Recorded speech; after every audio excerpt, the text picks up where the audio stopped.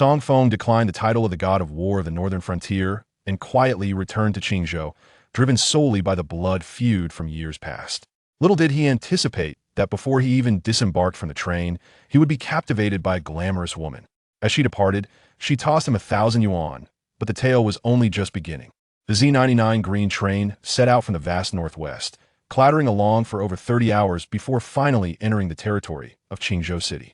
Inside the soft sleeper compartment, Song Feng gazed out of the window and murmured, 5 years Qingzhou seems hardly changed. With a creak, the door of the compartment swung open. A tall woman wearing a baseball cap stepped inside, her face obscured by large sunglasses and a mask, rendering her features unrecognizable. Her long legs, encased in light blue jeans, were shapely and elegant. She settled by the window, clutching a half-pack of spicy snacks, casting a wary glance around before swiftly replying to messages on her phone, cautious and discreet. Song Feng scrutinized her, thinking to himself, this woman does not seem to be of good character. Just then, the speaker in the compartment crackled to life with the announcement from the train attendant. An important news bulletin just moments ago. A report came from the Northwest War Zone.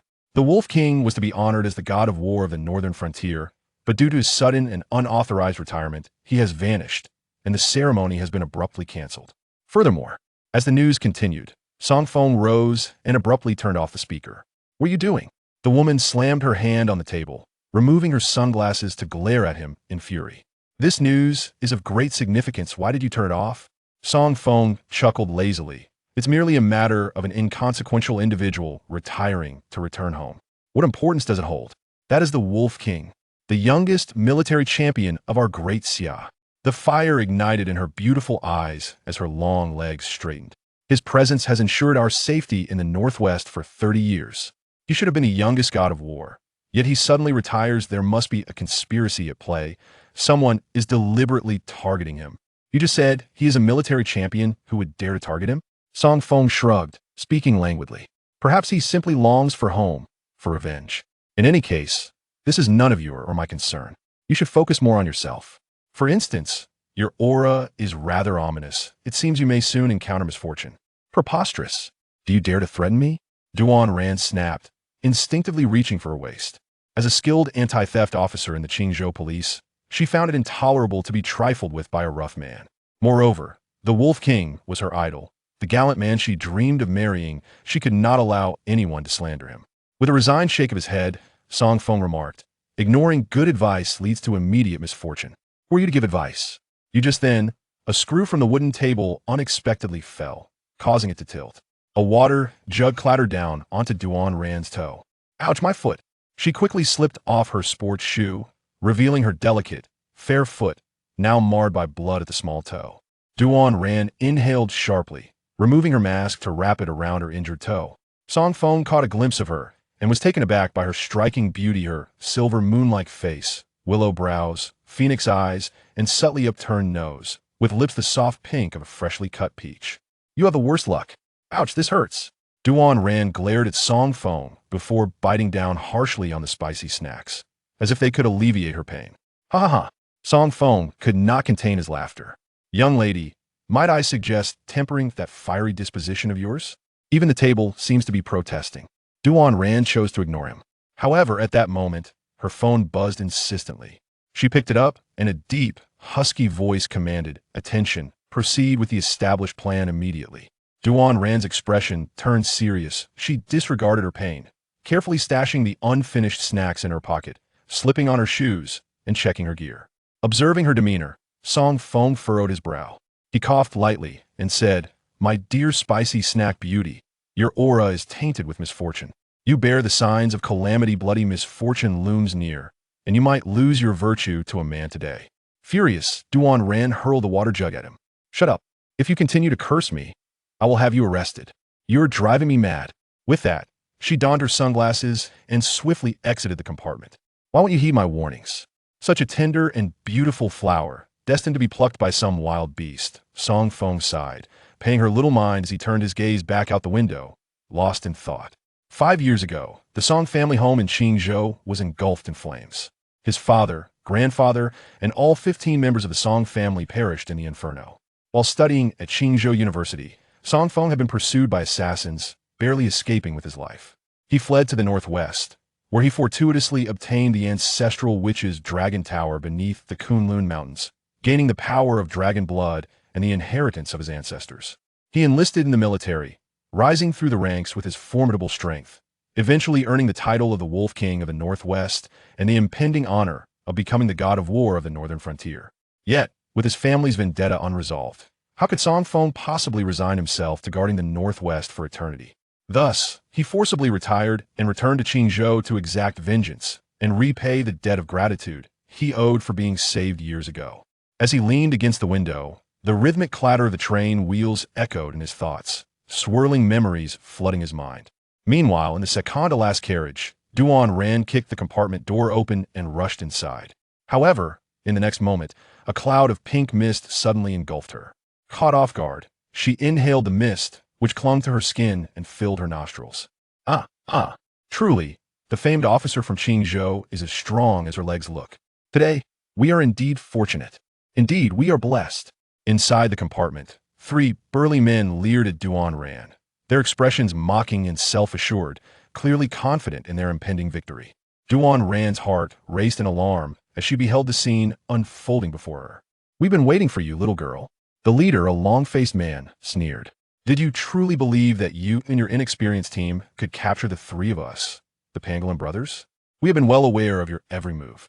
Realizing her team's operation had indeed been compromised, Duan Ran understood that the intelligence indicated only the round-faced pangolin was meant to be in the compartment. Yet, now there were 3 of them, and they had prepared a strange powder in advance.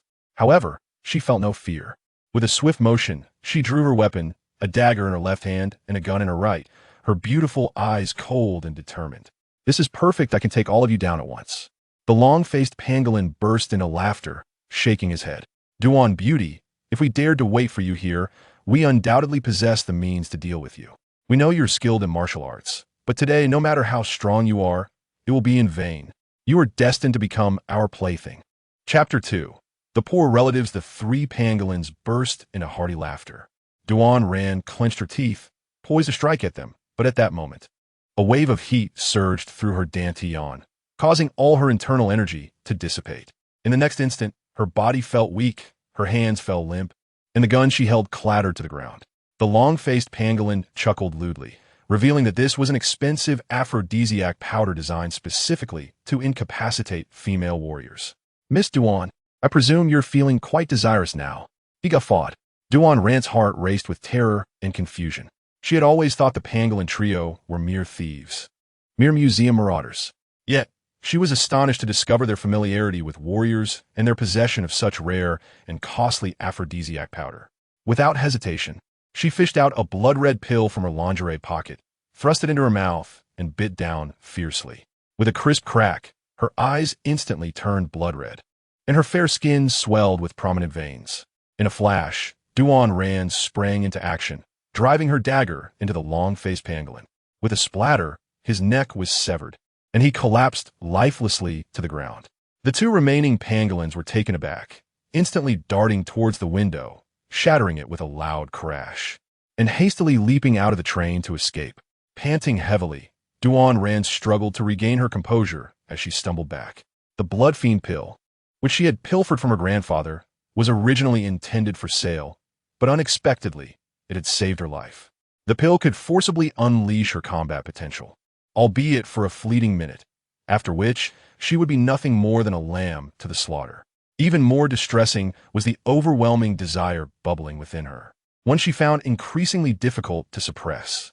Duan Ran thought of Song Feng, the seemingly laid-back and careless fellow. Yet, his uncanny predictions had come true twice. He must possess some ability that could offer her temporary protection. Meanwhile, not far away, Song Feng lounged lazily on his bed, exhaling a sigh as he gazed at Duan Ran's cot. "What a pity," he mused, "such a beautiful woman. I wonder which swine will defile her." Bang! Before Song Feng could finish his lament, the compartment door was kicked open, and Duan Ran stumbled in. "Oh, what brings you back?" Song Feng asked, surprised. "Have I misread your fortune?" Duan Ran, unable to contain herself any longer, lunged at Song Feng. He attempted to resist, but soon found himself entirely at her mercy. Clang! Clang! Clang! The green train rattled slowly, entering a tunnel, enveloped in darkness. Inside Song Feng's compartment, only the cacophony of clattering and howling remained. 20 minutes later, the green train came to a gradual stop. Duan Ran sat up, relieved. She tossed her sweat-drenched hair and looked at Song Feng. Let us pretend today was a dream. Once we disembark, we shall remain strangers. Song Feng wore a woeful expression, gripping his tattered shirt tightly. You say it so lightly. I preserved my virtue for 26 years, and now, I've been defiled by you. How could you possibly want to pretend we don't know each other? Duan Ran's face flushed with anger, a deep purple hue. She glanced at the faint bloodstains on the bed, fuming. I'm not holding it against you. Yet you're the one who's making a fuss. Take this 1,000 yuan, and let us call it even. With that, Duan Ran tossed a stack of crimson bills at him and limped out of the compartment, utterly frustrated. What began as a simple arrest operation had spiraled into this chaotic mess. Not only had she lost her dignity, but she had also been ridiculed by Song Feng. Cursed scoundrel! How could he be so forceful? It hurts. She grasped the railing, making her way to the train door, determined to avoid further humiliation in Song Feng's presence. Inside the compartment, Song Feng counted the money in his hands 3 times. There were only 900 yuan. Ah, women are indeed untrustworthy. The more beautiful they are, the more deceitful they become. He pocketed the 900 yuan, earned through his own efforts, feeling justified. With a loud clank, the train finally pulled into the station. The doors opened, and Song Feng grabbed his olive green travel bag, stepping off the train and into the throng of taxi drivers waiting outside. He selected one and climbed into the dilapidated cherry, stating, to the hillside villa in the Howding community. The driver, startled by the destination, glanced at Song Feng through the rearview mirror, quickly plastering on a smile. Oh my, young man, that villa is renowned in Qingzhou, valued at over 80 million.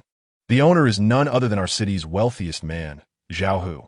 Are you perhaps a distant relative? Seated in the back, Song Feng smirked coldly. His return was solely for revenge. Years ago, his father and grandfather had built the family fortune from scratch, only to see it engulfed in flames, leaving the Song family in ruins.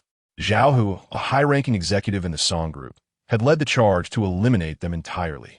The reason Zhao Hu had ascended to the pinnacle of wealth was simply through seizing the assets that rightfully belonged to the Song family.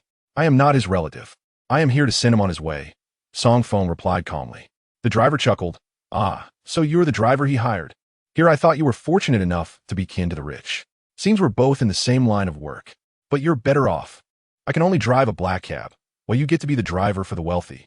The loquacious driver chattered on, and 20 minutes later, they arrived at Howding Manor. Look, there's the famously grand hillside villa, he exclaimed, pointing to a massive luxury villa perched on the mountainside. Song Feng cast a fleeting glance and swiftly vanished from the cab. He was eager for revenge. Chapter 3. Not one to escape at the hillside. Within the opulent villa, 2 massive pit bulls strained against their chains, barking furiously, their crimson eyes fixated on a 3-year-old child standing half a meter away, his body smeared with the aroma of roasted meat. Sitting opposite the dogs, a young man clad in floral shorts, a champagne flute in hand, laughed boastfully. He was none other than Zhao Hu's son, Zhao Feilong. Kneeling beside him was an aged man, his hair white and skin-battered.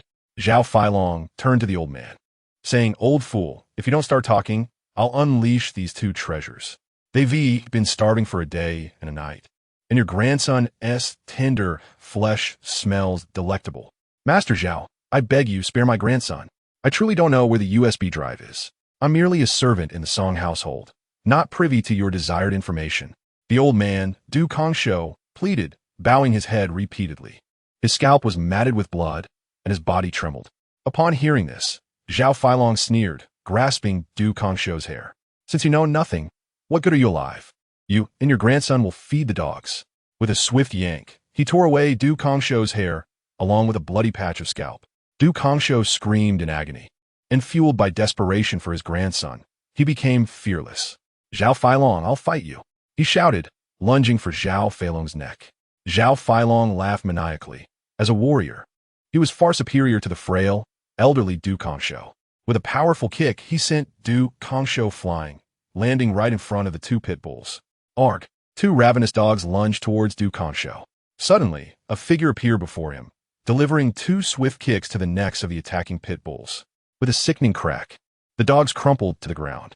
The savior was none other than Song Feng. Observing the prostrate Du Kongshou, a surge of anger welled within him. That scoundrel Zhao who had already slaughtered 15 members of the Song family, and now he had the audacity to harm even the household staff. Who are you to meddle here? You dare to kill my dogs? You seek death. Zhao Feilong sprang to his feet, glaring at Song Feng. At that moment, two elderly bodyguards of master-level combat prowess materialized behind Zhao Feilong, their expressions wary as they scrutinized Song Feng. Song Feng glanced at Zhao Feilong and his bodyguards, his demeanor devoid of any emotional fluctuation, as if he were merely observing three corpses. Meanwhile, Du Kongshou lifted his head and was overwhelmed with emotion upon recognizing Song Feng. Tears streamed down his face as he grasped Song Feng's pant leg, exclaiming, "Young Master Song, you shouldn't have come here. They are still searching for you and have not given up. You must flee." Song Feng helped Du Kongshou to his feet, shaking his head gently. "Dubo, I have come for vengeance. I'm truly sorry for the trouble this has caused you." Wiping his tears, Du Kongshou sighed heavily. "Young Master Song, Zhao, who is a notorious figure throughout Jiang province. His bodyguards are incredibly formidable. Seeking revenge is utterly impossible. My grandson! My grandson!" Du Kongshou rushed forward to untie the ropes binding his grandson. Zhao Feilong, witnessing this, erupted into gleeful laughter. "So it is you, Song Feng, the son of Song Su. Ha, how splendid. I never imagined you would come right to me. This will earn me great favor with my father." With an icy glare, Song Feng advanced toward Zhao Feilong. "You are Zhao Hu's son? Where's your father?" Zhao Feilong cackled arrogantly. "Worry not. Once I sever your limbs, I will take you abroad to see my father. Ha ha." Song Feng's expression remained impassive as he nodded. "Very well. Since your father is absent, I shall first eliminate you, in honor of the souls of my family." "Just you?" Zhao Feilong laughed mockingly. "Li Bo, Zhao Bo, seize him." His confidence surged, bolstered by the presence of his master-level bodyguards. In an instant, the two elderly warriors unleashed their assault on Song Feng. With a mere flick of his wrist, Song Feng swatted at the two attackers as if shooing away flies. Yet, this seemingly simple motion proved fatal. The two master-level bodyguards were unable to evade. With two sharp cracks, Song Feng's hands struck their heads, instantly shattering their skulls and splattering brain matter across the ground. Ignoring the lifeless bodies, Song Feng stepped forward to confront Zhao Feilong. Overcome with shock, Zhao Feilong could hardly comprehend how his protectors had fallen as easily as ripe melons. Thud! Zhao Feilong collapsed to the ground, trembling. "Song Feng, please spare me. It was all my father's orders. If you let me live, I can lead you to him. I can help you deal with that scoundrel." With a swift motion, Song Feng snapped Zhao Feilong's neck. Du Kongshou, clutching his grandson, was taken aback by the scene, tears of joy streaming down his face. "Young Master Song, you have become so powerful. This is wonderful. The Song family has hope. Oh, how fortunate." Song Feng approached Du Kongshou and inquired, "Dubo, why does the Zhao family seek to capture you? You are merely our cook. Why not let you be?" With a heavy sigh, Du Kongshou replied, "Young Master Song, you may not be aware, but it is not just me. All those who once worked for the Song family, security personnel, maids, and servants, have perished at the hands of the Zhao family. Even former executives and secretaries from the Song group have met untimely ends." What? Fury ignited within Song Feng. Zhao, who had ruthlessly slain so many. Du Kongshou continued, "Zhao Feilong captured my grandson, seeking information about a USB drive containing the neuro-superior neurotransmitter gene sequence. However, I have no knowledge of such a thing. When I could not divulge anything, Zhao Feilong murdered my son and family. He is a beast." Song Feng froze momentarily, recalling the neuro-superior neurotransmitter gene sequence. Chapter 4 was merely the beginning. Furrowing his brow, Song Feng remembered that his father's pharmaceutical company had researched such matters, claiming it could restore mobility to paralyzed patients and extend the lives of the elderly. Was this why Zhao, who had burnt down the Song family? Suddenly, police sirens echoed outside. Du Kongshou's expression shifted, and he urged, "Young master, you must leave. You have just killed Zhao Feilong. You cannot be caught." Nodding, Song Feng expressed his intent to remain undiscovered. He was not afraid of Zhao Hu or capture, but rather concerned that revealing himself would lead to further attempts to compel him into accepting the title of Northern War God. Until he had exacted complete revenge, he would not leave Qingzhou, nor would he entertain the notion of becoming the Northern War god. Dubo, do not worry. Zhao Hu will soon meet his demise. I will make it up to you, Song Feng promised before vanishing in an instant. Du Kanshou rubbed his eyes in disbelief. Just moments ago, Song Feng stood before him, and now he had inexplicably disappeared. Had young Master Song truly mastered some form of mystical art? Hope surged within him for the Song family's revenge. As Song Feng reached the entrance of the luxury community, a swarm of police officers had already surrounded the area. Maintaining a calm demeanor, he strolled through the encirclement. With a sigh, he lamented the missed opportunity to confront Zhao Hu. According to Zhao Feilong, Zhao Hu had fled abroad, and it was uncertain when he would return. However, upon discovering his son's death in Qingzhou, he would undoubtedly rush back. Determined, Song Feng resolved to remain in Qingzhou, awaiting Zhao Hu's return. As he casually exited the community, he picked up his phone. The wallpaper displayed a photo of a woman, a beautiful young lady in her 20s, with a round face and pure, clear eyes. Su Ran, I have come to find you. A smile graced Song Feng's face. Years ago, when Zhao Hu pursued him, he had been shot and plunged into the Qingzhou River. It was Su Ran, a third-year medical student, who had rescued him from the riverbank. In the midst of danger, Su Ran had hidden him in a defunct clinic, using expired medications and rusted instruments to extract the bullet and stitch him up. She saved his life and placed him on a coal transport train bound for the Northwest. Now, 5 years later, how had that sweet, pure, and kind girl fared? Song Feng smiled, tucking his phone away, intending to rest for the night before visiting Qingzhou Medical University the following day to inquire about Su Ran's current workplace. At that moment, a police motorcycle came to a halt nearby. A tall woman dismounted, removing her helmet and shaking her flowing hair. She was remarkably beautiful, her figure slender and graceful, with a stunning visage. Her long legs draped over either side of the motorcycle, drawing the admiring glances of men around her. The woman hung her helmet on the handlebars and retrieved a spicy snack from her waist, slurping as she indulged in it. Upon spotting the woman, Song Feng was filled with delight. He immediately extended his arm and exclaimed, "What a coincidence! Spicy snack beauty, I need your assistance with something." He strode quickly toward Duan Ran. Hearing Song Feng's voice startled Duan Ran, causing her to shudder. Turning her head, she confirmed it was indeed Song Feng, which only deepened her embarrassment and frustration. She twisted the throttle of her motorcycle, ready to leave. "Don't go. It's me. Do you not recognize me just because I'm dressed?" Song Feng shouted loudly. The surrounding crowd turned to look, murmuring amongst themselves. Colleagues nearby cast curious glances, their eyes sparkling with gossip. Duan Ran, infuriated by Song Feng's shamelessness, turned her motorcycle around and approached him, gritting her teeth as she whispered, "What do you want?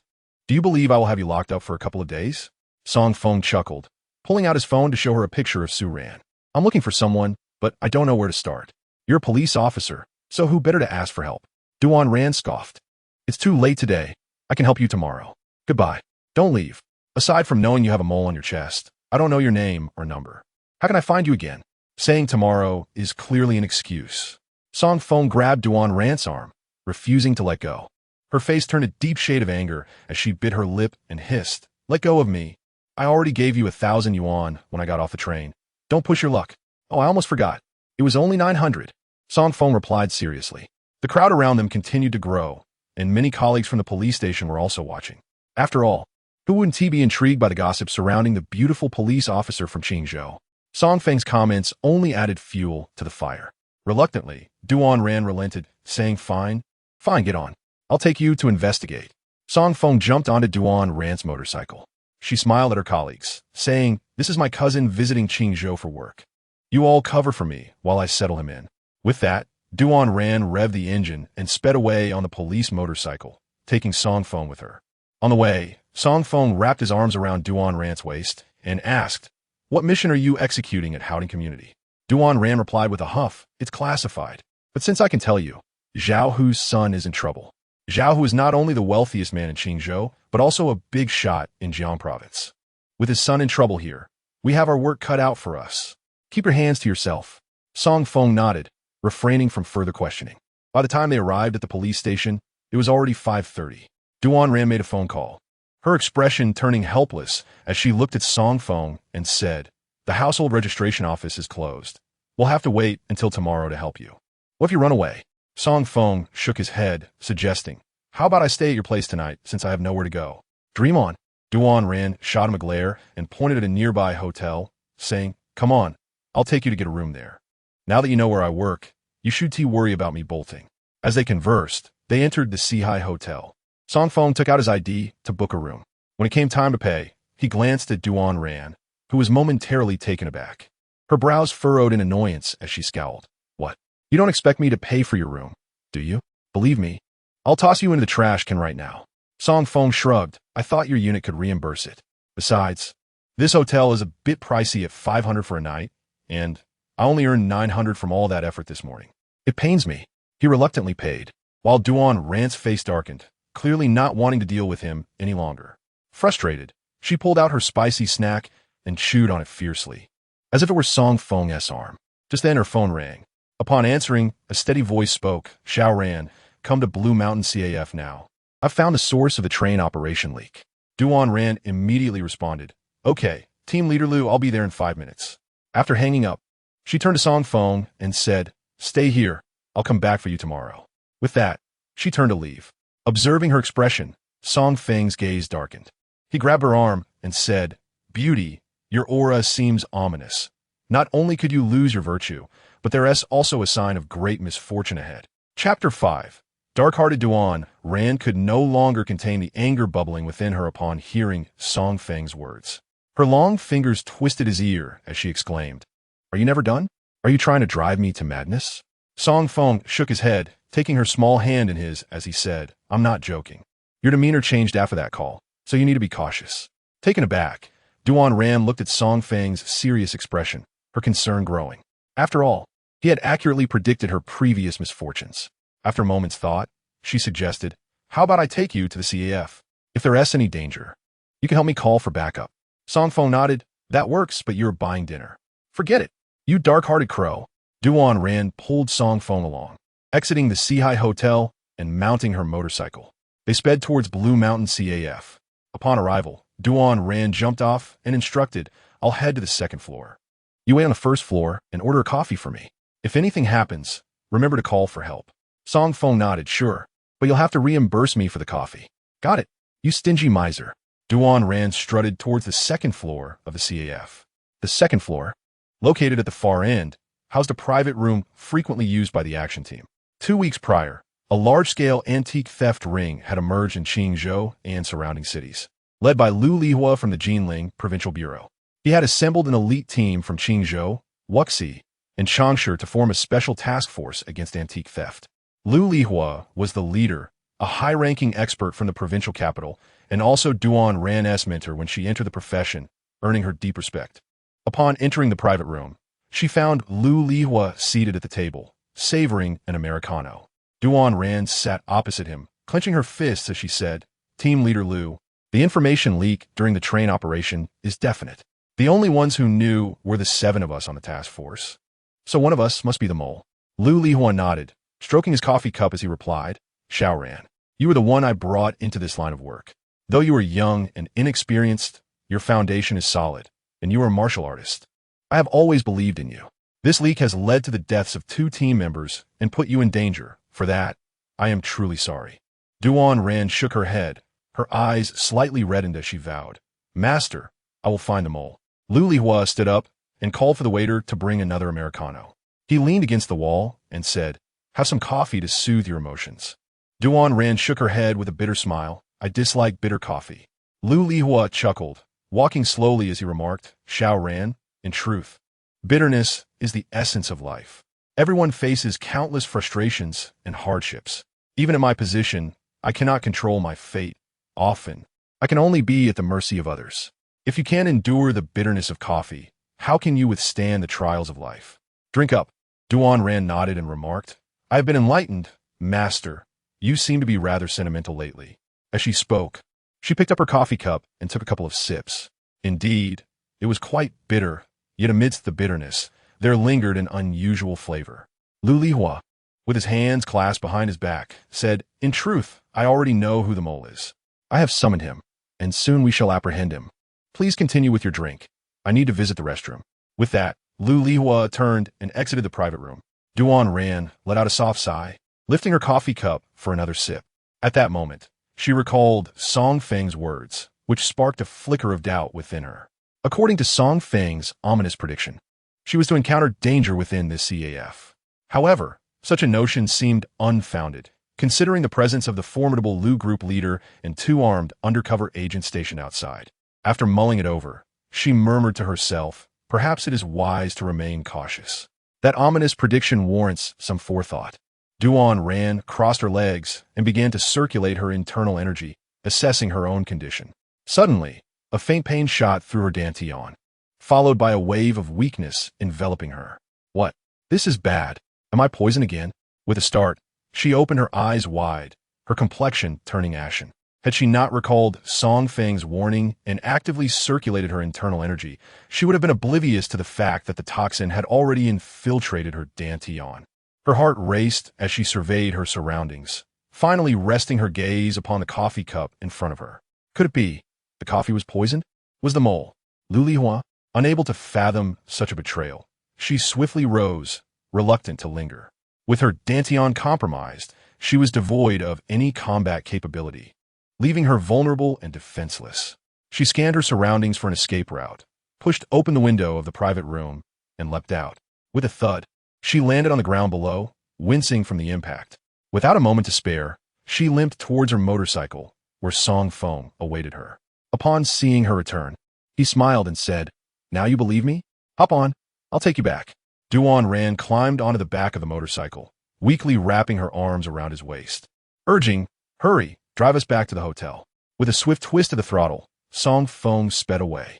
Outside the Blue Mountain CAF, Lu Lihua surmised that the toxin in Duan Ran's dantian must have already taken effect. He pushed open the door to the private room, only to find it utterly deserted. His gaze shifted to the open window, his eyes narrowing as he pondered, "I never anticipated my clever disciple would become so astute and wary. But did I inadvertently reveal any telltale signs? How could she have suspected me so swiftly?" Within the Shanghai Hotel, Duan Ran entered the room alongside Song Feng.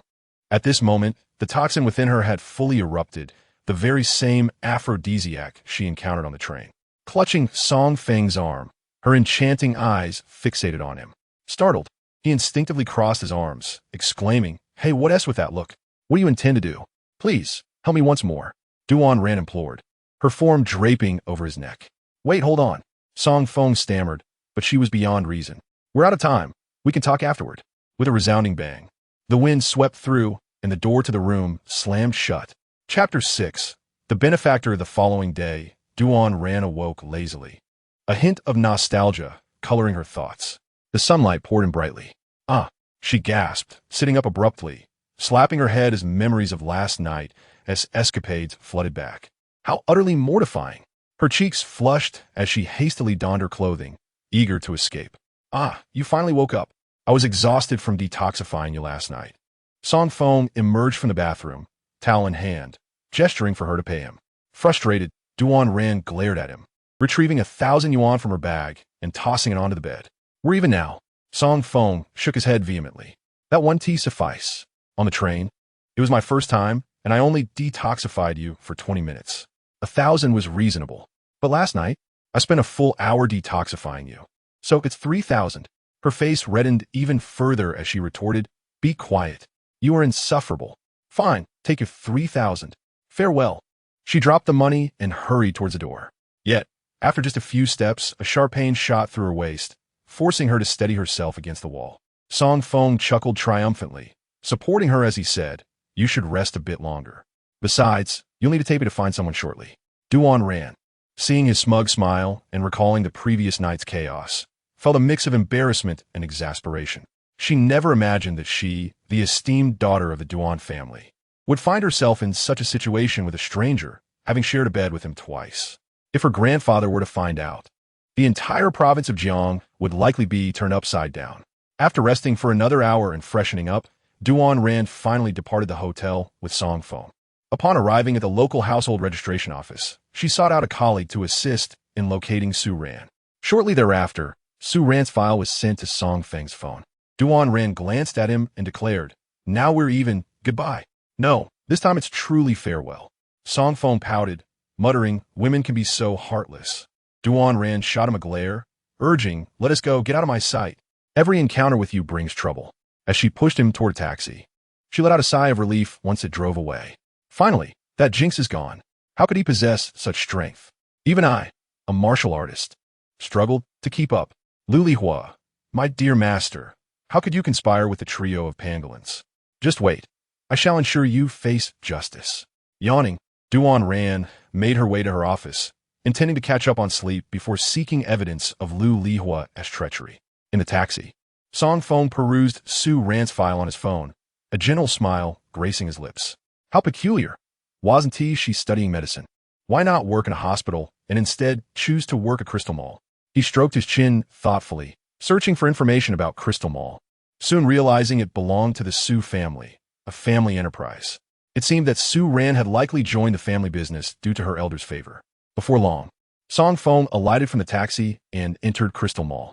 His heart raced as memories of his time with Su Ran flooded back. It was she who had rescued him when he was pursued by Zhao, who, sustaining a gunshot wound and falling into the river.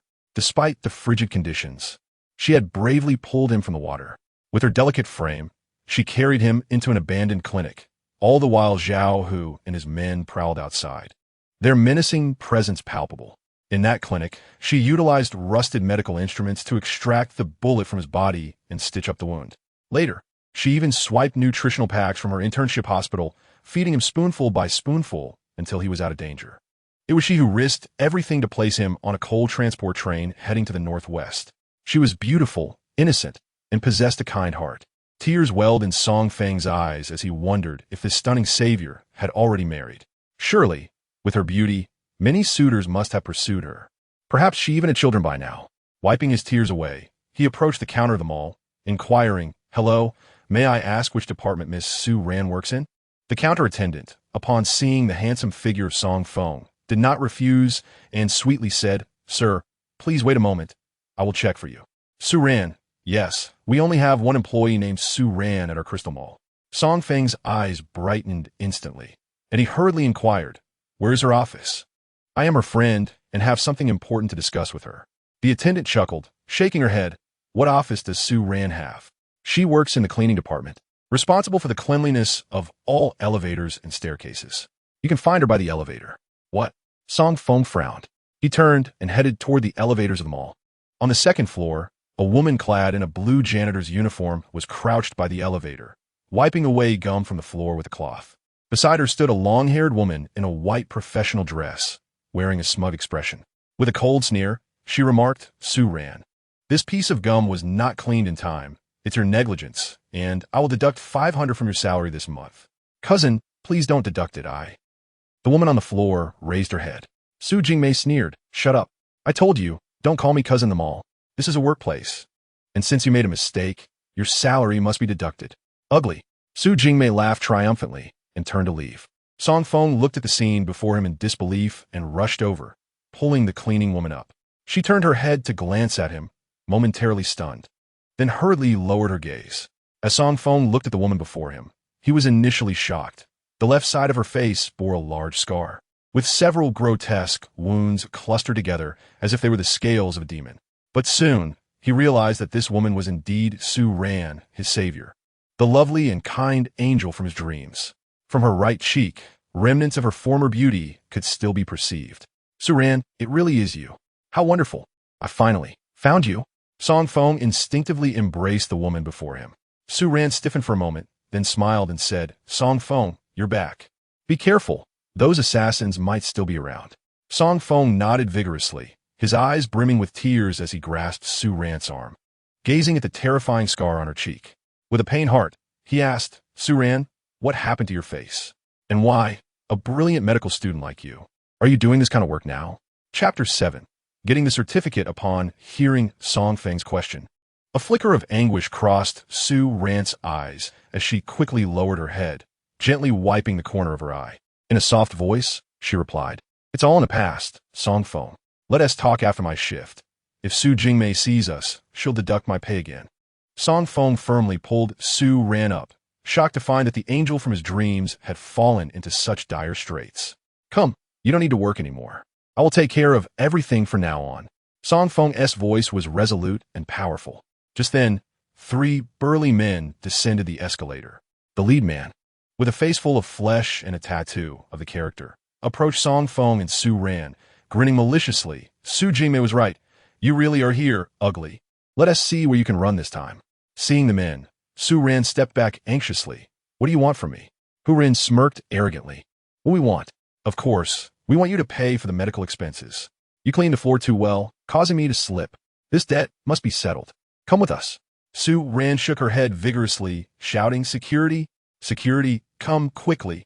Hu Rin laughed menacingly. Don't bother calling. No one can save you today. We've already spoken to Su Jingmei. She said this is our affair, and the security won't interfere. Ha ha, look at that figure, truly perfect. No wonder she was the campus beauty of Qingzhou University. Brother San, I think we should cover her face and take her to our nightclub. She could be a star attraction. Only this face is too horrifying. It makes me want to vomit. The 3 men burst into raucous laughter. Hu Rin stepped forward, reaching for Su Ran's hair. Watching this unfold, Song Feng's fury ignited, and his heart ached. His savior, the kind and lovely girl, the brilliant medical student, was being humiliated by these scoundrels. Where was justice? Song Feng suddenly seized Hu Rin's wrist and twisted it sharply. With a crack, Hu Rin's wrist broke instantly. Ah, who are you? How dare you meddle in Hu Rin's affairs? Are you tired of living? Hu Rin cried out in pain. The other 2 men rushed toward Song Feng. A glint of coldness flashed in Song Feng's eyes. With a swift kick, he sent each of them flying. Bam, bam, bam. The trio tumbled down the escalator to the first-floor lobby. Get lost. If you dare to trouble Su Ran again, I will take your lives. Song Feng's voice was chilling. The 3 men trembled in fear and fled without looking back. Turning to Su Ran, Song Feng said, Let us go. I will take you home and treat you. Without giving Su Ran a chance to resist, he led her out of the Crystal Mall. As they sat in a taxi, Song Feng asked Su Ran, What on earth happened over the years? How did you end up in such a miserable state? Su Ran lowered her head with a sigh. 5 years ago, while returning to school late at night, I encountered a masked man who threw sulfuric acid on my face, leaving me disfigured. As for the perpetrator, he has never been caught. Later, during graduation, my thesis was found to have a high similarity with others, and the school accused me of plagiarism, revoking my diploma and degree. Without any academic credentials, I couldn't obtain a medical license or work in a hospital, so I could only remain in our family's mall. Hearing this, Song Feng's heart ached deeply. He took a deep breath and looked at Su Ran, saying, Su Ran, don't worry, I will help restore your face. You will no longer be bullied or ridiculed. I will always be by your side. Su Ran shook her head with a faint, bitter smile, having long since given up on her appearance. Not long after, they arrived at the Unju community, a dilapidated and chaotic old relocation housing complex. Upon reaching the 3rd floor, they entered Su Ran's home. Su Nanyun and Chao Hongfeng were arguing inside. Chao Hongfeng incessantly complained, Look at you, a grown man. What use are you? After searching for months, you still can't find a job. Our savings are being depleted. Su Nanyun hung his head, not daring to retort. Su Ran entered with Song Feng and said, Mom and Dad, please stop arguing. It's hard to find a job after turning 35. Mom, don't always blame Dad. Ultimately, it's my fault. If it weren't for me, Grandpa wouldn't have kicked you both out, and Dad wouldn't have been dismissed from the management of the Crystal Mall. Chao Hongfeng looked at Su Ran in surprise. Xiaoran, why are you home so early? Oh, who is he? Song Feng immediately smiled. Hello? Annie, I am Su Ran's friend, Song Feng. Speaking of which, Su Ran is my savior. 5 years ago, if not for her, I would have been left as nothing but bones. You're Song Feng? Chao Hongfeng suddenly raised her voice. Su Nanyun also stood up, saying, You were the one 5 years ago? Song Feng found their reactions quite puzzling. Chao Hongfeng approached, grabbing Song Feng's arm, and asked, Song Feng, are you married? Song Feng shook his head, no, not yet. Andy, what's wrong? Upon hearing this, Chao Hongfeng immediately turned to Su Nanyun. Old Su, why are you still standing there? Hurry, get some rope and tie him up. Okay. Su Nanyun dashed to the kitchen for some rope. Song Feng stood there, utterly bewildered. Su Ran quickly stepped in front of Song Feng and exclaimed, Mom, what are you doing? Why are you trying to tie up Song Feng? Is this what you call fair? Chao Hongfeng exclaimed, her voice laced with agitation. My beautiful and talented daughter has been ruined. Because of him, he must take responsibility. Su Nanyun rushed out, clutching a bundle of hemp, nodding fervently yes. He must be held accountable. He cannot leave today. Song Feng, perplexed, turned to Chow Hong Feng and inquired, Annie, I am grateful to Su Ran for saving me. Yet I am somewhat baffled by your words. Chow Hong Feng, her voice rising in anger, retorted, You don't understand? Oomph. Su Ran returned late because she was seeing you off at the train station, which led to her being attacked with sulfuric acid on the way back. This is why our family has fallen into such despair. Do you not feel any guilt? Song Feng stood frozen, his heart aching. It dawned on him that Su Ran's disfigurement occurred on the very day she had sent him off. Indeed, to successfully board the coal train. They had been lying by the railway at 2 in the morning. By the time Su Ran returned, it was already deep into the night, a perilous situation. A wave of remorse and gratitude washed over him, and he declared loudly, Uncle, Auntie, do not worry. I will ensure Su Ran receives treatment. I will repay her and you. Chow Hong Feng waved her hand dismissively, a cold smile gracing her lips. Enough of this nonsense. Today, you must marry Su Ran and obtain a marriage certificate. What? Both Song Feng and Su Ran were taken aback, rooted in place. Su Nanyun seized a rope and bound Song Feng's hands behind him, huffing, Because of you, my daughter will suffer for a lifetime. Thus, you must be responsible for her future. Song Feng stood in shock, utterly unprepared for Chow Hong Feng and Su Nanyun's intention to tie him up to marry Su Ran. Realizing this, Su Ran's face flushed, and she quickly protested, Mom and Dad, stop. Song Feng and I are merely friends. How can we marry? Besides, I have already become like this. I do not wish to marry. I only want to live alone. That is not acceptable. It is his duty, and he must take responsibility. We're going to get the certificate now. Don't worry, Xiaoran. Your parents will ensure you are married off, Chow Hong Feng said. Looking at her daughter with a pained expression, Song Feng hastily interjected, Uncle, Annie, please release me.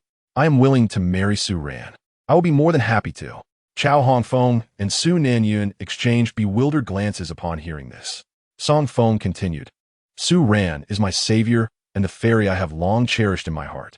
I was worried she might have a boyfriend, which would sadden me greatly.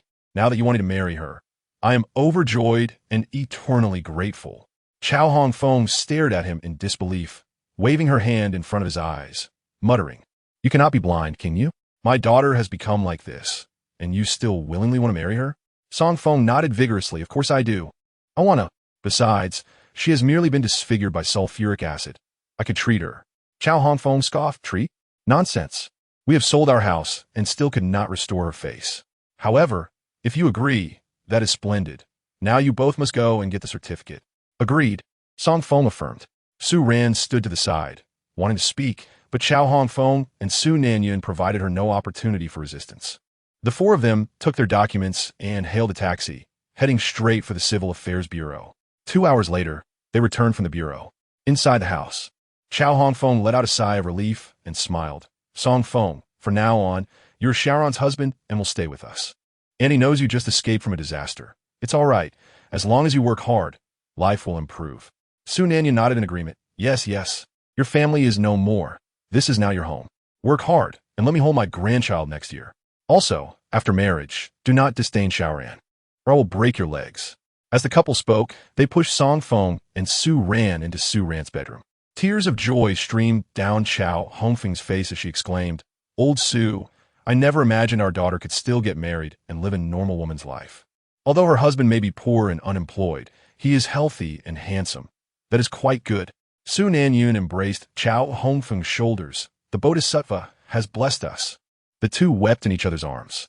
In Su Ran's bedroom, Song Feng gazed down at the bright red marriage certificate and then at the frail Su Ran across from him, unable to suppress a smile.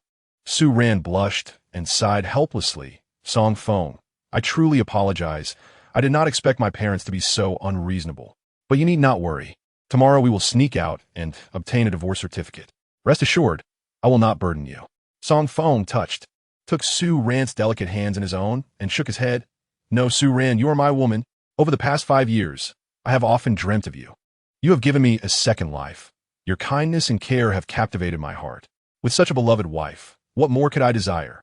Su Ran's face turned crimson to the roots of her neck, and she quickly lowered her head, but I have become a hideous creature, no longer resembling the one in your dreams. The current me will only give you nightmares. Song Feng shook his head, chuckling. Any dream with you is a beautiful one. Besides, I can restore your face. Stay at home. I will go out now to buy medicine and prepare the ointment. Su Ran shook her head, skeptical. Being a doctor herself, she had perused countless papers and knew well that her face could not be restored. Even expensive cosmetic surgery would only ensure she was not frightening. Song Feng did not elaborate further. Swiftly departing, Su Ran's home. Su Nanyun and Chao Hongfeng were filled with worry. Chao Hongfeng murmured, "Daughter, what if Song Feng has regrets? What if he doesn't return? Su Nanjun solemnly advised Xiaoran. Listen to me. You must have children with Song Feng soon. Only then can you truly bind him to you." Su Ran was left speechless. Song Feng took a taxi straight to Qingzhou's Yaowang Street. Conventional medical methods would indeed not restore Su Ran's appearance. However, having acquired the ancestral witch's legacy and dragon blood from the Longta in the ancestral witch's town, Song Feng possessed the exquisite ancient medicinal formulas. Among these was a miraculous ointment known as Huayu Baixue, capable of invigorating blood flow, dispelling bruises, and regenerating new skin to erase the scars on Su Ran's face. The ingredients for this ointment were rather common, save for one rare herb, the purple blood Buddha hand. However, as Qingzhou's largest medicinal herb market, Yaowang Street would surely have it. Upon entering Yaowang Street, Song Feng inquired at 2 pharmacies but found no trace of the purple blood Buddha hand. With a sigh of disappointment, he was approached by a shop assistant who said, "Hey handsome, the purple blood Buddha hand you seek is indeed rare. I haven't even heard of it. However, you might try the nearby Gaiyatang.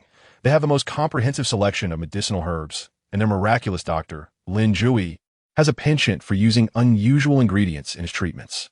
Upon hearing this, Song Feng immediately expressed his gratitude and headed towards Gaiyatang. Gaiyatang was expansive.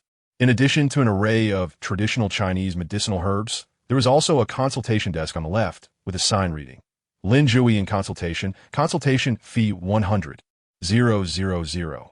Song Feng approached the counter and asked, "Hello, do you have the purple blood Buddha hand?" The herbalist behind the counter nodded, "Yes, but it is significantly more expensive than ordinary Buddha hands, priced at 3,000 per 100 grams. 3,000? Song Feng felt a pang in his heart. He had toiled like a bull for an hour that morning to earn that amount, and now he could only afford 100 grams of the purple blood Buddha hand. Nevertheless, this herb was the main ingredient for the Huayu Baixue ointment. No matter how costly, he had to buy it. It seemed he would need to reach out to Duan Ran soon to see if she had any further needs to earn more money quickly.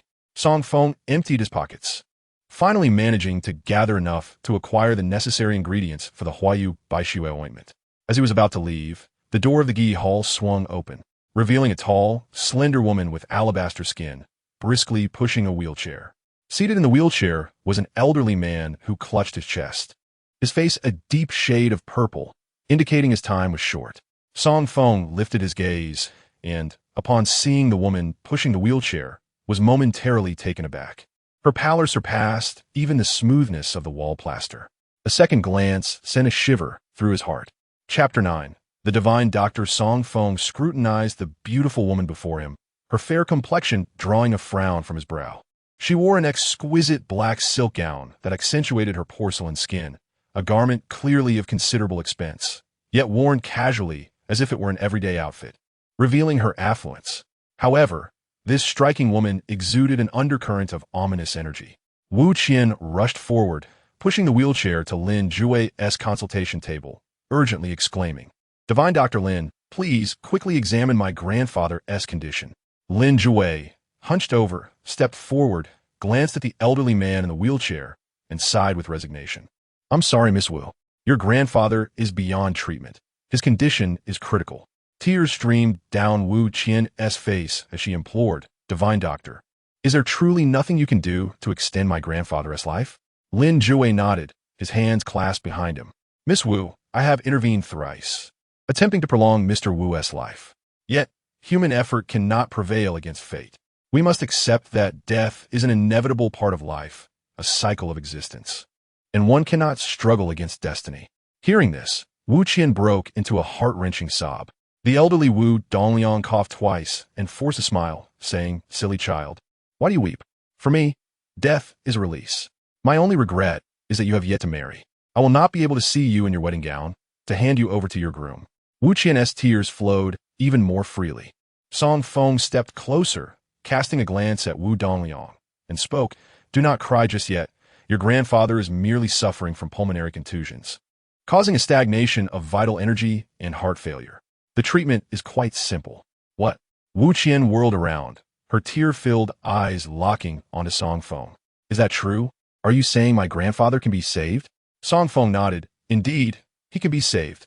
However, your situation is far more severe and complicated." "Huh?" Wu Qian looked at Song Feng in confusion. At that moment, Lin Jue scoffed. "Young man, do you not fear the consequences of your reckless words? Mr. Wu is depleted of vital energy, critically ill, and has mere days left." Ignoring Lin Jue, Song Feng picked up a box of acupuncture needles from the table and declared, "I will treat your grandfather now. My fee will be the same as that of this esteemed doctor."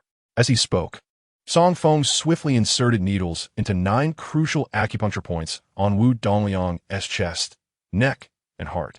"Ah!" Lin Jue leapt up, incredulous as he stared at Song Feng. "This is madness. You are playing with fire. Those vital points, if punctured, could lead to death. You are risking Mr. Wu's life." Song Feng smiled and straightened his posture. At that moment, Wu Dongliang inhaled sharply, emitting a primal roar, then suddenly rolled his eyes back, his head tilting as he slumped in the wheelchair, lifeless. "Grandfather! Grandfather!" Wu Qian knelt beside the wheelchair, crying out in despair. Lin Jue, furious, pointed an accusatory finger at Song Feng. "You reckless quack. You have killed the jewelry magnate, Wu Dongliang." Surrounding staff and customers whispered among themselves, bewildered. "Who is this reckless young man? He is too rash. Lin Jue is a renowned healer in Qingzhou. If he claims it is incurable, it is indeed so. Now look, he could have lived for 3 more days, but now he is gone. This young man must have studied for merely 3.5 days to think of himself as a divine doctor. He likely aimed to cure the wealthy Wu family to secure a life of luxury." Song Feng, observing Wu Qian's tears, chuckled lightly, patting her shoulder. "Do not weep. First, settle my fee. You still have the audacity to mention payment." Wu Qian's eyes were red from crying as she retorted angrily, "If it weren't for you, my grandfather wouldn't have died so suddenly. This is all my fault for being too trusting. Just leave, or I will call the police." Song Feng shrugged, a gentle smile gracing his lips. "You are merely short-sighted. I was healing your grandfather. Enough of this. Let me awaken him." Approaching Wu Dongliang, Song Feng suddenly struck his palm against the old man's chest. Boom!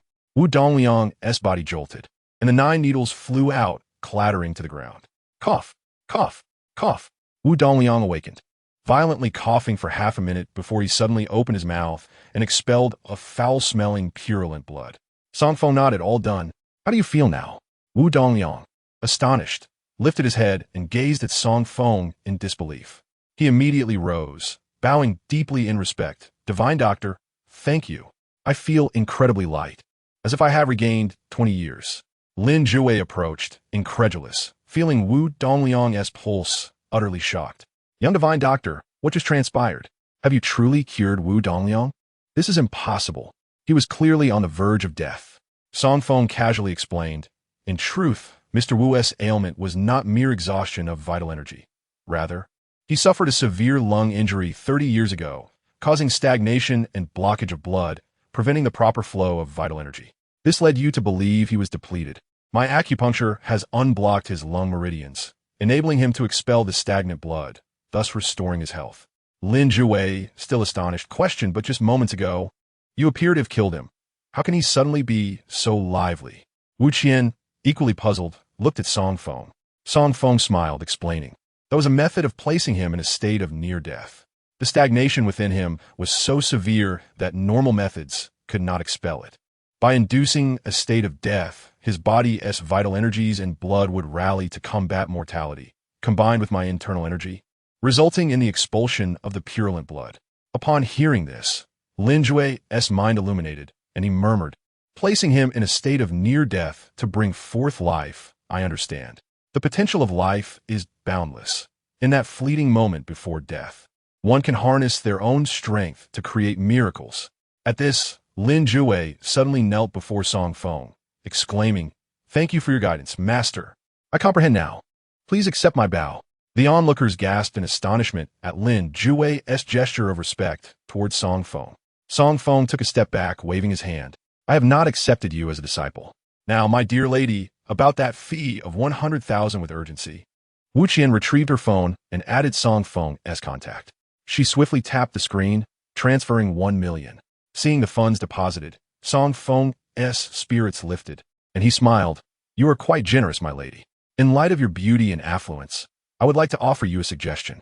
Your condition is more severe than that of your grandfather. During this period, you must avoid consuming anything cold, especially ice cream and chilled beverages. Otherwise, even divine intervention may not save you.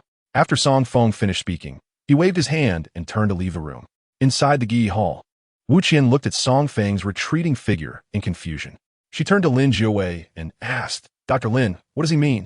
Is there really something wrong with my health?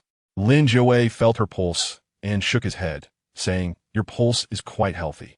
Aside from a slight deficiency in yang energy, there is nothing amiss. I am unsure why my master cautioned you in such a manner. However, Miss Wu, it would be wise to heed his advice. After all, his medical skills are extraordinary. Alas, it is truly regrettable that he does not take me as a disciple. But I shall not give up. I am determined to become his student. Having earned a significant sum of money, Song Feng was in high spirits. He took a cab to the bank and withdrew 500,000 yuan. Upon returning to Su Ran's home, he tossed the bag containing the money onto the table with a thud. Indeed, when a man has wealth, he stands tall. Song Feng addressed Su Nanyun and Chao Hongfeng, saying, Mom and Dad, this 500,000 is the betrothal gift. Thank you for allowing Su Ran to marry me. I assure you that I will treat you well in the future. The couple was overjoyed upon seeing the money. Chao Hongfeng exclaimed, Oh, my dear son-in-law, where did you acquire such a fortune? Were you not unemployed? Song Feng replied, I serve in the military in the Northwest and received a severance pay. Additionally, having learned some medical skills, I can earn money by healing others. Without elaborating further, Song Feng entered the kitchen with the medicinal herbs and began to prepare a special ointment.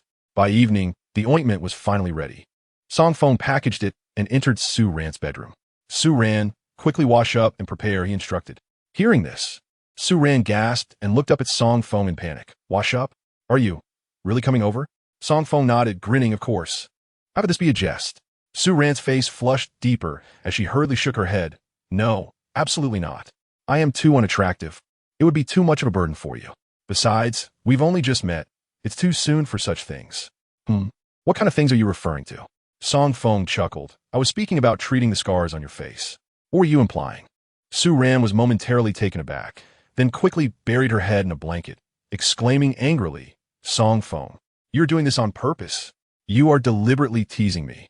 Song Feng laughed heartily and approached the bed, taking Su Ran's hand. Su Ran, let me reiterate, in my eyes, you are the most beautiful. I have never regarded you as unattractive. Although we are married, I will never pressure you to engage in anything unless you are willing. Now hurry and wash up. I will perform the procedure and apply the ointment. After applying it, you must not wash your face for 48 hours. Su Ran felt a twinge of emotion and nodded. Although I know this may be in vain, I am willing to cooperate. Soon, after she had bathed, Su Ran emerged. Song Feng took out the freshly purchased surgical knife and acupuncture kit and approached her. Holding the acupuncture needles, he swiftly pricked various points on her face, which would numb the nerves, rendering her pain-free. Following the acupuncture, he used the surgical knife to deftly excise the hardened scar tissue from her face. Song Feng's technique was quick, and within minutes, the procedure was complete. He applied the special ointment evenly across her face and wrapped it with gauze, securing it in place. Done. The operation was a success. You will regain your beauty in 2 days, Song Feng said with a smile. Su Ran shook her head, skeptical of his words. Song Feng, I didn't expect you to handle the surgical knife with such proficiency. You have certainly learned a great deal in the Northwest over the past 5 years. Song Feng replied proudly, of course. This is merely the basics. I possess many more skills that I will demonstrate to you in due time. Now, we should get some rest. He emphasized the last word playfully. Su Ran felt a wave of tension wash over her. Nevertheless, Song Feng respectfully settled onto the floor, soon beginning to snore softly as he drifted into slumber. Listening to the gentle rhythm of his snores, Su Ran felt an unexpected calmness envelop her. A feeling of peace and joy surged through her heart, filling her with warmth and happiness. Before long, she too fell into a deep, restful sleep, the likes of which she had not experienced in 5 years. The following day, around 5 in the morning, Song Feng awoke and stretched his back. Turning to look at Su Ran, he found her in a nightgown, her legs exposed and crossed, the garment having ridden up to her waist. He swallowed hard. Despite her disfigurement, she retained an undeniable allure. Not daring to stare longer, he stepped outside. Once in the courtyard, he leaped lightly onto the rooftop. As the sun began to rise and the purple aura of dawn enveloped him, Song Feng commenced his internal exercises, breathing deeply. Within his dantian, an ancient, dilapidated tower spun rapidly. This was Song Feng's greatest secret. During his escape to the northwest, he had discovered the ancestral dragon-suppressing tower beneath the Kunlun Mountains, receiving the legacy of the ancestral shaman. Moreover, the dragon's blood within the tower had rejuvenated his body, making his muscles and bones remarkably strong. Over the past 5 years, he had diligently trained, his abilities now far surpassing those of an innate grandmaster. Around 7 o'clock, Su Ran suddenly awoke with a start, glancing at the time and gasping. "Oh no, how did I sleep so late? I'm going to be late." She hurriedly dressed, preparing to leave for work. Just then, Song Feng entered with breakfast. Looking at her with a smile, "Su Ran, don't go to work. As a top student, it's beneath you to work as a cleaner in a shopping mall. Moreover, that female supervisor harbors ill towards you. Resign. I will support you from now on." Su Ran chuckled, shaking her head with a hint of resignation. "Song Feng, in my current state, no company would hire me. Although the job at Crystal Mall is not ideal, it is our family's business, and my father still receives dividends from it. If I leave, I would truly be without a job. Furthermore, my uncle and others could easily fabricate data, depriving us of any share." Hearing this, Song Feng felt somewhat helpless inside. "All right, I won't stop you from working, but I must accompany you. What if those 3 rogues come looking for trouble again?" Chapter 11. An opportunity for advancement. Su Ran initially wanted to refuse. After all, what cleaner would want a handsome man tagging along? However, upon hearing Song Feng's last remark, her expression turned pale, and she quickly nodded. She genuinely feared that Hu Run and his gang might return to cause trouble. Together, they headed to Crystal Mall, with her face wrapped in gauze. Su Ran busied herself upon entering. At noon, a haughty woman in a black business skirt approached her. Raising her folder, she slammed it against Su Ran's shoulder. Startled, Su Ran stepped back and saw it was Su Jingmei. Furrowing her brows, she asked, "Supervisor Su, what are you doing?" Seeing the gauze on Su Ran's face, Su Jingmei smirked coldly. "What am I doing? I'm here to check your work. Look at you, covering your face at work. Do you think you're some kind of fairy? I'm docking your pay. 500 yuan. Su Ran's face turned pale with anger. Su Jingmei crossed her arms and continued to scold. "Furthermore, did you have a confrontation with a customer in the shopping mall yesterday? I heard you injured 3 esteemed guests. You must provide an explanation for this matter. Otherwise, you are to leave the shopping mall. You can no longer work for our Su family." Su Ran gritted her teeth. Suppressing her anger, Supervisor Su, those 3 were clearly looking for trouble. They fell on their own and insisted that I pay for their medical expenses, claiming I had cleaned the elevator too thoroughly. Moreover, they were the ones who initiated the altercation, attempting to forcibly take me away. Such individuals are hardly esteemed guests. They are nothing but ruffians. Nonsense. If I say they are esteemed guests, then they're esteemed guests. How dare you retort? Su Jingmei declared with satisfaction, effective immediately. "You are fired. You may return only after you obtain forgiveness from Mr. Hu and his companions." Furious and taken aback, Su Ran never expected her cousin to be so maliciously intent on driving her out of the shopping mall. Employees gathered around, whispering among themselves, certain that Su Ran would indeed be dismissed. They could not comprehend why Supervisor Su consistently made things difficult for Su Ran. "Ah, you wouldn't understand," one remarked. "I heard that 6 or 7 years ago, Supervisor Su's boyfriend fell in love with Su Ran at first sight and abandoned Supervisor Su for her. How pitiful for Su Jingmei. Once renowned as a beauty, she is now the subject of ridicule." Seeing this scene, Song Feng approached directly. He patted Su Jingmei on the shoulder and remarked, "Supervisor Su, your malice is so profound. Are you not afraid of suffering from uremia?" Turning angrily, Su Jingmei glared at Song Feng and shouted, "Who are you to curse me? Security, get this person out of here." Chuckling, Song Feng retreated to Su Ran's side and said, "Dear, you should keep your distance from this woman. Her behavior is scandalous, and she is likely afflicted with a disease. Her incontinence is evident. You mustn't come into contact with her. It could be contagious. Unable to suppress a laugh at Song Feng's words, Su Ran found amusement in the situation. However, Su Jingmei was infuriated. She pointed at Song Feng and exclaimed, "You are that hideous creature's husband? How delightful! You two are a pair of fools. What have I done?" Suddenly, Su Jingmei felt a chill in her pants. Looking down, she realized they were wet. "Ah, my pants, what is this?" She stepped back, discovering a puddle beneath her feet.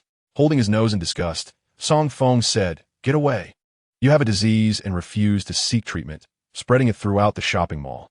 With your inability to control your bodily functions, it must be in the late stages." Witnessing this, the surrounding employees recoiled in horror. Goodness, so Su Jingmei has a venereal disease. No wonder she always has blemishes on her face. What a disaster. I spoke with her this morning. I wonder if I'll be infected. This is terrifying. Let us quickly distance ourselves.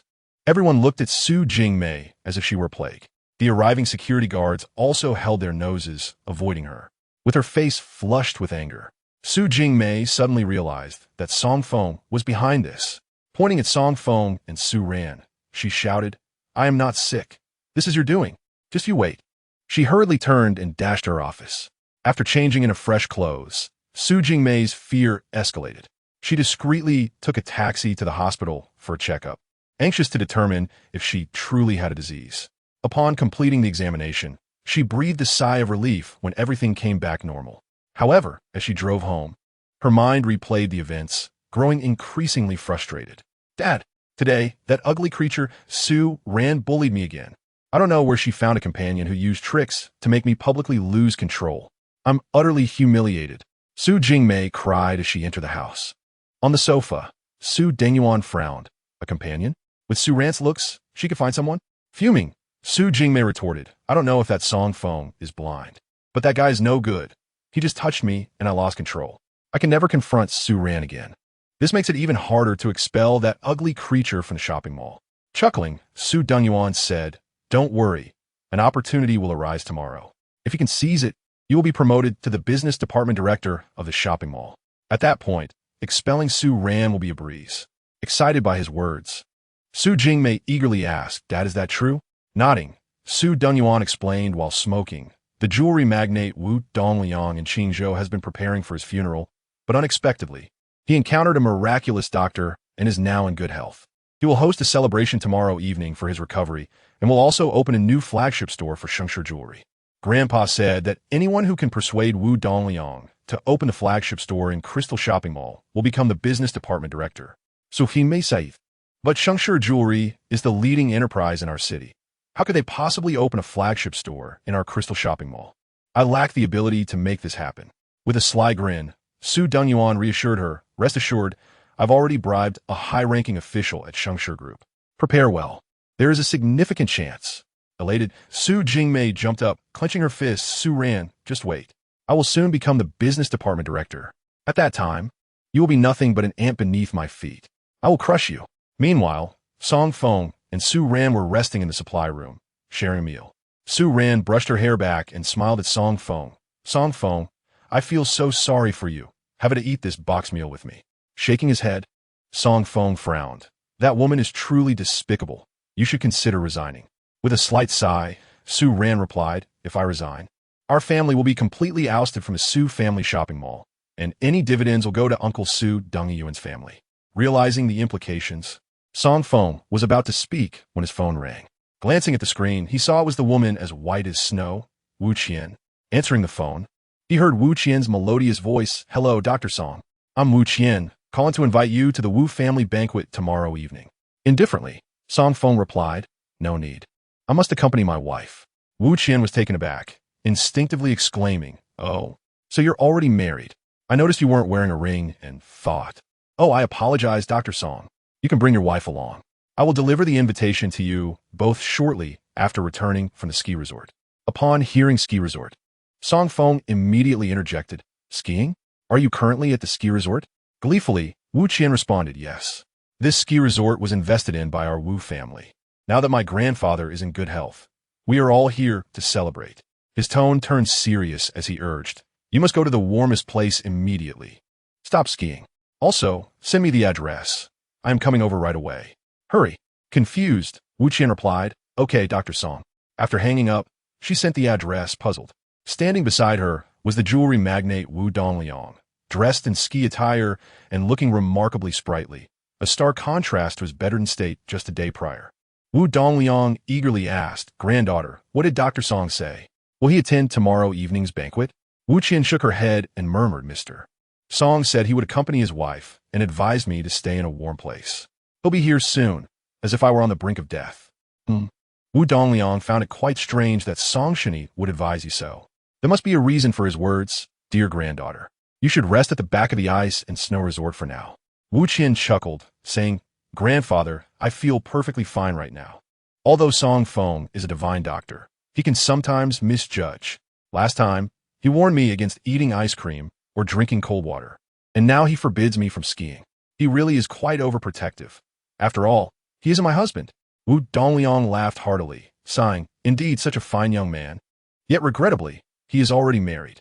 As they shared their laughter, Wu Qian suddenly felt a sharp pain in her chest. Her legs began to tremble uncontrollably.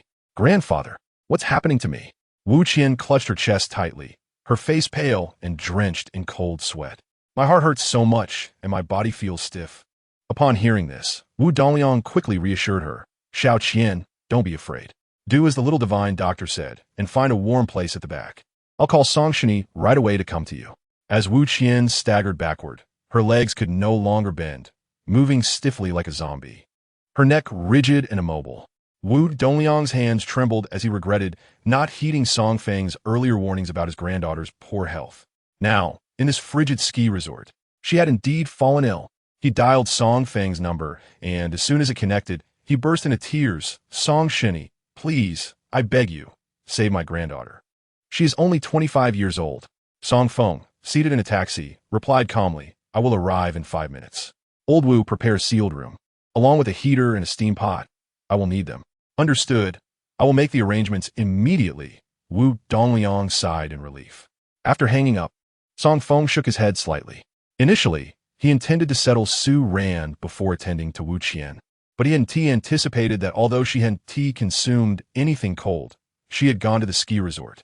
With summer nearing its end, the temperature there was frigid, far worse than consuming cold food. Before long, the taxi arrived at the Ice and Snow World ski resort. After paying, Song Feng hurried to the back of the ski area. In a luxurious office, Wu Qian lay on the sofa, trembling, her pores releasing cold air. Despite the air conditioning set to 30 degrees, she continued to shiver. Wu Qian could distinctly feel her body and internal organs stiffening, including her heart, which began to beat sluggishly. She realized she was nearing death and managed to utter, Grandfather, I love you. I may not survive. Please take care of yourself. Hearing this, Wu Dongliang wept profusely, shaking his head. No, you'll be fine. Mr. Song is on his way. At that moment, Song Feng entered, approached the sofa, gently touched Wu Qian's head, and reassured her, Do not worry. The cold corpse goo has not yet invaded your mind. There is hope. Wu Dongliang, upon hearing this, cried out in relief. Song Feng glanced at the heater and steam pot beside him and instructed, Everyone else must leave now. Chairman Wu, guard the door and ensure no one disturbs us. Wu Dongliang nodded quickly and led everyone out, standing vigil outside.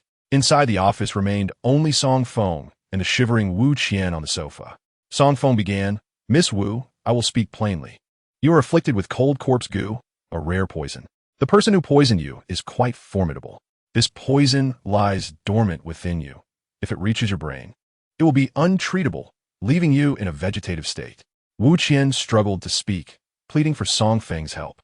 He nodded, Since I am here, I will treat you, especially since you have already prepaid $1 million for the medical fees. However, the treatment process is rather unique. Song Feng briefly looked away before continuing. To treat cold corpse goo, we must employ steaming to expel the poison through your pores.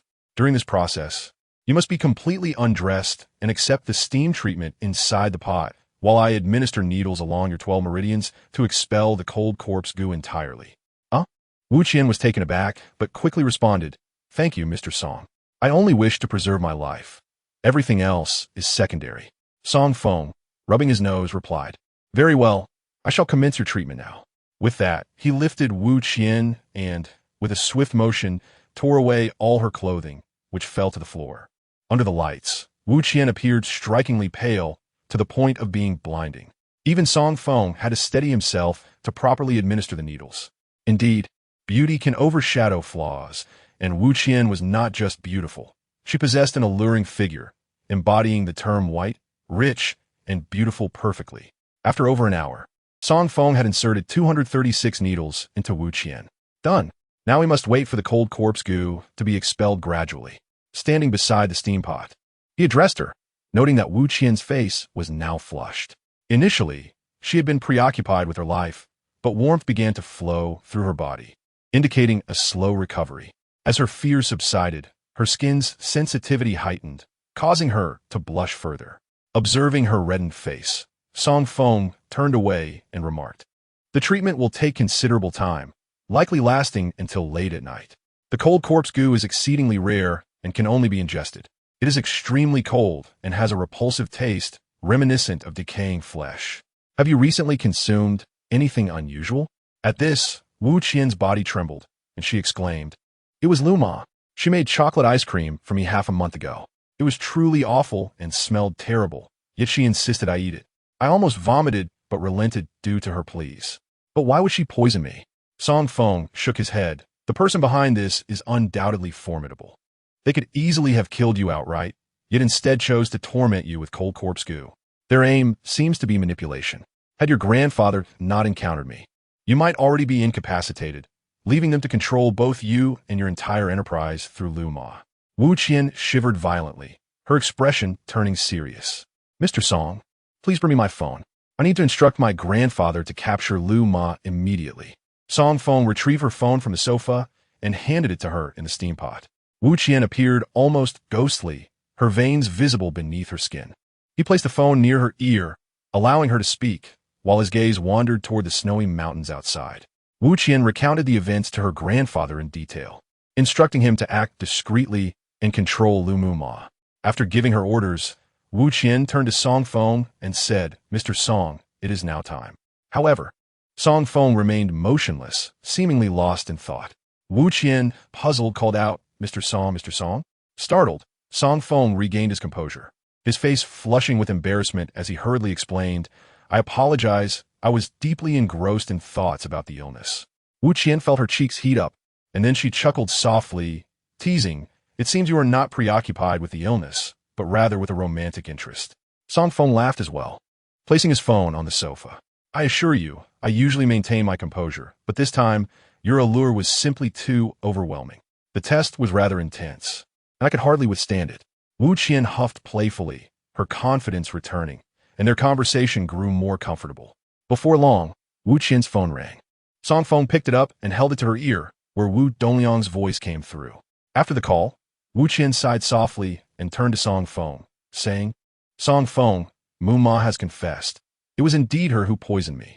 However, her intent was not to control our Shengshi jewelry group, but rather due to threats from an individual using her son to compel her to extract information about the whereabouts of an antique jade seal from me."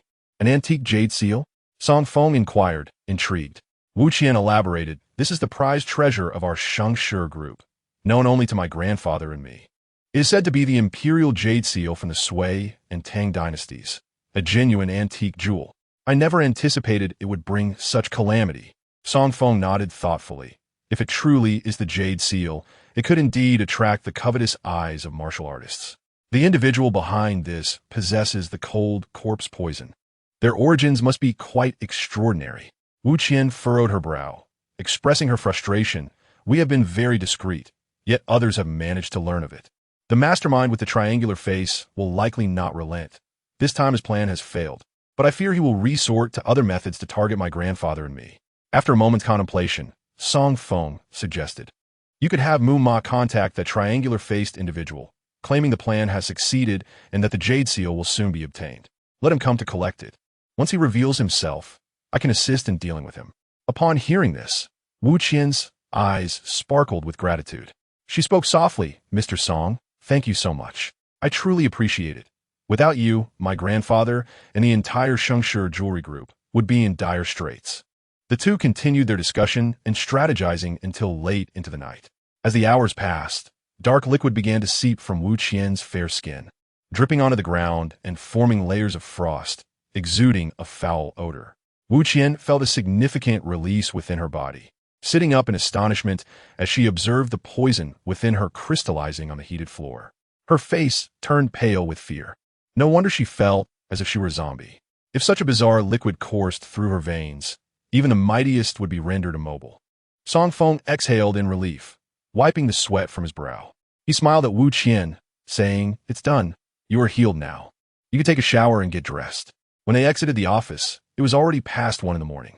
Upon seeing his granddaughter emerge unscathed, her complexion even more vibrant and healthy than before, Wu Dongliang was overwhelmed with gratitude, tears streaming down his face as he grasped Song Feng's hand, repeatedly expressing his thanks. Song Feng waved his hand dismissively, stating, "There is no need for thanks. The 100,000 you provided earlier included medical expenses. It is quite late. I must return home. Could you arrange for a driver to take me?" Wu Dongliang immediately replied, "Mr. Song, we have several idle vehicles at the Wu family. Since you have no transport, please accept this Maybach as a gift." Song Feng nodded, responding, "I am most grateful." After taking the car keys, he drove the luxurious Maybach straight to the Unju community. As the neighborhood consisted of narrow alleys, he had to park on the roadside and hurried back home. Upon entering his bedroom, Song Feng noticed that Su Ran's house was still illuminated.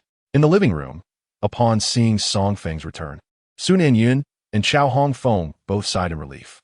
"You're back. That's all that matters." Su Nanyun yawned and headed to bed. Chao Hongfeng, however, took hold of Song Feng's arm and said, "Good son-in-law, if you return this late again, please let us know in advance so we won't worry." Chao Hongfeng then ushered Song Feng into Su Ran's bedroom. Inside, Su Ran, her face wrapped in bandages, sat at the computer, typing away. Song Feng felt a twinge of guilt.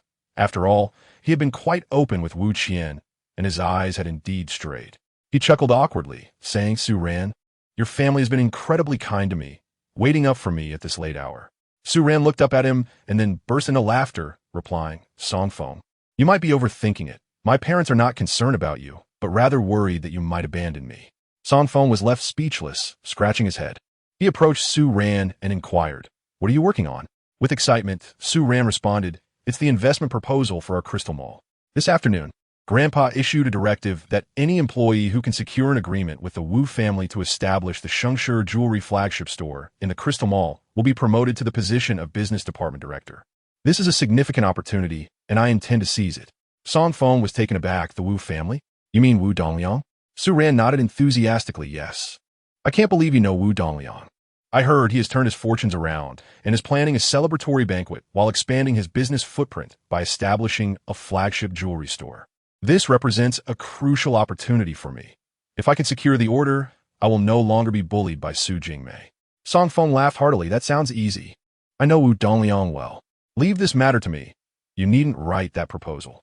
Just go directly tomorrow, and I guarantee they will sign a contract with you." Su Ran couldn't help but chuckle. All right, Song Feng. You should go to bed now. I will work a bit longer." Song Feng shook his head, insisting, "Su Ran, I mean it. You really don't need to worry. Now, hurry and get some rest. Staying up late will affect your recovery." He closed Su Ran's laptop, forcing her to go to sleep. Su Ran felt helpless. Concerning her appearance, she had little hope, especially since her disfigurement was severe. Having been caused by sulfuric acid, recovery seemed impossible. As Song Feng lay on the floor, it wasn't long before he began to snore. Hearing his snoring, Su Ran smiled, quickly drifting off to sleep as well. The next day, Song Feng received a call from Wu Qian. With a sense of urgency, she whispered, "Mr. Song, the triangular-faced individual manipulating Mu Ma has taken a bait." He instructed Lu Mu Ma to bring the antique jade pendant to the amusement park in the west of the city for the exchange. Upon hearing her words, Song Feng replied, "Understood. I will head there immediately to resolve this matter once and for all." After hanging up, he turned to Su Ran, saying, "Su Ran, I have something to attend to. You really don't need to write that proposal. Tonight, I will accompany you to the banquet and ensure we secure the Wu family's flagship store." Su Ran, her face still bandaged, simply smiled without saying much.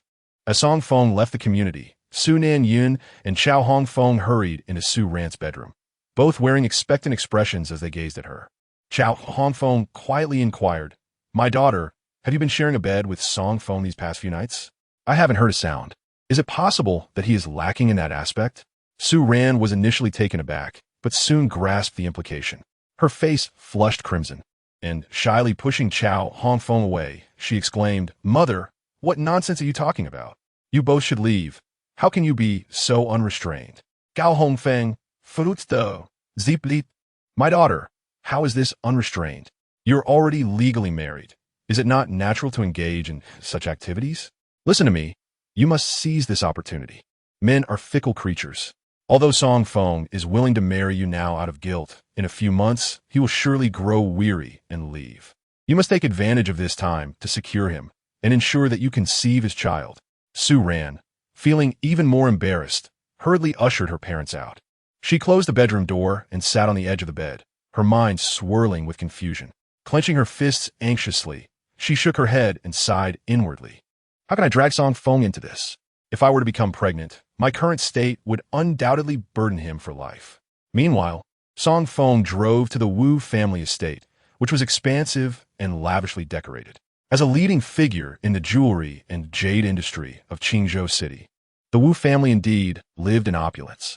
Upon reaching the backyard, Song Feng exited the car and spotted Wu Qian, who approached him briskly. Adorned in a qipao reminiscent of blue and white porcelain, her exposed skin appeared even more radiant and alluring against the fabric. Song Feng, come with me, she said, naturally taking his arm and leading him into the room. Once the door was closed, Wu Qian retrieved a basketball-sized wooden box from a cabinet, exquisitely carved from golden silk enamel. She opened the box, and a surge of spiritual energy wafted towards them. Inside rested a square, verdant piece of ancient bien jade, intricately carved with auspicious clouds and dragons, inscribed with the words of destiny. Song Feng, upon seeing the jade pendant, was slightly taken aback, and simultaneously felt the long-dormant Zuwu dragon suppression tower within him tremble with an unexpected vigor. Extending his hand, he caressed the ancient jade and remarked, "This is indeed a piece of exceptional jade. It could rightfully be termed spiritual jade. No wonder someone would resort to using cold corpse poison to obtain it from you." Wu Qian pushed the Nama box toward Song Feng, saying, "Song Feng, I have come to understand the meaning of possessing a precious gem brings calamity. My grandfather and I are merely merchants, though we fortuitously acquired this jade. It has not brought us wealth, but danger instead. I wish to gift it to you." Feeling a bit embarrassed, Song Feng contemplated a refusal, but realized that the jade held little value for Wu Qian. He accepted the Nama box, stating, "This spiritual jade is indeed of great use to me, and keeping it hidden will only invite the covetous eyes of martial artists. I will thoroughly assist you in dealing with the triangular-faced man, and as for this jade, I shall take it." Wu Qian sighed in relief and cheerfully said, "Thank you, Song Feng. It is fortunate to have met you. Otherwise, we would have faced ruin." Song Feng shrugged and replied, "What time is the meeting with the triangular-faced man? I can arrive early to prepare and ensure he does not escape." "At 3 in the afternoon, Wu Qian responded. He only mentioned meeting at the amusement park, but it's vast, and we don't know his exact location. Song Feng waved the wooden box and replied, "I will bring this jade. He will naturally appear. Oh, by the way, I need your assistance with something." Wu Qian's lovely eyes sparkled as she chuckled. "Song Feng, we're quite familiar now. Just tell me what you need without formalities." Sensing her closeness, Song Feng nodded and said, "All right, I'll be direct. My wife, Su Ran, wishes to sign a contract with the Wu family, allowing your flagship jewelry store to open in the Crystal Mall. That's a minor issue. No problem at all." "Wait, Su Ran? You mean your wife is Su Ran from the Qingzhou University Medical School?" Wu Qian exclaimed, astonished. Surprised that Wu Qian knew Su Ran, Song Feng nodded. "Yes, that's her. Do you know her?" Wu Qian sighed. "Of course, we were classmates. She was the most renowned beauty at Qingzhou University, stealing the title of campus goddess the moment she enrolled. Many suitors, even from the capital, came to pursue her. However, I heard she was later disfigured due to her reckless behavior and expelled from the university. I apologize, Song Feng. I did not intend to slander her." Furrowing his brow, Song Feng smiled gently. "It's nothing. It's likely just baseless rumors. However, she was indeed disfigured, and we have yet to find the perpetrator. Please take the contract seriously. It is very important to my wife." Chapter 15, Another Calamity. After concluding his discussion with Wu Qian, Song Feng took the Nama box and headed to the amusement park in the west of the city. Upon arriving at the parking lot, it was still before 3 o'clock. He decided to open the Nama box and took out the antique jade seal. Holding the jade seal, he felt a powerful surge of spiritual energy pulsating intensely. The Zuwu Dragon Suppression Tower within his dantian trembled rapidly, clearly yearning for the spiritual energy. This tower was discovered beneath the Kunlun Mountains during his escape to the northwest, where he inadvertently entered an ancient, towering bronze structure. His blood mingled with the bronze, causing it to shrink dramatically and eventually settle within his dantian. Simultaneously, he gained immense power from the first level of the tower, but since then, it had remained dormant. To his astonishment, it was now responding once more. Closing his eyes and gripping the antique jade seal tightly, he felt a powerful rush of energy flooding into his body. His dantian felt like a black hole, voraciously consuming the spiritual energy.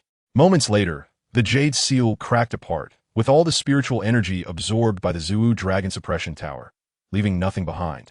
Damn it, Song Feng muttered, frustrated that the little tower left him with nothing. Shaking his head in disappointment, he stored the jade seal away, having rendered this invaluable artifact into mere refuse. Just then, the sound of a motorcycle echoed outside the window. Lifting his gaze, he saw a sleek black Yamaha motorcycle pull up beside his car. The rider was a long-legged woman clad in a tight leather outfit, her long hair cascading down her shoulders, wearing sunglasses that accentuated her alluring figure. As she dismounted, she carefully retrieved an ice cream from her pocket, enjoying it while checking her phone. Song Feng chuckled at the sight. It was none other than the food-loving Duan Ran. Opening his car door, he leapt out and approached her with a smile. "Hey, Longlegs, what a coincidence." Startled by his voice, Duan Ran turned sharply, and upon recognizing him, she responded with an incredulous expression. Removing her sunglasses, she frowned and asked, "What are you doing here? Working at the amusement park?" Song Feng found her question amusing and coughed lightly, saying, "Do you really think so little of me? Do I look like someone who needs to work here? Just look behind me. That Maybach is mine." Duan Ran scoffed. "Oh, so you started living off a wealthy woman, huh? I didn't expect that the little fairy from your dreams is actually a rich lady." Song Feng chuckled lightly, refraining from further explanation. He inquired, "What brings you here? Surely you're not planning to compete for bumper cars with the children? Go away, go away. I am on important mission," Duan Ran declared proudly. "After 2 days of meticulous investigation, I have finally pinpointed the whereabouts of those scoundrels. Today, I shall avenge my deceased colleague and expose the true face of that despicable superior of mine, bringing him to justice." As she spoke, Duan Ran confidently indulged in her ice cream. Song Feng noticed the cream smudged at the corner of her mouth and gently wiped it away with his hand. It must be said, Duan Ran's beauty often led Song Feng's thoughts astray, especially when she was enjoying ice cream. A blush crept onto Duan Ran's cheeks as she instinctively glanced around, hastily pushing Song Feng's hand away and whispering, "Be careful with your movements. If my colleagues see us, it'll lead to gossip."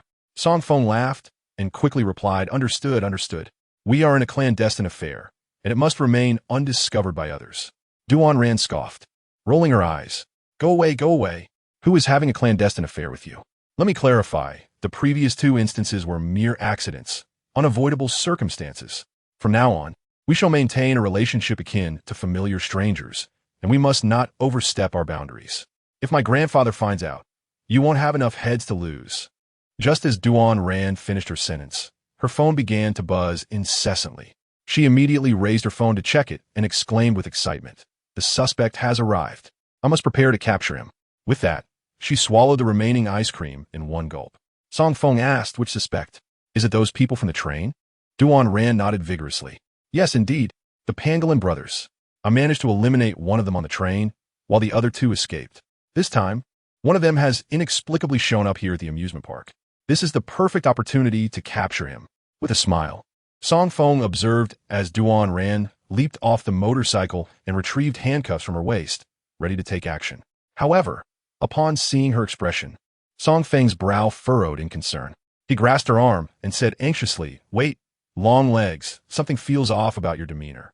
Your forehead has suddenly darkened, and your face is ashen. This is a sign of impending doom." Before Song Feng could continue, Duan Ran covered his mouth with her hand, glaring at him. You scoundrel, are you never done? Every time you see me, you curse me. Do you believe I will sew your raven mouth shut? Song Feng shook his head, insisting Duan Ran. I'm not joking. This time, it is truly perilous. Are you perhaps underestimating the opponent? He may be formidable. Duan Ran felt a stir in her heart at Song Feng's concerned gaze. Despite his reputation for jinxing things, he had indeed been correct on every previous occasion. After a moment's contemplation, she replied, You're right. I should not underestimate them. I fell into their trap on the train, and they associate with Lu Lihua. Although they are merely antique thieves, they must possess some degree of strength and background. Duan Ran reached for her waist again and pulled out a handgun, which she loaded with bullets, her confidence soaring. Now, this should be foolproof. I am a martial artist and an exceptional marksman. If I cannot capture a mere antique thief, it would be utterly embarrassing. That is simply impossible. Song Feng shrugged in resignation. Nonetheless, please exercise caution. Duan Ran nodded, no longer lingering, as she brandished her gun and swiftly blended into the amusement park crowd. This was a rare opportunity. The Pangolin brothers typically scurried about like mice, so she could not afford to let them slip away. Among the throng, a middle-aged man clad in a black leather jacket and wearing a mask was scanning the area, seemingly searching for someone. Despite his mask, Duan Ran recognized him immediately as the triangular-faced member of the Pangolin brothers. Without hesitation, she darted toward him. Having reached the pinnacle of her small universe cultivation, she was just a step away from entering the great universe realm, confronting an antique thief. She felt assured of her capabilities. With a swift motion, Duan Ran locked the handcuffs onto his wrist with a decisive click. Startled, the triangular-faced man trembled, and, colorful, dense smoke erupted from his leather jacket. Realizing the smoke surrounding her, Duan Ran immediately held her breath and retreated quickly, drawing her gun and firing a shot that struck the triangular-faced man in the leg. He let out a muffled cry, ignoring his bleeding limb as he took off running. His speed was impressive. He was evidently a martial artist of the small universe level. Duan Ran squinted, alarmed at the revelation. To her astonishment, the triangular-faced man had been concealing toxic smoke, and more surprisingly, this petty thief was indeed a martial artist. Feeling fortunate to have encountered Song Feng earlier and heeding his advice to prepare herself, Duan Ran chased after him without hesitation. Her gun fired again, and at a distance of mere meters, she had no room for error. The triangular-faced man, who had been sprinting ahead, let out a final scream as he collapsed to the ground.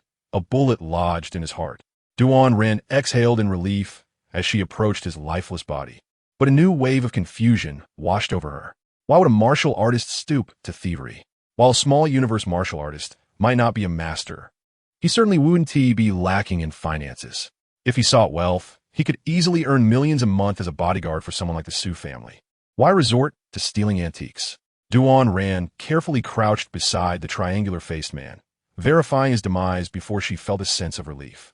She reached out to retrieve his body, but as her fingers made contact, an icy sensation coursed through her. She quickly withdrew her hand, staring in shock as her fingers turned black. The darkness swiftly creeping up her arm. What on earth is this? Her expression shifted dramatically. At that moment, Song Feng's calm voice reached her ears. This is corpse poison. It's serious. You must soak in glutinous rice water and consume rooster blood to gradually expel the toxins. What? Duan Ran spun around to face him. Song Feng shrugged nonchalantly. Don't panic. You'll be fine for now. But had you not encountered me, the outcome could have been dire.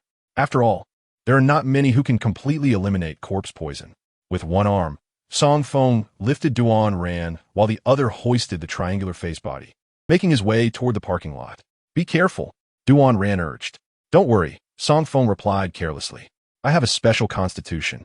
Even if this guy's corpse poison were 100 times stronger, wouldn't harm me. As they reached the Maybach, he tossed the triangular-faced body into the trunk and placed Duan Ran in the passenger seat. Feeling increasingly weak, she looked at Song Feng and said, Thank you, Song Feng. You've helped me again. With a press of the accelerator, he drove away from the amusement park, chuckling. I just realized that the person you killed was also the one I intended to deal with. So, you eliminated the triangular-faced man, and now I save you. We are even. However, you will have to cover the costs of the glutinous rice and rooster blood. Duan Ran, exasperated, replied, Seriously? I'm on the verge of death. and you're worrying about who pays for a few bucks. Song Feng laughed heartily as he drove to the market, purchasing 100 pounds of glutinous rice. However, acquiring rooster blood proved challenging, as it was only available at live poultry markets, which were closed by evening.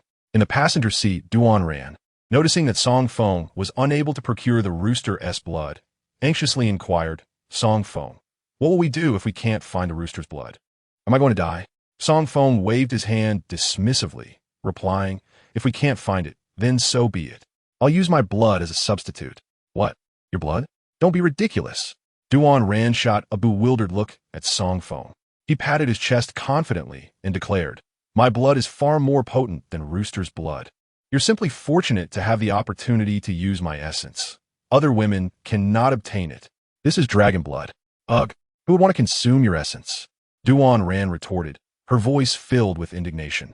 However, she soon realized that her words were somewhat ambiguous, as it seemed she would be partaking in both his essence and blood. Quickly, Song Feng asked, where do you live? Let's hurry there. Duan Ran did not refuse. She felt increasingly weak, and the dark energy on her arm had already crept up to her neck. If they delayed any longer, she might truly become a lifeless corpse. After providing her address, Song Feng pressed the accelerator and sped towards her home. Duan Ran resided in a villa halfway up Fengming community. Though the villa was not large, it was situated in a tranquil environment, complete with a small courtyard and basement, lavishly decorated, a luxury for one person to occupy.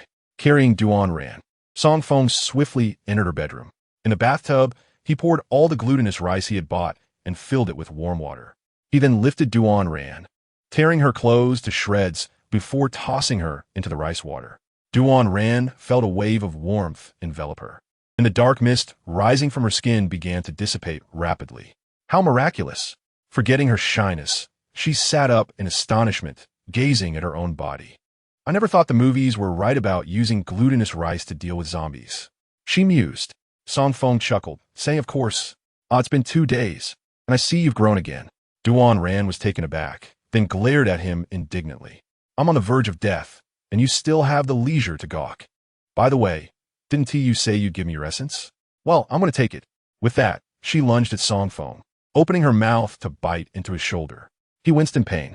Duan Ran laughed triumphantly as she pierced his skin and took a sip. The next moment, she felt as if a flame surged into her mouth, traveling down her esophagus and into her stomach, then exploding throughout her body. What the? She instinctively shouted, hastily retreating and staring at Song Feng in astonishment. He looked exasperated and muttered, are you a dog? You actually bit me. Look at how wasteful this is. Duan Ran swallowed hard, glancing down at her arm. The black lines of the corpse poison vanished in an instant. Simultaneously, she no longer felt weak. It was as if a flame had ignited in her dantian, loosening her cultivation bottleneck at that moment. Song Feng, your blood truly is effective, she remarked. Song Feng laughed heartily, of course. Duan Ran approached him, wrapping her arms around his neck, her eyes glimmering with mischief. You didn't deceive me. Your essence is indeed powerful. Now that I've tasted your blood, I wish to try that other part. As she spoke, she pulled Song Feng and toppled them both into the tub filled with glutinous rice. Chapter 17. Do you deserve it? Song Feng felt helpless. He merely intended to treat Duan Ran's corpse poison. Yet, he never anticipated her insatiable greed. She insisted on consuming his essence. Thus, he silently acquiesced to her whims. Meanwhile, at the amusement park, Lu Lihua, clad in black attire, a mask, sunglasses, and a baseball cap, stealthily approached the Triangle Face's death zone. After silently surveying the scene, he retreated without a sound, expertly evading all surveillance. Returning to his vehicle, his eyes narrowed as he lit a cigarette, savoring the bitter taste of nicotine flowing down his throat.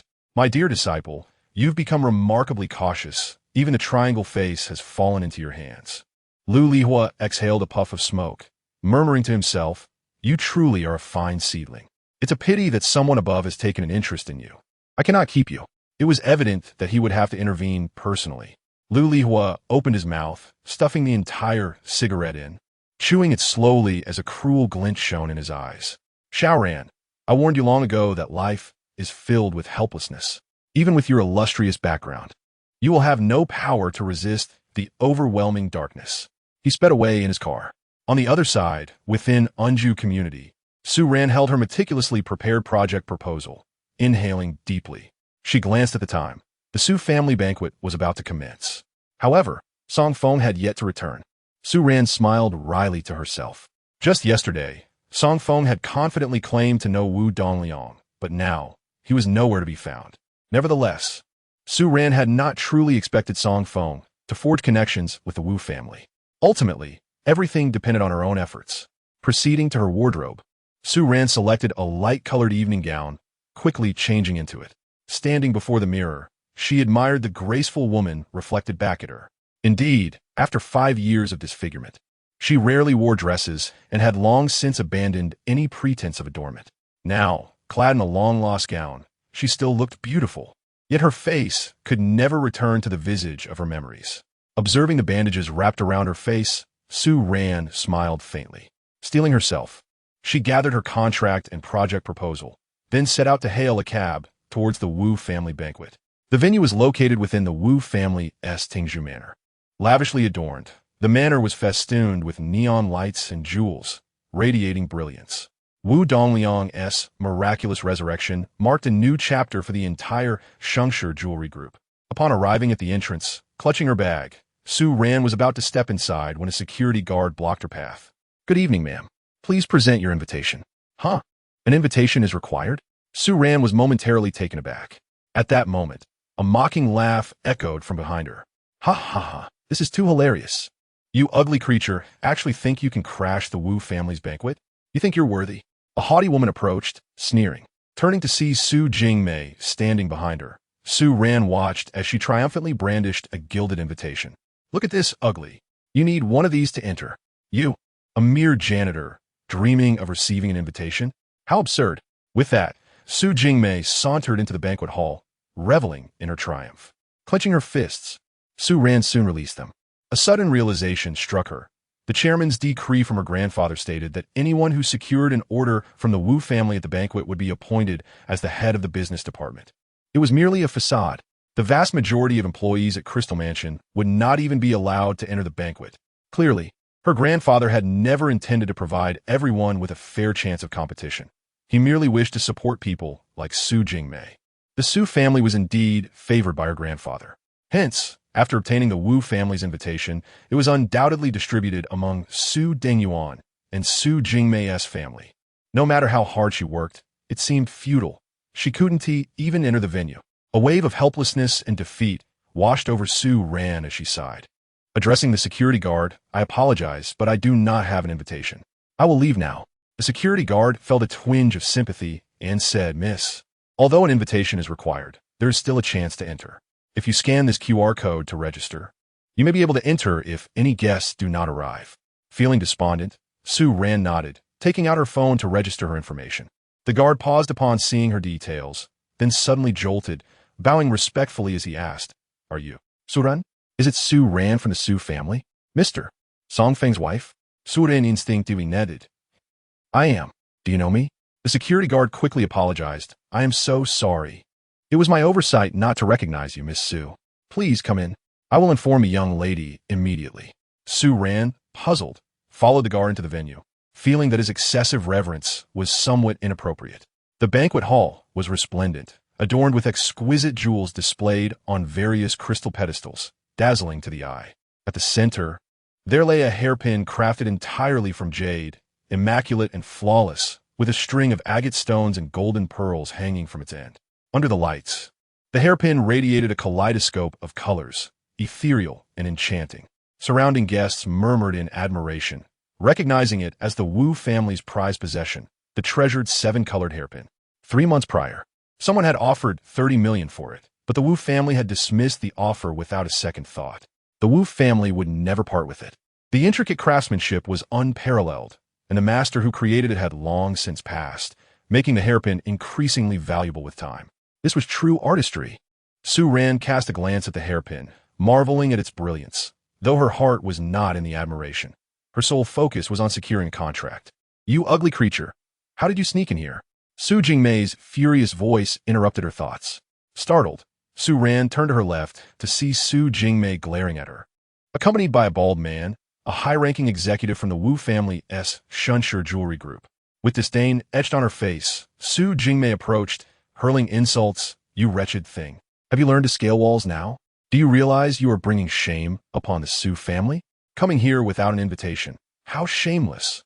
All eyes turned towards Su Ran. Trembling with anger, she retorted, "I did not sneak in. The security guard allowed me entry. And mind your language. I am here for business purposes." "Business purposes? You think you can negotiate a contract with the Wu family? Ha ha. Do you really think you are worthy?" So Qingmei laughed mockingly. At that moment, footsteps echoed from the back of the banquet hall, and Wu Dongliang, along with Wu Qian and several core family members, hurriedly approached. The guests bowed and greeted them. Yet Wu Dongliang and Wu Qian seemed oblivious, striding directly towards Su Ran.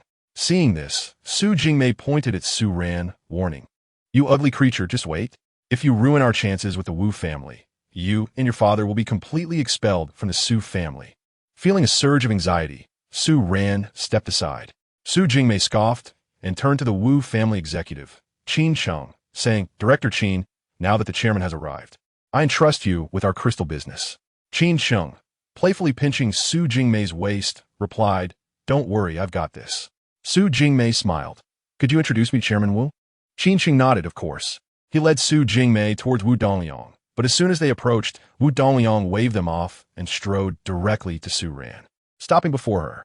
To her astonishment, he bent down and bowed, saying, "Miss Su, I deeply apologize for not welcoming you properly." Su Ran was taken aback, flustered by his unexpected courtesy. "Chairman Wu, you are too kind. Please don't do this." The surrounding guests were utterly astonished. What was happening? Why was the jewelry magnate being so courteous to the veiled woman? Could she possibly be someone of significance?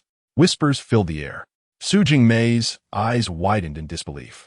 She could not comprehend why Wu Dongliang was treating Su Ran with such respect.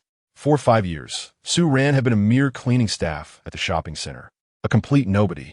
How could she possibly be acquainted with Wu Dongliang, let alone receive such treatment? Surely, Wu Dongliang must have mistaken her for someone else. Realizing this, Su Jingmei stepped forward, smiling. "Chairman Wu, you must be mistaken. This ugly woman is Su Ran, just a cleaning lady from our shopping center. I am Su Jingmei, the true Miss Su you seek." Wu Dongliang turned sharply, glaring at Su Jingmei, and thundered, "Silence. You have no place to speak here. Step aside." Startled by his roar, Su Jingmei trembled, nearly collapsing. Wu Dongliang then cast a cold glance at Qingzhou, declaring, "You no longer need to work here, Qingzhou. Submit your resignation." He then turned back to Su Ran, a conciliatory smile on his face. "Miss Su, I sincerely apologize for any discomfort you've experienced at my banquet. We have prepared a gift for you." Wu Qian promptly approached the centerpiece and retrieved the 7-colored hairpin, bringing it to Su Ran. "Miss Su, this exquisite hairpin is a treasure of our Wu family. Under the lights, it radiates a dreamlike glow, and the golden pearls and agate stones produce delightful sounds when they collide. Please accept it." Without giving Su Ran a chance to refuse, Wu Qian placed the multi-million-dollar hairpin in Su Ran's hair. Instantly, a magical glow enveloped her gown. "Wow, how beautiful!" Guests murmured in awe. What could this veiled woman possibly look like? She must be breathtaking. Even in the simplest of gowns, she radiated elegance. Truly, exquisite jade deserves a stunning beauty. Su Ran was utterly stunned. She had never anticipated such an outcome. Awakening from her daze upon hearing the murmurs around her, she quickly insisted, "Wait, Chairman Wu. Miss Wu, you must have mistaken me. I am merely the lowest-ranking employee at the Crystal Shopping Center. I do not deserve such treatment. I came here to discuss the flagship store opening." Wu Dongliang laughed heartily. "Miss Su, you are far too humble. Though you may currently be an entry-level employee, your future is boundless. Moreover, the flagship store of Shunshur Jewelry will be established in the Crystal Shopping Center, as you envisioned. Do you happen to have a contract with you? Let us sign it now." Su Ran could hardly believe her ears. Everything was unfolding so smoothly. Meanwhile, Su Jingmei, watching from the sidelines, was engulfed in confusion, jealousy, and fury. She could not bear this outcome. Once, Su Ran had been the envy of all, capturing everyone's attention, while she faded into the background. Even her boyfriend had left her for Su Ran. Now, despite Su Ran's disfigurement, she was receiving such treatment. Why should she garner all the attention, gifts, and praise? This was utterly unacceptable. Gritting her teeth, Su Jingmei resolved to publicly expose Su Ran's true identity as the ugly creature she was. Wu Dongliang picked up his pen and confidently signed his name on Su Ran's contract, warmly inviting her to take a seat at the main table. Started Su Ran hesitative. Her face flushed as she waved her hands and said, Chairman Wu, you are too kind. I truly feel honored. However, may I inquire about the circumstances surrounding this? Beside them, Wu Qian smiled and remarked, Miss Su, you certainly have a discerning eye, since you prefer not to sit at the main table. My grandfather and I won't insist. Please feel free to wander around. We can discuss matters further when time allows. Su Ran nodded in agreement, and Wu Qian and Wu Dongliang respectfully excused themselves to attend to other guests. The surrounding guests quickly gravitated towards Su Ran. Me Su, I'm Xiao Li from Dahua Jewelry Company. May we connect on WeChat? Another chimed in. Hello, Miss Su. May I have the honor of sharing a drink with you? A third introduced himself. I am Xiao Meng, the owner of Huiguan Gaming Company. Miss Su, your poise and grace are simply exquisite. I wonder if we might discuss a potential endorsement deal? The crowd surrounded Su Ran, showering her with flattery. Unable to contain her jealousy, Su Jingmei pushed her way through the throng, exclaiming loudly, Su Ran, congratulations on signing with the Wu family. But on such an important day, why are you wearing a veil? Isn't that a bit disrespectful? As she spoke, Su Jingmei abruptly yanked the veil from Su Ran's face. At that moment, Su Jingmei felt a sense of triumph. She could not bear to see Su Ran basking in such admiration and honor. She aimed to expose her in the most humiliating light possible. With the veil discarded, she smirked at the crowd and sneered. Did you see? The beauty you all admire is merely a grotesque and repulsive woman. All eyes turned to Su Ran, disbelief etched across their faces. Su Jingmei, reveling in their astonishment, mistakenly believed that Su Ran's supposed ugliness had stunned them into silence. Suddenly, a male guest audibly gulped, murmuring, so beautiful, truly stunning. I've lived in Qingzhou for years and never knew we had such a breathtaking beauty among us. She eclipses any star. If she entered the entertainment industry, she would undoubtedly be a top sensation. Su Ran from the Su family? How did I not know there was such a stunning daughter in the Su family? Had I known, I would have sought her hand for my son. Even Qingzhou, who aligned himself with Su Jingmei, found himself wide-eyed, nearly forgetting to breathe. Noticing the unexpected admiration, Su Jingmei felt a wave of unease. This scene deviated sharply from her anticipated outcome. Turning to face Su Ran, she too was struck dumb. Su Ran's face appeared flawless, radiant and enchanting, with no visible remnants of her prior afflictions. More importantly, her skin was exceptionally delicate, though devoid of any cosmetics. It radiated a smooth, youthful vitality. Ah, no, this cannot be. Su Jingmei shrieked in hysteria, lunging towards Su Ran as she shouted, You deceitful woman. You must be wearing a mask, a human skin mask. I will tear your face off. Su Ran, taken aback, found herself bewildered by the crowd's reaction. She understood that her appearance had once been alarming and anticipated the stir that would follow the unveiling of her face. Yet, the reality before her was far from her expectations. Before Su Jingmei could reach her, Qingzhou had already sprinted forward, seizing Su Jingmei by the hair. Shrew, not only did you cause me to lose my job, but now you dare to act violently against Miss Su in front of so many people. You are going to ruin me. Qingzhou, unwilling to delay, struck Su Jingmei across the face with 2 swift slaps. As Su Jingmei's invitee, he feared the repercussions of her actions. He kicked her hard in the stomach, shouting, Security, get this wretched woman out of here, quickly. The scene descended into chaos. Su Ran stepped back, retreating to a corner where she pulled out her phone to examine her reflection. She gasped, astonished. Her visage was completely restored, devoid of any scars. In fact, not only had her appearance returned to normal, but her skin appeared even more radiant. After a moment of stunned silence, tears of joy streamed down her cheeks. These past 5 years have been excruciating. She had believed she would spend her life enduring discrimination and disdainful glances, resigning herself to being an unrecognizable outcast. But now everything had changed. Song Feng, thank you. She silently expressed her gratitude, warmth and sweetness flooding her heart. It turned out Song Feng had not been exaggerating. Wiping her tears, Su Ran surveyed the disarray of the venue, no longer inclined to linger. With the contract secured, it was time to return home and share the joyous news with her parents. Su Ran departed from the Wu family banquet and hailed a taxi, intent on calling Song Feng to share her good fortune. However, after several rings, he did not answer, dismissing it as unimportant. She smiled blissfully as she made her way home to inform her parents of the delightful news. At that moment, Song Feng was indeed preoccupied and unable to answer the phone, for Duan Ran had no intention of letting him off easily. Both Song Feng and Duan Ran were novices in their respective endeavors, yet they were quick learners, and by now, they had developed a certain unspoken understanding. After more than an hour, they finally paused. Duan Ran swallowed hard and glanced at Song Feng, her brow furrowed in discontent as she said, "Song Feng, this flavor is quite unpalatable." With a resigned shrug, Song Feng replied, "This was your insistence." Duan Ran pouted, "I simply didn't want to waste it. After all, we wasted it the last 2 times. Suddenly she exclaimed, "Oh no, I think I'm about to break through. Song Feng, help me maintain my focus." With that, Duan Ran settled cross-legged on the blanket, beginning to channel her internal energy. She had lingered at the pinnacle of the small Zhou Tian stage for far too long. This had been a bottleneck that had troubled her for over 2 years. To her surprise, today, she felt on the verge of a breakthrough. While observing Duan Ran as she focused on her breakthrough, Song Feng couldn't help but smile.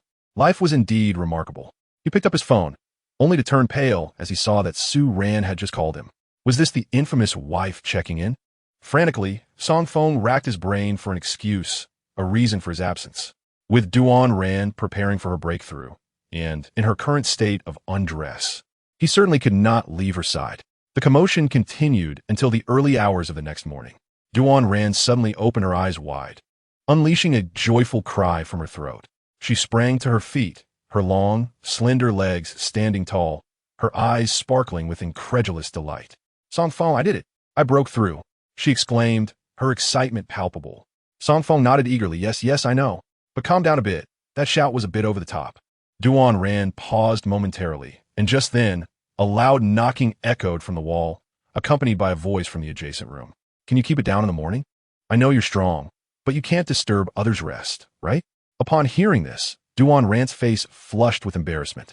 She turned to Song Feng, her eyes glimmering with a hint of playful reproach, wrapped her arms around Song Feng's neck, and said, "Your essence is indeed invaluable. Thank you, Song Feng. Since it's not yet time to work, shall we indulge once more?" Song Feng quickly waved his hand, responding, No, I must return home. I still need to save some for my wife." Blushing, Duan Ran laughed and pinched Song Feng's shoulder, teasing, "Look at you all flustered. I was just joking. I'm not that kind of woman. I assure you this will be our last encounter like this. If my family or my future husband were to learn of this, I would truly be mortified. Let us go, you ravenous fool. If you dare to reveal even a smidgen of our affair, I shall ensure your silence." After parting ways with Duan Ran, Song Feng drove back to Unju Community. Upon arriving at Su Ran's doorstep, he felt a wave of anxiety. He took a moment to sniff his clothes, ensuring he was presentable before pushing the door open. The atmosphere inside was festive, adorned with fruit baskets and colorful decorations. In the center of the living room stood a statue of Guanyin, with incense still burning before it. Curiously, he inquired, "Mom, Dad, what is the occasion?" Su Nanyun and Chao Hongfeng emerged from the kitchen, their expressions immediately turning cold upon seeing Song Feng. Chao Hongfeng wiped her hands on her apron and approached him, saying, Leave. This isn't your home, and we are not your parents. Today, you and Su Ran are to collect your divorce certificate." Startled, Song Feng's heart sank. Had his actions with Duan Ran been discovered by his in-laws? He quickly pleaded, "Mom, let me explain. The situation was enough with the excuses. Song Feng, have you even considered whether you are worthy of entering this family and deserving of my daughter?" Gao Hongfeng in the Shapi. What? Song Feng was taken aback, murmuring, "Mom, you agreed to my marriage with Su Ran." He added, "I admit I owe Su Ran an apology. But must we resort to divorce?" Su Nanyun slammed his hand on the table and exclaimed, "Song Feng, you are a man of honor. Tell me, hasn't Su Ran saved your life? Hasn't she treated you well?" Nodding, Song Feng replied, "Of course, Su Ran has saved my life. My return to Qingzhou is solely to repay her kindness." Su Nanyun's expression softened slightly. "It seems you still have some sense. If you are here to repay her, you must not burden her. You are no longer a match for her. You must divorce her and not impede her future." Song Feng was increasingly bewildered. Chow Hong Feng crossed her arms, smugly declaring, Song Feng, my daughter has regained her beauty and is now a distinguished guest of the Wu family. Having secured a significant contract, she is about to become the director of the business department, rising to a position of prominence. The disparity between your statuses is stark. You must divorce today. Upon hearing this, Song Feng finally comprehended. It wasn't tea that he had been discovered, but rather that Chow Hong Feng and Su Nanyan had begun to look down on him. A sigh of relief escaped him, and he chuckled, in-laws. I was already aware of all this. After all, it was I who restored Su Ran's appearance, and I also facilitated matters with the Wu family. Gao Hongfeng, Song Feng, no matter how you plead or fabricate stories, we will not allow you to remain with Su Ran. If you have any sense of gratitude for her kindness, you will promptly proceed with the divorce today. Suddenly, the door to Su Ran's bedroom was flung open. Su Ran, dressed neatly in black wide-leg pants and a striped t-shirt, humble yet captivating, freshly washed, without makeup, she was still breathtakingly beautiful. Song Feng was momentarily entranced by her appearance, marveling at her beauty. While Duan Ran and Wu Qian were indeed stunning, Su Ran's allure was unparalleled. Frowning, Su Ran said, Mom, Dad, can you please stop this? I will not divorce Song Feng. What do you take my marriage for? A mere joke? Chow Hong Feng rushed forward, saying, My dear daughter, this is not the time for impulsive decisions. Now that you have become beautiful and a director, Song Feng is merely an unemployed drifter. He is simply unworthy of you. You will not find happiness with him, and he will become a burden to your career. Shaking her head resolutely, Su Ran replied, I will arrange a position for Song Feng. In any case, stop meddling in my affairs. She then took Song Feng by the arm and swiftly exited the house. Seeing Su Ran stand up for him brought a smile to Song Feng's face. He had not misjudged her. With a wife like her, he was truly content. As they left the community, Su Ran, feeling apologetic, said, Song Feng, I'm really sorry. My parents are being unreasonable, and I apologize on their behalf. Laughing heartily, Song Feng shook his head. It's fine.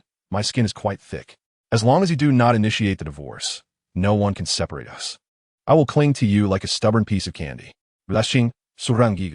Upon exiting the alley, Song Feng announced, Get in the car. I'll drive you to work. You're now a department director. You shouldn't rely on taxis all the time, right? Seeing the gleaming lights of a Mercedes Maybach, Su Ran was taken aback. She turned to Song Feng incredulously. Whose car is this? Puffing out his chest, he replied, It's mine, of course, also yours. After all, it belongs to us as a couple. Once inside, Song Feng pressed the accelerator, driving Su Ran directly to the Crystal Building. Su Ran smiled gently, glancing at Song Feng, her face illuminated with a mix of astonishment and joy. Song Feng, these past few days feel like a dream. Ever since you entered my life, everything has transformed dramatically, as if fortune has smiled upon me. My face has recovered. I've become an executive, and now I have a Maybach to take me to work.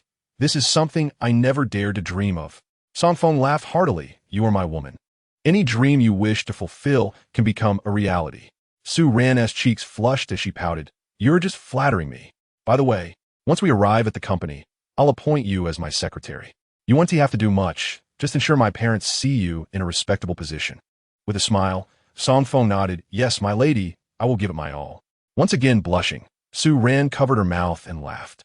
Upon reaching the building, she headed straight to the office of Chairman Su Jinshi, presenting the contract with the Wu family. Glancing over the document, Su Jinshi smiled. Excellent, excellent. Su Ran, I've always had faith in you. These 5 years have been a test of your mettle. You have not disappointed me. Well done. I will convene a meeting with all shareholders and executives to announce your appointment as the director of the business department. Thank you, Grandpa. Su Ran bowed deeply. Before long, the news spread throughout the Crystal Building. Su Ran, who once cleaned, had ascended to become the head of the business department, a powerful executive within the company. Song Feng received his own employee badge, and his first task was to head to the office of Deputy Director Su Jingmei. Before reaching the office, Song Feng forcefully kicked open the door, exclaiming loudly, Su Jingmei, I just received a complaint from Director Su, stating that the restroom on this floor is excessively filthy. You are to clean it up. Complete this task before lunch. Otherwise, a deduction of 5,000 from your salary will be imposed. Chapter 21. The pretty boy Su Jingmei's face turned an ashen shade in anger. She never anticipated that Su Ran would ascend to a position 2 ranks above her. Moreover, As the head of the business department, Su Ran had the authority to make decisions regarding all matters within the department, including personnel changes. Su Qingmei, Mirlia deputy supervisor, was obliged to follow Su Ran's orders. Observing Su Jingmei in the office, Song Feng urged, "What are you dawdling for? Are you waiting to be fired? Hurry up." Fuming, Su Jingmei took a deep breath, abruptly stood, and headed towards the restroom. The colleagues in the business department began to murmur amongst themselves. In the past, Su Jingmei had bullied Su Ran daily. Who would have thought that Su Ran would suddenly become the head of their department? This truly is poetic justice. Have you heard? Su Ran has not only become the director, but has also become extraordinarily beautiful. They say she is stunning, 10 times more attractive than those big stars. Who is that man? What is his relationship with Director Su? Hush! It is rumored that he is a kept man, the husband of our Director Su. He must be quite fortunate to have pursued her when she was at her most unattractive and downcast. Who could have predicted that the ugly duckling would transform into a beautiful swan? What a delightful turn of events. This is indeed the tale of an underdog's triumph. A true winner in life. Song Feng paid no heed to the surrounding gossip. He entered the restroom, took out his phone, and aimed it at Su Jingmei, who was busy cleaning. "What are you doing?" Su Jingmei snapped, turning her furious glare towards Song Feng. With a mischievous grin, Song Feng chuckled and snapped a few photos. "I'm merely indulging myself, capturing a few memories." Ha ha ha. He laughed heartily as he exited, making his way directly to Su Ran's office. Su Ran was engrossed in reviewing previous documents and business orders from the department, eager to familiarize herself with the operations and make a significant impact. Approaching Su Ran from behind, Song Feng brandished his phone and exclaimed, "Su Ran, look!" Upon seeing the photos of Su Jingmei angrily scrubbing the restroom, Su Ran couldn't help but stifle a laugh. Turning to Song Feng, she rolled her eyes and remarked, "Song Feng, we have just assumed our positions. We must remain low-key. Why are you already bullying Su Jingmei on our very first day?" Song Feng laughed heartily, declaring, "Revenge is best served promptly. Now that we hold power, it is only fitting that we teach her a lesson. After all, she has tormented my wife." Hearing the term wife made Su Ran's heart race. Her face flushed a deep crimson. Flustered, she pushed Song Feng away, mumbling, "What revenge? Confucius never mentioned such a thing. If you continue to bully my cousin, she will certainly find a way to get rid of me." Song Feng, captivated by Su Ran's charmingly bashful demeanor, reached out to grasp her delicate hand. "Whether we bully her or not, she will always seek to oust you. So, fret not, I will handle everything." Nodding in agreement, Su Ran, resembling a startled rabbit, quickly withdrew her hand. "Song Feng, go play. I need to familiarize myself with my work." As Song Feng left the office, he raised his palm, unable to suppress the memory of Su Ran's smooth, slender fingers. In the restroom, Su Jingmei's resentment grew with each passing moment, her anger surging as she worked. She abruptly tossed the mop aside and marched towards the chairman's office. Upon seeing her grandfather, Su Jinshi, she fell to her knees, weeping, "Grandfather, you must seek justice for me. That vile woman Su Ran made me clean the restroom on her very first day. Moreover, she promoted her husband to a senior secretary, clearly abusing her power. Suhinchi lifted Suhime, his fabrit grandoter." Sighing, he replied, "Grandfather did not wish for Su Ran to become the director. Originally, that position was reserved for you. Both your father and I had paved the way, introducing you to Qingzhou. However, Qingzhou has now been dismissed by the Wu family, while Su Ran has secured the contract. Grandfather cannot go back on his word and invalidate the previous chairman's orders. For if I do, no one will be willing to dedicate themselves to the business in the future. As for Su Ran, as the director, she possesses the authority to decide all matters within the department. Unless she commits a fundamental error, there is little I can do to remove her." Upon hearing this, Su Jingmei sobbed once more, feeling wronged. She exited her grandfather's office and made her way to her father Su Dingyuan's lounge. Upon entering, she found her father and brother. "Supeng, inside." Seeing her father, Su Jingmei burst into tears, embellishing the tale of Song Feng and Su Ran's actions. Su Dingyuan, irritated by his daughter's weeping, remarked, "Look at you, so useless. When Su Ran was cleaning the business center, I instructed you to expel her, yet you failed for 5 years. Now you regret it, don't you?" Fuming, Su Jingmei retorted, "How could I have known that the wretched person could rise again?" At that moment, Su Peng, sitting nearby, grinned smugly. "Sister," She merely had a stroke of luck, coincidentally befriending someone from the Wu family. We have managed this crystal business center for so many years. How could a hideous woman like her rise to prominence? Don't worry, I have a plan to deal with her. Upon hearing this, Su Jingmei's eyes lit up with excitement. What do you have in mind? Su Peng chuckled. Do you remember the incident involving Jinyu Company from half a month ago? Su Jingmei frowned at the mention, indignantly stating, How dare you bring up Jinyu Company? The jade pieces they sold us were all counterfeit. I have no idea how you managed a quality check. Su Peng laughed softly. Dad, sister, I have no reason to keep this from you any longer. The owner of Jinyu Company, Big Gold Tooth, is an acquaintance of mine. I owed him 2 million. So he sent that batch of jade pieces to the business center, and I opened a back door for him. I never expected it would ultimately be discovered. What did you say? Su Dingyuan's expression darkened as he stared at his son. How dare you engage in such actions? That batch of jade was worth over 30 million. If your grandfather hadn't discovered it in time, our business would have incurred substantial losses. Su Peng sighed helplessly. That. I had no choice. Big Gold Tooth is a notorious gangster in Qingzhou. If I couldn't repay him, he would break my arm, so I had to comply. Su Jingmei scoffed, turning to Su Peng and inquired, Su Peng, do you mean to say that your plan to deal with Su Ran involves Big Gold Tooth? Su Peng grinned mischievously. Of course. Think about it. Big Gold Tooth is a rogue who has been demanding money from our business center. Now, all I need to do is make a phone call and send him to confront Su Ran. After all, she is the newly appointed director. Do you think she can withstand the pressure? Su Jingmei and Su Dingyuan exchanged glances, their eyes gleaming with anticipation. Chapter 22. A certain defeat. Su Jingmei stood up excitedly, exclaiming, That 30 million is a terrible burden.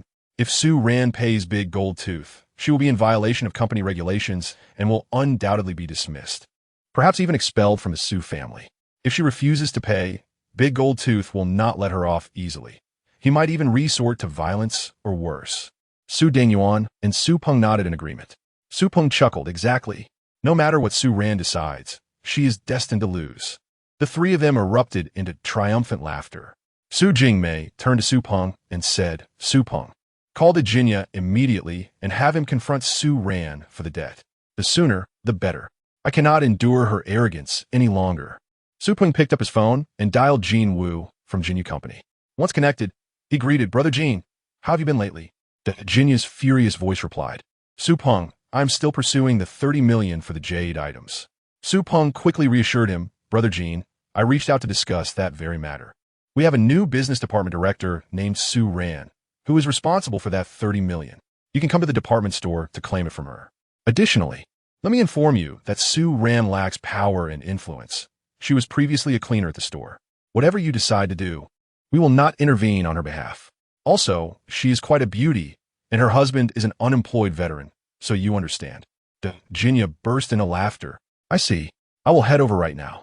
Please send me a picture of this new director. Sure, I will send it to you right away. Su Peng ended the call and promptly sent the photo to the Jinya. In Qingzhou City, Xiangqing District, stood a 3-story building adorned with a large sign that read Jinyu Company. On the top floor, Jin Wu lounged in his office, casually checking his phone and picking at his gold tooth. He was the head of Jinyu Company, famously known as the Jinya. Suddenly, his phone chimed. It was a WeChat image. Upon opening it, he gasped in astonishment, standing up in disbelief.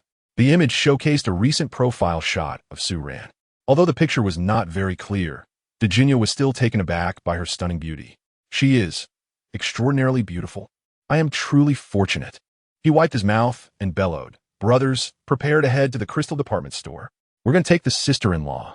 The Jinya, accompanied by his notorious 13 henchmen, sped towards the crystal department store in an Audi. Upon entering, he wasted no time barging into Su Ran's office. She was reviewing materials when she noticed Jin Wu and his gang intruding. Frowning, she inquired, Who are you? What do you want in my office? Jin Wu's eyes widened, his heart racing at the sight of Su Ran, who was even more stunning than her photo, 3 times more beautiful than he had imagined. He chuckled and shut the office door, confidently introducing himself. Director Su, allow me to introduce myself. I am Jin Wu, the owner of Jinyu Company. 2 weeks ago, we delivered a batch of jade items valued at 30 million, yet your store has received the goods without payment. You must provide an explanation today. Suran Fronith, opening her computer to review the transactions from 2 weeks prior. After 3 minutes, she replied, Hello, Boss Jean. Indeed, we had a transaction. But the batch of jade items you sent was substandard, and we returned all of them. Nonsense. The genius sneered, plopping down on Su Ran's desk. You signed for the goods. Hence you owe me the payment. Your claim of returning the goods is merely your store's unilateral assertion. I have not received any returns. If you do not pay today, do not blame us for taking you with us to demand an explanation. His henchman laughed heartily. Sister-in-law is too stunning. No wonder Boss Jean is in such a hurry. I've never seen such a beautiful woman. Boss Jean, if you grow weary of her, may I have the honor? Ignoring Su Ran entirely, they continued their taunts. Su Ran's face paled at their words. Grabbing her phone, she pointed at Virginia and his men, demanding, What do you intend to do? This is the Crystal Department Store. I will call security. Virginia laughed uproariously. Beautiful lady, stop struggling. Your security will not dare to interfere. You could call the police and see if it makes a difference. This is a debt dispute that you, as the new director, must address. Virginia was confident, knowing that since Su Peng had spoken, he had arranged for the department store security to be on his side. Whether security or police arrived, he felt unperturbed. Su Ran stepped back, realizing that this was likely a trap set against her. The conflict between the Crystal Department Store and Virginia's company indicated that the higher-ups were content to watch her bear the burden of this issue. Clenching her fists, she never anticipated encountering such a troublesome problem upon her arrival. Indeed, the position of a director was fraught with challenges. Just as she contemplated her response, the office door swung open with a bang, and Song Feng sauntered in lazily. He surveyed Virginia and his men, then approached Su Ran, asking, What is wrong, dear? Facing trouble? Su Ran nodded, nervously explaining, It's about a transaction from 2 weeks ago. Their company has a financial dispute with the Crystal Department Store, and now they have come to demand an explanation and intend to take me to their company. Upon seeing Song Feng's ordinary attire, Virginia erupted in laughter. Buddy, I appreciate honesty. I'll be straightforward. I have taken a liking to your wife and intend to put you in a predicament. If you know what's good for you, divorce her now, or I will ensure you spend your life bedridden. Hearing this, Song Feng smirked slightly, turning towards the office door. Virginia and his 13 henchmen assumed he was retreating in fear, erupting in boisterous laughter. Look at him scampering away, like a dog with its tail between its legs. They mocked, reveling in the thought of taking Su Ran for themselves. However, as Song Feng reached the door, he suddenly locked it. He did not leave, but firmly secured the office door, turning back to Virginia with a smile. Jean Wu's expression darkened. Kid, I just gave you a chance to escape, and you locked the door? Don't blame us if we hit hard now. He waved his hand, commanding brothers go. Beat him to a pulp. Su Ran, terrified, shouted, Stop. I will call the police. Please stop. Yet, Virginia and his henchmen disregarded her pleas and charged at Song Feng, fists flying. The sound of punches echoed in the office. In the next instant, all 14 members of Jean Wu were sent flying, landing haphazardly in the corner of the office. Surangast, covering her mouth in astonishment as she witnessed the scene before her. She had just dialed 110, only to realize that Song Feng had already dealt with Virginia and his crew. The voice of the operator came through her phone. Hello, this is the 110 Emergency Center. How may I assist you? Regaining her composure, Su Ran quickly responded, I'm sorry, I dialed the wrong number. My apologies. She hastily ended the call. Song Feng turned to Su Ran with a gentle smile, saying, Dear, please cover your eyes to avoid nightmares later. Song Feng, you're right. I'll hide under the table for now. Su Ran chose not to argue further. She now understood that Song Feng was no longer the defenseless youth he had once been. Over the past 5 years, he had grown to an extraordinary extent. Approaching Jean Wu, Song Feng wasted no words. With a swift kick, the sound of cracking bones echoed through the air.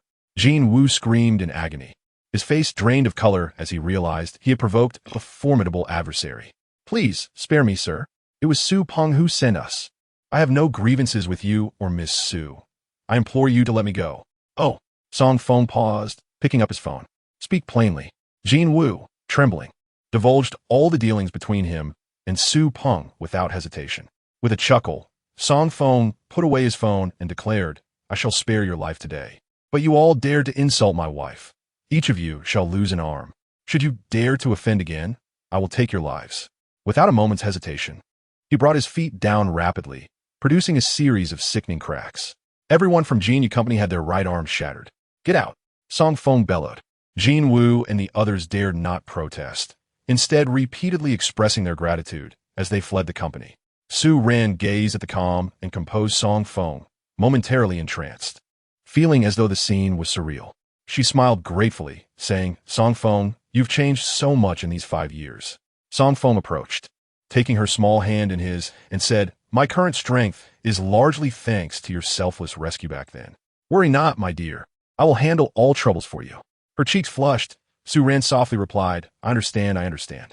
Please step outside. I need to tidy up the office. Moreover, I must seize this opportunity to completely expel Su Jingmei and her family." Upon finishing, Su Ran retrieved her phone and called the finance department. "Hello, Accountant Wang. We have a reimbursement of 30 million yuan in our business department. Please transfer the funds immediately." Seeing this unfold, Song Feng's lips curved into a smile. It appeared that Su Ran was certainly not a pushover. Meanwhile, in Su Dengyuan's lounge, he quickly received word from the finance department about Su Ran's request for 30 million yuan under the pretext of business reimbursement. Upon learning this, Su Dengyuan burst into laughter, exclaiming, "Son, well done. That woman, Su Ran, has indeed capitulated. She just siphoned off 30 million. Su Peng slapped the table, laughing heartily. "I'll get to Jean a call." He eagerly dialed Jean Wu's number, yet after 3 attempts, no one answered. Frustrated, he tossed his phone onto the sofa, grumbling, "What a useless piece of trash. I allowed him to pocket 30 million, and now this scoundrel ignores me. What an ungrateful wretch." Unbeknownst to Suping, Jean Wu was currently lying on an operating table, awaiting treatment. Su Jingmei excitedly proclaimed, "What are we waiting for? I'm going to find grandfather right now and call an executive meeting to expel that vile woman, Su Ran." Su Dengyuan smiled smugly, adding, "Not only expel her. 30 million is a substantial sum, enough to land her in prison for 3 years. The trio laughed in delight as they made their way to Su Jinqi's office to report Su Ran's embezzlement of 30 million. After hearing their claims, Su Jinqi's demeanor brightened, and he inquired, "Old man, are you certain that Su Ran gave the money to Jinyu Company?" "Su Pengrind is certain, grandfather. I am absolutely certain. A man like the Jinyu would not leave without seeing the money. He would have humiliated Su Ran first. And now that he has left the company, and Su Ran is unharmed, she must have received the funds." Slamming his hand on the table, Su Jinqi's declared, "Very well. Then I shall convene a board meeting immediately. This 30 million cannot go unpunished. I will deduct it from their family's dividends and ensure they are expelled." He picked up the phone, commanding an urgent high-level meeting. Half an hour later, in the Crystal Skyscraper as conference hall, Su Jinqi sat at the head of the table, his expression stern and serious. Flanking him were 36 executives of the Crystal Skyscraper. Su Jinqi's addressed the assembly. "We are gathered here today due to an intolerable incident. Someone has colluded with an external company to deceive us and abscond with 30 million from our firm. Su Ran, what is your perspective on this matter?" The room buzzed with murmurs. Su Ran lowered her head, appearing somewhat intimidated. She stood and replied, "Chairman, I have only recently become a director and am not well versed in such matters. Perhaps we should hear from General Manager Su Dengyuan." With a cold smile, Su Dengyuan rose and stated, 30 million is no small sum. If someone has committed such an act, it is not merely a matter of dismissal and accountability, but also one of legal repercussions." Su Ran trembled slightly, seemingly frightened, and quickly interjected, "But General Manager Su, if the offender is a blood relative of our Su family, the chairman's own grandchildren, shouldn't we show leniency?" Hearing this, Su Dengyuan felt more assured that Su Ran had indeed taken the 30 million. He sighed and responded, "Su Ran, you are rather naive. Although the majority of shares in Crystal Skyscraper belong to our family, there are still 12 other shareholders on the board, and most of our senior executives are not members of the Su family. If we were to show leniency, how would the chairman maintain authority? How could our family grow stronger? Would the legal department become a mere formality?" Chapter 24. Managerial Position. Su Ran regarded the indignant Su Dengyuan, glancing at her grandfather Su Jinqi's and the board members. She feigned helplessness. "Since you all refuse to show leniency, I will have no choice but to report this to the authorities." With a look of distress, Su Ran took out her phone and dialed the police, quickly stating, "Hello, this is Crystal Skyscraper. Our executives are colluding with an external company to defraud our finances. Please send an officer to apprehend them as soon as possible." After reporting the incident, Su Ran set her phone down. The board members turned their attention toward her. At that moment, Su Peng could no longer contain his laughter. Su Ran, have you lost your mind? You're calling the police on yourself. I see now. You're attempting to turn yourself in. It makes sense, after all. Confession brings leniency, while resistance leads to severity. By calling, you might at least mitigate your punishment. Su Dengyuan sneered. Su Ran, since you no longer intend to resist, you might as well resign and serve your sentence in prison. The board members exchanged glances, shaking their heads in resignation. They felt that Su Ran was simply too naive. I do not believe it is merely a matter of dishonesty, but rather an insatiable greed, just having assumed the position of director of the business department. Such actions have already transpired. It is indeed time for the Crystal Mansion to undergo a thorough reorganization. Upon hearing the discussions of the crowd, Su Ran remained unfazed. She took out her mobile phone and addressed the board members and executives of the Crystal Mansion, esteemed members of the board and high-ranking officials of the Crystal Mansion. There's indeed evidence of collusion between certain individuals within our establishment and external companies. I have a recording. Please listen. Subsequently, Su Ran clicked on her phone, and the clear voice of De Jin resonated from the device. De Jin recounted in detail his dealings with Su Peng, articulating every nuance with precision. The board members were left in utter shock. Upon hearing a portion of the conversation, Su Peng could no longer contain himself. He abruptly stood up, pointing an accusatory finger at Su Ran, his voice filled with rage. Su Ran, how dare you slander me on your very first day as director? Su Ran smiled and replied, slander? The facts speak for themselves. Can you still claim this is slander? Just moments ago, your father stated that such matters must not be overlooked and must be investigated thoroughly, regardless of the perpetrator's identity, even if they are the chairman's own grandson. Blood relations must not be exempt. Our legal department will pursue this to the end. Currently, De Jin is in the hospital, awaiting the police's arrival to take both parties away, and the truth will inevitably come to light. At that moment, Su Jinshi, seated at the chairman's position, could no longer restrain himself. He stood up and declared enough. Anyone who commits a wrongdoing must be punished. Su Peng, your actions are utterly disgraceful. From this moment on, you are to resign from your position as head of the logistics department. Upon hearing this, Su Peng's expression changed dramatically, and he immediately protested. Grandfather, I cannot resign. I am your own grandson.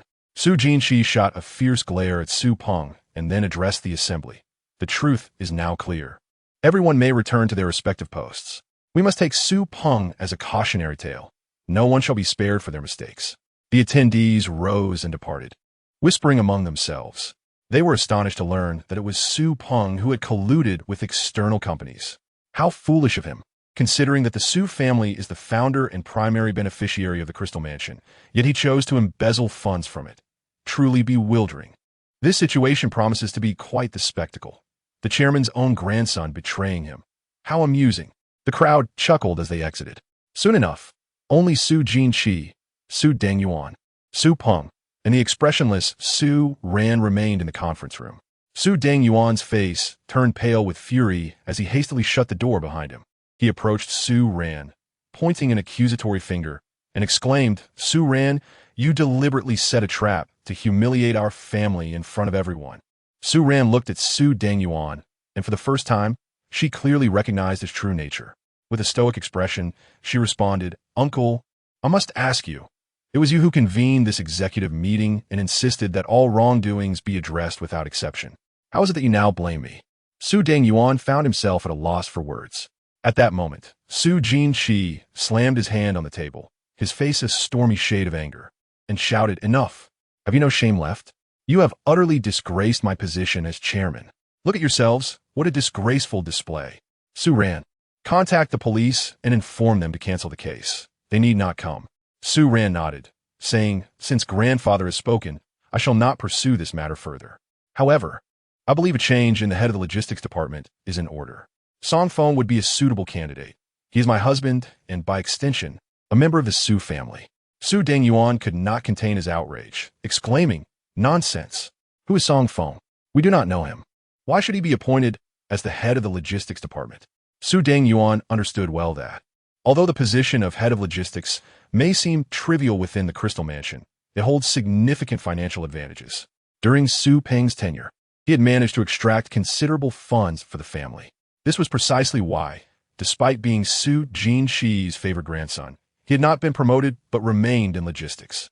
Naturally, Su Dengyuan was unwilling to cede such an important position to Su Ran and Song Feng. Su Ran merely smiled faintly and, without rebuttal, rose to say, "All right, uncle, you have a point. However, I will not let Su Peng's embezzlement of Crystal Mansion's assets go unpunished. As the director of the business department, I have a responsibility to cooperate with the court's requirements and investigate this matter thoroughly. Our legal department will not relent. In short, this case will be pursued to the end." Upon hearing this, Su Peng's face turned ashen. 30 million is not a trivial sum. He quickly glanced at Su Dengyuan and Su Jinqi, pleading, "Father, grandfather, please say something." Su Dengyuan was taken aback by Su Ran's tenacity. He snorted in frustration, but ultimately remained silent. At that moment, Su Jinqi rose and declared, "Have we had enough? If so, it is time to conclude this. Regarding the position of head of logistics, let us follow Su Ran's suggestion and appoint Song Feng. After all, as Su Ran has stated, since Song Feng is married to her, he is indeed a member of the Su family and is qualified for this role." Then, Su Jinqi turned to Su Ran and asked, "Do you have any further requests?" Su Ran smiled and replied, "Thank you, grandfather, for recognizing Song Feng's talents. I have no further demands." Su Jinqi nodded and said, "Very well, if you have no requests, do ensure this matter remains concealed. And please destroy that recording as soon as possible. The Su family cannot afford to be further disgraced." Su Ran obediently nodded, saying, "Yes, grandfather, I will comply." With that, she turned and swiftly exited the conference room. Only Su Jinqi, Su Dengyuan, and Su Peng remained. Su Jinqi's expression darkened as he struck Su Dengyuan across the face, seething, "You fool! How could you let that girl outsmart you? You should be ashamed at your age." Su Dengyuan and Su Peng were equally furious. Su Dengyuan covered his face and lamented, "Father, I did not anticipate that Su Ran, whom I perceived as weak and pitiable, would transform into a venomous serpent upon gaining power."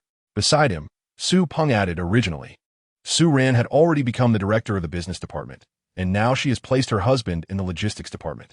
These are both critical positions within the Crystal Mansion, now monopolized by the two of them.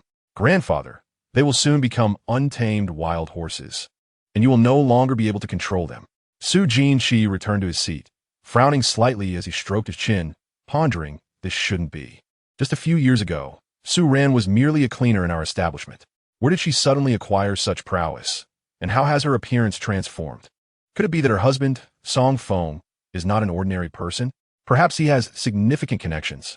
Su Peng immediately scoffed, "Grandfather, what are you thinking? I've already looked into Song Feng.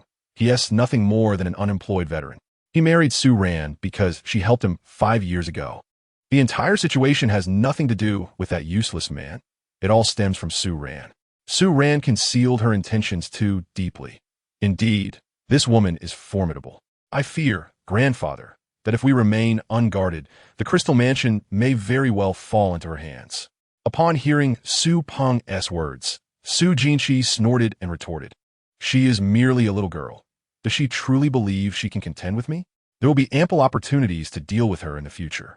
For now, you shall write a profound self-critique and send it to the inboxes of all senior executives at the company to salvage our family's reputation." Excited, Su Ran returned to her office and immediately summoned Song Feng. Upon entering, Song Feng noticed Su Ran's beaming expression and realized her objective had been achieved. He approached her, resting his hands on her shoulders, and began to gently massage her. Su Ran's face flushed crimson. Despite being married, such physical intimacy was rare between them. Listening to Song Feng's candid remarks and feeling his touch, her cheeks blushed all the way to her neck. She hurriedly said, "Song Feng, please refrain from such embarrassing words. I have good news to share. From now on, you shall no longer serve as my secretary. You are now the head of the logistics department at the Crystal Mansion." Upon hearing this, Song Feng scoffed, "I have no interest in that position. I would much prefer to be my wife's secretary, offering her shoulder massages, pouring her tea, and pampering her daily." Su Ran's heart raced at his words. She covered her face with her hands and exclaimed, all right, Song Feng, your audacity knows no bounds. Let me tell you, the head of the logistics department is a crucial position overseeing security, cleaning, and the management of supplies. It is a lucrative role. The reason Su Peng is reluctant to pursue promotions is that he is fond of this position and the benefits it brings. Seeing Su Ran's bashful demeanor, Song Feng was captivated and could not resist bending down to scoop her up in his arms. Then I must thank you for securing this position for me. As a reward, how about we consummate our marriage tonight, and I shall cater to your every need? Su Ran, her face aflame, struggled to escape his embrace and pushed him away, saying, "You are incorrigible. What nonsense are you spouting? Hurry up and leave. I certainly do not require your service." It's utterly mortifying. As she pushed him out and closed the office door, her heart raced. Outside, Song Feng lamented, "We are already married. Why are you still so shy? How are we to have children at this rate? Who said anything about having children with you?" Su Ran retorted from behind the door. Song Feng laughed heartily, ceasing his playful teasing. Shortly thereafter, he received the offer letter for the managerial position. Once inside his office, he lounged back, crossing his legs while playing with his phone. In the afternoon, Su Ran and Song Feng drove back to the dilapidated Unju community in a Maybach. Upon entering their home, they found her mother, Chow Hong Feng, and father-in-law, Su Nanyun, seething with anger, visibly displeased by Song Feng's presence. In that moment, Chow Hong Feng regretted her earlier decision to bind Song Feng to her daughter, especially since, within just a few days, her daughter had transformed from a plain girl to the director of the business department at the Crystal Mansion. She felt as if she could slap herself in regret. Su Ran dropped her bag and said, "Mom, hurry and prepare dinner. I have wonderful news. Song Feng is now the head of the logistics department at the Crystal Mansion. Do not underestimate him. His future is bright." Chow Hong Feng scoffed. "What good is that? It's all thanks to you. Song Feng, you heartless man. Can't you give my daughter a break? I have arranged to meet my friend, Qian Ruhua. Her son is a true catch, an overseas returnee from a prestigious Australian university. Now an executive at a Fortune 500 company, respected wherever he goes. He is the perfect match for my daughter. After marrying him, he will surely assist her in her career. Please let Su Ran go." Song Feng, lounging on the sofa, merely shrugged and replied, "Mother, I can also help Su Ran achieve great success." Chow Hong Feng snapped, "What help? You are completely dependent on my daughter." Su Ran interjected, "Mom, I've told you already. Stop bringing this up. There's no way Song Feng and I would divorce. Besides, it is indeed Song Feng who has supported me. Without him, I would have lost my position as director today." As they spoke, the doorbell rang again. Chow Hong Feng stood up, saying, "That must be my friend." Upon opening the door, she was greeted by a man and a woman. The woman, clad in a qipao with cascading waves of hair and heavy makeup, adorned herself with gold and silver, exuding an air of ostentation. Beside her stood a young man with gold-framed glasses, impeccably groomed and dressed in a suit, projecting the demeanor of a wealthy CEO from a movie. Chow Hong Feng exclaimed, "Xiaohua, you finally arrived?" Qian Ruhua, with an air of superiority, nodded, "Since you invited me. I had to come and see. I heard your daughter has regained her beauty. I wanted to meet her. By the way, this is my son, who is now a marketing manager at L'Oreal, one of the top cosmetic companies in the world. Where is your daughter?" Chow Hong Feng ushered the pair inside, saying, "Su Ran, come greet your Aunt Qian and your brother Lu Mingxiang." Chapter 26. The soul-sealing jade reluctantly. Su Ran rose from the sofa and approached them, nodding to Qian Ruhua and Lu Mingxiang. "Aunt Ruhua, you're here. Please take a seat." Both mother and son paused, astonished. Qian Ruhua's face lit up with delight.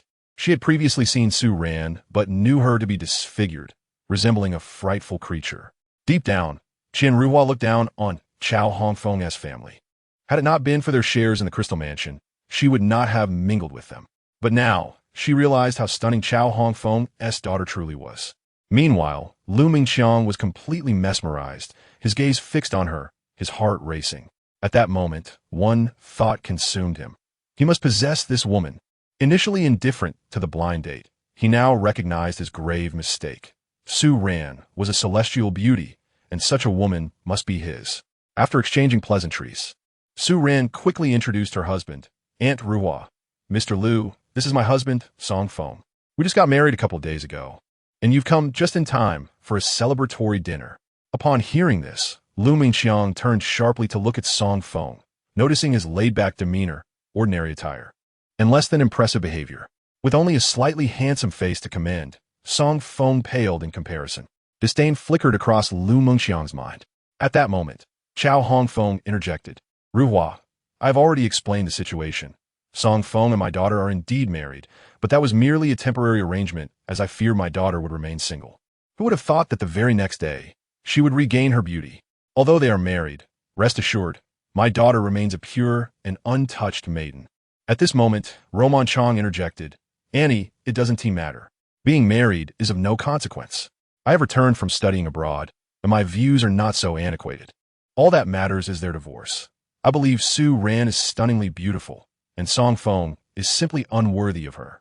Upon hearing this, Chow Hongfeng burst into laughter. Roman Chong casually retrieved a yellow cloth pouch from his pocket and produced a piece of jade, roughly the size of a ping-pong ball, radiating a warm golden light. He said, Annie, I came in a rush and didn't prepare any other gifts. This exquisite piece of Lantian warm yellow jade is for you. Wearing this jade can enhance longevity and is also beneficial for the skin. Chow Hongfeng accepted the yellow jade and examined it, remarking, this jade must be quite expensive, right? To which Qian Ruhua proudly responded, of course. My son's gifts are never cheap. Let me tell you, this type of jade is called yellow fat jade. Just look at its transparency and quality. It sells for over $1 million in the market. Chow Hongfeng was taken aback, exclaiming, over $1 million? It's so expensive, this isn't appropriate. Roman Chong smiled reassuringly. Auntie, it's merely a trifle.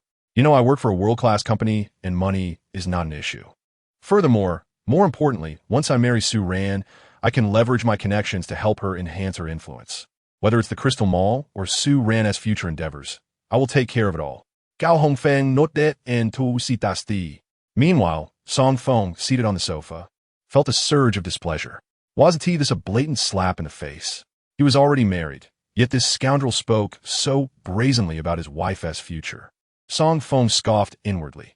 After all, Roman Chong was merely a senior employee at a company. What was there to boast about? He even knew the chairman of L'Oreal, who would never dare to show off in front of him. Yet this young man had the audacity to covet his wife. Then, he glanced at the yellow jade in Chow Hongfeng's hand. Upon closer inspection, Song Feng furrowed his brow. Something was amiss with this jade.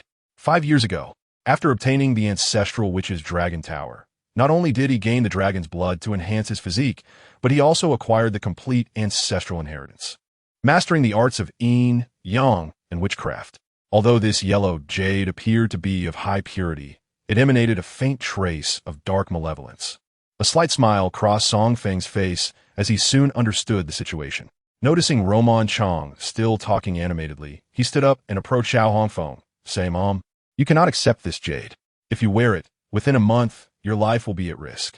Chow Hongfeng, hearing this, angrily turned to glare at Song Feng, retorting, this is not your place to speak. Either return to your room or go run some errands. Song Feng shrugged and replied, what I say is true. This jade is problematic. It is not worth over $1 million. It's a death jade. Qian Ruhua slammed her hand on the table, pointing at Song Feng in fury. Do you even know how to speak? I'll tell you. You're utterly unworthy of Su Ran. Stop occupying space and hurry up and divorce her. You pathetic man.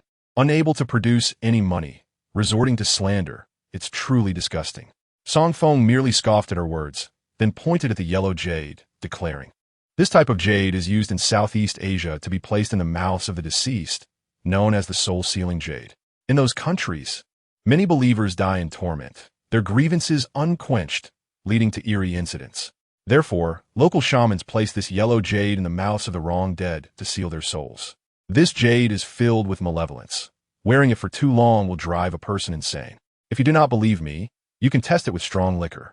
Normal yellow jade will only become more vibrant when soaked in alcohol, but this jade, infused with malevolence, will shatter upon contact with liquor.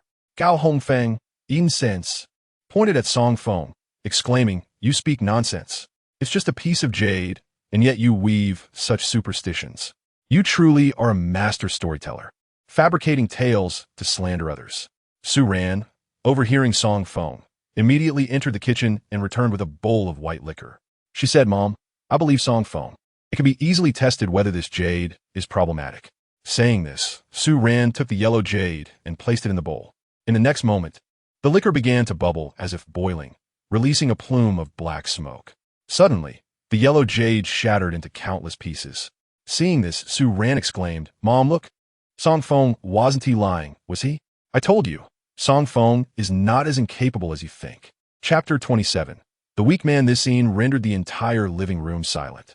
Qian Ruhua felt somewhat embarrassed, then pointed an accusatory finger at Song Feng, angrily shouting, "I think you're the one behind this.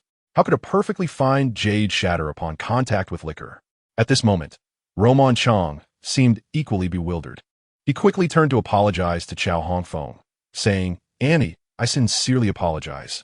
This jade was indeed purchased for over $1 million, but I never anticipated it had issues. Of course, it's also possible that Song Feng tampered with it.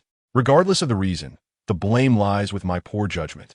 I am not well versed in these underhanded tactics. You know, I excelled academically from a young age, attended a prestigious university abroad, and returned to assume a high-ranking position. Thus, I am quite unfamiliar with such lowly methods. I must commend Song Feng for his adeptness in these matters." With this statement, Roman Chong not only distanced himself from the situation, but also labeled Song Feng as someone of lowly character. Upon hearing this, Chow Hongfeng quickly replied, "Ah, yes. I know you didn't mean any harm. Let us not dwell on the jade. Let us sit down and prepare for dinner. I ordered the 8-dish banquet from Hongfeng Tower. We should familiarize ourselves with one another, as we will all be family soon." Upon hearing her mother's words, Su Ran felt her jaw tighten with anger, exclaiming, "Mom, you are so biased." Song Feng also chuckled coldly to himself. He had not intended to continue squabbling with Roman Chong. Yet to his surprise, not only did Roman refuse to accept responsibility, but he also labeled him as someone of lowly character. If that was the case, then he could not be blamed for being impolite. Song Feng stood up and approached Roman Chong, feigning warmth as he patted his back, saying, "Brother Roman, you truly are smooth-tongued and skilled in the art of framing others. No wonder you've achieved such high status at a young age." Roman Chong disdainfully pushed Song Feng away, scoffing, "Song Feng, stop with your sarcasm. Seriously, do you think you're worthy of Su Ran? Divorce her sooner, and I can offer you some compensation. If this continues, you will lose all face, and compensation will be out of the question." Roman Chong chuckled and took a seat at the table, completely assuming the role of the host. In his eyes, Su Ran would undoubtedly choose him as her husband in the end. Song Feng returned to sit between Su Ran and Chow Hongfeng, then turned to Chow Hongfeng, saying, "Mom, if you look down on me and wish to choose a new husband for Su Ran, that is your duty as a mother, and I cannot say you are wrong. However, your discernment in selecting a son-in-law for your daughter must be elevated. Just look at the fellow seated across from you. Not only does he attempt to deceive you with a piece of faux jade, but he also bears an appearance reminiscent of someone suffering from kidney deficiency. Do you truly believe such a person can bring joy to Su Ran? Can he contribute to the flourishing of your family?" Chow Hongfeng shot a glare at Song Feng and retorted, "You should be quiet.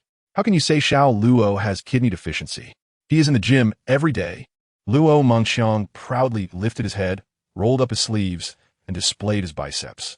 "I'm a fitness enthusiast, going to the gym 5 times a week," he proclaimed.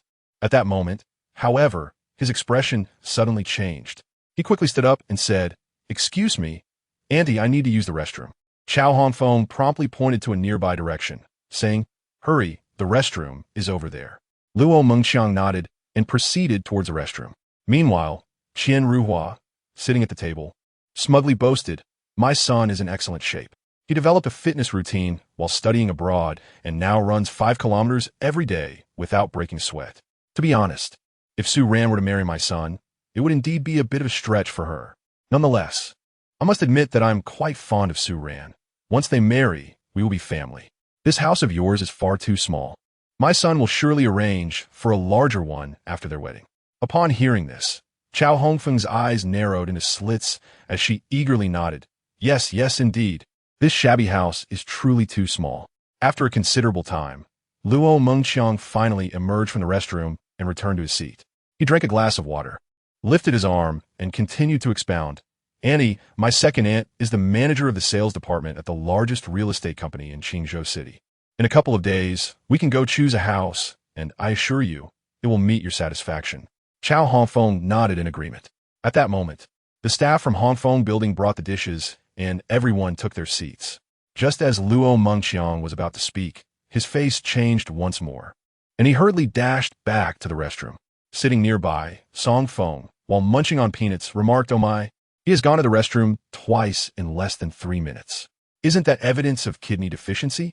Su Ran stifled a laugh and gently nudged Song Feng, saying, Song Feng, stop making baseless comments. Qian Ruhua's expression darkened as she angrily retorted, You wretch, be quiet. My son cannot possibly have kidney deficiency. Perhaps he merely has an upset stomach.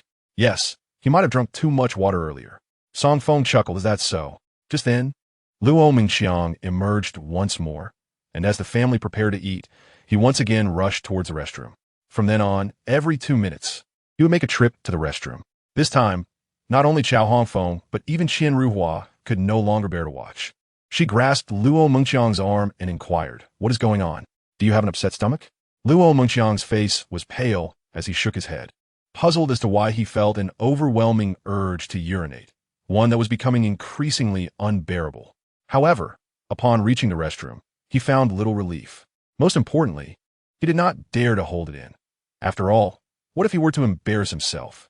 Qian Ruhua, incensed, yanked Luo Mengqiang's arm and said, If you're fine, stop running to the restroom and sit down to eat properly. Luo Mengqiang nodded in compliance. However, just 2 minutes later, sweat beaded on his forehead as his legs trembled uncontrollably. He could no longer hold it in. But for the sake of pride, he resolved not to rush to the restroom again. At that moment, Song Feng stood up and pointed at Luo Mengqiang's trousers, exclaiming, Oh dear, Mr. Luo, you haven't wet your pants, have you? My goodness, how careless of you to urinate while we're eating. You're acting like a 3-year-old. It's utterly disgusting and has ruined our meal. Luo Mengqiang looked down and realized his trousers were indeed wet. His face turned crimson with embarrassment, and unable to contain himself any longer, he dashed towards the restroom. Chao Hongfeng and Su Nanyun exchanged glances, shaking their heads in disbelief. Su Ran blushed and set down her chopsticks, saying, Mom and Dad, we're heading back to our room. I really can't eat anymore. You all go ahead. Su Ran and Song Feng retreated to their room.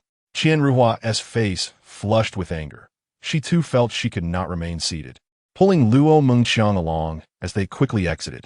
Su Nanyun glared at Chao Hongfeng, scolding, You woman, you ought to exercise better judgment in selecting a husband for our daughter.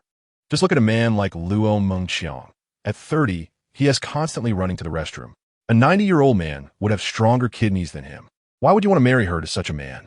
Wouldn't that be akin to living as a widow? Oof. Chapter 28. The Trap in the Bedroom. Su Ran sat on the edge of the bed, glancing at Song Feng, and suddenly burst into laughter. Song Feng, was that your doing? Luo Mengqiang kept rushing to the restroom. You must have secretly interfered, right? Song Feng immediately feigned innocence. Wife? Am I that kind of person? Besides, I'm not a deity. How could I possibly cause him to have kidney deficiency in an instant? Su Ran blushed and continued to laugh. You think you could deceive me? I saw you pat him on the back. Upon reflection, you must have targeted an acupuncture point. Although it would be difficult to explain from a Western medical standpoint, it likely pertained to some bladder-related nerve points. At that moment, Song Feng realized that his wife had once been a top student in medical school. Deceiving her would not be an easy feat. He chuckled and nodded. Yes, it was my doing. There are certain acupuncture points in traditional Chinese medicine that can induce an incessant urge to urinate. Su Ran covered her mouth, still giggling, then gave him a thumbs up. Song Feng, I must admit, your medical skills are rather impressive, exceeding my expectations. No wonder you were able to heal the scar on my face. It seems you've truly learned a great deal over these past 5 years. Song Feng nodded, sighing. Wife, if it weren't for you, I would have perished 5 years ago. Ah, speaking of which, I feel I must repay you. Today is an auspicious day. Don't be shy. Let us engage in some activities that we ought to partake in. As he spoke, he rubbed his hands together and approached Su Ran. Hearing this, her expression changed, and she quickly backed away, saying, Song Feng, you can't be serious, can you? Could you perhaps give me a bit more time to come to terms with this? Although we are married, we have only been together for a few days, and I find it a bit overwhelming. Song Feng chuckled and lunged at her. Su Ran let out a startled yelp and dashed towards the bathroom. You're surprisingly nimble. He laughed.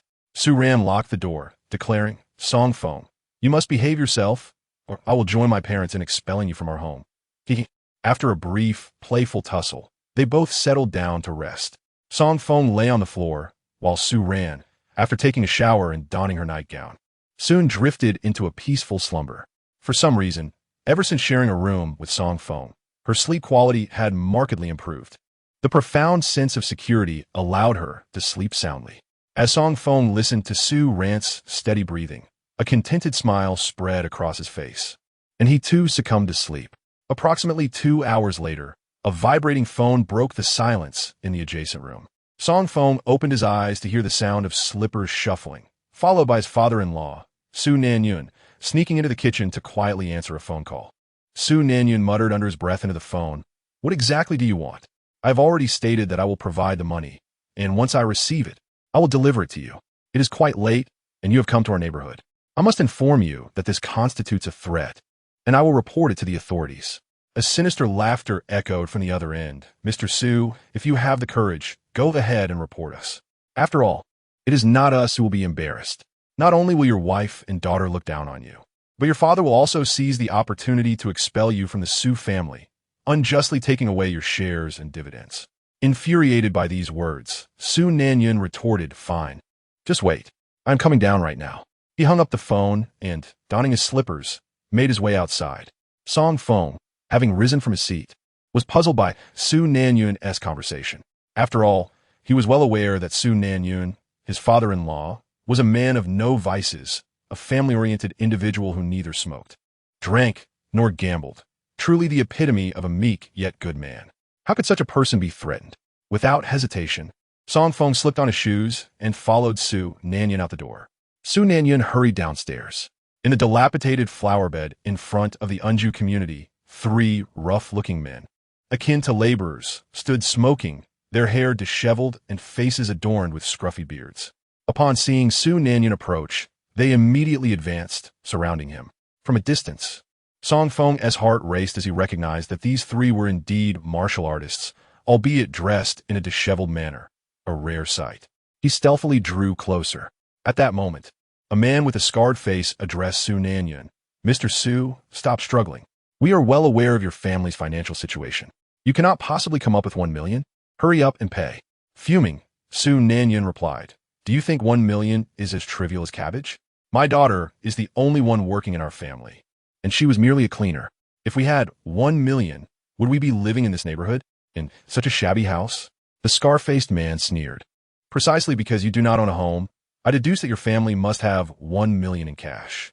As Su Jinqi's 3rd son, you enjoy shares and dividends from the Crystal Plaza. Surely, you can muster this amount. Hurry, or I shall inform your wife and daughter about your indiscretions, and let all your neighbors and your father know." Hearing this, Su Nanyun's anger surged. He pointed at the 3 men, declaring, "You are setting a trap, deliberately luring me in. Any man would be unable to resist such a beautiful woman. I merely made a mistake that every man could make. And now you wish to extort 1 million from me."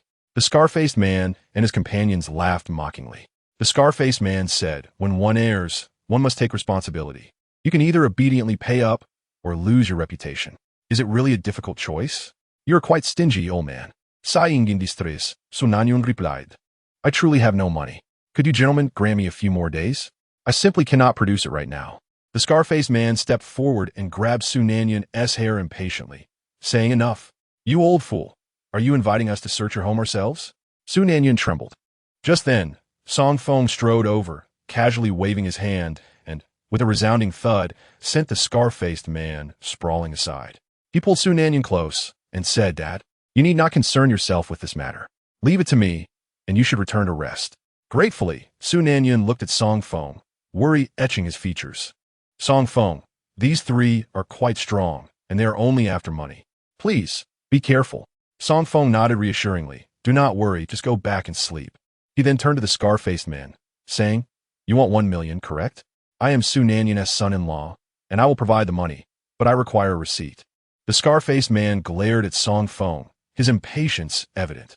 "What do you expect us to get a receipt? Do you even have any money? If not, do not blame me for being rude." With a calm smile, Song Feng countered, "Without a receipt. If I pay you today and you return tomorrow to cause trouble and demand more from my father-in-law, what then?" The scar-faced man, fuming, shot back, "Do you think we are the sort to lack integrity?" Song Feng laughed heartily, unable to restrain himself. "You are capable of a trap like this, and yet you expect integrity? A receipt is unnecessary. I wish to meet your boss in person to clarify this matter, lest you become greedy and demand more after receiving 1 million. The scar-faced man grew increasingly impatient, but was aware that issuing a receipt would only lead to trouble for them. as it would enable Song Feng to report them. Coldly, he replied, "Meeting our boss is acceptable, but can you actually produce the money? If you cannot even provide 10,000 after the meeting, our boss will surely scold us." Hearing this, Song Feng pressed a button on his key fob. At that moment, a Maybach at the alley's entrance illuminated. "Do you see that? That is my car, a brand new Mercedes Maybach." Upon hearing this, the scar-faced man's eyes lit up. "Is that your car? Quite impressive, even if you lack cash. Pledging this vehicle would suffice for 1 million. Come, let us meet the boss." Nodding, Song Feng accompanied the scar-faced men as they exited the alley. Two of the men joined him in the Maybach, while the third drove their van. The two vehicles vanished into the dark of night. Before long, they arrived at a location on the outskirts of Qingzhou City, a place known as the Qingzhou Traditional Chinese Medicine Factory. As they approached, the factory's gates slowly opened, allowing the van and Song Feng's Maybach to drive in. While driving, Song Feng inquired of the scar-faced man, "Is this your stronghold? Quite unique. I always imagined that criminal organizations would dwell in the shadows, yet your base is a traditional medicine factory. How cultured." The scar-faced man shot him a fierce glare. "If you cannot speak properly, then shut your mouth. Once we meet our boss, do not utter a word or look around carelessly, or I shall pluck out your eyes." The vehicle stopped behind the factory in front of a massive warehouse. Upon stepping out of the Maybach, Song Feng was greeted by a strong aroma of traditional herbs mingled with disinfectants. As the warehouse door opened, the scar-faced man led him inside. The warehouse was partitioned into numerous small rooms. Inside, many disabled individuals moved about with canes. Some limped on one leg, while others were confined to wheelchairs, unable to move either leg. Yet, they seemed in good spirits, laughing and chatting. Some huddled together playing mahjong, others watched television, and a few were hopping on one leg, playfully colliding as they engaged in a game. Song Feng was increasingly perplexed, initially believing this was a den of criminals. It now appeared more akin to a shelter for the disabled. At that moment, the scar-faced man shouted, Boss, we have not yet retrieved that million. However, we have brought Sun Enyon's son-in-law, who drives a Mercedes Maybach, and he claims he will repay the 1 million. At that moment, two portly middle-aged men approached, their gazes fixated on Song Feng, brimming with insatiable desire. One of the rotund men swaggered over, a smug grin spreading across his face as he declared, "It seems we've stumbled upon a prime target. I believe we can raise the ransom from 1 million to 2 million. Ha ha." As he spoke, he reached out to grab Song Feng's shoulder. With a cold smile, Song Feng was not there to negotiate. His intent was to eradicate these scoundrels altogether. When a hefty man attempted to lay hands on him, Song Feng wasted no time, delivering a powerful kick that sent the man flying across the room, crashing against the warehouse wall with a resounding thud. The second man, witnessing Song Feng's audacity, instinctively yelped in shock before launching a furious punch in retaliation. Sensing the force of the punch, Song Feng's eyes narrowed, a flicker of anger igniting within him. Indeed, these two hefty individuals were martial artists. Though he was puzzled as to why there were so many incapacitated individuals in the warehouse, he recognized that each criminal present had reached the martial artist level.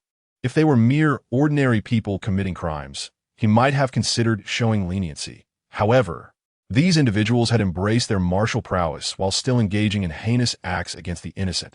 Such transgressions were unforgivable. With a resounding thud, Song Feng's kick sent the hefty man soaring several meters, the impact reverberating throughout the warehouse. The trio of men who had accompanied him, with scars adorning their faces, drew forth curved blades, seething with rage. "You dare strike here, you wretched fool? You seek death," they snarled, lunging towards Song Feng. Unfazed by these martial artists of the body refinement and minor circulation realms, Song Feng regarded them as nothing more than novices.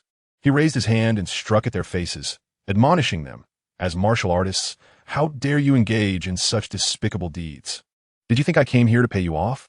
Today, I shall rid the world of your menace and send you to meet your maker." With a swift motion, his palm came down, and the scarred trio crumpled under the force of his strike, their bodies propelled away from him. The sounds of their scuffle echoed within the warehouse, soon attracting a group of 7 or 8 more men who rushed in. Upon seeing their fallen comrades, they shouted in alarm, "Wang Fugue! Fugue, are you all right? Dainyu, how are you? Urguzi, can you still stand? Who is this guy? Brothers, let's take him down." Song Feng was taken aback. These criminals had rather peculiar names. What with Dainyu, Urgu, In Fugue, they seemed like a band of rustic folk. He showed no mercy and swiftly advanced, fists and feet flying. In the blink of an eye, they were all sent sprawling. Just then, a woman in her late 20s, dressed in a somewhat shabby floral cotton jacket, rushed out. Upon witnessing Song Feng's intent to unleash further violence upon her men, she cried out, "Please stop. I'm their leader. I will bear all the blame myself." As she spoke, she dashed to Song Feng's feet and knelt, a sense of urgency in her demeanor. Song Feng was momentarily bewildered.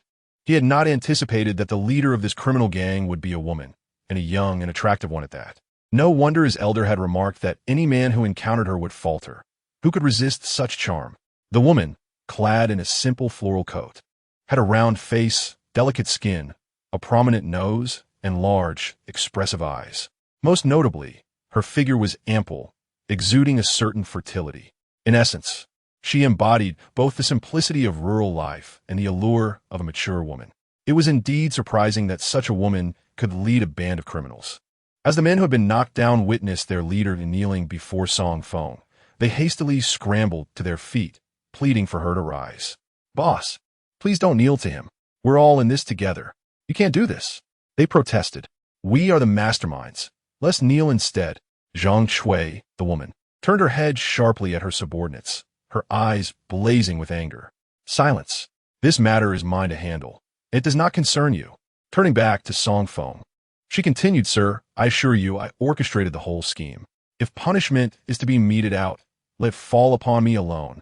They are merely unfortunate migrant workers who came to Qingzhou seeking employment and have been left with nothing but shame to return home to their families. Moreover, many of my brothers have suffered injuries that prevent them from returning home. They are all pitiable souls. I alone bear the consequences of this situation.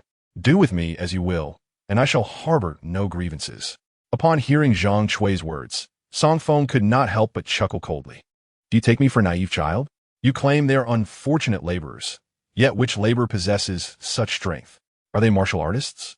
Zhang Kui paused, momentarily taken aback. "Martial artists? What does that mean? My men are indeed strong, but it is merely from working on construction sites. Dainyu and Erguzi, for instance, have innate strength. They can lift 300 to 400 pounds of cement in one go." Seeing the sincerity in Zhang Shui's expression, Song Feng's curiosity deepened. He grasped her shoulder, pulling her up. Startled, she instinctively recoiled. "You can't deny it any longer. Even if your subordinates possess innate strength from their labor, you, with your delicate skin, have never worked on a site, yet your strength is evident. You, too, are a martial artist. How could I possibly let you escape unscathed for your vile deeds?" Zhang Shui knelt again, urgently pleading, "Sir, I truly do not understand what you mean by martial artist. As for our strength, it is indeed peculiar, and not just in terms of strength. We also have an insatiable appetite. 6 months ago, we suffered from a severe illness on Meng's construction site, and after recovering, our strength increased significantly. Yet, many of my brothers became disabled in the process, some even paralyzed and unable to walk. The very reason we resorted to such desperate measures, engaging in this scheme, was due to the exorbitant medical expenses and the high cost of feeding our crew. The herbal medicine factory barely earns enough to cover our needs, leaving me with no choice but to take this risk." Song Feng listened perplexed and pulled Zhang Shui up once more. "Please, elaborate on the situation. How did a woman as striking as you become their leader? And how did you all become martial artists?" "Wita Sig," Zhang Kui responded, "Iaime Zhang Kui, a graduate of a prestigious university. After graduation, I intended to return home to start a business, having studied herbal medicine. I aim to cultivate medicinal herbs and help my fellow villagers prosper. However, after investing considerable funds, I faced natural disasters and man-made calamities. Just when we finally had a bountiful harvest one year, the market crashed, and over the years I lost millions. If only I were the sole sufferer, it would be bearable. However, when I established the herbal medicine cultivation company back then, these villagers invested alongside me, parting with their hard-earned money. The losses from cultivating traditional Chinese medicine were catastrophic, leaving me unable to provide them with an explanation. In desperation, I took these villagers to Qingzhou to seek work, engaging in contracting and laboring in construction, assuming the role of foreman. I leveraged a connection from university classmate to secure a project worth over 8 million in Qingzhou. Upon completion, not only would we settle our debts, but we would also earn a substantial income, allowing them to return home and fulfill their responsibilities to their wives and parents. Yet, who could have anticipated that an accident would occur at the construction site 6 months ago? The ground collapsed and we fell underground. There we discovered numerous coffins. Upon emerging, we inexplicably began to feel feverish, and many of my companions became bedridden. After recovering, I approached the site manager from the Meng family, seeking medical expenses. However, he claimed it was our fault and refused any compensation. Once the fever subsided, out of over 70 individuals, only about 10 regained their strength to rise, while more than 50 remained disabled. We sought compensation from the Meng family, but they were exceedingly powerful. Despite our newfound strength, we were no match for them, especially with the backing of the Jinling Longhu men. After 3 attempts, we were met with violence each time. To treat my subordinates and support these villagers, I had no choice but to take out a loan to acquire an abandoned herbal factory, barely managing to sustain our livelihoods. However, this was merely sufficient for food, and in order to afford medical treatment, I resorted to illicit means, engaging in a scheme of deception. Sir, all of this was my decision. They lacked the cunning to conceive such nefarious ideas, and I alone bear the consequences. Upon hearing this, Song Feng opened his mouth in surprise. It was indeed true that the likes of Dainyu and Ergu were mere rural laborers. He replied, "Please wait a moment. I will consult with the others." With that, Song Feng approached the scarred-faced man lying on the ground, grasping his wrist to assess his pulse. Indeed, he found that there was internal energy flowing through the man's meridians, albeit in a chaotic manner. Clearly, although the scarred-faced man possessed a robust internal energy, he was unaware of how to harness it, which explained why their strength had increased, yet their combat capabilities remained inferior to true martial artists. Next, Song Feng moved towards the disabled individuals seated in wheelchairs. Upon reaching one, he placed his hand on the shoulder of a man in a wheelchair, channeling his internal energy into him. Soon, he understood the situation. Releasing his hand, he addressed Zhang Chui, stating, "These individuals are not truly disabled. They have experienced a fortuitous misfortune. Their inability to walk stems from the blockage of spiritual energy at the San Yin Jiao point, hindering the flow of qi and blood. If we can dissolve this blockage, they can become martial artists, moving with agility once more." Chapter 31. Betrayal of the husband. Zhang Chui trembled with excitement upon hearing Song Feng's words. She rushed over, grasping his arm tightly. "Sir, is what you say true? Can they really stand again? They will not be disabled for life?" Song Feng waved his hand dismissively. "Of course not. The pit you fell into at the construction site contained abundant spiritual energy, a source of essence. Such essence is rare. Even the most powerful families and organizations in the world possess very little. After absorbing this essence, you should have seamlessly become martial artists. But your ignorance of basic internal energy circulation has hindered you from fully utilizing it. A few of you, due to your resilient meridians and innate talent, successfully became martial artists. However, the others, lacking in aptitude, have their meridians unable to thoroughly process the essence, leading to blockages at their weaker points. Generally, the Sanyin Jiao is the most vulnerable area in the human body, located in the legs, which is why they suffer from leg disabilities. I merely need to help them clear their meridians, Song Feng declared, as he suddenly struck the leg of the man in the wheelchair. In an instant, the man cried out in pain and then leaped up, his legs moving with newfound vigor. Song Feng proceeded to the other disabled individuals, and with each strike, he opened their meridians, allowing them to move freely. Half an hour later, every person with leg impairments in the warehouse had fully recovered. They jumped and embraced each other, tears of joy streaming down their faces. Witnessing this scene, Zhang Chui broke down in tears, collapsing before Song Feng. "Benefactor, thank you so much." Song Feng waved his hand, helping Zhang Chui to her feet. "There is no need for such formalities, Zawa. The misunderstanding between us has been resolved. You all have encountered a tremendous opportunity. It would be a waste to squander it. Here's what we will do. I will teach you the fundamental methods of breathing and internal energy circulation. You must practice diligently to stabilize your internal energy and adapt to your new martial bodies. Once you master these techniques, you will find your strength and speed significantly enhanced, allowing you to earn far more than ordinary laborers." Without further ado, Song Feng instructed Zhang Chui to gather the 70-odd laborers. He began teaching them the foundational principles of energy cultivation and internal energy management within the warehouse. This knowledge was basic yet essential for martial artists. 2 hours later, Zhang Shui and the scarred-faced man, along with the others, had mastered the techniques. Song Feng nodded in approval, glancing at the time. Very well, it is getting late. I must take my leave. Please refrain from engaging in any more unlawful activities. Zhang Shui nodded vigorously, her large, glistening eyes fixed on Song Feng. She realized that not only did he not pursue their previous transgressions, but he had also saved so many lives. Gratefully, she said, "Benefactor, from now on, you shall be our leader. Let's exchange contact information, and should you need anything, please instruct us." Song Feng waved his hand dismissively. "No need for such titles. I am not your leader. It was merely a small matter, so do not dwell on it." After exchanging contact details, Song Feng departed from the Qingzhou herbal factory and drove home. Upon returning to the cramped dwelling, his father-in-law, Su Nanyuan, refrained from turning on the lights. Sitting in the dark on the sofa, smoking a cigarette. Seeing Song Feng enter, Su Nanyuan hurried over, whispering urgently, "Son-in-law, my good son-in-law, have the matters been resolved? Have those people let me be? This cannot be known by your mother-in-law. If she finds out, I'll lose my hair, and if relatives hear of it, how will I face them? The worst part is, Su Ran's grandfather has always disapproved of me. If he discovers that I was seeking women outside, he will certainly use that as an excuse to expel us from the board of directors and reclaim our shares and dividends."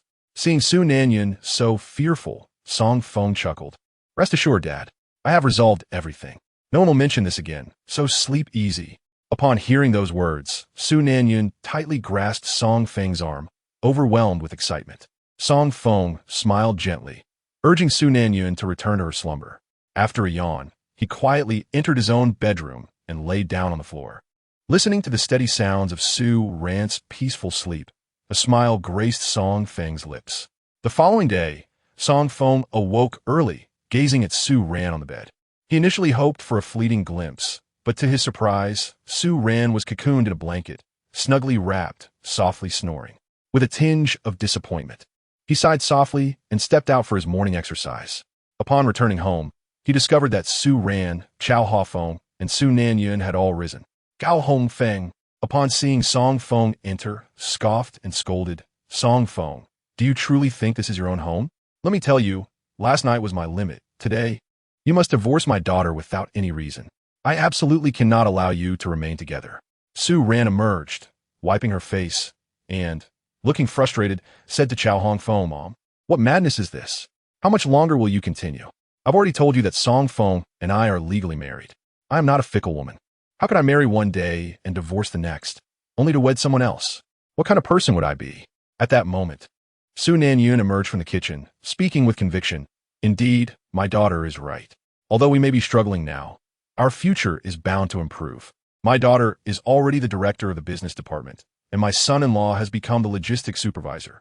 In less than 6 months, we shall be a prosperous family. Divorce brings ill fortune. I support Song Feng and Su Ran in their continued union, striving for a brighter tomorrow." Su Ran, taken aback by this proclamation, turned to Su Nanyuan in disbelief. He raised his fist and encouraged, "Daughter, keep going. I will prepare breakfast for you." Chow Hongfeng stood frozen, shocked that her husband, once aligned with her, would now betray her by supporting Song Feng. Enraged, she stormed forward, grabbing Su Nanyuan's hair, and shouted, "Whose side are you on? Have you lost your mind? Our daughter is so beautiful and a director. How can she marry a worthless man like Song Feng?" Su Nanyuan hurried into the kitchen, pleading, "Wife, listen to me. Song Feng is quite remarkable, at least far superior to that impotent man you introduced yesterday, and moreover." Chapter 32. Obstruction. Chow Hongfeng felt betrayed by her husband and could not let Su Nanyuan off the hook. The two engaged in a scuffle in the kitchen. Su Ran, witnessing this scene, couldn't help but giggle and tugged on Song Feng's arm, suggesting, "Song Feng, let us not watch the drama unfold at home. Let us go eat out instead. Today is your first day as the logistics supervisor, and you might have a lot to handle. It's best to familiarize yourself with the duties early." Song Feng waved dismissively. "Don't worry, dear. Those trivial matters won't hinder me. It's merely overseeing security, handling logistics, and checking the quality of the cafeteria supplies. It's a piece of cake for me. Let us go. I'll treat you to some specialty seafood noodle for breakfast." Together, Song Feng and Su Ran left their home and entered a Maybach. He drove for a full 8 kilometers before stopping outside a bustling restaurant. After a 10-minute wait, they finally secured a table and enjoyed their seafood noodles. Su Ran, visibly anxious, looked at Song Feng and said, "Song Feng, it's just breakfast. This took so long that we'll be late for work." Song Feng chuckled. "You're the business department director now. Who can reprimand you? And I'm head of logistics. We have freedom at work, so relax and enjoy life." He reminisced, "This noodle shop is quite famous. I used to come here often when my father was still alive." As he spoke, Song Feng's expression dimmed. Nostalgia washing over him as memories of a devastating fire and being pursued by Zhao who flooded his mind. Recognizing the shift in his demeanor, Su Ran gently patted his arm and reassured him, "Song Feng, that's all in the past. Our future will be brighter." He nodded and replied, "Of course. I have married such a beautiful wife. Our future will undoubtedly be splendid. In a few years, we'll have children and revive the Song family legacy, allowing my father and grandfather to rest in peace." Su Ran flushed with embarrassment. Exasperated, "You have a knack for turning serious discussions into wild fantasies." Across the street from the restaurant, in a high-end hotel, Su Peng sat in a private room with a hefty man. Gritting his teeth, he addressed the man, "Wu Dong. Have you prepared what I instructed?" Wu Dong, with a sycophantic grin, replied, "Rest assured, Mr. Su, dealing with a mere nobody is a piece of cake. I'll ensure you are satisfied." Ha ha ha. Wu Dong, the head of the security team at Crystal Mall, was once just a local thug in Qingzhou. After Su Peng became the logistics supervisor, he recommended Wu Dong, enabling him to ascend to his current position. Now, every member of the security team was loyal to both Su Peng and Wu Dong. Su Peng nodded, a cold smirk on his face. "That wretched Su Ran has thwarted me, forcing my grandfather and father to dismiss me, allowing her husband to take my place as supervisor. I'll relish watching how that nobody can establish himself at Crystal Mall. Crushing him will be effortless." Wu Dong quickly concurred, "Rest assured, Mr. Su, regardless of your position, you will always be our leader in the security team. I only recognize you. Anyone who dares to threaten your position is our enemy, and we will teach them a lesson." With a hearty laugh, Su Peng and Wu Dong consumed their meal. Afterwards, Wu Dong departed the hotel, driving his Audi Q7 swiftly toward Crystal Mall. Shortly thereafter, Song Feng and Su Ran also arrived at Crystal Mall. Upon disembarking, Su Ran hurried towards the business department, while Song Feng strolled leisurely to the third floor, where the logistics department was situated. As he approached the office door, 2 security guards suddenly blocked his path. Song Feng glanced at the guards and questioned, "What is going on? Don't you recognize me? I'm Song Feng, the new supervisor here." The guards erupted into laughter at his words. At that moment, their leader, Wu Dong, emerged, a cigarette dangling from his lips. Clapping his hands with a smirk, the 2 guards withdrew a large piece of cloth, which, when unfurled, read, "No entry for Song Feng and dogs." Pointing at the sign, Wu Dong declared, "So you're Song Feng. My apologies, but our office has a strict policy. No entry for Song Feng and dogs. Therefore, you cannot enter." Furrowing his brow, Song Feng looked at Wu Dong and then at the unsightly guards, unable to stifle his laughter. He remarked, "Ah, it seems like you lot are rather considerate of your master. This was all arranged by Su Peng, wasn't he it?" Wu Dong blew a puff of smoke and replied, "It doesn't matter who instructed us. The fact remains that neither you nor dogs are allowed inside." The multitude of security personnel behind Wu Dong erupted into laughter. "I propose we remove the dog. After all, we are quite fond of small animals, aren't we?" Indeed. Even if a dog were to occupy this position, it would certainly surpass Song Feng. Of course, the dog status is still above that of Song Feng. Perhaps we should revise this banner to read "No beast from the Song family allowed inside." Ha ha ha. The security guards, grinning broadly, mocked Song Feng. They were acutely aware that although Song Feng had recently attained a managerial position, his hold on it was tenuous. Ultimately, the Crystal Mansion belonged to the Su family, and Su Peng, as the favored grandson of Su Jinqi, was destined to inherit it. They merely needed to cling to Su Peng's coattails to secure a comfortable future. These individuals had once been mere ruffians in Qingzhou, but thanks to Su Peng's patronage, they now earned a monthly wage of 8,000 to 9,000, enjoying a leisurely work life. They had little reason to treat Song Feng with respect. Wu Dong, with a cigarette dangling from his lips, addressed Song Feng. "Hey, little beast, what are you still doing here? Do you have such a thick skin? Get lost. Our office rules cannot be broken, and you are not welcome." Song Feng regarded the individuals before him and smiled. He nodded, saying, "What a coincidence. My hands have been itching lately. I was just lamenting the lack of an opportunity to stretch my muscles.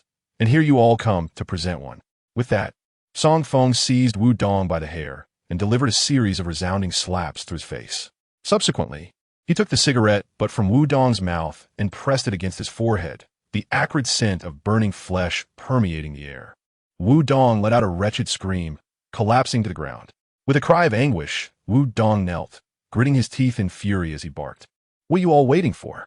Rush at him and incapacitate this son of a BTCH." The other security personnel, hearing this command, charged towards Song Feng. He merely chuckled, raised his hand, and swiftly struck several of them, sending the 7 or 8 rushing guards sprawling to the floor. Song Feng kicked open the office door and declared, "A bunch of trash. If you don't want to work, then get lost." With that, he strode into the office, propping his legs up comfortably as he began scrolling through Douyin on his phone. Outside, several of Wu Dong's underlings hurried to help him up, exchanging fearful glances. "Brother Dong, what do we do now?" "Yeah, Captain, I never expected this guy to be such a formidable fighter." "Brother Dong, are you all right? Your face looks like it's been through a meat grinder. Should we just back down?" The group of security guards murmured around Wu Dong. Trembling with pain, Wu Dong grit his teeth and coldly replied, "Back down? Nonsense. I will make him pay." With that, Wu Dong shakily exited the office, pulling out his phone to dial Su Peng. Once connected, he immediately began to lament. "Young Master Su, this Song Feng is no ordinary opponent. He single-handedly took down 7 or 8 of my brothers and turned me into a pig's head." Su Peng's brows furrowed at this revelation. "What? He took down so many of you by himself? How is that even possible?" Wu Dong sobbed. "He must have trained in martial arts, young Master Su. What should we do now?" Fuming, Su Peng snapped, "How should I know? I can't believe you're all so useless. After all these years, you can't even handle a Song Feng." Wu Dong hastily interjected, "Young Master Su, I have a new plan, though it's rather ruthless and might lead to the son of ABTCH's demise." Su Peng's interest peaked at those words. "What strategy do you have? Speak quickly.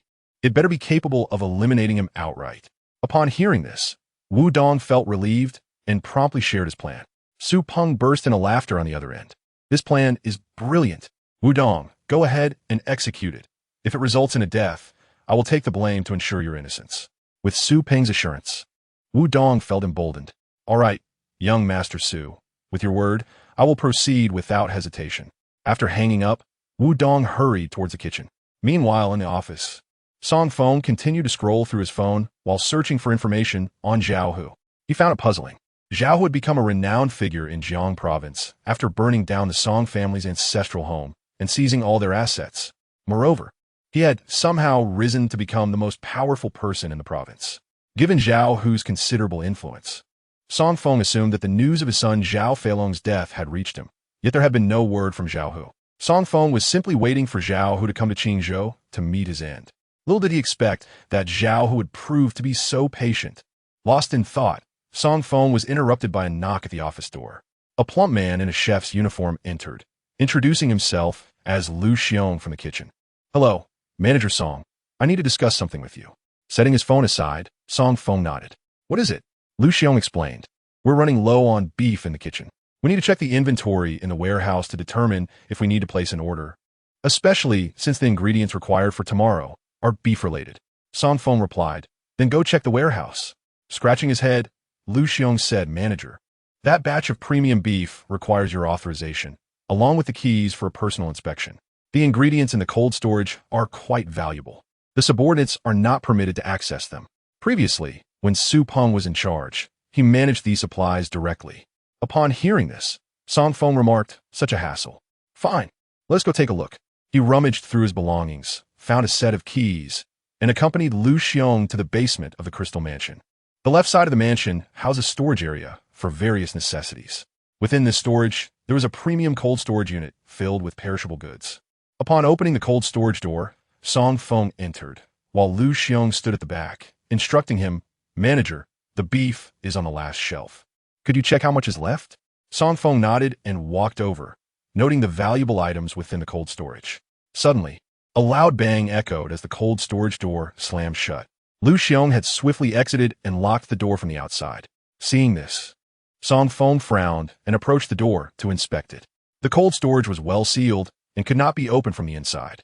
With the temperature at a frigid -20 degrees, combined with the summer heat and his inadequate clothing, even a few minutes inside would lead to frostbite, and being locked in for half an hour could prove fatal even for the strongest individual. Realizing the gravity of the situation, Song Feng understood that Lu Xiong was in cahoots with Wu Dong. He picked up his phone, considering calling the police, but after a moment's thought, he decided against it, opting instead to observe what these scoundrels would do next. Outside the cold storage, Lu Xiong dashed out, encountering Wu Dong and over 20 security guards blocking the entrance. Lu Xiong nervously reported, "Captain Wu, I've locked Song Feng inside the cold storage." Wu Dong burst into laughter, patting Lu Xiong on the shoulder, and pulled out 10,000 yuan to hand to him. Lu Xiong accepted the money, a sly grin spreading across his face. He glanced at the time and said, "Captain Wu, the cold storage is currently over 20 degrees below zero. In no more than 3 minutes, a person could suffer frostbite. You must keep track of the time. You must open the cold storage within 5 minutes, or it will lead to serious consequences." Wu Dong smirked coldly and replied, "Understood. This is no longer your concern. Step aside." Lu Xiong nodded and took a couple of steps away, yet unease gnawed at him. He turned back to Wu Dong and urged, "Captain Wu, please remember the time. The freezing temperature is no joke. It could truly cost a life." At that moment, a security guard slapped Lu Xiong hard across the face, angrily shouting, "Mind your own business, get lost." Seeing Wu Dong and his men, a chill ran down Lu Xiong's spine as he suddenly realized the gravity of the situation. Did this fool intend to cause a death? Chapter 34, No Forgiveness. The thought struck Lu Xiong with dread. If Song Feng were to freeze to death in the cold storage, he would be directly responsible for murder. Lu Xiong hurriedly approached Wu Dong, saying, "Captain Wu, you must not act impulsively. Just teach the new supervisor a lesson, but do not let it escalate to murder. The cold storage is not something to take lightly. I believe I should open it." As he spoke, he attempted to return to the cold storage. Wu Dong, however, coldly laughed, grabbing Lu Xiong by the hair and delivering a swift kick to his abdomen. Lu Xiong doubled over, expelling a mouthful of stomach acid onto the floor, collapsing like a shrimp. Other security guards rushed forward, mercilessly beating Lu Xiong. Wu Dong waved his hand, commanding, "Lock this fatso in the small dark room. He will be of use later. Once we freeze Song Feng into an ice pop, he will be the mastermind." The other guards laughed sinisterly. 2 of them dragged Lu Xiong away, tossing him into the small dark room. Wu Dong and the remaining guards blocked the warehouse entrance. He glanced at the time and declared, "Brothers, it doesn't matter who comes today. No one is allowed to enter the warehouse, especially not to open the cold storage. I intend to freeze him alive." The other guards nodded in agreement, stating, "Understood. With us guarding the entrance, no one can intervene. Ha ha ha." This useless fool offended the captain as soon as he arrived. He must be tired of living. Let him call for help. Even if he calls the police, by the time they arrive, his body will be cold. They decided to throw away the keys to both the cold storage and the warehouse door, ensuring that even if someone managed to unlock them, it would be too late.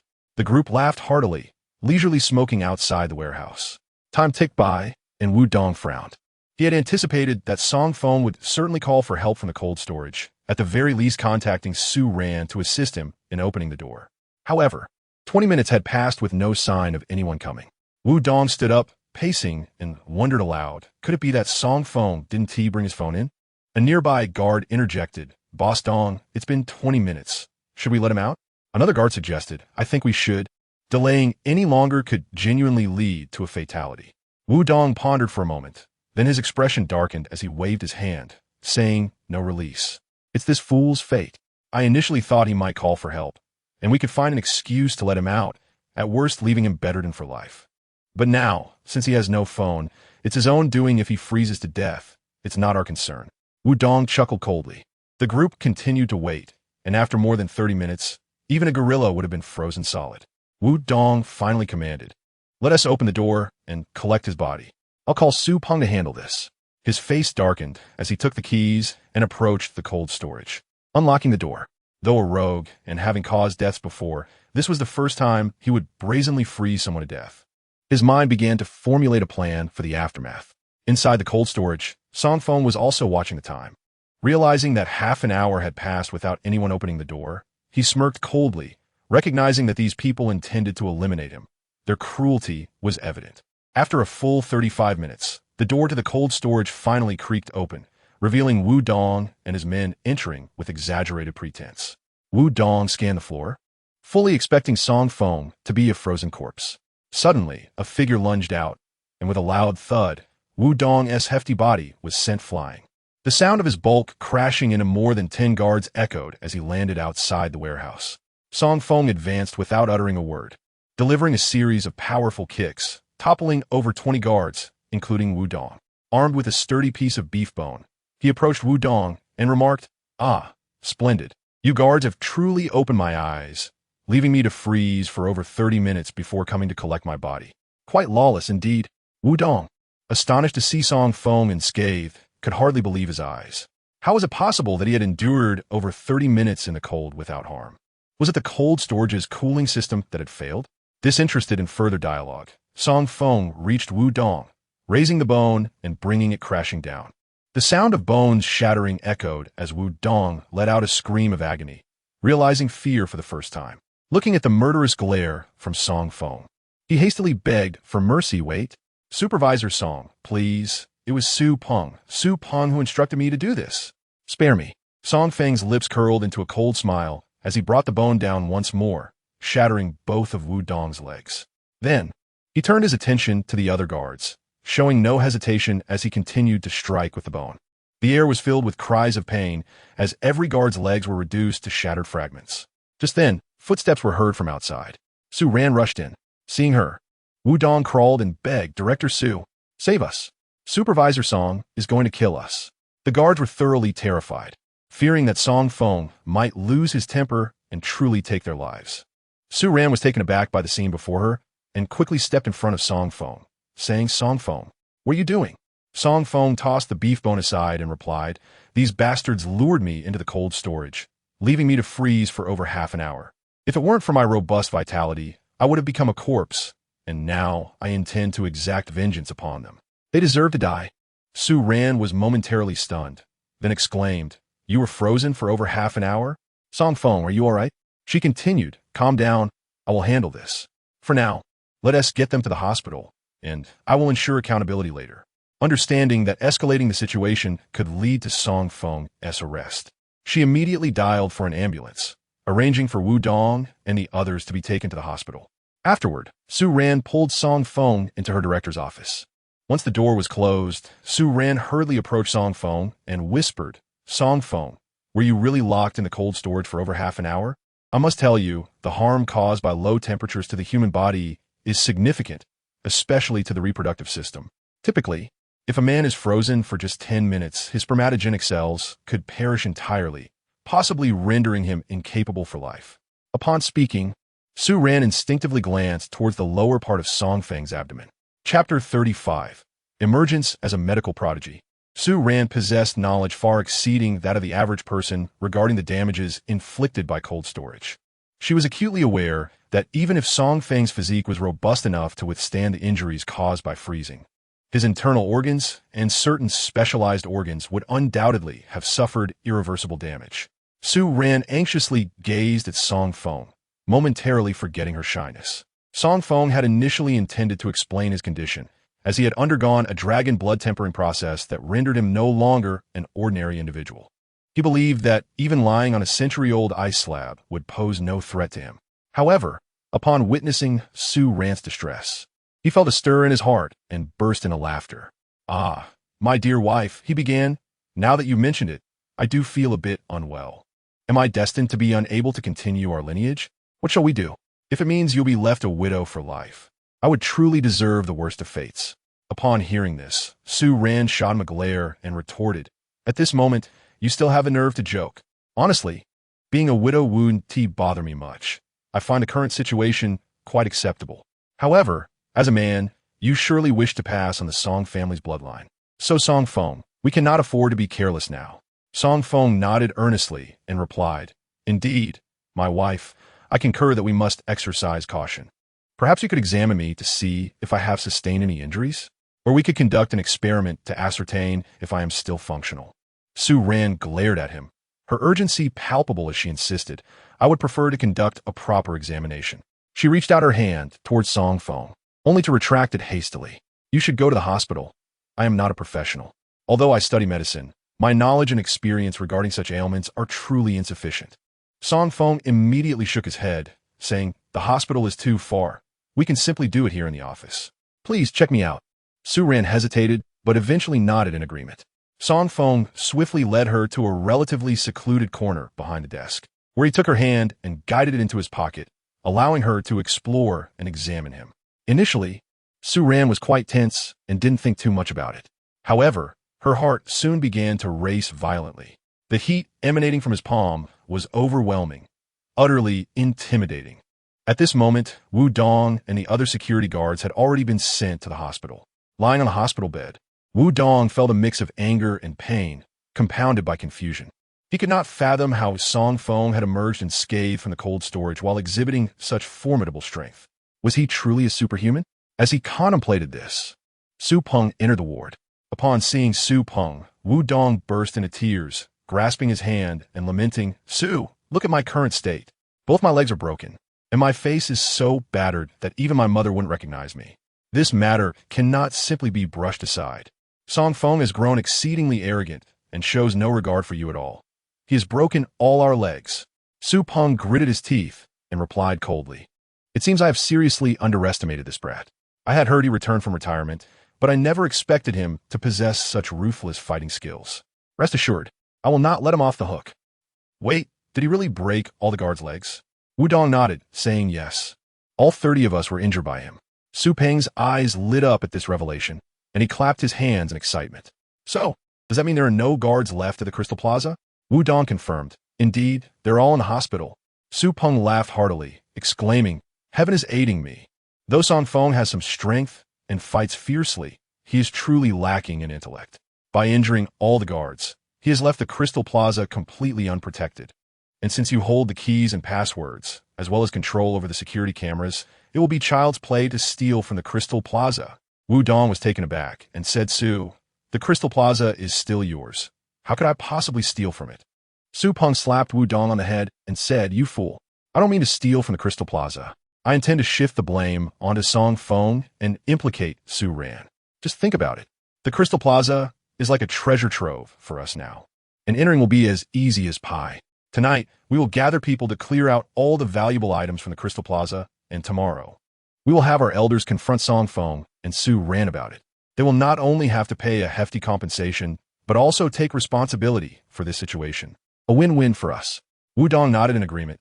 Yes, Su, you are absolutely right. Perfect timing. My cousin is known as the Three Hands in Qingzhou City. He is the squad leader of a theft gang. I will call him to bring his team to empty the Crystal Plaza. Let us do just that. Contact your cousin immediately and tell him to gather more thieves to make this heist a grand one tonight. Wu Dong promptly nodded and dialed his cousin, Black Rat's number. Black Rat was somewhat renowned in Qingzhou City. In the past, when cash was still commonplace, Black Rat was quite notorious, seen everywhere from buses to subways and among the crowds in busy shopping centers. Each time he struck, he never returned empty-handed. He led a gang of 15 or 16 thieves, wreaking havoc in Qingzhou City. However, with the rise of mobile payments, Black Rat had fallen into obscurity. Although he could still steal phones, they now came with anti-theft features, rendering them practically useless to him. Once Wu Dong's call connected, he eagerly said, Cousin, great news. Tonight, at the Crystal Plaza, bring your crew for a major operation. On the other end, Black Rat impatiently replied, Stop with the nonsense. I've retired. The world is now full of surveillance cameras, and there's no cash to steal. Even if I could, what good is stealing? I'm now selling barbecued food. Wu Dong quickly countered, Cousin, this time it's different. You know I work as a security guard at the Crystal Plaza, but the new supervisor has sent us all to the hospital. Currently, there isn't a single guard left, and I control all the security cameras. I know how to disable them. So tonight, feel free to act boldly. You absolutely want to be caught on camera. However, you can only keep 1/10 of whatever you steal. The remaining 90% must be returned. Upon hearing this, Black Rat's interest piqued, and he asked, Are you sure? I recall there are a few jewelry stores and gold shops in the Crystal Plaza. If I manage to steal a few million, even just 1% would yield a substantial profit. Wu Dong immediately inquired, Cousin, do you still doubt me? This operation has been personally orchestrated by Su Peng, the young master of the Crystal Mall. aimed at undermining the newly appointed manager. In short, this is a risk-free venture. You should proceed with confidence. Upon hearing this, the man known as the Black Rat chuckled and replied, "It seems I must re-enter the fray. I will gather some associates, and tonight we shall orchestrate a shocking nationwide gold heist." Chapter 36. A reckoning within the office of the director of the business department at Crystal Mall. Su Ran abruptly withdrew her hand. She had come to the realization that Song Feng had not sustained any frostbite. Who could possibly be frostbitten yet exhibit such iron-like resilience? Moreover, red-hot steel? Her face flushed crimson as she shot Song Feng a glare, then firmly patted his shoulder, exclaiming, "You are deliberately tormenting me. Get out quickly." Song Feng burst into laughter, quickly retorting, "My dear, it's not my fault. You insisted on the examination. Besides, your delicate hand is so soft and gentle that I couldn't help myself. Did I frighten you? Song Feng, you mustn't speak further. Oh, just leave, you rogue." Su Ran's cheeks burned as she dismissed him from the office. Ignoring his protests, Song Feng chuckled heartily, realizing that while Su Ran was already breathtakingly beautiful, her bashfulness made her even more captivating, leaving him utterly entranced. Returning to his office in the logistics department, Song Feng surveyed the vacant security room and stroked his chin in contemplation. This situation was untenable. The mall housed numerous valuable metal shops, and with no security personnel present, any incident could become problematic. Furthermore, he could not reside permanently at the mall, as he needed to cultivate his relationship with Su Ran, aspiring to become husband and wife soon. After some thought, Song Feng picked up his phone and dialed Zhang Chui. When the call connected, Zhang Chui's excitement was palpable as she exclaimed, "Boss, what can we do for you?" Song Feng replied, "I require some security personnel. The pay isn't substantial, but you'll be able to eat your fill while on duty, and I can offer you guidance on martial arts as well." Zhang Chui's enthusiasm soared as she responded, "Really? Boss, could we all come over? Our herbal medicine factory isn't profitable, and we're at a loss for work. Why not become security guards under your leadership?" Song Feng was momentarily speechless, yet he recognized the potential in Zhang Chui and her companions, who had merely lacked a mentor in martial arts. "All right, come on over, but I must warn you, each of you will earn only 5,000 yuan. You must be prepared for that." Although they were currently jobless, once familiar with the martial body and the flow of inner energy, they would swiftly rise to become martial artists. At that point, even working as a bodyguard could yield an annual income in the millions. Thus, the position of security guard would not be a permanent solution. "Do not abandon your posts after just 3 days," he cautioned. Zhang Chui responded earnestly, "Boss, you underestimate us. We are not ungrateful. Not only have you spared us, but you also healed our kin. Your guidance and our training makes you our true leader and master. We could never betray you. As long as we can eat well, we will be satisfied." With a hearty laugh, Song Feng sent the address to Zhang Chui. Before long, she arrived with 73 fellow workers at Crystal Mall. As the logistics supervisor, Song Feng appointed the security team, distributing uniforms and completing basic employment contracts, thus formally integrating them into the workforce. After considering the security camera situation, Song Feng contacted a surveillance company to have them install new cameras throughout the mall, ensuring comprehensive coverage. His expertise in security measures far surpassed that of ordinary guards. The installation of 30 cameras left no blind spots. Next, he familiarized Zhang Chui and the others with their security duties before imparting some martial arts techniques. Excitement coursed through Zhang Chui, Wing Fugui, Daniu, and Air Guzi as they felt their bodies transforming, sensing an increase in strength and agility. They swiftly transitioned from laborers to martial artists, a remarkable journey filled with joy. As evening fell, Song Feng rose, stretched his shoulders, and prepared to meet his wife after work. At that moment, his phone rang.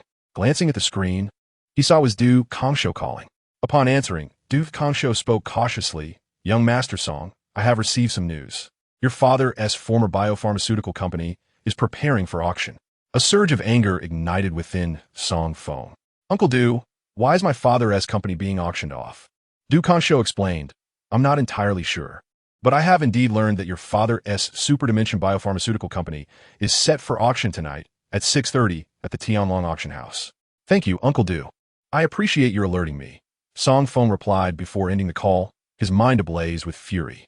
The Super Dimension Biopharmaceutical Company had been established by his father, a venture that, despite its considerable investment, had yielded little profit. Having focused on his studies, Song Feng had been largely uninformed about the family business. Clenching his fists, Song Feng suddenly realized an unsettling truth. Information about an auction is scarce, typically known only to those within the pharmaceutical industry. Du Qingzhou, a mere cook with no formal education, should not possess such knowledge.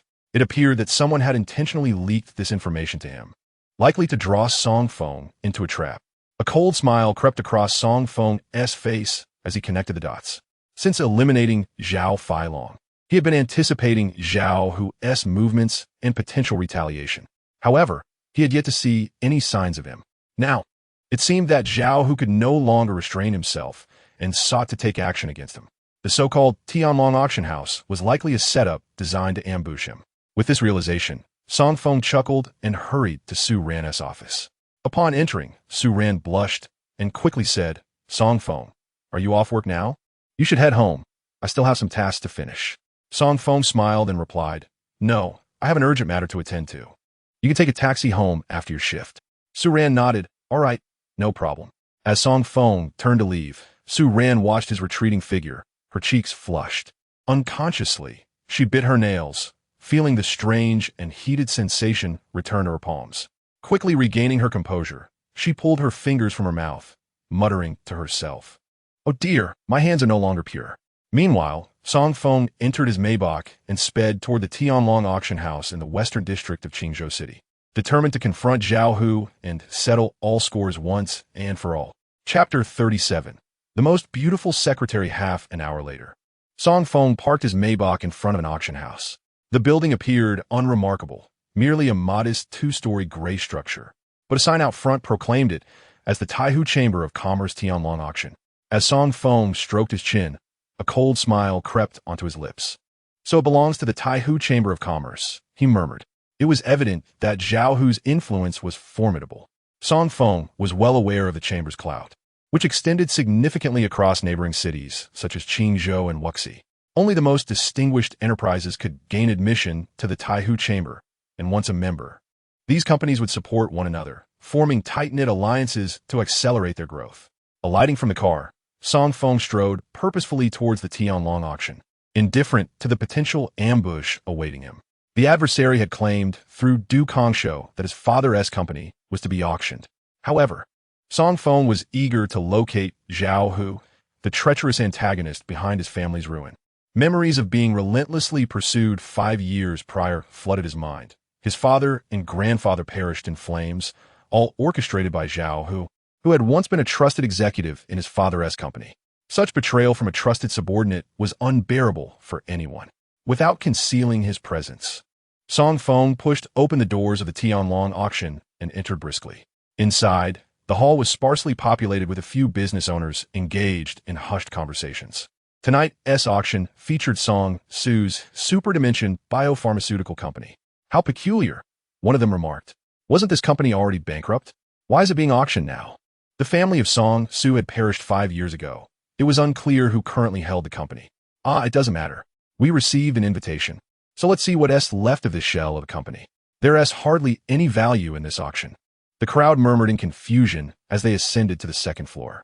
Song Feng followed, his heart igniting with anger as he overheard them discussing his father's name and his former company. Upon reaching the second floor, he seated himself in the front row, awaiting the proceedings. Soon, he detected the presence of several martial artists surrounding the auction, including a master-level fighter at the pinnacle of his realm. A sinister smile crossed Song Feng's face. Zhao Hu's strength was indeed formidable if he could summon such a powerful assassin. At that moment, an elderly man with white hair approached the auction podium. He scanned the room, and his gaze fell upon Song Feng. Maintaining his composure, Song Feng feigned ignorance, fully aware that this auctioneer was a masterclass fighter. The old man merely cast a cursory glance, dismissing him entirely, before striking the gavel and announcing, "Welcome, everyone, to the Tianlong auction. Tonight, we are auctioning off a company, the Super Dimension biopharmaceutical company, which Song Su invested billions to establish 5 years ago." He continued, "You all know that this biopharmaceutical company has long since failed and now exists only as a shell. You may wonder why we are auctioning it tonight. I assure you, despite its dilapidated state, this auction will pique your interest." As he spoke, A cacophony of clanking chains sounded, and a cage was wheeled onto the stage. Inside, a ragged woman was shackled, her body marred by wounds, trembling in the confines of the cage. The business owners below gasped in shock at the sudden appearance of a woman. The auctioneer smiled and proclaimed, "You all remember that the Super Dimension biopharmaceutical company was once renowned, and alongside it was its beautiful secretary, Roland. She was hailed as the most beautiful secretary in Qingzhou, an overseas returnee, possessing high intelligence and education, stunning looks, and an impressive physique. Many business owners envied Song Su for having such a remarkable secretary. Tonight, alongside the auction of the company, we are also offering this exquisite secretary. Thus, gentlemen, do participate captivated. Acquire this company, and she becomes your personal possession." The ordinary business owners were taken aback. Could they truly auction off a living person? Meanwhile, Song Feng was seething with rage as he beheld Roland in the cage, his fists clenching in fury. He had not anticipated that they would stoop so low as to torment an innocent woman. Roland had been a highly valued secretary, entrusted with the company's affairs and often dining at his home. He held great affection for her, but now, witnessing her suffering at the hands of these vile individuals was unbearable. Unable to contain his wrath any longer, Song Feng stood abruptly and fixed his gaze upon the auctioneer. The old man remained unfazed, chuckling as he addressed Song Feng. "Ah, my young friend seems quite eager for both the company and the lady. Should you meet the price, both shall be yours." A glint of murderous intent flickered in Song Feng's eyes. The auctioneer laughed heartily. "Our auction prices are quite low. All it takes is your life." His laughter echoed through the hall as 8 staff members sprang forth, encircling Song Feng. One middle-aged man pointed at him, cackling, "Song Feng, you truly are a fool. A simple ruse, and you fell for it. Now, you can join your deceased father and grandfather in hell." Hearing this, Song Feng could not suppress a cold laugh. Without hesitation, he lunged at the 8 assailants. Chapter 38. Reclaiming interest in that moment, fueled by vengeance, Song Feng unleashed his fury without mercy. His hands sliced through the air like blades, and in an instant, the 8 martial artists fell, their heads severed, blood spraying across the Tianlong auction. The spectators, horrified by the scene, recoiled in terror, fleeing the auction house in panic. In an instant, only the auctioneer and the caged Roland remained in the hall. Song Feng paid no heed to the fallen bodies, striding toward the auctioneer. At this moment, Li Songhai, the auctioneer, narrowed his eyes, his previous confidence waning. Initially, he had dismissed this task as trivial, just eliminating a remnant of the Song family, a mere young man in his 20s. However, Zhao Yan's desperate pleas compelled him to accept the assignment, promising ample compensation. Li Songhai initially believed that the task would be exceedingly simple, requiring no effort on his part. However, he was taken aback by the prowess displayed by Song Feng. Although the 8 individuals killed by Song Feng were merely martial artists of the great Zhoutian realm, a feat he himself could accomplish, he found it impossible to eliminate 8 foes in the blink of an eye as Song Feng had done. A sense of dread enveloped Li Songhai as he gazed at Song Feng, feeling a sudden unfamiliarity. Clearing his throat, he spoke, "I did not anticipate that you, so young, would possess such formidable strength. Impressive indeed. You surpass your father by leaps and bounds.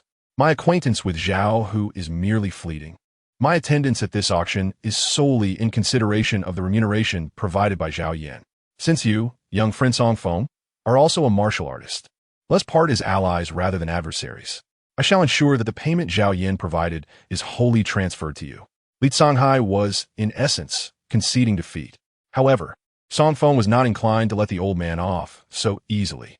He advanced towards Li Songhai and inquired, "Zhao Yan? Who is Zhao Yan? I wish to know where Zhao Hu is." Li Songhai furrowed his brow and replied, "Zhao Yan is Zhao Hu's niece. As for Zhao Hu, he is likely abroad at present. I am not well acquainted with the Zhao family, and thus there is no reason for us to be enemies tonight. Instead, we might transform hostility into friendship to avoid mutual destruction. What do you think, young friend Song Feng?" Song Feng, with a cold smile, retorted, "Mutual destruction? You old man, think you are worthy of such a notion?" With that, Song Feng moved with the swiftness of a shadow, lunging at Li Songhai. Anger flared within Li Songhai as he shouted, "You impudent brat! I have shown goodwill, and yet you dare to force me. Do you truly believe I fear you?" With a surge of internal energy, Li Songhai, a peak master martial artist, prepared to counter. Despite recognizing Song Feng's strength, he believed that at his youthful age, the latter could not match him.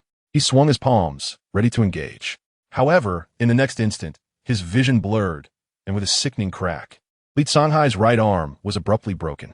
He cried out in pain, realizing that Song Feng had already closed the distance between them. With one hand gripping Li Songhai's throat, Song Feng lifted him effortlessly. Trembling violently, Li Songhai could scarcely comprehend the rapid sequence of events. How had his arm been shattered so suddenly? How had he been rendered powerless before Song Feng in such a fleeting moment? A proud master martial artist, he found himself akin to a mere child, devoid of any semblance of resistance. As he quaked, Li Songhai begged for mercy, stammering, "Please, do not kill me. I implore you. I am the head of the Jinling Longhu Gate. If you take my life, you shall be at odds with the Longhu Gate. Consider the troubles that would ensue from my death. Release me, and I shall lead you to Zhao Yan. I can help you eliminate her. I beg you, spare my life." Song Feng merely chuckled coldly. "Then tell me, where is Zhao Yan?" Without a moment's hesitation, Li Songhai replied, "Zhao Yan is an outer member of our Jinling Longhu Gate, and she is also the president of the Taihu Chamber of Commerce. She resides in the Binhu community by Taihu Lake. If you release me, I will assist you in killing her." Shaking his head, Song Feng said, "All those involved in the plot against my Song family, all those allied with Zhao Hu, must perish. Thank you for the information. May you go and repent in the afterlife." Horrified by Song Feng's words, Li Songhai protested, "You cannot do this. Do not forget, I am a member of the Jinling Longhu Gate, the foremost martial arts organization in Jiang Province. If you kill me," before he could finish, there was a sickening crack as his neck was completely shattered. Song Feng discarded Li Songhai's lifeless body aside and hurried to the cage, striking it with a palm. With a resounding crack, the iron cage splintered open, revealing a trembling, terrified woman, her body marred with wounds. Song Feng lifted the woman, his heart aching with compassion. He embraced her gently and said, "Sister Luolin, I am so sorry for your suffering." Luolin gazed at Song Feng in disbelief, then burst into tears. Clinging tightly to him, she choked out, "Little Song, you are alive? Thank goodness. I knew the heavens would not be so blind. They would grant your family a glimmer of hope." They embraced for a full 3 minutes. Afterward, Song Feng examined Luolin and said, "Sister Luolin, it is I and my father who have brought you trouble. Did those beasts mistreat you?" Luolin shook her head and replied, "I consider myself fortunate. Ever since President Song perished in the fire, all employees of our Super Dimension Biomedicine Company have been pursued and persecuted. No one escaped. I received word early and managed to flee abroad, waiting for 5 years until today to return quietly. I never imagined that upon my arrival, I would be captured. I had resigned myself to despair, thinking I was doomed, until you appeared. It seems they intended to use me to lure you out." Song Feng nodded, leading Luolin from the auction. "Sister Luolin, do not worry. I shall heal your wounds, but first, I will seek retribution. Zhao Yan is as good as dead." Without further ado, he accelerated towards the Binhu community by Taihu Lake. The community, located in the most picturesque area of Taihu, comprised only 12 luxurious villas, each opulent and well-situated. Among them, the largest villa by the lake belonged to Zhao Hu's niece, Zhao Yan, the president of the Taihu Chamber of Commerce. Chapter 39. Plea for mercy. Song Feng parked at the community's entrance and stepped out, gazing into the vast night. Luolin in the back seat urged, "Little Song, please be careful. Zhao Yan is no ordinary woman, and the Taihu Chamber of Commerce is not a trivial organization." Song Feng smiled gently at Luolin, assuring her, "Fear not. Sister Luolin, I am no longer the person I once was." With a swift leap, Song Feng glided silently into Zhao Yan's villa. Inside the expansive residence, 4 armed guards patrolled, and 6 martial artists were stationed around the premises. In the grand hall, 4 women were gathered around a table, engrossed in a game of mahjong. Stacks of cash piled high beside them, indicating they were playing for substantial stakes. Among them sat Zhao Yan, a woman of ample stature adorned with golden jewelry, her long wavy hair cascading down. Behind her knelt a handsome man named Zhang Xiang, serving her while offering strategic advice. "Darling, play 9,000. We have a chance." Zhao Yan caressed Zhang Xiang's hair and remarked, "You have a keen eye, my dear, but you must put in more effort in bed." Zhang Xiang nodded eagerly while Zhao Yan's 3 companions erupted in laughter, each a high-ranking official within the Taihu Chamber of Commerce. humbled by their derision. Zhang Xiang continued to dutifully attend to Zhao Yan. At that moment, Song Feng kicked open the door and strode in. Zhao Yan turned, her anger flaring as she shouted, "Who the hell is this blind fool? Do you know where this place is?" Song Feng turned to Zhao Yan, a faint smile gracing his lips as he spoke. "So, you are Zhao Yan? The Tianlong auction is your scheme?" Upon hearing the mention of the Tianlong auction, Zhao Yan's expression shifted dramatically, and she rose abruptly. The three women beside her remained largely unfazed, with the woman on the left exclaiming, "Oh dear, it seems this young man must be a remnant of the Song family. He is rather handsome. Why not come over and serve your elder sister? I beg Zhao Zong to spare your life." The other two women erupted into laughter. "He is the prodigal son of the Song family. Do you dare to take him in? Yo truly pushas reclas coraja. Ah, Wang Jie is indeed impatient, daring to pursue such a troublesome little man. You must be courting death. If Zhao Zong finds out, your position will be in jeopardy." The women continued their banter, completely disregarding Song Feng. Meanwhile, Zhao Yan furrowed her brow, scrutinizing Song Feng. Suddenly, she commanded, "Seize this scoundrel." As her words fell, several armed security personnel, accompanied by 6 martial artist bodyguards, swiftly surrounded Song Feng. Witnessing this, Zhao Yan finally breathed a sigh of relief, a cold smile emerging as she approached Song Feng.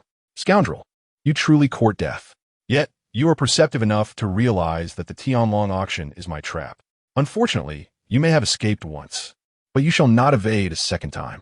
Since you have come to deliver yourself to me, I shall graciously accept this significant contribution. I will present your head to my uncle, and soon the entire Jiang province will be mine." Song Feng's countenance darkened, his fists clenched as he inquired, "Where is Zhao Hu?" Zhao Yan laughed mockingly. "Do you think you are worthy of knowing my uncle's whereabouts? Let me tell you, my uncle is no ordinary man. You cannot see him now. You have killed his only son, Zhao Feilong. Do you truly believe you can survive this?" Zhao Yan and the three women burst into maniacal laughter. At that moment, Zhang Xiang, the young man kneeling beside Zhao Yan, sensed danger and cautiously backed away, hiding behind the sofa. Zhang Xiang was careful and observant, his heart racing as he watched the unfolding scene. For some reason, he felt that Song Feng was far from ordinary. Today's confrontation might not be as effortless as Zhao Yan presumed. Zhang Xiang had always been someone unwilling to remain in the shadows.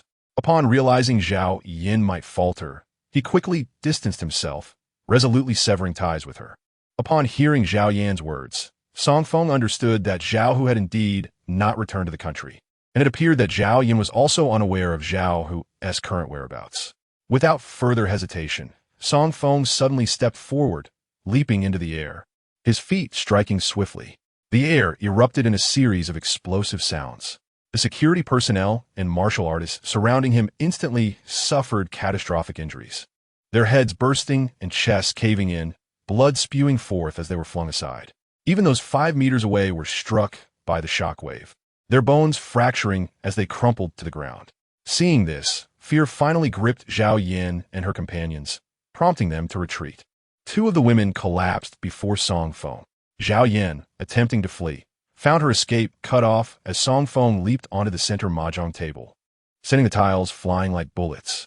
A cacophony of sounds ensued as the tiles struck the 4 women's heads, leaving them disfigured and unrecognizable. Song Feng turned his gaze towards the sofa, where Zhang Xiang quickly emerged, bowing repeatedly. "Mr. Song, greetings. I am Zhang Xiang. I have no connection to Zhao Yan. In fact, we are adversaries. She forced me here, subjecting me to relentless humiliation. I have long sought to escape her grasp. It is you, Mr. Song, who has granted me this opportunity. Please do not kill me. I can assist you. With Zhao Yan gone, I can clean up the scene and bury the evidence. I can take over the Taihu Chamber of Commerce and obey your commands, even luring Zhao Hu into a trap to help you exact revenge." Initially, Song Feng intended to dispose of Zhang Xiang, but upon hearing his words, he chuckled. Approaching Zhang Xiang, he patted his shoulder and said, "Very clever. You have grasped my intentions well. It appears you possess a clear mindset, which is commendable. Stand up. As you suggested, you shall take over the Taihu Chamber of Commerce. Your sole task is to attract Zhao Hu." Chapter 40. A great undertaking. Zhang Xiang, relieved by Song Feng's words, felt a sense of safety wash over him. He bowed deeply, expressing his gratitude. Thank you, Mr. Song, for your trust. Additionally, could you assist me in eliminating 2 individuals within the chamber? Once they are dealt with, I can safely assume control and serve you better. Song Feng regarded Zhang Xiang with surprise. This young man was no ordinary character. Most would beg for mercy upon witnessing such carnage, eager to flee. Yet Zhang Xiang, in the midst of chaos, remained resolute, even daring to make requests. Amused, Song Feng pulled him up, declaring, "Excellent. I will assist you with this. You have piqued my interest." Zhang Xiang looked up at Song Feng, nodding vigorously. "Mr. Song, I will not disappoint you. Though I was once merely a pretty face, I have endured and bided my time. I shall rise to prominence, and the entire Taihu Chamber of Commerce will be mine." Zhang Xiang swiftly retrieved Zhao Yan's phone, sending 2 messages. Within 10 minutes, the sound of approaching cars echoed outside the villa, followed by the presence of 2 martial artists entering. Zhang Xiang hurriedly informed Song Feng, "Mr. Song, they are Zhao Yan's most loyal subordinates, pillars of the Qingzhou Chamber of Commerce, all hailing from the Jinling Longhu sect. Zhao Yan controls the Taihu Chamber of Commerce through them, and its members revere her, fearing any defiance, for those who resist are swiftly dealt with. The Jinling Longhu sect benefits greatly from their partnership with Zhao Yan." Song Feng nodded, refraining from further conversation as he sensed the 2 martial artists entering. Without hesitation, he struck, swiftly eliminating both. Afterward, he turned to Zhang Xiang, asking, "Are you now able to fully control the Taihu Chamber of Commerce?" Zhang Xiang bowed, smiling, "Rest assured, Mr. Song, the entire Taihu Chamber of Commerce shall now belong to you." With that, he produced a black and gold card from Zhao Yan's belongings, handing it to Song Feng with utmost respect. "Mr. Song, please accept this supreme card of the Qingzhou Chamber. In the entire Qingzhou Chamber of Commerce, there exist only 3 supreme cards. The possession of such a card allows one to make purchases and command any group or company affiliated with the Taihu Chamber of Commerce." Song Feng nodded in satisfaction. After exchanging contact information with Zhang Xiang, he turned to leave the villa, which was strewn with corpses, leaving Zhang Xiang alone on the sofa. However, Zhang Xiang felt no fear. Rather, he was overwhelmed with excitement. His face gradually flushed, and he began to move his hands and feet in a euphoric dance. Zhang Xiang understood that at that moment, his fate had undergone a complete transformation. His previous 26 years had been akin to that of a crawling insect, with his only support being his handsome face. Yet, this visage had brought him little fortune and had instead rendered him a plaything among wealthy women and powerful figures. He had felt utterly powerless to change his circumstances or seize control of his destiny until this very night, until Song Feng's arrival, when he finally grasped the opportunity. He realized that from now on, he would no longer be mere prey, but rather, he would ascend to the ranks of the influential. By aligning himself closely with Song Feng, he envisioned a future where he could rise like a dragon, achieving remarkable success. Zhang Xiang immediately rose to clean the villa, and shortly thereafter, he issued several commands in the tone of Zhao Yan. In this silent transition, the actual controller of the Taihu Chamber of Commerce had become Zhang Xiang himself. Meanwhile, Song Feng, accompanied by Luo Lin, departed from the Binhui community in his car. Observing Luo Lin's battered form, Song Feng felt an intense pang of sympathy. He spoke gently, "Sister Luo Lin, please settle down first. I will prepare a bruise-reducing ointment for you, and your wounds will soon vanish. Additionally, my father's former superdimensional biopharmaceutical company requires your leadership. I intend to revive it." Upon hearing Song Feng's words, Luo Lin's body trembled in disbelief, and with a hint of fear in her voice, she asked, "Young Master Song, are you truly going to proceed with this? Do you realize that your father and grandfather perished largely due to this superdimensional biopharmaceutical company? It is likely that the research conducted by our company incited jealousy in certain individuals, leading to this tragedy, which resulted in the entire staff being hunted down and silenced." Song Feng clenched his fists and replied, "Sister Luo Lin, precisely because of this, I am even more determined to reopen the biopharmaceutical company. I wish to fulfill my father's unfinished legacy, and I also intend to draw out the hidden enemies lurking in the shadows. I am fully aware that Zhao Hu is merely a pawn. How could he, with such limited capability, suddenly gain control over all the companies? The deaths of my father and grandfather and the pursuit against me could not possibly be orchestrated by just an executive. Therefore, I aim to revive the company, to expose those wretched creatures. Of course, if you are afraid, you need not participate. This matter does not concern you, he added. In the back seat, Luo Lin pressed her forehead and said, Young Master Song, I've already faced death once. If you are resolute in this path, I too support the reopening of the superdimensional biopharmaceutical company. I have longed for your father's products to see the light of day. Previously, while you were still in school, you may not have grasped the full scope of your father's research. In truth, Song Feng, your father was a remarkable individual, pure, dedicated, and truly great. My decision to follow him as a secretary was not motivated by salary. I genuinely aspired to achieve greatness and alter the fate of the world, to end humanity's nightmares. Taken aback by Luo Lin's words, Song Feng inquired, Sister Luo Lin, what exactly was your father's company researching? What led to the demise of the entire staff? After a moment of silence, Luo Lin replied, This is a groundbreaking technology. If successfully developed, the world could be rid of cancer, with 90% of terminal illnesses conquered. Your father was a genius in biopharmaceuticals. If successful, humanity would be liberated from its nightmares through advancements at the genetic level, fundamentally enhancing human DNA. Chapter 41. A band of foolish thieves. Upon hearing Luo Lin's revelations, Song Feng felt an even greater astonishment. Based on his understanding of his father, while he had indeed made significant strides in biopharmaceuticals, such capabilities seemed implausible without deeper reasons. Nonetheless, Song Feng resolved to investigate further once the company was revived. He drove Luo Lin to a nearby hotel by the Crystal Mall, using another person's identification to secure her safety. As Song Feng settled Luo Lin in, a group of 32 men, led by the notorious Black Rat, stealthily infiltrated the Crystal Mall. Black Rat was disheartened by his recent unemployment due to the rise of smartphones, which had rendered his skills as a renowned thief obsolete. However, tonight, he intended to relish the thrill of thievery once more, having gathered former partners and notorious thieves to execute a grand heist that would shock the nation. Armed with keys to the mall's security doors provided by Wudong, Black Rat entered the Crystal Mall with a sense of triumph, confident in his cousin's assurances. As the group commenced their operation, Black Rat's confidence soared, but suddenly, two security guards emerged, dark-skinned and robust. They appeared more like laborers than traditional security personnel. Black Rat's heart sank. This was not what he had been led to believe. All security personnel at the Crystal Mall were supposed to have been dismissed. Where had these individuals come from? Were they perhaps newly recruited?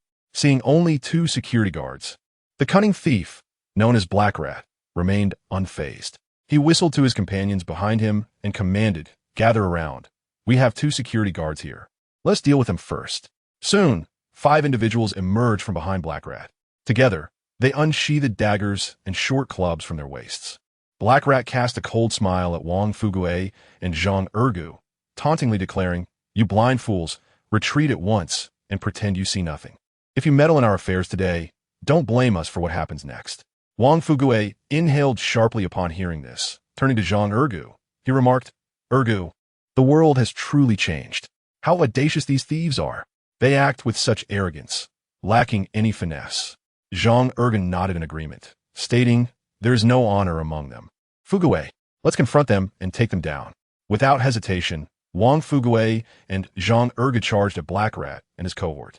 Black Rat, surprised by their recklessness, shouted, Brothers, let's take care of them.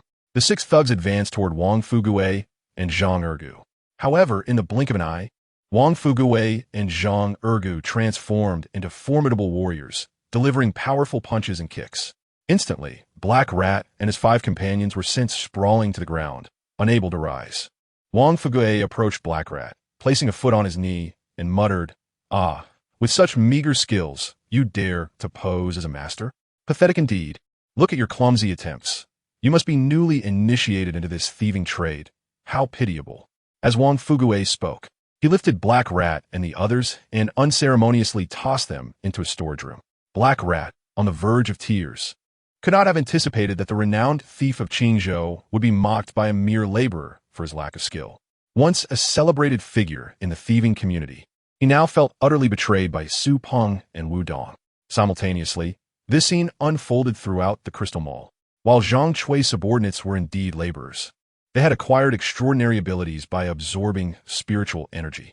Under Song Feng's tutelage, they had unlocked their meridians and learned the fundamentals of breathing techniques, making them formidable fighters capable of easily subduing this gang of petty thieves. In a matter of moments, 33 thieves had their kneecaps shattered and were thrown into the storage room, where their anguished cries echoed. Black Rat suffered the most, being the instigator of the theft. Enraged, the other thieves crawled over to him, unleashing a flurry of punches and kicks. Shortly after, Zhang Cui arrived with her team and began interrogating the captured thieves. It quickly became clear that these thieves had been hired by the previous head of security to create trouble for Song Feng, intending to make him bear the consequences. Zhang Cui shook her head in disbelief, muttering, "Do you truly think you can gauge the strength of someone like Song Feng? To think you would attempt to undermine him in such a laughable manner." Once she had confined all the thieves, Zhang Cui picked up her phone and dialed Song Feng. When he answered, she stated, "Song Feng, we have apprehended over 30 thieves at the Crystal Mall, led by one called Black Rat. They seem to have been sent by Su Peng. How should we proceed?" Song Feng, taken aback, replied, "All right, I'll come and take a look." After ensuring Luo Lin was settled, he drove back to the Crystal Mall. Upon seeing the multitude of thieves, he felt a headache coming on. Dealing with so many would prove challenging, especially since Zhang Chui's crew had already shattered the thieves' kneecaps. After contemplating, he dialed Duan Ran. Once connected, he asked, "Hey, where are you?" Duan Ran, evidently indulging in food, slurped her spicy noodles and replied, "I'm at the night market. If you have something to say, spit it out." With a chuckle, Song Feng said, "I do need your help. Please come to the Crystal Mall." Duan Ran immediately declined. "No way. I can't meet you again. Every time we do, it ends in disaster. We've only known each other for a few days, and you've already taken advantage of me multiple times. If this continues, I might as well become your mistress." Song Feng, bemused, responded, "Duan Ran, you ought to reflect on your words." Eating her noodles, Duan Ran giggled. "I am, but I swear I can't let you touch my conscience again. Otherwise, how will I ever get married? If my husband finds out, I'll be the subject of ridicule." Surprised by her penchant for humor, Song Feng said, "I'm not calling to flirt. I genuinely need your assistance. We've got thieves locked up at the Crystal Mall, and, as the new head of security, I'm at a loss on how to handle them. I thought you could take care of it." Duan Ran laughed heartily. "Wow, what a promotion. Head of security now, are we? You're doing quite well for yourself." "All right, I'll handle it. I'll drive over in 10 minutes and park downstairs. You can load those thieves into my car." She then added, "But let us skip the meeting. I don't want you cursing me with bad luck again or trying to take advantage of me." Chuckling, Song Feng replied, "You truly have a suspicious mind. Your plan sounds good. Just make sure to bring a large truck, not a police car." Duan Ran paused. "What? A truck? Why?" He explained, "There's simply too many thieves, 33 in total. The leader, Black Rat, has been quite badly beaten. Both his knees are shattered. So you'll need to help manage the aftermath." Duan Ran gasped, "What? 33 thieves? And from Black Rat's gang? Oh my, Song Feng, you've done something remarkable. Black Rat is on the wanted list in Qingzhou. He was quite notorious years ago." Song Feng quickly clarified, "Whether it's a great achievement or not is irrelevant to me. It's your responsibility now. Just take care of this mess." After hanging up, he noticed a beautiful woman at a nearby food stall, enjoying her noodles while glancing at her phone, a smile gracing her features. She mused. He captured the Black Rat gang in one fell swoop. Should I go thank him? Suddenly, her cheeks flushed, and she shook her head, scolding herself. Duan Ran, "You must uphold your dignity. It was fine the first 3 times, but if you continue to sleep with him, you'll have no excuses left. If your family finds out, Song Feng's life will be in jeopardy." As she pondered, her face turned crimson, reminiscing about her time with Song Feng. Yet her remaining rationality urged her to maintain her distance. After finishing her meal, Duan Ran arranged for a truck to park in front of the Crystal Mall. Not long after, the Black Rat and 33 others were all crammed into the truck. Duan Ran took the team to conduct an overnight interrogation. This time, the accomplishment was significant. Although Duan Ran harbored little desire for accolades or power, he understood that in order to completely topple Lu Lihua, he required the backing of such achievements, needing to forge himself into a star officer to make it possible. Song Feng, having resolved matters with Luo Lin and the crystal sofa, stretched lazily. Checking the time, he realized it was already midnight as he drove towards the Anju community. Upon arriving outside his home, he did not knock, but rather extracted his key and opened the door, stepping inside. Pushing through the door into the living room, he noticed the lights were on. There on the sofa sat a young and beautiful woman, her head wrapped in a white towel, her body still damp. She was sitting cross-legged, engrossed in typing on her phone. The woman was clad only in the towel, seemingly unbothered by the cold. Upon seeing the woman on the sofa, Song Feng was momentarily stunned, a wave of confusion washing over him. He quickly stepped back, fear gripping him.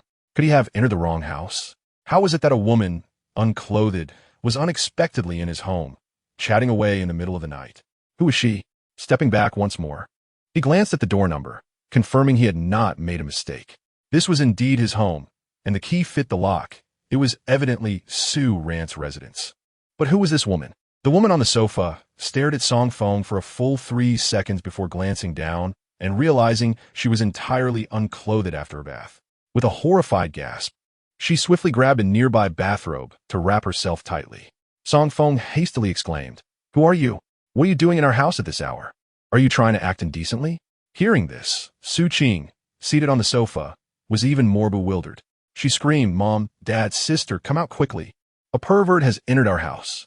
With her cries, Chao Hongfeng, Su Nanyun, and Su Ran, dressed in a nightgown, rushed in hurriedly.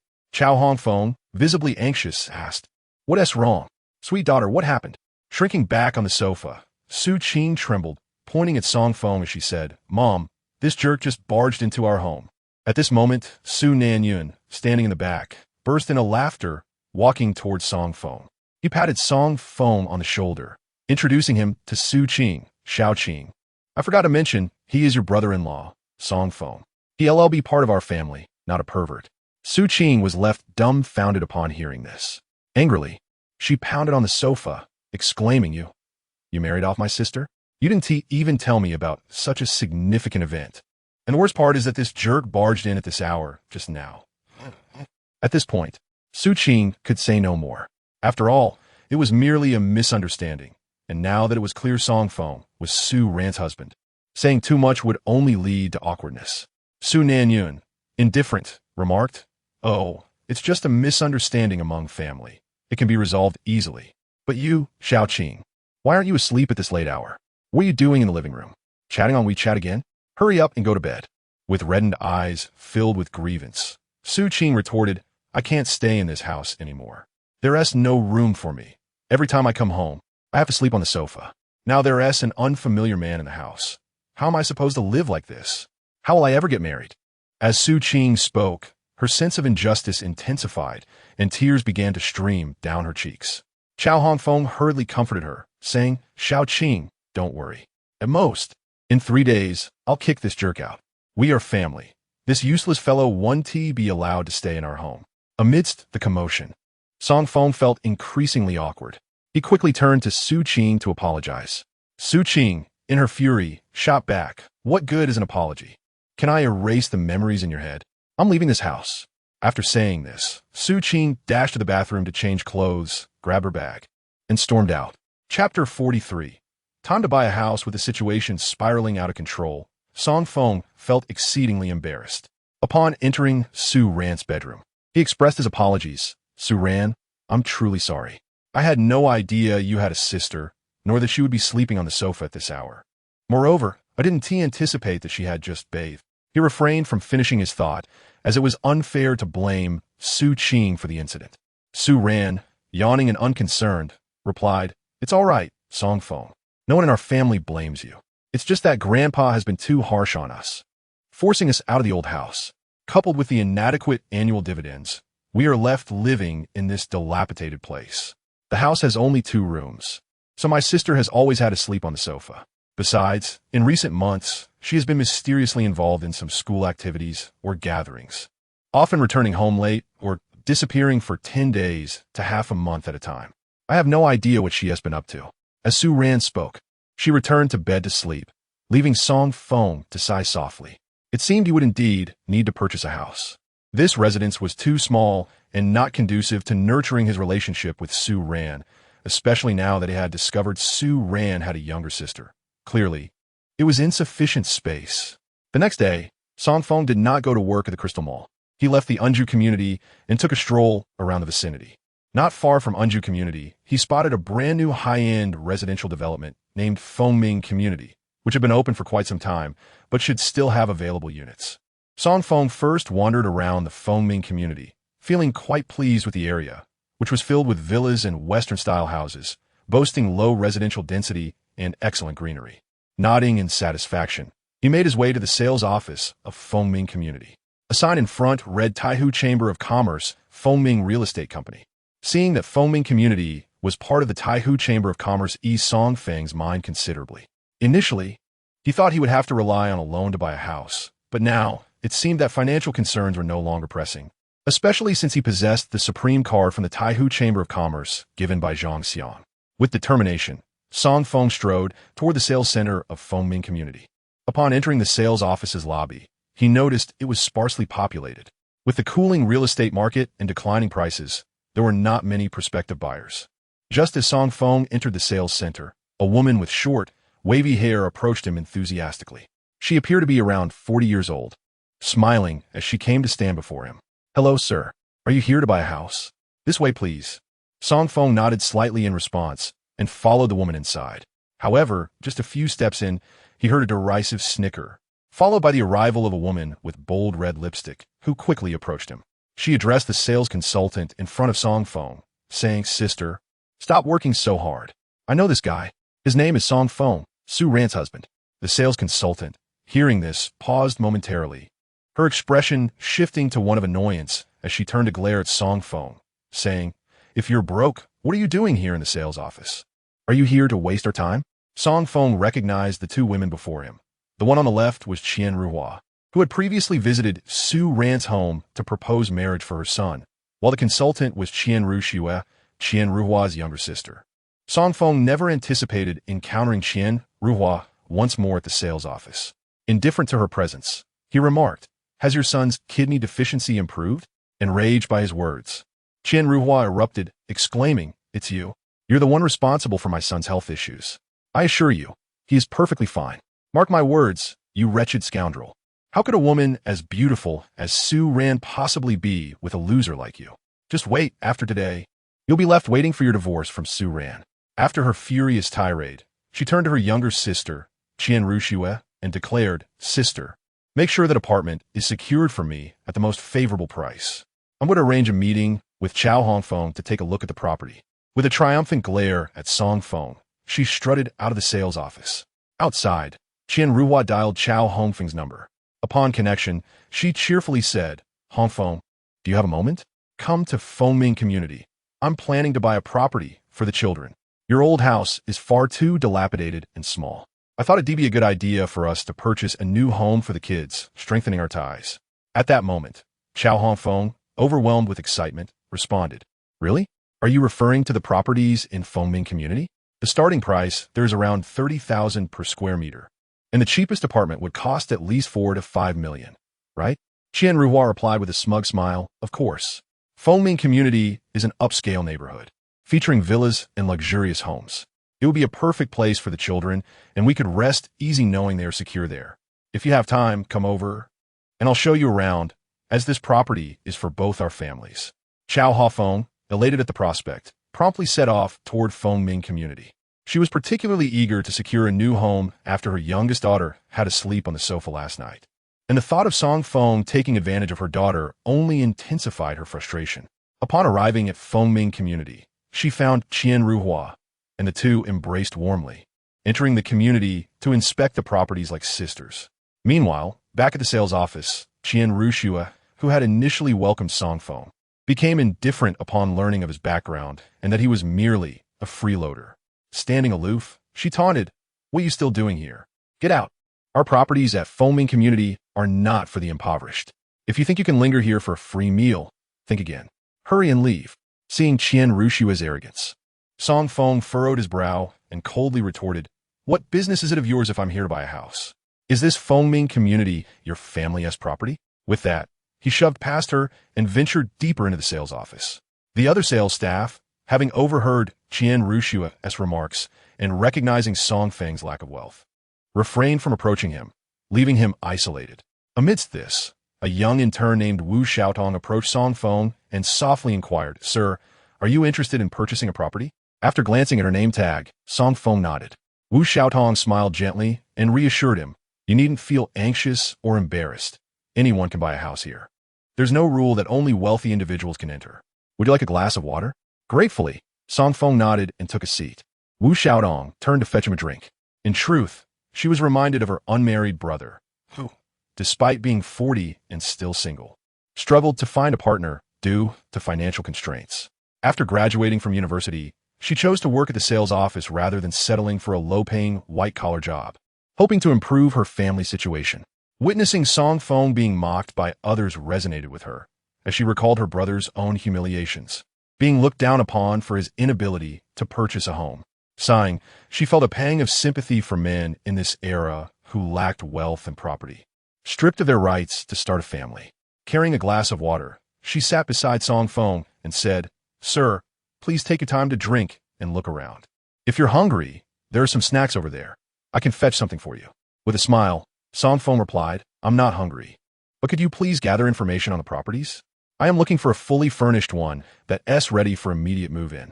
Taken aback, Wu Xiaotong hesitated, wanting to suggest that he need not put on a fade, but upon seeing the determination in his eyes, she complied. She returned with a stack of brochures and laid them before him. Thinking he might be shy or perhaps just hungry, she ventured to the front area to bring him a slice of cake, placing it in front of him. Just then, Qian Ruxue stormed over, noticing that all the other salespeople had ignored Song Feng, but Wu Xiaotong had dared to attend to him. With a derisive smile, Qian Ruxue scolded, "You little brat. Quite audacious to show such disrespect during your internship. I see you don't care about your future here." Wu Xiaotong turned to Qian Ruxue and replied, "Team leader Qian, I am simply attending to a customer. Where's the violation in that? Our company policy does not stipulate that we only serve the wealthy, nor is there a capital verification requirement. Instead, we emphasize that anyone who walks into the sales office is a valued customer.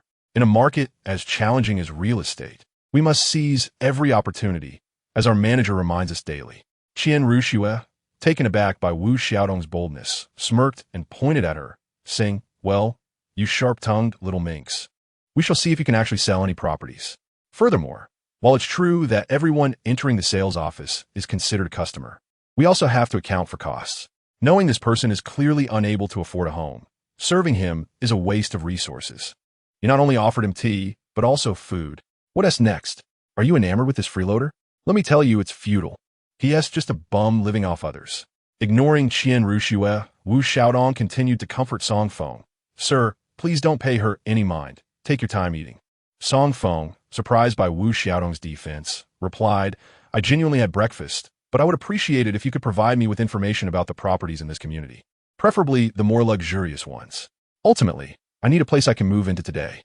Wu Xiaotong smiled and said, "Our Fengming community is renowned for its upscale and luxurious offerings, with the most opulent options being the villas. The majority of our villas remain in their raw state. However, there are several exquisitely furnished units that have yet to be sold, complete with appliances and furniture already purchased. As you can see, these villas are impeccably decorated."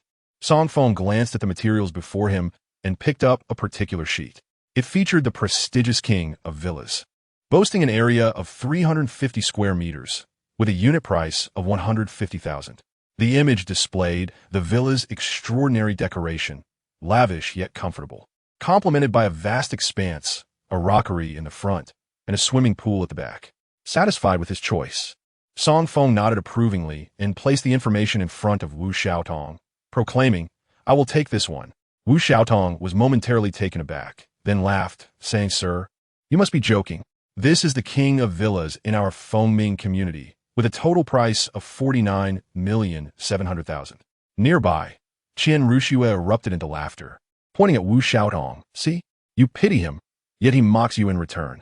It's truly hilarious that he wishes to purchase the king of villas." Indifferent to the women's opinions, Song Feng's sole desire was to expedite the purchase and relocate, wishing to avoid any further embarrassing incidents like the previous night. He retrieved the Black Supreme card from his pocket, belonging to the Taihu Chamber of Commerce, and handed it to Wu Xiaotong, urging, "Go on. Swipe the card for this villa." Wu Xiaotong took the black card, glancing between it and her bank card, momentarily bewildered. She examined the card closely, noting that it was similar in size to a bank card yet distinct. Hesitantly, she inquired, "Sir, are you serious? You want me to swipe the card?" Song Feng nodded affirmatively. Yes, indeed. Hurry, I have matters to attend to, and I need to move in after the purchase. Wu Xiaodong gulped, her mind racing. She had never witnessed such an unconventional method of purchasing a property, especially one valued at 49,700,000. Sir, this villa is negotiable. The market is currently unfavorable, and there are considerable discounts available. Song Feng waved his hand dismissively. No need for negotiation. I'll pay the original asking price. Hurry up. Perplexed, Wu Xiaodong proceeded towards the finance office with the card.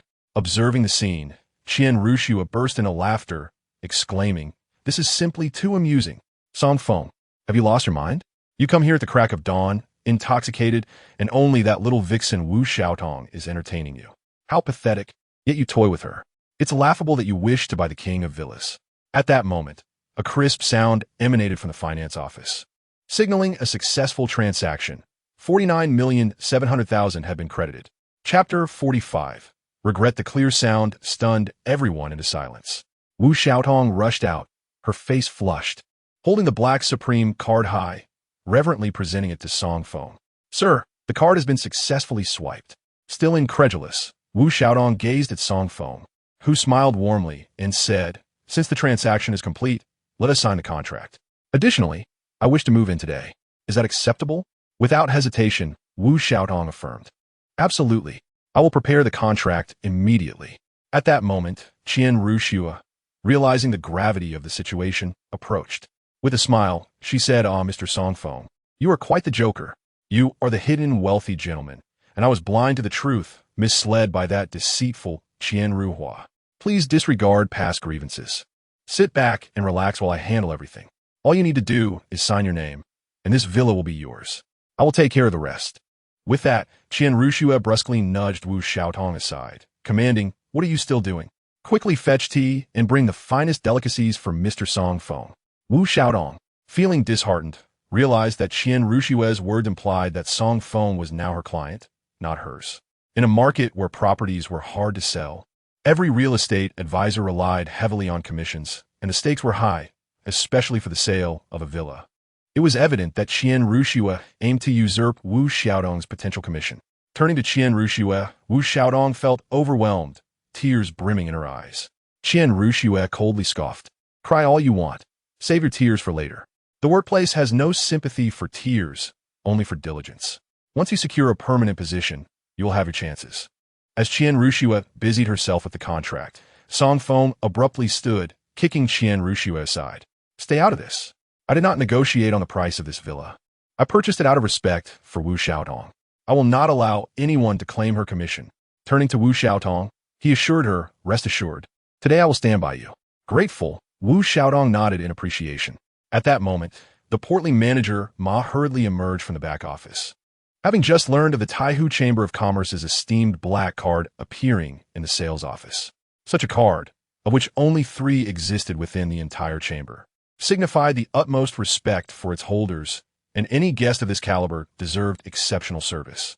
Manager Ma rushed out swiftly, his eyes immediately falling upon the Black Supreme card in Song Feng's hand.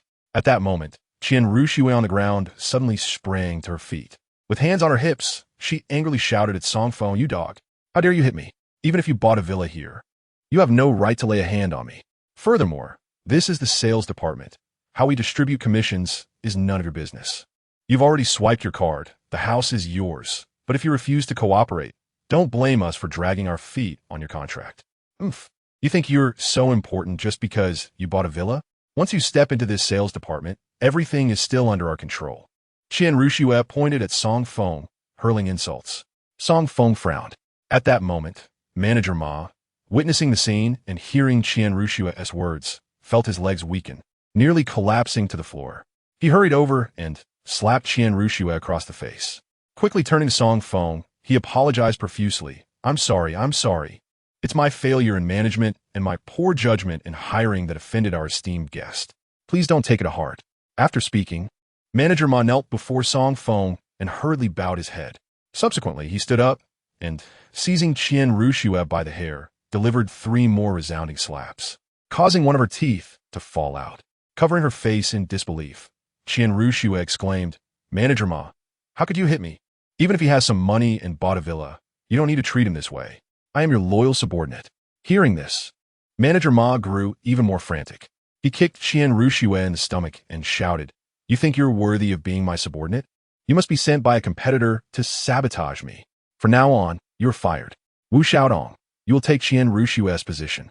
Additionally, Wu Xiaotong, since you have done well in entertaining our esteemed guest, you will receive a commission of up to 8% on this villa sale. By the end of the workday, 4 million in commission will be transferred to your account." Wu Xiaotong jumped up in joy upon hearing this. Song Feng also smiled slightly, nodding in satisfaction. Seeing Song Feng's smile, Manager Ma finally breathed a sigh of relief. He personally organized everything, promptly preparing the housing contract for Song Feng, settling the utility fees, and arranging all necessities for the villa. With Manager Ma's assistance, all procedures progressed swiftly. Within a short hour, the contract was signed, the property certificate secured, and utilities connected. Manager Ma respectfully handed all the paperwork and keys to Song Feng, who stood up with satisfaction. At this moment, Qian Ruxue, utterly despondent, packed her belongings and left, her heart heavy. None of the colleagues in the sales department dared to see her off, for who would risk offending Manager Ma out of sympathy for Qian Ruxue? As Qian Ruxue reached the entrance of the sales department, she encountered Qian Ruhua and Chao Hongfeng, who were returning from viewing properties, laughing and chatting. Qian Ruhua was delighted. She had just looked at a 130 square meter house with Chao Hongfeng, who was very satisfied with the property. Now, Chao Hongfeng dreamed of living in the new apartment. Qian Ruhua had also seized upon Chao Hongfeng's desire to move, intending to leverage this opportunity to have her son marry Su Ran. Upon entering the sales department, they spotted Qian Ruxue carrying her belongings out. Qian Ruhua, surprised to see her younger sister leaving, called out, "Second sister, what are you doing? It's not even time to finish work yet." Qian Ruxue, seeing Qian Ruhua, threw her belongings to the ground and grabbed her elder sister's hair, then raised her hand and slapped Qian Ruhua across the face. "Qian Ruhua, you did this on purpose. You are the one behind this. You owe me 4 million.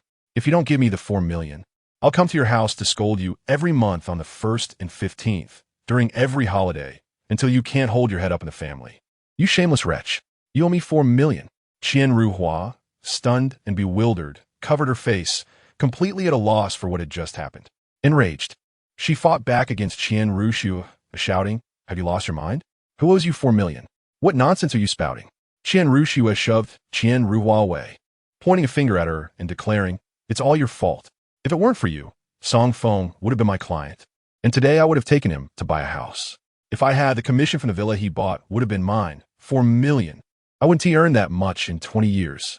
The more Qian Ruxue thought about it, the angrier she became, as she could not help but stomp her feet, raining blows and curses upon Qian Ruhua. Qian Ruhua stood frozen for a moment, and after a while, she finally reacted. "Second sister, you've been deceived. How could that dog Song Feng possibly afford a villa?" Qian Ruxue pointed inside and retorted, "Nonsense. Song Feng has already obtained the purchase contract. He bought a 50 million villa outright. You wait. If you don't give me that 4 million commission and cover this hole, I lost my job because of you. This matter is far from over." Qian Ruxue spat angrily, clutching her belongings as she stormed off. Qian Ruhua stood there, incredulous. Meanwhile, Chao Hongfeng, standing aside, was filled with confusion, unable to suppress her curiosity. What had Qian Ruxue just said? That Song Feng had bought a 50 million villa? How could that be? Which Song Feng? Could it possibly be her son-in-law, Song Feng? At that moment, Chao Hongfeng saw Song Feng emerging from the sales department accompanied by a group of sales consultants and Manager Ma. When Song Feng noticed Chao Hongfeng, he was momentarily taken aback, then quickly approached her with a greeting. "Mom, what a coincidence. You're here too. That's wonderful. I was just thinking about how to move, and now that you're here, let us move into the villa today." Chao Hongfeng was utterly astonished. Nearby, Manager Ma, hearing Song Feng address Chao Hongfeng as mom, immediately rushed to her side, respectfully exclaiming, "Ah, dear madam, you are truly blessed. What a fortunate mother you are to have such a distinguished and affluent son. Madam, where's your hometown? Our sales department will help you move for free." Gao Hongfeng, as if waking from a dream, finally believed Qian Ruxue's words and accepted that it was indeed Song Feng who had purchased the villa. Song Feng directly placed the keys and purchase contract into Chao Hongfeng's hands, saying, "Mom, you can handle the next steps with Manager Ma. I need to head to work at the Crystal Mall." Upon hearing this, Chow Hongfeng quickly grasped Song Feng's arm, exclaiming, "Oh, good son-in-law, why go to work? You just bought a villa today. This is truly beyond my expectations. You should have told me in advance about such a significant event."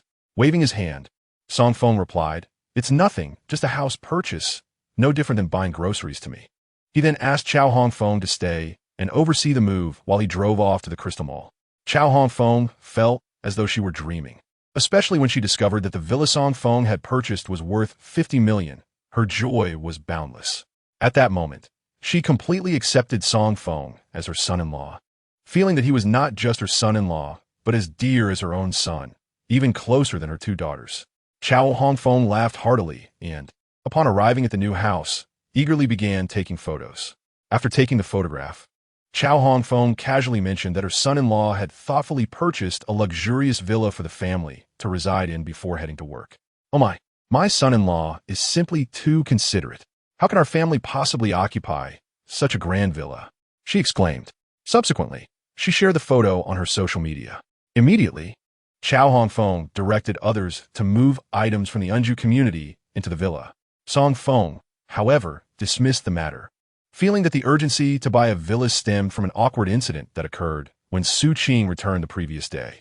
Upon returning to the office, Song Feng entered Su Ran's office, where she was hurriedly gathering her pen and notebook. Spotting him, Su Ran remarked, "Hey, Song Feng, why aren't you preparing for the meeting?" Song Feng shook his head, saying, "Meeting? I haven't received any notification." Su Ran was taken aback and furrowed her brow. What is grandfather up to? Didn't he say he wanted to convene a meeting for all the executives of the entire commercial building? Why hasn't he called you?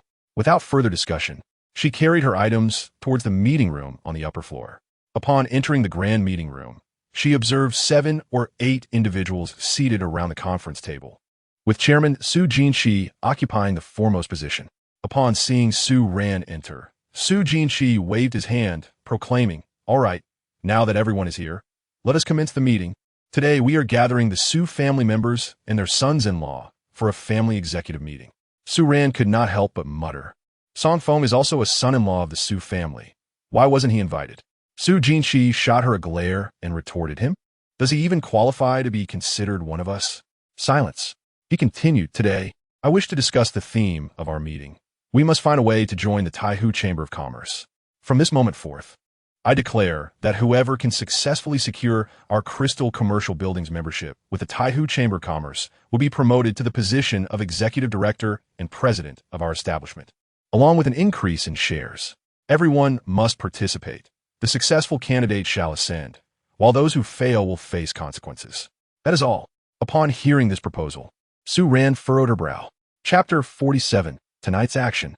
Unable to contain herself, she raised her hand and spoke. "Grandfather, I have a few words regarding your proposal." Su Jinshi acknowledged her with a nod.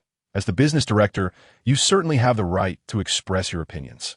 Su Ran continued, "Grandfather, the Taihu Chamber of Commerce is the most influential association among our neighboring cities. Gaining membership would undoubtedly enhance our business. However, given our current circumstances, it is nearly impossible for us to join. I believe this proposal is merely a waste of time."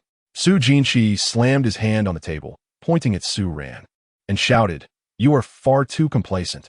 Let me tell you, this competition is mandatory.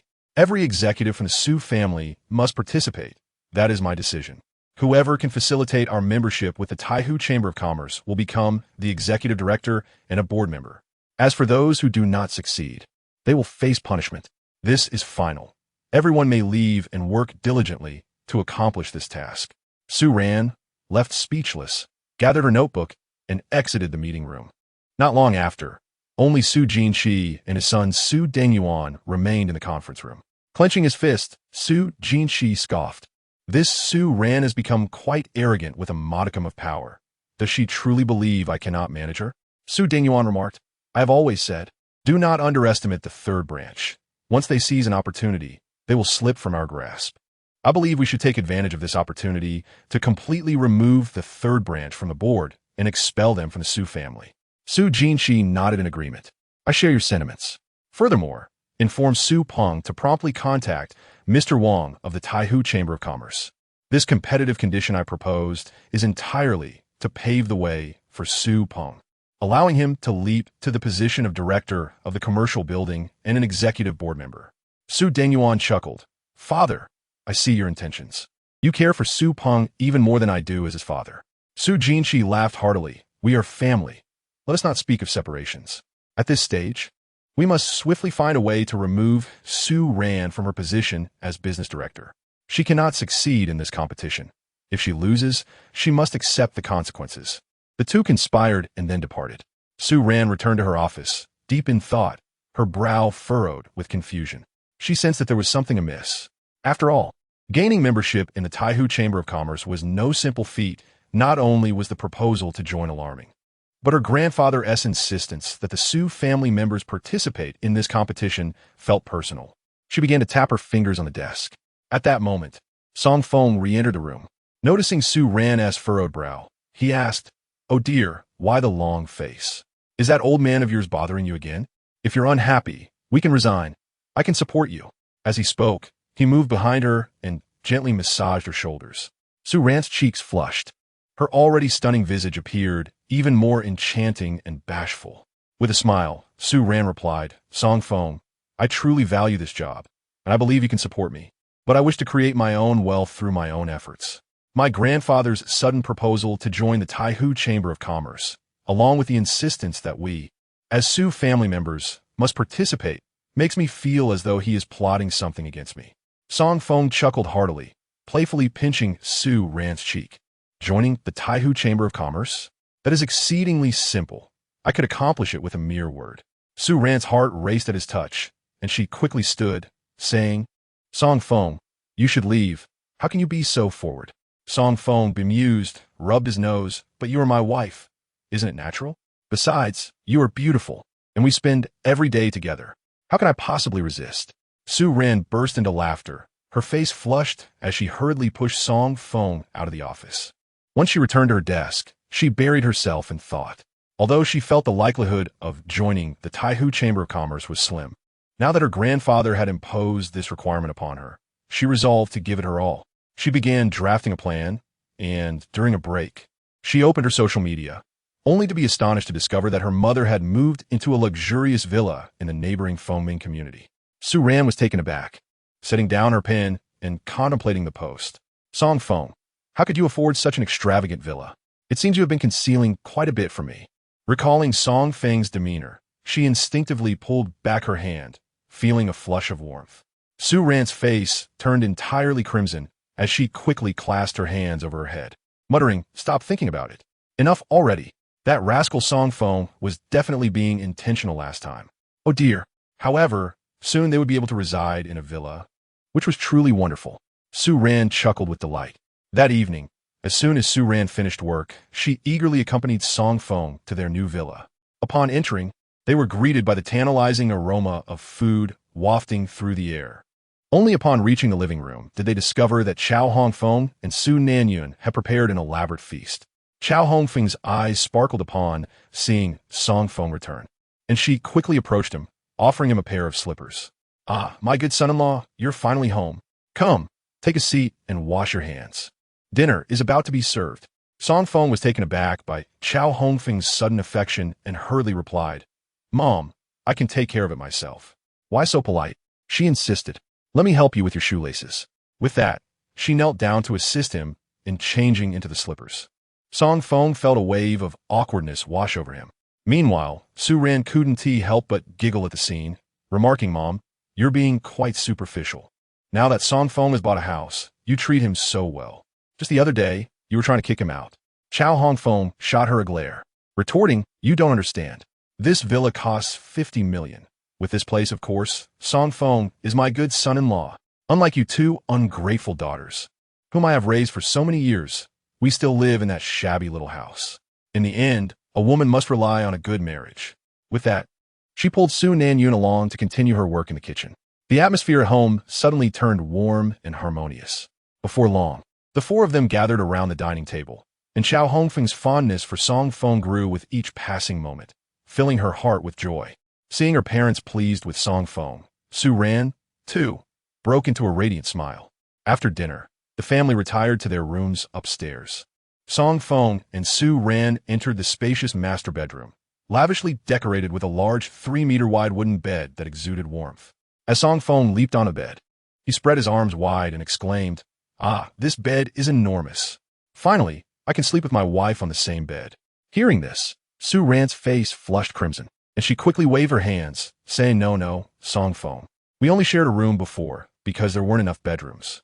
Now that this villa has 7 rooms, we don't have to squeeze together anymore. You should sleep in the next room." Song Feng pouted, shaking his head. "If you say that, I'll truly regret buying this villa.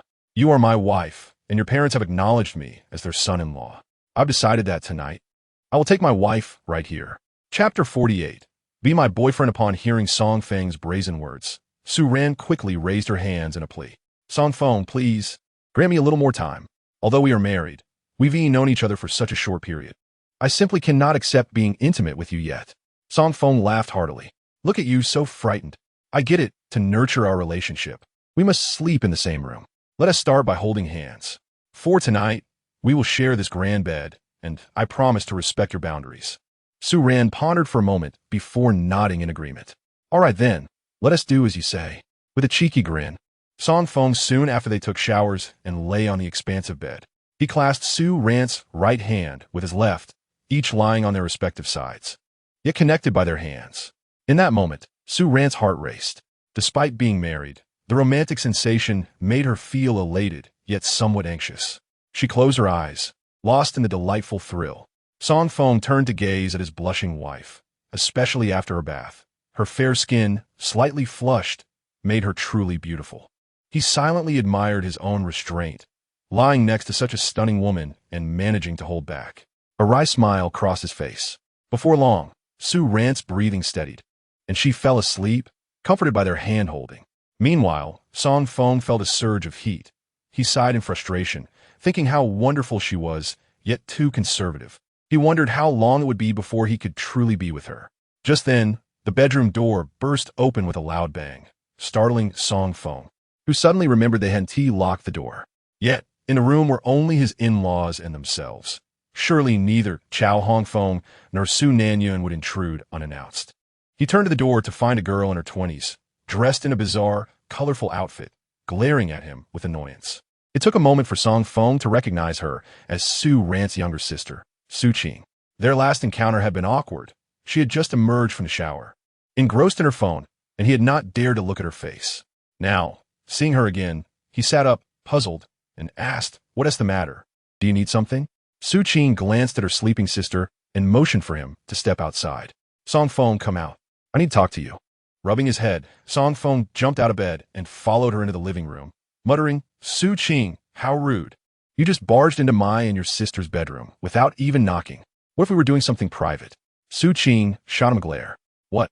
You're allowed to look at me, but I can't look at you? This is still the Su family home.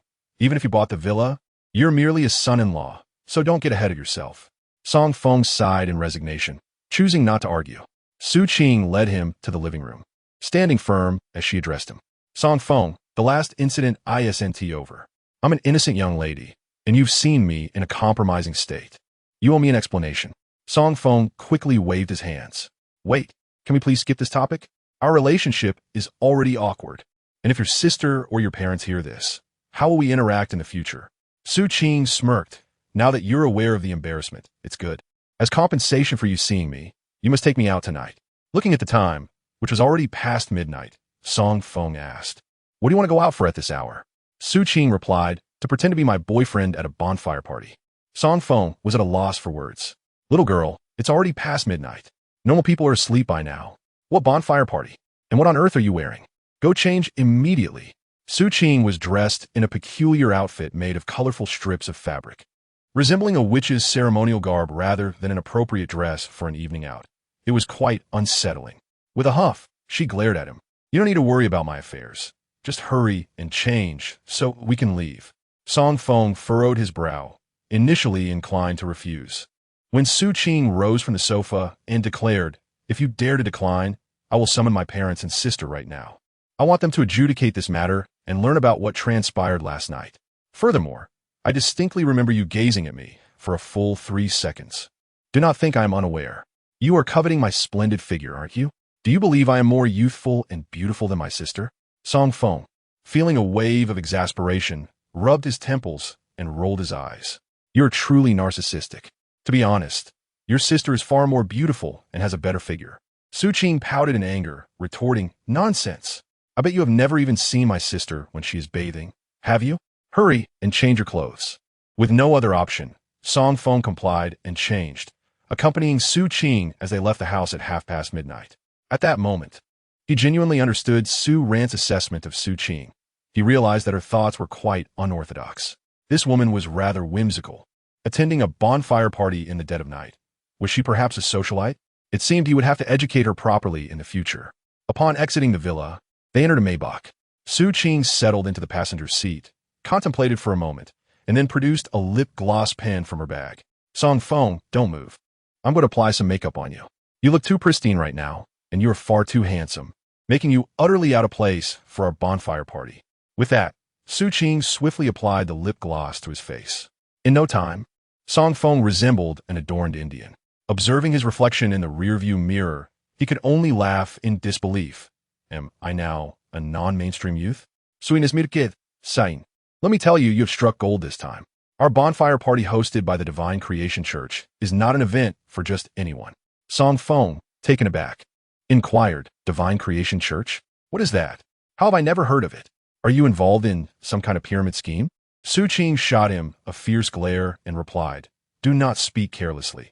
Our Divine Creation Church is dedicated to exploring the truths and realities of the world. Brother-in-law, you may jest in front of me, but during the gathering, please refrain from making any inappropriate comments. It might displease our esteemed apostles. Furthermore, this Divine Creation Church was organized by a teacher from our school, who only selects gifted and spiritually attuned individuals to join. Even I, a woman of such spirit, have been evaluated for over half a year and am yet to officially become a disciple. After hearing her words, Song Feng was left utterly speechless. No wonder Su Ran had described her sister as being rather secretive lately. It was indeed true. He said to Su Qing, all right, I will not meddle in your affairs. But does joining the Divine Creation Church require a boyfriend?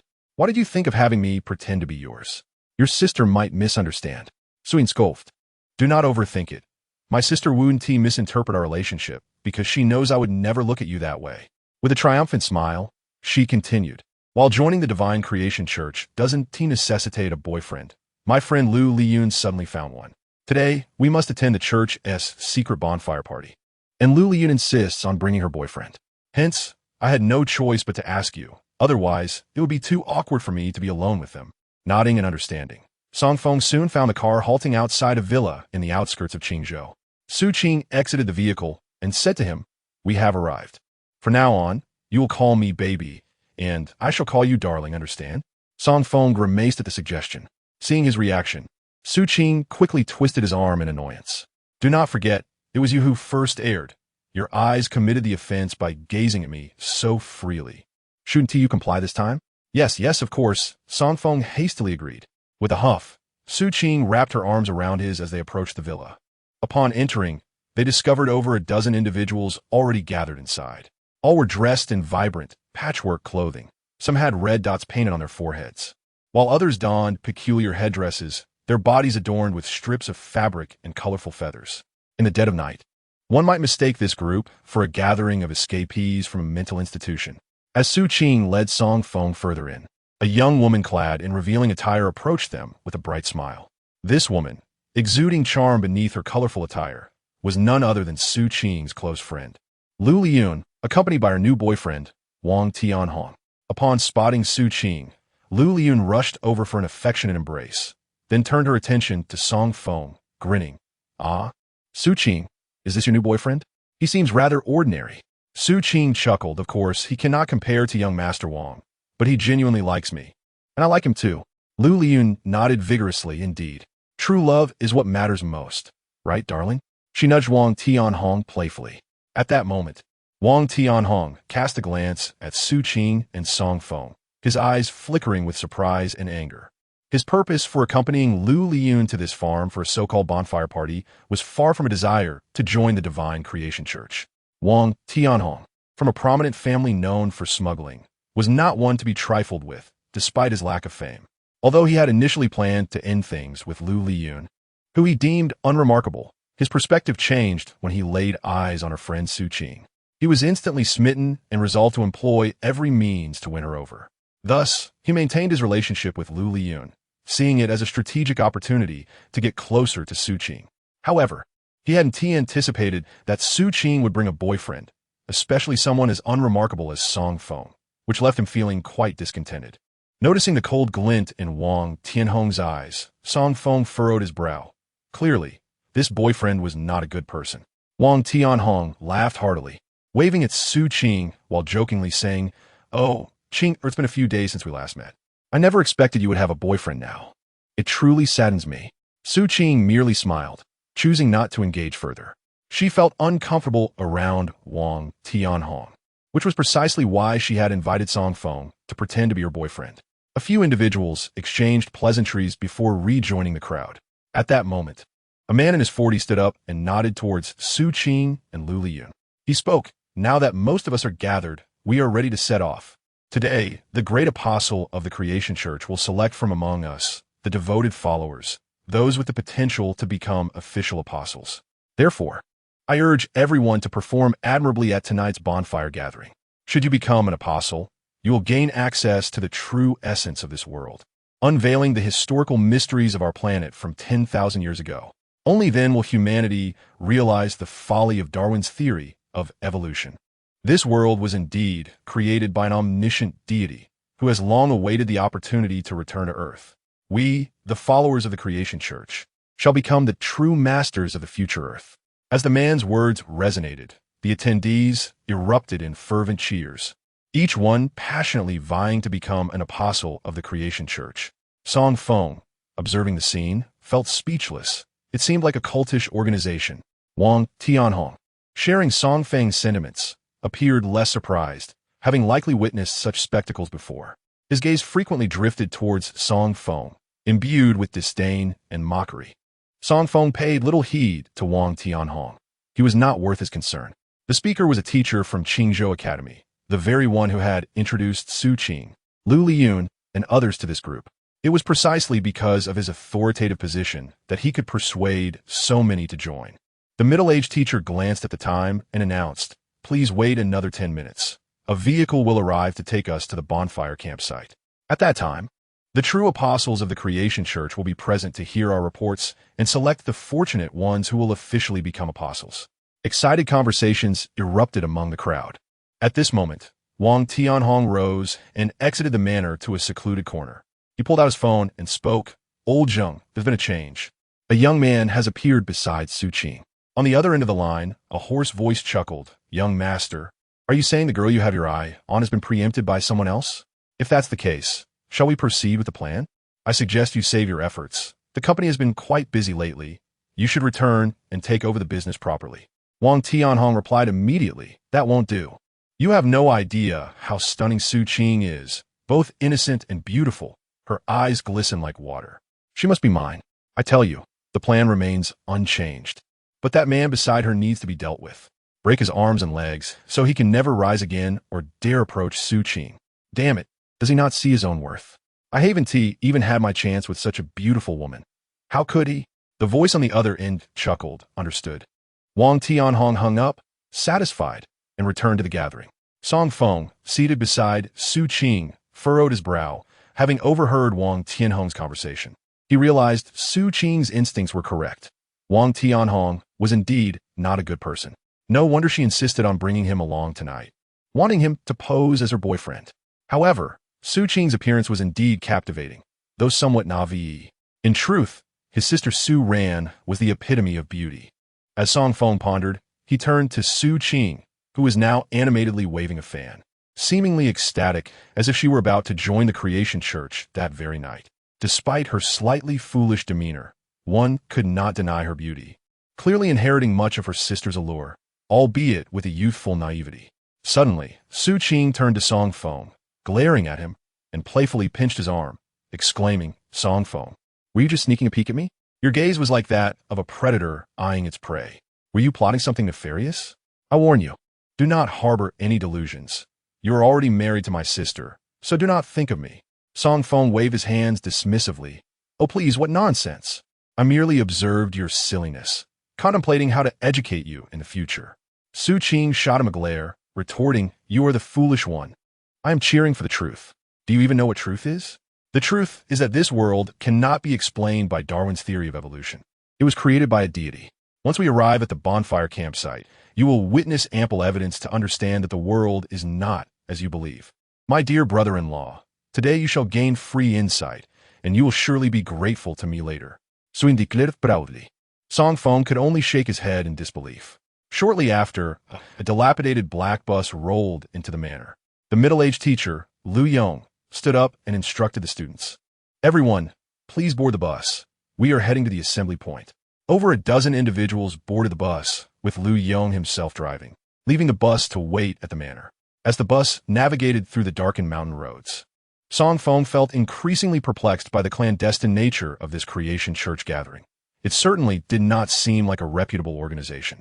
Suddenly, several urgent honks echoed from ahead, and 5 dilapidated Santanas appeared, blocking the bus.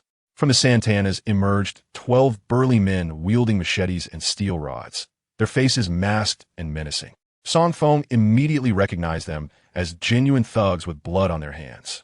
As the Santanas halted the bus, the leader, a bald man, kicked open the bus door and stepped inside.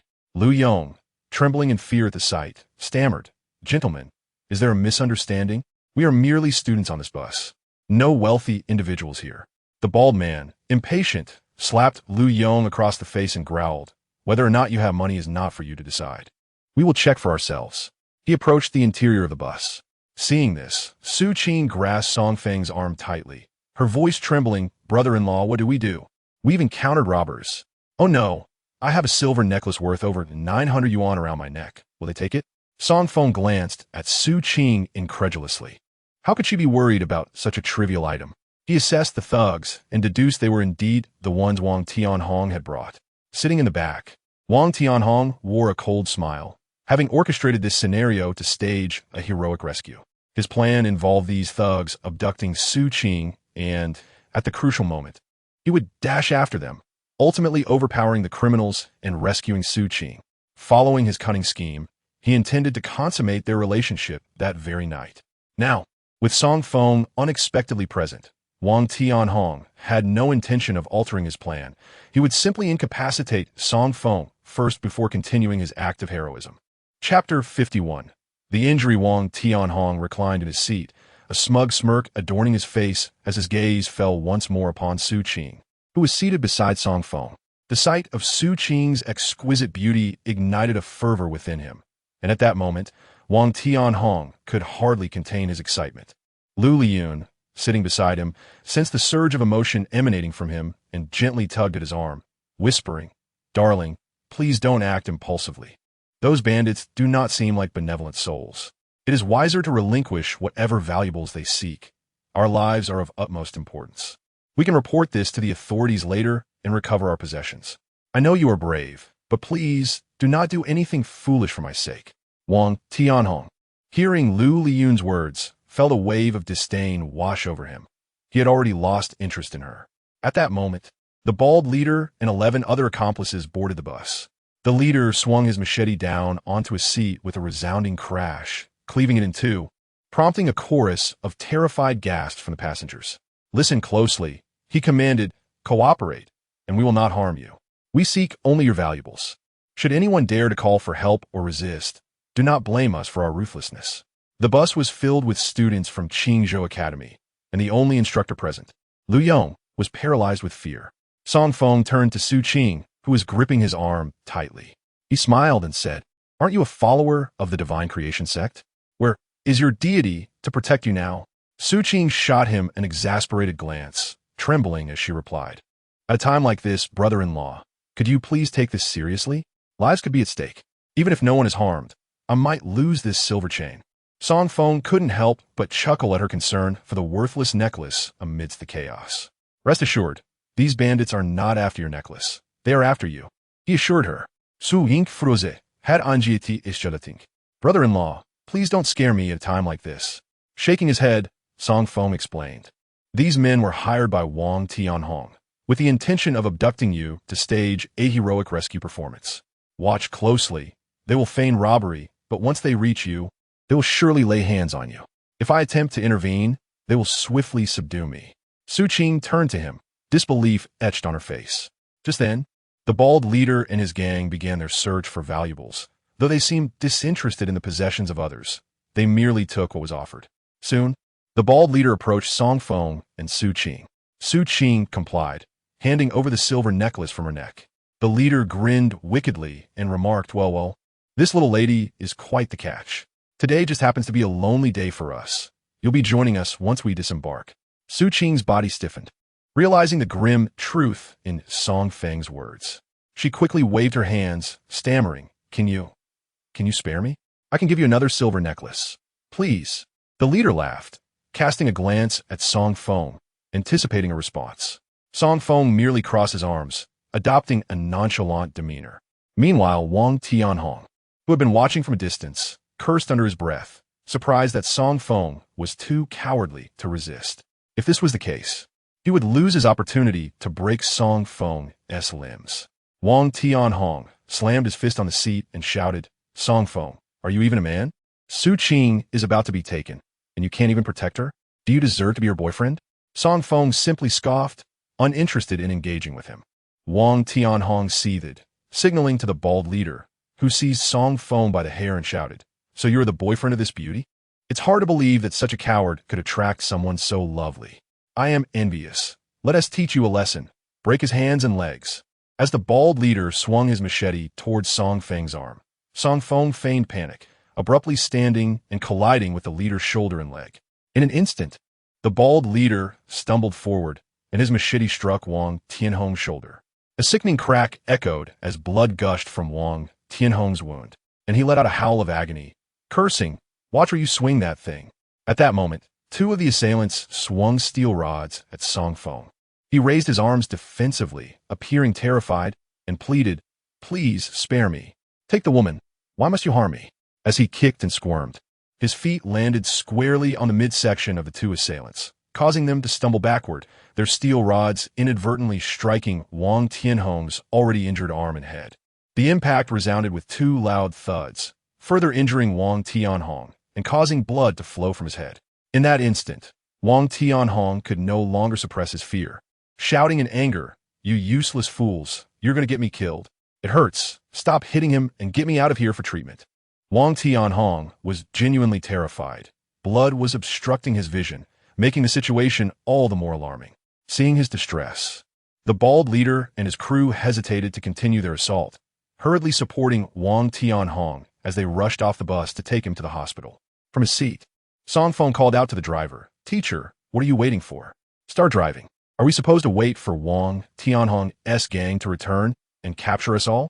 Lu Yong, jolted from his stupor, pressed the accelerator, and the dilapidated bus sped away. The passengers exchanged bewildered glances, ultimately turning their attention to Lu Liyun. Su Qing, equally puzzled, asked, Liyun, does your boyfriend know those bandits? What on earth is going on here? Chapter 52. Acquaintances. Lu Liyun was equally flabbergasted. Clearly, her boyfriend, Wang Tianhong, was acquainted with the bald leader and his gang of robbers. However, how could someone like him engage in such criminal activities? Wang Tianhong was not lacking in wealth. She shook her head, trembling as she replied, I have no idea how this came to be. As Lu Yong drove, he cautioned students, It's crucial to understand that we may know a person's appearance, but not their true nature. Choosing a partner requires careful consideration. Today, we narrowly avoided a major disaster. Otherwise, some among us could face serious trouble in the future. Though Lu Yong did not say it outright, everyone understood that Wang Tianhong was not to be trusted. Su Qing sat beside the carriage, her grip tightly clutching Song Feng's arm. With a heart still racing from the ordeal, she exclaimed, You scared me to death, brother-in-law. That was far too dangerous. By the way, how did you know those people were planning to harm me? And how did you realize Wang Tianhong was in cahoots with them? Song Feng shrugged and replied, It's quite simple. I overheard Wang Tianhong during the phone call. Fuming, Su Qing bit her teeth in frustration. She then shifted her position, settling next to Lu Liyun in the back seat. Su Qing gently patted Lu Liyun's shoulder, offering comfort. Liyun, don't be upset. Everyone has their moments of poor judgment, encountering a couple of scoundrels. Don't take it to heart. Lu Liu nodded, tears streaming down her face, and the two friends embraced, weeping together. Meanwhile, Song Feng found a measure of peace in the front seat. He gazed out the window. The bus was now navigating winding mountain roads. Based on the time and location, they had likely reached the outskirts of Qingzhou city, perhaps even crossed its borders, finding themselves near Qinglong Mountain. Realizing this, Song Feng took out his phone, only to discover that the signal was exceedingly weak to the point of being non-existent. Frowning, he sensed something was amiss. The absence of network service was one thing, but not even a 2G signal? Clearly, someone had deliberately set up a signal barrier. The bus continued deeper into the mountains for over 10 minutes before finally coming to a halt. In front of the bus stood a massive bonfire, towering like a house, with flames leaping 7 to 8 meters high, illuminating the surroundings as bright as day. Around the bonfire, over 30 young men and women were already celebrating. Dressed in vibrant attire, some adorned with feathers in their hair, while others waved various bone and stone decorations. They resembled an ethnic minority, joyously dancing and singing around a colossal fire. Lu Yong parked the vehicle and cheerfully announced, "Look, students from the University of Electronic Science and Technology and Qingzhou Medical College have already arrived. We from Qingzhou College are the last to show up. If it weren't for that incident with Wang Tianhong, we wouldn't have been late." With that, Lu Yong opened the bus door, and Su Qing, Lu Liyun, Song Feng, and the others followed him out to the bonfire. The student from the other two schools raised their hands and waved various objects in excitement to welcome the newcomers. Soon, Su Qing and her friends melded into the lively group. Around the bonfire, approximately 40 to 50 students from the three schools danced chaotically, humming nonsensical melodies. Standing next to Su Qing, Song Feng found himself at a loss, pondering the nature of this bizarre cult.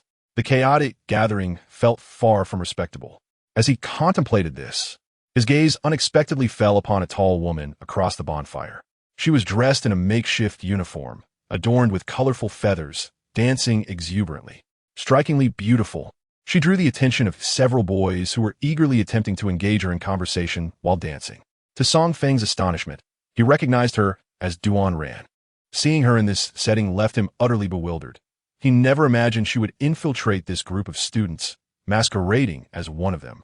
Under the firelight, he noticed the corners of her eyes were tinged with red, though her face was obscured by erratic strokes of lipstick, making it hard to discern her true complexion. Furrowing his brow, Song Feng sensed something ominous about Duan Ran's demeanor. Just then, Su Qing pinched him sharply, snapping him out of his thoughts. "What are you looking at?" She scolded, glaring at him. "I brought you here for the bonfire party, not to ogle at beautiful women. Your eyes are practically glued to that provocatively dressed girl over there." Suppressing a chuckle at Su Qing's description of Duan Ran, Song Feng acknowledged, all right, I got it. Just go enjoy yourself." With that, he turned and made his way towards Duan Ran. Upon reaching her, he placed a hand on her shoulder. Startled, she instinctively spun around and grabbed his wrist, preparing to throw him over her shoulder. Whoa, hold on. "It's me," Song Feng quickly reassured her. Realizing it was him, Duan Ran's expression shifted to one of confusion as she asked, "Song Feng, what are you doing here?" He grasped her arm and pulled her away toward a nearby grove, evading the raucous crowd. As they stepped behind a tree, Song Feng promptly reached out to wipe the excess lipstick from her face. Duan Ran's face flushed red at his gesture, and she hastily seized his wrist, exclaiming, "What are you doing? Don't be ridiculous. I have a serious mission tonight. I can't just go fooling around in the woods with you." Song Feng, bewildered, replied, "I'm not trying to fool around. I noticed your complexion seemed off. You have a hint of crimson at the corners of your eyes, which suggests bad luck tonight." Chapter 53. A connection. Duan Ran's expression darkened upon hearing this. She clamped her hand over his mouth, angrily chastising him. "Have you lost your mind? Every time you see me, you curse me. Did I owe you something in my past life?"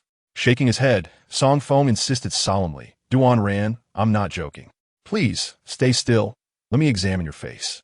As he cleaned the chaotic lipstick marks from her cheeks, he observed her pallor was indeed concerning. With a serious demeanor, he warned Duan Ran, "You were fortunate to run into me this time. Otherwise, you would have faced dire consequences tonight. However, I am curious. What brings you here at this late hour? Mischief with these students?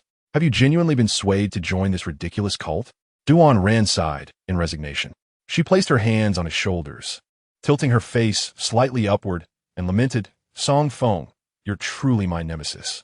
Every time I encounter you, misfortune follows. I came to the bonfire not for that nonsense cult, but because I discovered a connection between them and the pangolin gang. This gang of pangolins is the very group of antique thieves I have been pursuing. The incident on the train was an attempt to capture them, which inadvertently led me to you. It's infuriating that I, a perfectly innocent girl, ended up in your hands. Chuckling, Song Feng gave her a playful pat on the backside. Get to the point. No more tangents. Besides, when have you ever had to exert yourself? You merely enjoy the spoils while I handle the heavy lifting. Du Ran helplessly glared at Song Feng and said, this pangolin has stolen numerous antiques in our Jiangnan region. Initially, I believed that the 3 pangolins were merely a small gang of antique thieves, and I did not take them seriously. However, when Jiang province established a special task force to apprehend them, we suffered a setback. A few companions lost their lives at their hands on the train. It was then I realized they were not ordinary antique thieves. I killed one person on the train and another at the amusement park. I have been pursuing the whereabouts of the remaining pangolins and finally discovered that they are linked to the trendy new deity cult. Furthermore, at today's gathering, the last pangolin is likely to make an appearance. Thus, I disguised myself as a student to attend this bonfire party, hoping for an opportunity to capture the last pangolin and extract information from him to bring that scoundrel Lu Lihua to justice. Upon hearing this, Song Feng understood and remarked, it is indeed strange. The pangolin strength should not be underestimated. Why would they engage in thievery? How much profit is there in selling antiques? Moreover, how could these individuals possibly be associated with the new deity cult? Du Ran slightly furrowed her brows and replied, I may have some theories. Song Feng turned to her, and Du Ran blinked her large eyes, continuing, these 3 individuals have brazenly stolen various antiques throughout Jiangnan, but not for monetary gain. By analyzing the antiques, they have pilfered. I noticed a pattern. They do not steal based on value, but rather on the information contained within the antiques. They prefer to steal items prominently featuring ancient scripts or patterns, including seemingly worthless stone tablets. If an item bears special ancient characters, they exhibit great interest and will go to great lengths to acquire it, and the new deity cult appears to share their objectives. Recently, while I was undercover in the new deity cult, I discovered that their goals align closely. They recruit university students from various schools to gather photographs and textual information about ancient relics. To join the cult, one must contribute by covertly photographing ancient scripts and illustrations from various tombs and even special libraries. In this regard, both the new deity cult and the 3 pangolins share a common goal. They seek to extract specific information from antiques. Song Feng nodded. Your analysis indeed reveals striking similarities among these individuals. However, you do not seem well, so perhaps it would be wise to refrain from acting tonight. Hearing this, Du Ran shot him a frustrated glare and said, you jinx. All right, I concede. Song Feng wrapped his arm around Du Ran's waist, chuckling. Since we need not attend that ridiculous bonfire party, why not stay here in this little grove? Look, the sky is high, the moon is dark, and it is eerily beautiful. This environment is perfect for us to let loose. Since our last parting, have you dreamed of me? As he spoke, he lifted Du Ran into his arms. Her cheeks flushed, and she hurriedly waved her hands, saying, no, Song Feng, we cannot do that again. I am a respectable young woman, and every time I meet you, we end up in such situations. How can I face my husband after this? As they conversed, the voices of Su Qing and Lu Liyun suddenly echoed from nearby. Su Qing called out, Song Feng, darling, where are you? The messenger is about to arrive. Hurry and come out. Lu Liyun added loudly, I see you too. Come out now. This is infuriating. Why are there so many scoundrels in this world? Upon hearing the voices of the 2 women, Song Feng and Du Ran exchanged glances, and Du Ran quickly pushed him away. She hurriedly dashed out of the grove towards the bonfire. Seeing Du Ran rush out, Su Qing and Lu Liyun immediately chased after her, soon spotting Song Feng standing behind the tree. Su Qing approached and pinched his ear, angrily asking, what are you hiding here for? I had no idea you had such skills. Attending a bonfire party for the first time, and you've already hooked up with a beauty. Impressive. Lu Liyun chimed in, fuming. Su Qing, do not forgive him. Kick him out. I've come to realize that all men are worthless pigs. None are good. We are the true love. Whether it's Wang Tianhong or Song Feng, they're all scoundrels unworthy of our affection. Su Qing nodded vigorously in agreement. Song Feng waved his hands dismissively, saying, "Stop, stop, stop. What are you two imagining? I merely came here to relieve myself. I haven't done anything." As he spoke, he nonchalantly walked towards the bonfire. Lu Liyun suddenly found her balance, realizing that encountering a scoundrel like Wang Tianhong wasn't such a big deal after all. After all, hadn't Su Qing encountered a scoundrel too? At that moment, Lu Liyun felt considerably lighter, and she pulled Su Qing towards the bonfire. Just then, the sound of a helicopter filled the air. A figure clad in black leaped from the helicopter, landing beside the bonfire. The surrounding 50 students instantly fell silent, their expressions turning solemn. They ceased their dancing and sat down, gazing in awe and excitement at the black-clad figure, for they recognized him as a true apostle of the new deity cult. Each time they attended the bonfire, it was to heed the teachings of the apostle, hoping one day to join the cult and become a true apostle. Seated beside Song Feng, Su Qing excitedly tugged at his arm, whispering, "Song Feng, that is the apostle of the deity. By truly joining the new deity cult, one can heed the divine commands and serve as a messenger of the Lord, wielding immense power. Furthermore, when the Lord returns to earth, we, the messengers, will become the true masters of this world." Song Feng listened, bemused, at the gullibility of these students. At that moment, the black-clad figure raised his hand and addressed the crowd. "I am aware of your recent efforts. You have all worked diligently to uncover the various miracles left by the Lord. Today, I shall present to you a relic from the ancient Lord." As he spoke, he drew forth a half-meter-long bronze sword, exuding a terrifying aura that enveloped the area. Observing the sword, Song Feng's eyes narrowed. This was indeed a remarkable artifact, clearly a high-tier weapon forged by a powerful warrior. The black-clad apostle held the bronze sword aloft, exclaiming, "Behold, this sword boasts a history of at least 5,000 years. 5 millennia ago, even our ancient Xia dynasty existed in a tribal era, unable to smelt iron, only capable of crafting the simplest of bronze tools. According to our understanding, the tools of that age were undoubtedly primitive. However, dear audience, please behold this bronze artifact, a creation of that very epoch.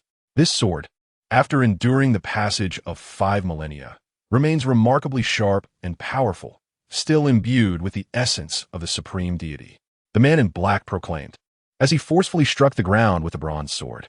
In an instant, a surge of sword energy erupted, piercing the earth beneath. The ground trembled, leaving a sword pit over half a meter deep. The surrounding students gazed in astonishment, erupting into applause and cheers. Song Feng merely furrowed his brow, stroking his chin. The quality of this bronze sword exceeded his expectations. He mused internally, acknowledging that this was indeed a formidable weapon, one that could potentially enhance his combat prowess. Nearby, Duan Rant's expression was one of sheer amazement. Clearly, she had not anticipated the strength of this black-clad apostle, who could create such a deep chasm solely through sword energy. In this moment, Duan Ran felt a tinge of insecurity regarding her own abilities. Previously, under Song Feng's guidance, she had successfully transcended into the Grand Cycle realm, and had felt confident in her prowess, believing she could navigate Qingzhou unscathed, provided she did not encounter a master. Yet now, with the emergence of the black-clad apostle, her worries intensified. The black-clad apostle gestured for silence, declaring, "This bronze artifact is a legacy from the supreme deity of Yur, hence its formidable power. Moreover, it is certain that numerous other items, akin to this bronze artifact and imbued with divinity, exist in our world. Should you discover and excavate the remnants of the supreme deity, you may officially become an apostle of our divine creation sect. Additionally, I possess a tome that I wish to share with you." As he spoke, he withdrew a book from his robes. Upon closer inspection, Song Feng recognized it as the Huangdi Neijing. The black-clad man opened the Huangdi Neijing and continued, "You should all be somewhat familiar with this text. It is foundational for contemporary TCM students, a medical treasure and cornerstone. Yet, within this medical compendium lies the account of ancient sages and mighty beings who lived for millennia, immune to ailments, traversing the winds with ease. Perhaps many perceive this as mere myth. But I pose the question, how could such legends manifest within a meticulously crafted medical text? This only indicates that in antiquity, during the age of our supreme deity, extraordinary abilities were indeed attainable. Seated beside Su Qing, Song Feng nodded in agreement, whispering, "Ah, Su Qing, I find some merit in what this individual is saying." Suing, with a triumphant glance at Song Feng, replied, "Brother-in-law, do you now comprehend that this is an opportunity for enlightenment? I have long asserted that your presence here is a privilege. Darwin's theory of evolution is fundamentally flawed. This world did not arise through evolution, but rather, everything was crafted by the divine. Yet, for reasons unknown, the divine has departed from our earth, resulting in the tribulations and frailty of human existence." At this moment, the black-clad apostle resumed, "Furthermore, today we possess a third item that will further substantiate the existence of a transcendent realm on our earth, one governed by deities millennia ago. However, this third item is not readily transportable. I shall select 3 young women to accompany me to witness this evidence. Who among you wishes to join me?" While the crowd remained in stunned silence, Su Qing beside Song Feng leapt to her feet, raising her hand eagerly. "I wish to go. I want to witness it." Duan Ran and several other girls also sprang up, fervently waving their hands and exclaiming, "Apostle, take me with you. I yearn to see." Soon, all the girls began to enthusiastically volunteer. The black-clad man nodded in satisfaction, surveying the crowd before pointing at Duan Ran, Su Qing, and a few other beautiful girls. He addressed Su Qing, "Devout young lady, I must inquire a personal question. Are you still pure?" Su Qing, taken aback, was about to respond when Lu Liyun interjected, "Apostle, Su Qing is already in a relationship. She and her boyfriend have been intimate." The apostle smiled slightly, nodding in acknowledgement. He then turned to Duan Ran and asked, "And you, lovely young lady, are you still untainted?" Duan Ran shamelessly nodded, declaring, "Of course. I've never been in a relationship, not even held hands with a man." Hearing this, the black-clad apostle appeared quite pleased, nodding approvingly. He then inquired of the other attractive women regarding their purity, ultimately selecting Duan Ran and 2 others. He pointed at them, stating, "You shall be the fortunate ones at this bonfire gathering. I will lead you to witness the third artifact, allowing you to truly comprehend the greatness of the supreme deity and the events that transpired on our earth millennia ago." Duan Ran and her companions were exhilarated, pumping their fists in excitement. Meanwhile, Song Feng sat to the side, exasperated.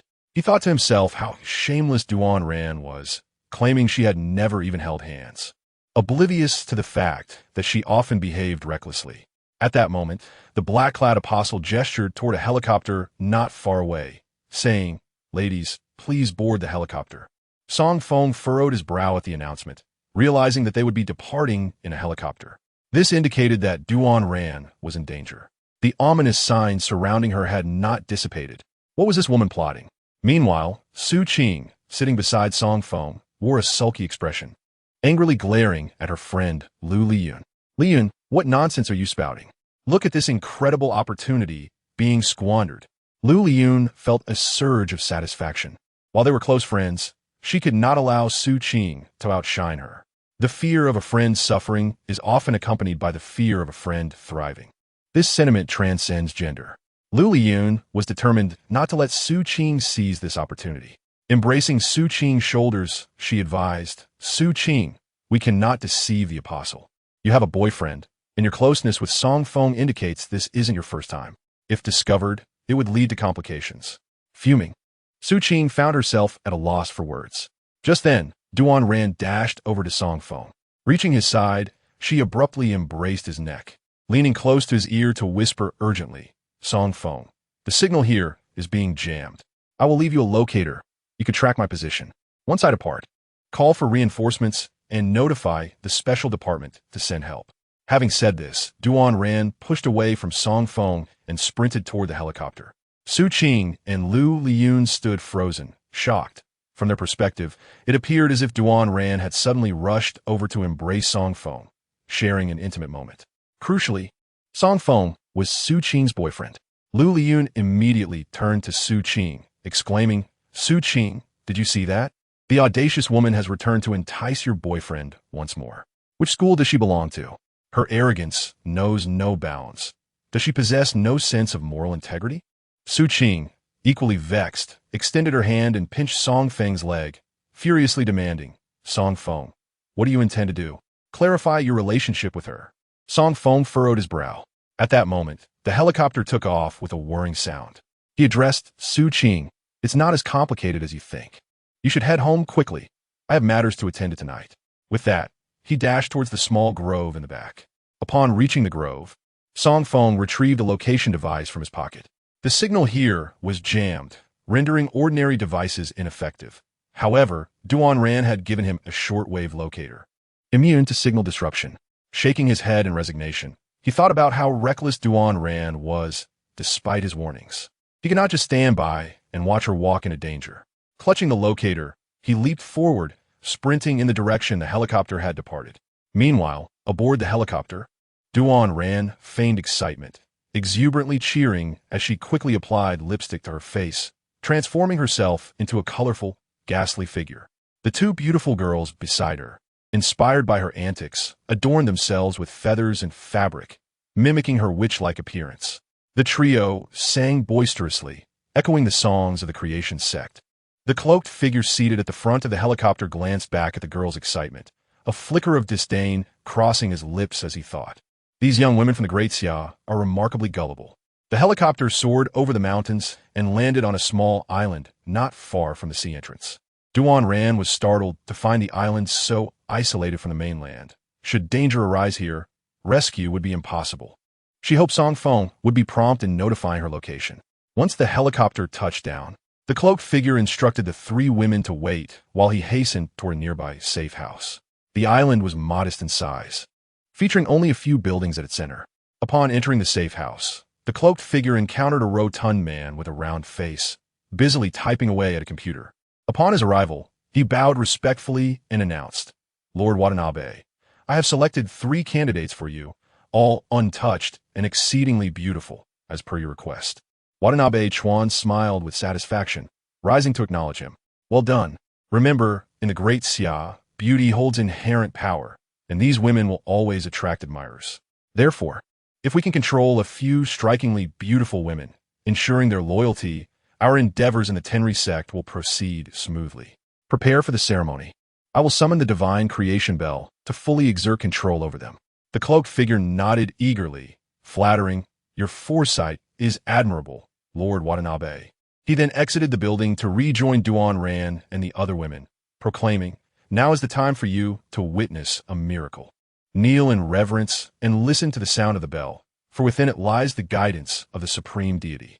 Should you perceive the deity's whispers and commands, you shall become true apostles of our sect, walking the earth in the name of divinity, and you will attain unparalleled status and power."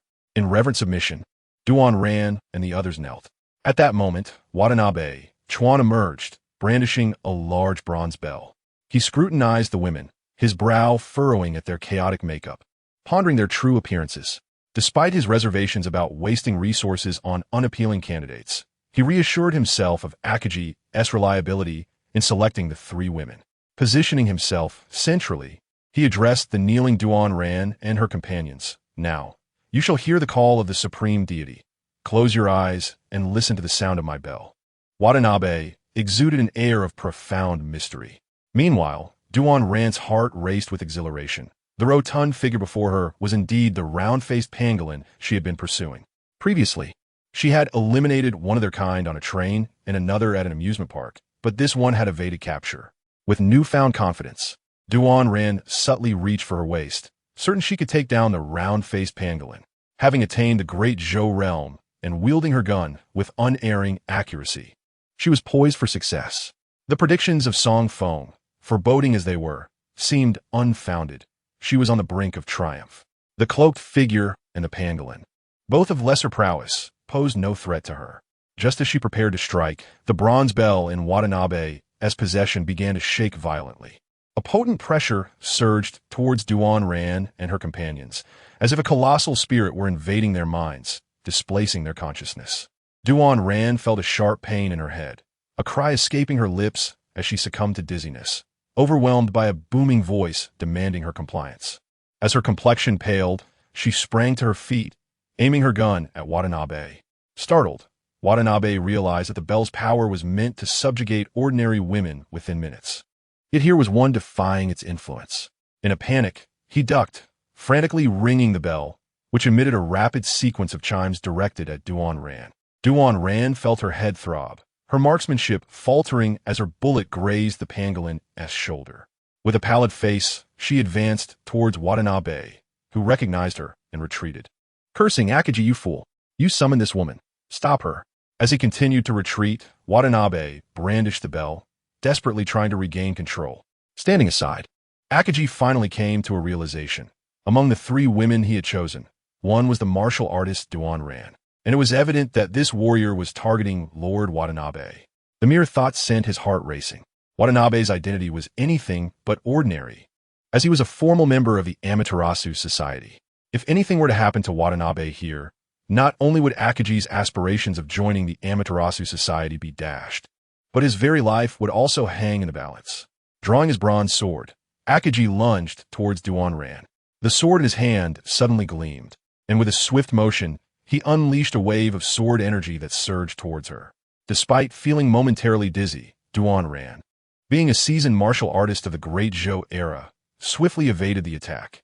Without hesitation, she drew her pistol and fired 4 precise shots, each bullet striking Akagi's head. The infamous dark-clad agent collapsed to the ground with a thud. Seizing the opportunity, Watanabe quickly fled, vaulting over the safe house and disappearing into the woods behind the island. Duan Ran, clutching her head, pursued Watanabe relentlessly. Meanwhile, the two women still kneeling on the ground were left dumbfounded, their gazes shifting between the vanishing figure of Duan Ran and the bleeding body of the dark-clad agent.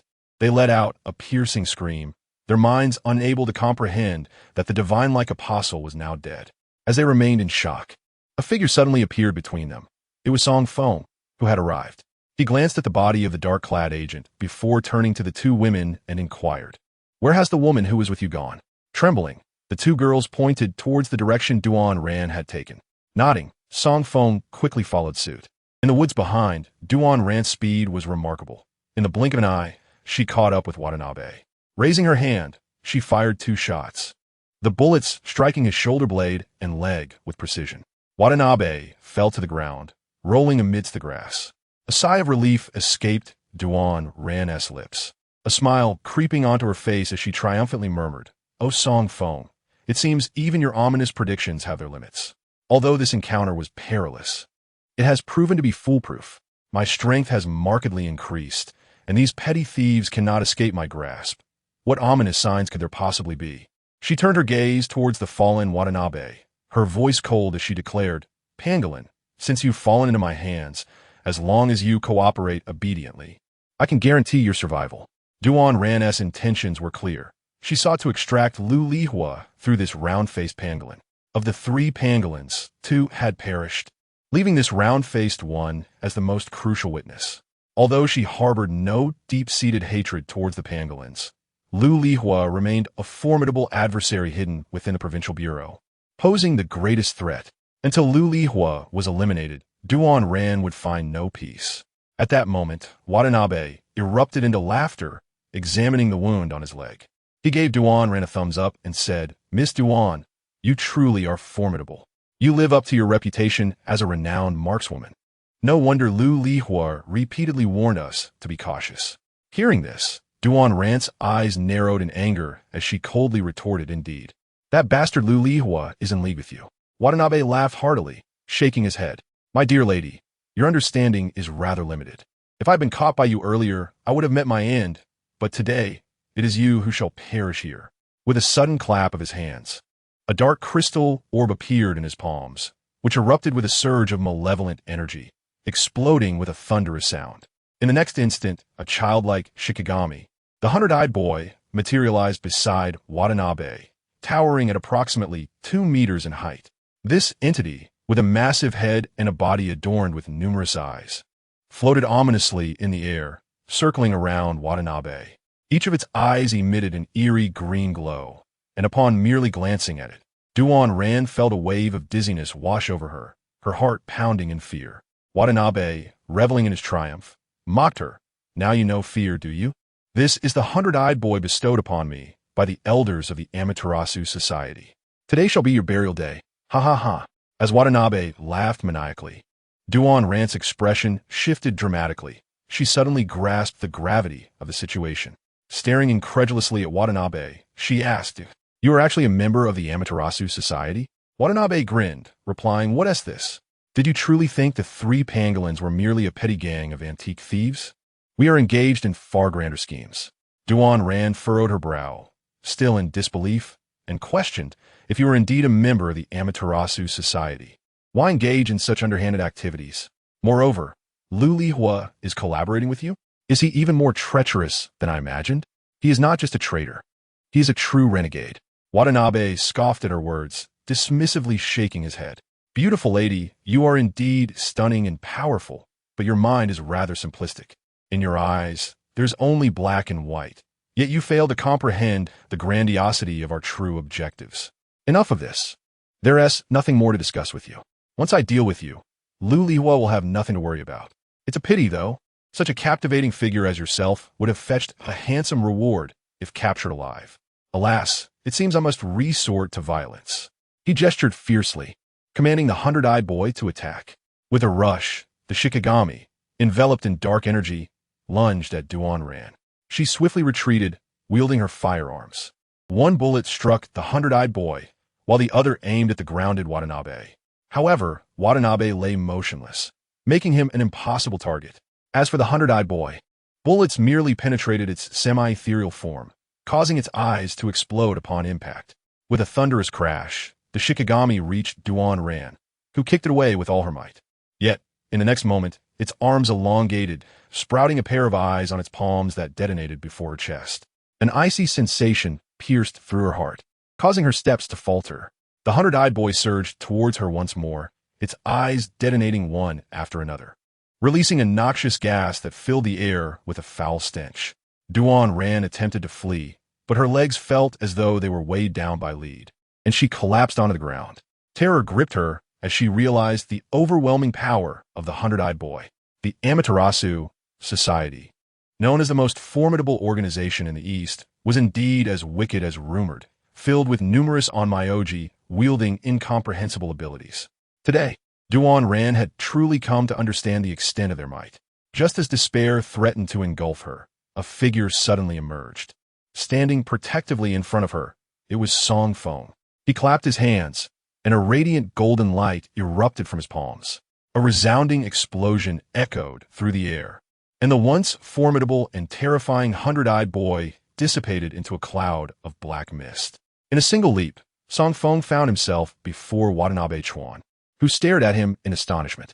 He had never anticipated that the Shikigami bestowed upon him by the elder of the Amaterasu Society could be obliterated by this young man with a mere strike. What strength did this youth possess? How could he be so powerful? Before Watanabe Chuan could utter another word, Song Feng, uninterested in further dialogue, lifted his foot and, with a resounding thud, crushed Watanabe's head.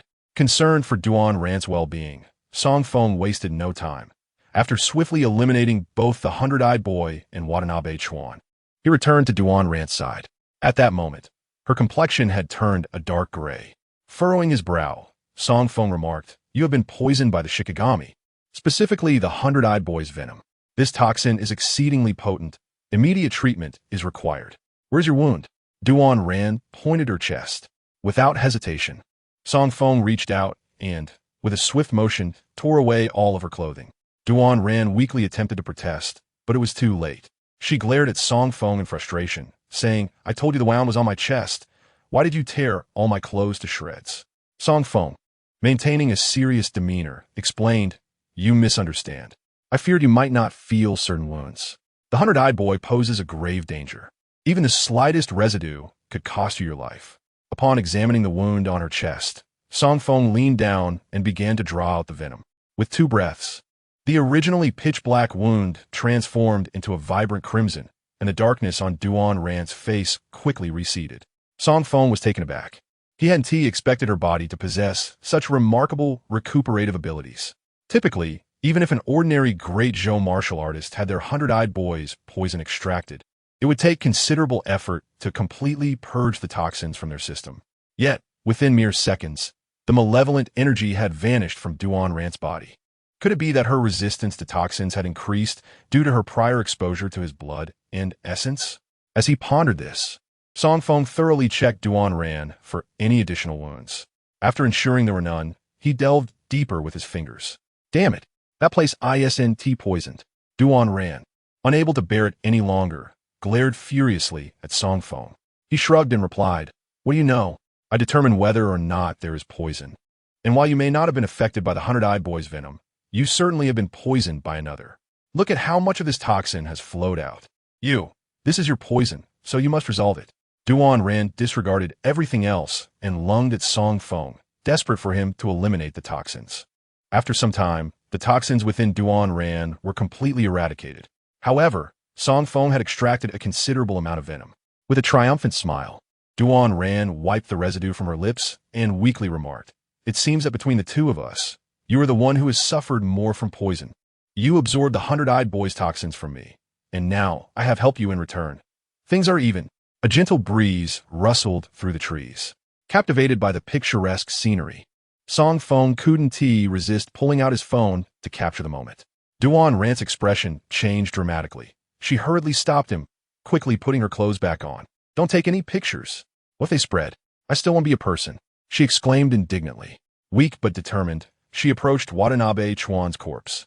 Unable to contain her frustration, she glared at Song Feng and lamented, "Why did you kill him? He was an important witness, the key to bringing down Lu Lihua. Now that he is dead, I have lost my best chance against that bastard." Song Feng chuckled, his expression lightening. "You can't blame me. When I saw your condition, I was concerned for your health and wanted to act swiftly to treat you. I had to eliminate him to prevent any future troubles. Thankfully, I arrived in time to administer treatment. Otherwise, you might have perished at his hands." Duan Ran's face flushed with anger as she retorted, "Isn't that because of your ill-omened words?" Searching Watanabe, Chuan's body yielded nothing of value, save for a bronze bell lying beside him. "How peculiar," Duan Ran remarked as she picked it up. "When this bell rings, I feel as if a voice is trying to invade my mind, attempting to control my very soul." Song Feng took the bell from her, noticing the intricate and enigmatic engravings upon it. This appears to be a magical artifact capable of controlling individuals. The bell is adorned with profound runes, and it contains a spiritual stone within. Each time it is used, it depletes the stone's energy. Such artifacts are exceedingly rare. It seemed that the trio of thieves, under the guise of stealing antiques, were actually gathering information about magical artifacts. Their true objective was not the antiques themselves, but rather the ancient artifacts that had long existed. Duan Ran, upon hearing this, nodded in understanding. So that's why they had been stealing ancient items inscribed with archaic texts. They also established a cult, luring devoted youths to join them in seeking out various relics and museums. Their ultimate goal is to find these extraordinary artifacts. With a contemplative expression, Duan Ran turned to Song Feng and queried, "But who is responsible for creating these artifacts? Is there anyone today capable of crafting such miraculous items?"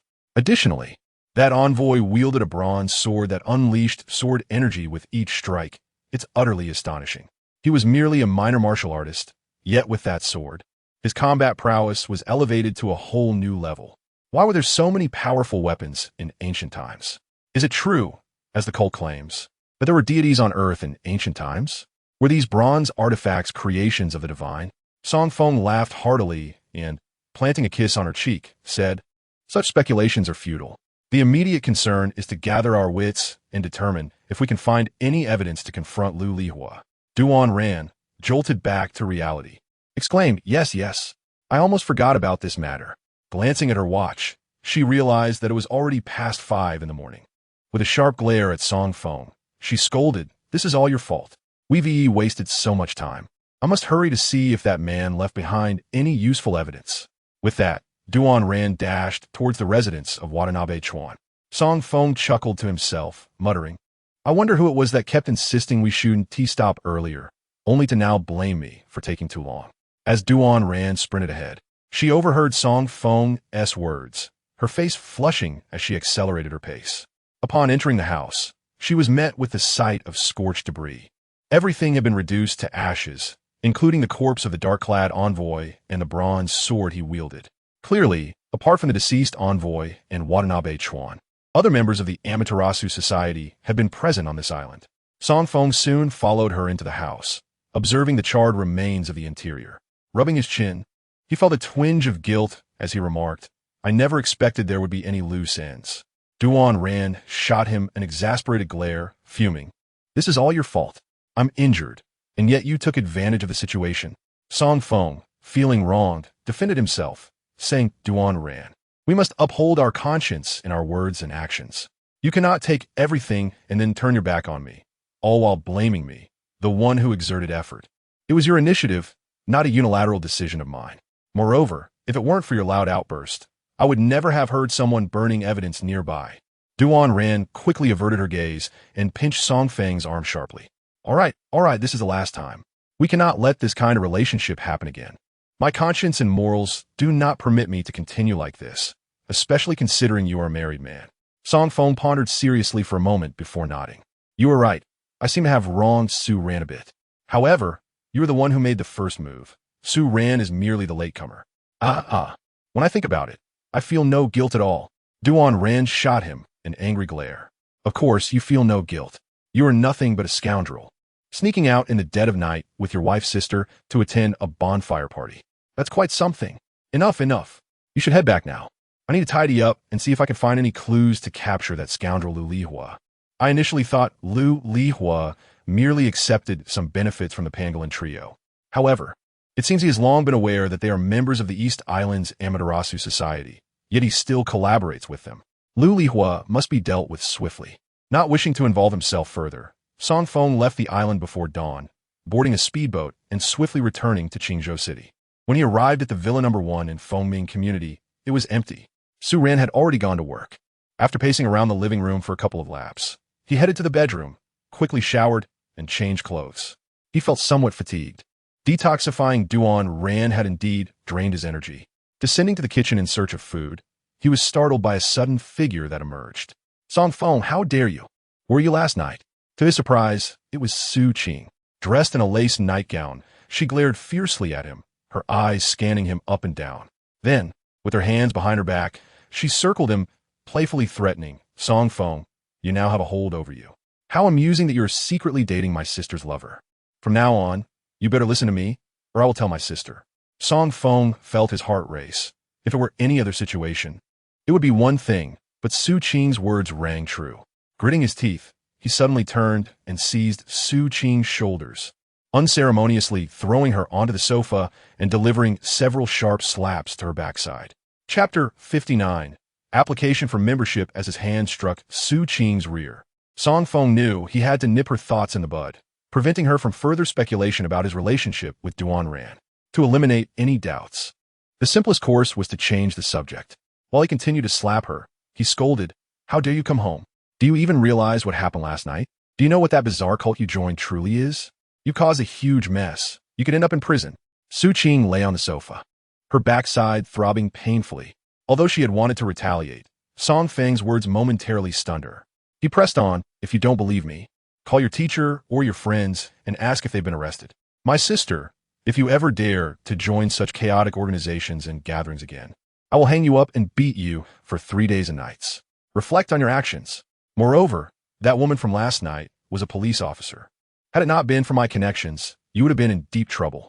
With that, Song Feng stormed out of the villa, leaving Su Qing in stunned silence on the sofa. After an entire minute, she finally came to her senses and let out a furious scream, rubbing her sore backside. "Song Feng, you bastard! This isn't over." She then grabbed her phone, preparing to call her friend Lu Liyun.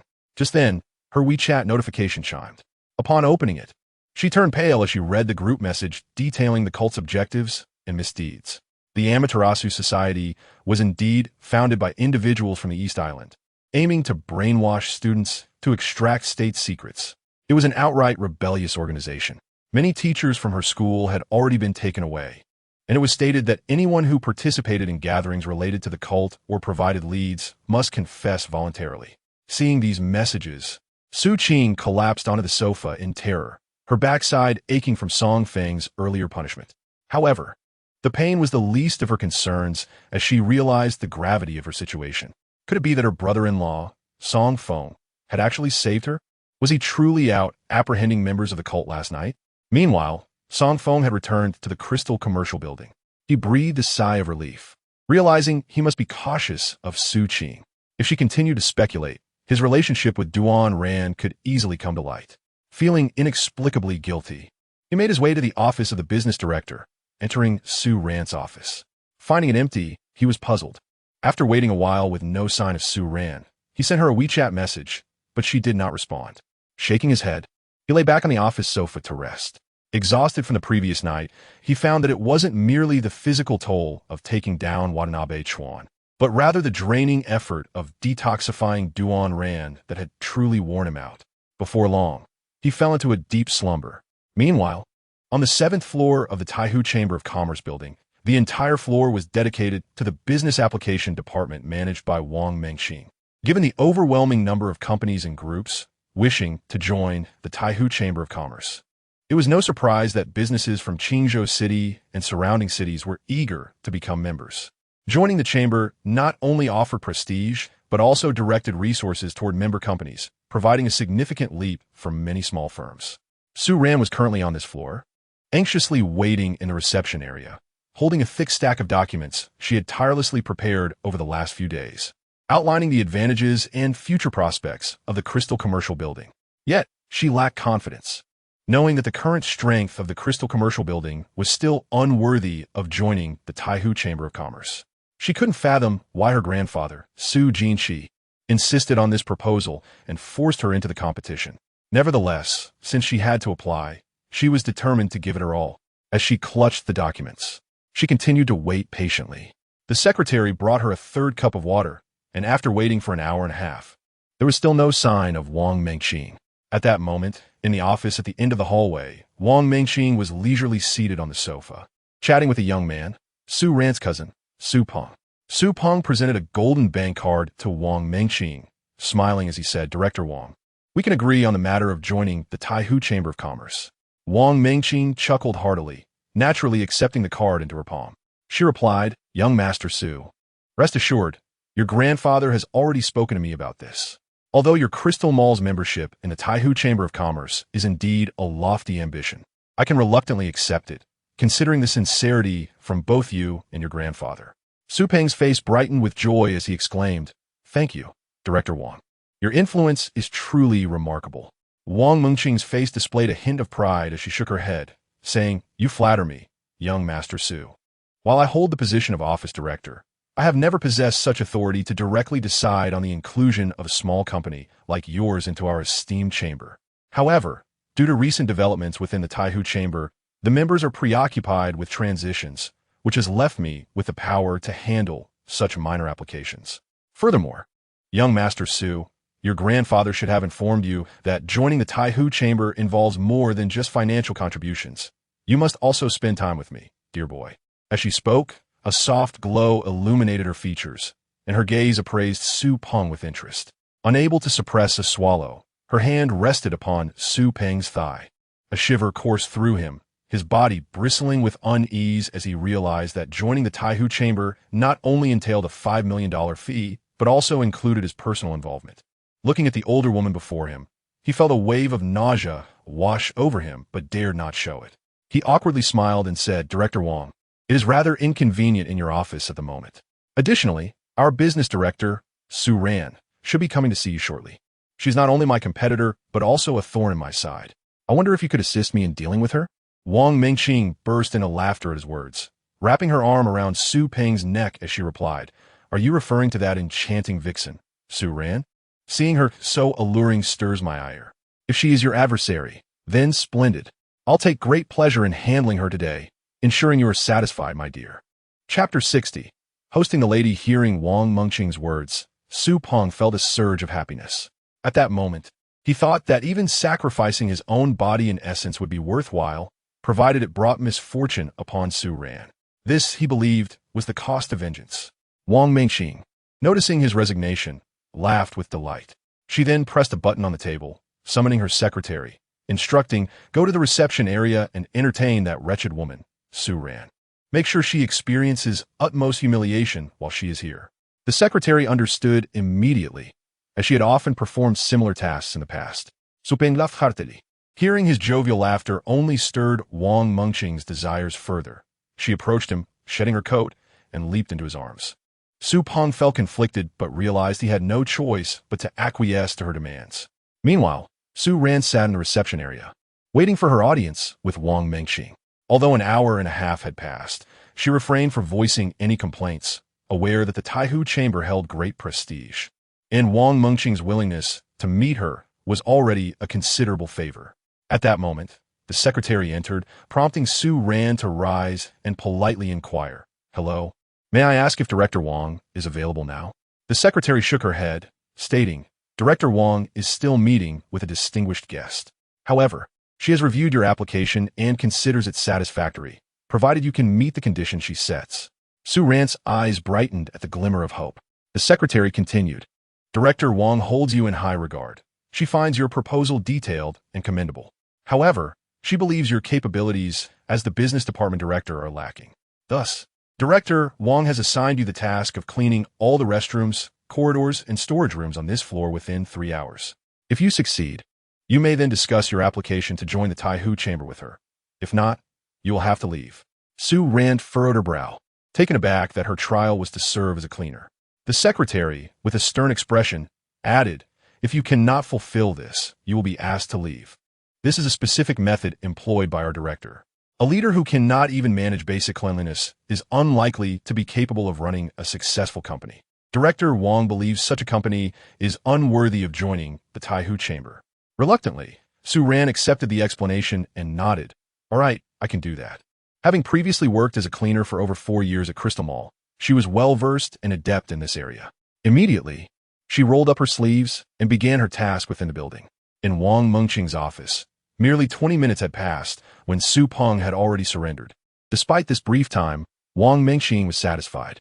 As she dressed, she remarked, "Young Master Su, you appear somewhat fragile, though undeniably youthful and vibrant. After returning, you must engage in more physical training. Make it a point to visit me regularly. The benefits for your Crystal Mall will be substantial." Suppressing his disgust, Su Peng nodded along with a forced smile. At that moment, Wang Mengqing's phone rang, and she answered it, hearing her secretary's voice. The secretary reported, "Director Wang, everything has been arranged.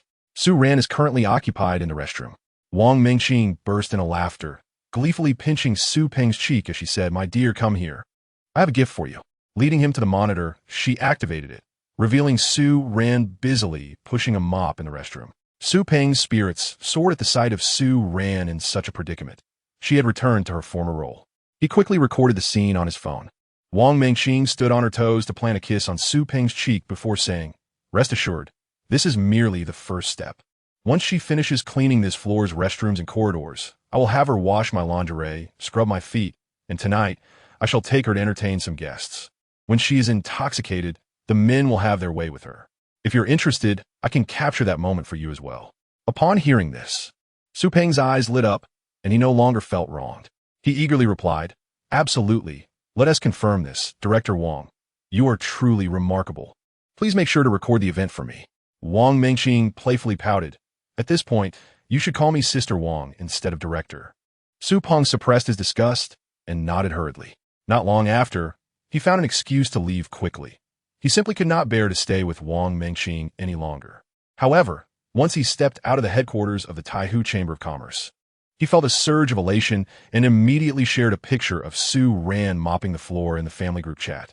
With a smug expression, he declared, "Look at this, Su Ran in such a disgraceful state. With her kind of intellect, she actually dares to compete with me and wants our Crystal Mansion to join the Taihu Chamber of Commerce. It's utterly pathetic."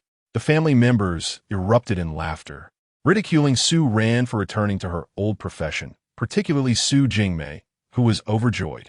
In the afternoon, Song Feng opened his eyes and glanced at the time. It was already past 2 o'clock, yet Su Ran had not returned. At that moment, his secretary walked in, and Song Feng inquired, "Do you know where Director Su has gone?" The female secretary replied, "Director Su has gone to the Taihu Chamber of Commerce for an important task." Hearing this, Song Feng slapped his forehead, recalling that Su Ran had previously mentioned how Su Jinsheng and others wanted her to get the Crystal Mansion to join the Taihu Chamber of Commerce. So, his wife was handling this matter. With that thought, Song Feng picked up his phone and dialed Zhang Xiang. Once the call connected, Zhang Xiang's voice was exceedingly humble. "Mr. Song, how may I assist you?" Song Feng stated, "My wife, Su Ran, is currently at your Taihu Chamber of Commerce. She intends to apply for the Crystal Mansion to join the chamber. Please cooperate with her." After hearing this, Zhang Xiang sprang to his feet, his hair standing on end. He never expected Mr. Song's wife to personally visit the Taihu Chamber of Commerce. This was the perfect opportunity to demonstrate his loyalty. Zhang Xiang quickly responded, "Yes, Mr. Song. I understand. Rest assured, I will ensure the best treatment for your wife." Chapter 61. The humbling Zhang Xiang hung up and immediately called his secretary, instructing her to find information about Su Ran without delay. This was a monumental matter. Mr. Song's wife had come to their chamber merely for the trivial task of joining, and if he failed to accomplish this or neglected Mrs. Song, he would certainly face dire consequences from Song Feng. The secretary entered the office, and Zhang Xiang urged, "Quickly check if a lady named Su Ran has come to our Taihu Chamber Commerce today. Where is she now? What business is she handling? Find out immediately." The secretary, slightly bewildered, quickly made the necessary calls. Soon, he reported back to Zhang Xiang, "Chairman Zhang, I have confirmed that a lady named Su Ran arrived at our headquarters. She is currently on the 7th floor, requesting Director Wang to assist her in joining the Taihu Chamber of Commerce, but Director Wang has not received her." Upon hearing this, Zhang Xiang's eyelids twitched. Without further explanation, he hurriedly took the secretary with him to the 7th floor. Upon arriving, they spotted an exceptionally beautiful woman mopping the floor. Zhang Xiang could not help but stare, frowning as he asked his secretary, "Do we hire such beautiful cleaners? And her attire is rather fashionable, isn't it?" The secretary, taken aback, quickly investigated and responded, "Chairman Zhang, that is Ms. Su Ran. Director Wang is deliberately making things difficult for her, forcing her to clean the floors and toilets." Hearing this, Zhang Xiang's legs went weak, and he fell to his knees. The startled secretary rushed to assist him, exclaiming, "Chairman Zhang, what happened? Did you slip?" Seeing Zhang Xiang fall, Su Ran hurried over, alarmed. "I'm so sorry. I must not have mopped the floor properly, causing you to slip," she apologized. Just as Zhang Xiang was helped up, upon hearing Su Ran's apology, his legs buckled again, and he collapsed back onto the floor. Trembling, he stammered, "And no, it's not. Not your fault. It's our mistake. We have not treated you properly, Ms. Su. You have suffered. It's my failure to manage the situation. Please don't hold it against us." Su Ran looked at Zhang Xiang in utter disbelief, struggling to comprehend his words. Meanwhile, Zhang Xiang was consumed with anger and fear, cursing Wang Mengqing under his breath. If Song Feng were to discover that his wife was mopping floors in their chamber, it would surely be his undoing. Zhang Xiang, breathing heavily with cold sweat on his forehead, addressed Su Ran, "Ms. Su, please wait a moment. I will ensure this matter is resolved immediately. We cannot allow someone like Wang Mengqing to exist in our chamber." With that, Zhang Xiang strode purposefully towards Wang Mengqing's office. Inside, Wang Mengqing was enjoying her leisure, sending flirtatious messages to Su Peng, planning to invite him out again the following night. Suddenly, the door burst open, and Zhang Xiang stormed in. Wang Mengqing looked up in shock, unsure why the new chairman was intruding so rudely into her office. She stood, smiling, and asked, "Chairman Zhang, what's the rush?" Zhang Xiang, his finger trembling, pointed outside. Did you make Su Ran clean the floors?" "She came here to apply for business." "Why did you make her do cleaning work?" Wang Mengqing paused for a moment, then replied, "Chairman Zhang, Su Ran is merely the business director of a small company. Isn't it normal to make things difficult for her? I used to do the same." Before she could finish, Zhang Xiang lunged forward and slapped Wang Mengqing across the face. He then seized her by the hair and dragged her out of the office, declaring, "You will kneel before Su Ran and seek her forgiveness. Only when she forgives you will I let you off. Otherwise, I swear I will ruin you." Wang Mengqing was utterly stunned, unable to fathom why Zhang Xiang was so furious. In the past, when he served under Chairman Zhao Yan, he never displayed such authority. Just as Su Ran was processing the situation, she saw Zhang Xiang dragging Wang Mengqing out. Wang Mengqing fell to her knees, apologizing profusely. "I'm sorry, Ms. Su. I shouldn't have made things difficult for you. It was my fault. I take full responsibility. Please forgive me." Su Ran stood in shock. Zhang Xiang kicked Wang Mengqing in the face, then turned to Su Ran, saying, "Rest assured, Ms. Su, I will give you an explanation regarding this matter. Please wait for me in my office while I deal with Wang Mengqing." Then, as he dragged Wang Mengqing away, he shouted, "Get the bodyguards here." Arrest this woman immediately and thoroughly investigate her offenses. I intend to uncover all the pests within our Taihu Chamber of Commerce. I am a newly appointed chairman, and Chairman Zhao Yin has entrusted all authority to me. From now on, anyone who dares to act recklessly in the Taihu Chamber of Commerce will face my wrath. At this moment, Wang Mengqing finally realized the peril she was in. She collapsed to her knees, clutching Zhang Xiang's leg, weeping profusely. President Zhang, please spare me. I beg you for another chance. I swear I shall never dare again.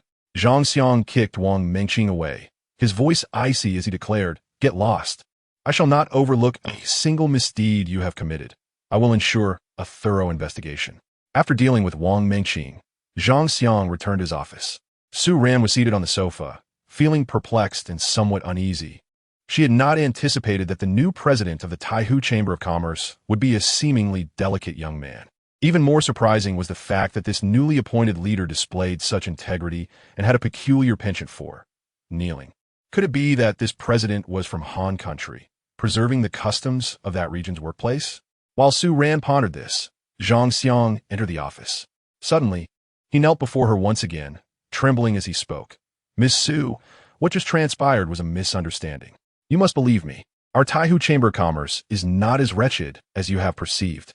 Wang Mengqing is an individual case. I have already brought her to justice, and she will face the consequences of her actions. I implore you, Miss Su, please forgive me." Chapter 62. Going solo, Su Ran quickly pulled Zhang Xiang to his feet, exclaiming, "President Zhang, you are far too courteous. I hold you in the highest regard and would never dream of blaming you." Zhang Xiang, wiping the cold sweat from his brow, responded, "As long as you do not hold it against me, that is a relief. By the way, Miss Su, I understand you wish to join our Taihu Chamber of Commerce. That's quite simple. I will assist you in completing the membership application, and it will be approved in no time." With that, Zhang Xiang summoned his secretary to arrange for the Crystal Commercial Building to join the Taihu Chamber of Commerce. Thanks to the privileges of his position as president, the process was remarkably convenient. Su Ran did not have to lift a finger. The secretary handled all the paperwork. Ultimately, Su Ran merely signed her name and provided her information, and the entire process took less than 10 minutes. Dazed, Su Ran left the Taihu Chamber of Commerce, clutching the approval form confirming her membership. The outcome had been unexpectedly smooth. Elated, yet vaguely sensing that she had overlooked something crucial, Su Ran found the entire situation rather bizarre. Why was President Zhang so excessively polite? Why did he so readily kneel? Even if Wang Mengqing had erred, was such servility necessary for a leader seeking to make amends? After all, he was the president of the Taihu Chamber of Commerce. Shaking her head, Su Ran decided to dismiss her confusion. The application had been approved, and the qualification certificate was now secured, stamped and signed by President Zhang himself. This signified her victory in this competitive endeavor. Now, she was eager to see what excuses her grandfather might concoct to undermine her. With her bag slung over her shoulder, Su Ran returned to the Crystal Commercial Building. As she reached the entrance, she spotted Su Jingmei, who was just about to leave work. Glancing at the clock, Su Ran noted that it was only 4 o'clock, well before the end of the workday. Frowning, she approached Su Jingmei and inquired, "Su Jingmei, it's not yet time to leave. Where do you think you're going?" Noticing the water stains and dirt on Su Ran's trousers, Su Jingmei could not help but burst into laughter. With her arms crossed, she taunted, "Su Ran, do you really think you're the director of the business department? Let me tell you, your good days are over. My brother Su Peng has just acquired membership in the Taihu Chamber of Commerce, and soon he will be occupying your position. You're merely a clown now. How does it feel to be a cleaner at the Taihu Chamber of Commerce today?" Su Ran's brows furrowed at Su Jingmei's words. She had not expected Su Peng to obtain membership, nor did she anticipate that Su Jingmei would be privy to her activities within the Taihu Chamber of Commerce. After a moment of contemplation, Su Ran quickly pieced together the situation. Clearly, Wang Mengqing had deliberately set out to provoke her at the behest of Su Peng. Wang Mengqing was in collusion with Su Peng and Su Jingmei. Not one to be easily fooled, Su Ran swiftly connected the dots. From the very beginning, the incorporation of the Crystal Commercial Building into the Taihu Chamber of Commerce had been a scheme. Initially, the Crystal Commercial Building lacked the qualifications for membership. However, due to the transition of power within the chamber, the former president was unaccounted for, and the newly appointed Zhang Xiang was preoccupied with other matters. Consequently, the membership application fell to Wang Mengqing. According to Su Jingmei's remarks and Wang Mengqing's tactics against her, it was evident that Wang Mengqing was acquainted with Su Peng and the others. No, to be precise, Su Peng's standing was insufficient to engage with someone of Wang Mengqing's stature. Thus, the only individual capable of colluding with her was none other than her grandfather, Su Jinchuan, the chairman of the Crystal Commercial Building. This explained why her grandfather had so recklessly proposed the competitive demand. In reality, he had been well prepared. He had already obtained the membership qualification from Wang Mengqing and had transferred it to Su Peng. This was precisely why Wang Mengqing had targeted her so deliberately. Coming to this realization, Su Ran felt a chilling despair wash over her. Throughout her tenure at the Crystal Commercial Building, she had toiled diligently, feeling compelled to align herself with the company while believing that she was still a member of the Su family. Despite her grandfather's unkindness, she had convinced herself that it was due to her own shortcomings, failing to graduate, losing her place in the family, and having her arranged marriage reneged upon. Ultimately, she believed the fault lay with her. Yet now, with Su Jinchuan and Su Peng repeatedly working against her, Su Ran comprehended that the Crystal Commercial Building was never truly her domain. No matter how much she sacrificed, her parents and she would never be accepted as part of the Su family. Seeing Su Ran standing there like a statue, Su Jingmei assumed her rival had been struck down by despair. Gloating, she approached and tossed her small bag onto Su Ran. It's time to admit defeat. By the way, you might want to tidy up your office, as tomorrow morning you will no longer be the director of the business department. You will revert to being a cleaner at the Crystal Commercial Building. Taking a deep breath upon hearing Su Jingmei's words, Su Ran walked expressionlessly into the Crystal Commercial Building. Believing Su Ran to be utterly defeated, Su Jingmei laughed triumphantly. Once back in her office, Su Ran opened her computer, deep in thought before she began typing furiously, organizing her thoughts. Just then, the office door swung open, and Song Feng entered, carrying a cup of coffee, which he placed on Su Ran's desk. Feeling somewhat guilty, he approached her from behind and began to knead her shoulders. Noticing the content on her computer screen, Song Feng remarked, "Oh, are you drafting a business plan? What is this? Planning to leave the Crystal Commercial Building?" Su Ran nodded, sipping her coffee as she replied, "I do have such intentions, though I have yet to finalize my direction." Song Feng, if I no longer serve as the business director at the Crystal Commercial Building, your role as the logistics supervisor will likely come to an end as well. Will you be unwilling to leave? Song Feng could not help but chuckle at her words. I have long advised you to venture out on your own. This Crystal Commercial Building is no place for anyone. Just look at the faces of those Su family members. Have you not had enough of them? Su Ran nodded thoughtfully before a spark of inspiration ignited in her mind. Turning to Song Feng, she excitedly asked, "By the way, that ointment you applied to my face previously, is it something you can produce? Can you manufacture it in large quantities?" Song Feng nodded and remarked, "It is not particularly troublesome to produce, but there is one medicinal ingredient that is quite difficult to procure, which will require some time."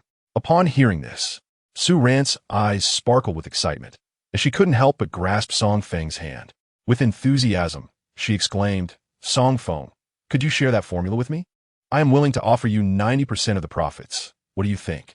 Feeling the warmth of Su Ran's small hand, Song Feng couldn't suppress a proud smile. He stepped closer and affectionately kissed her cheek while saying, "Silly girl, we are married now. All our earnings are joint property. Why speak of 90% when it could be 100? If you desire that ointment, consider it a gift." Su Ran nodded in agreement.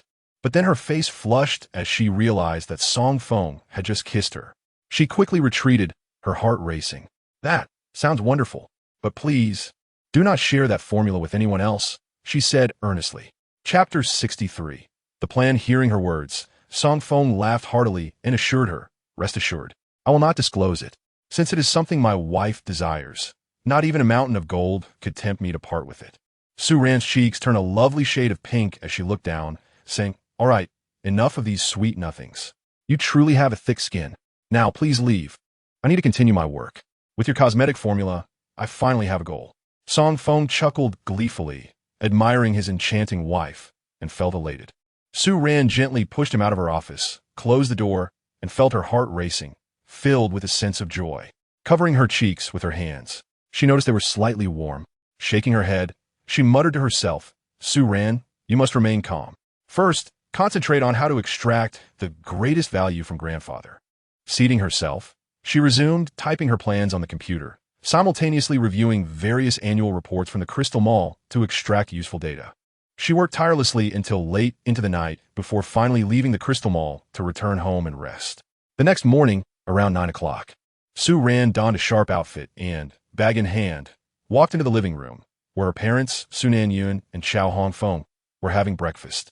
Mom and Dad, she began, if our family were to entirely sever ties with grandfather and relinquish our shares and dividends from the Crystal Mall, becoming financially independent, would you have any concerns? Both Su Nanyun and Song Feng paused, setting down their chopsticks. Su Nanyun quickly stood up and said, "My dear daughter, has your grandfather been pressuring you again? It's my fault for not being favored by him. I should have shielded you from this." Song Feng, with reddened eyes, added, "I simply do not understand why the old man is so biased. You are his own flesh and blood. Why does he repeatedly target our family? Throughout my years of marriage to your father, I have been diligent and obedient, yet he refuses to let us be." She continued, her voice trembling with emotion. Previously, allowing our daughter to work as a cleaner at the Crystal Mall was one thing, but he constantly permits Su Jingmei and Su Peng's family to bully her, insisting that we leave the Crystal Mall. Tears streamed down her face as she spoke. Su Ran hurriedly approached and wiped her mother's tears away. "Mom, this time I'm choosing to leave on my own accord. I have made up my mind. Song Feng and I are going to start a business and depart from the Crystal Mall."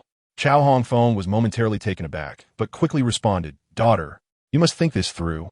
The current economic climate is unfavorable, and the chances of entrepreneurial failure are high.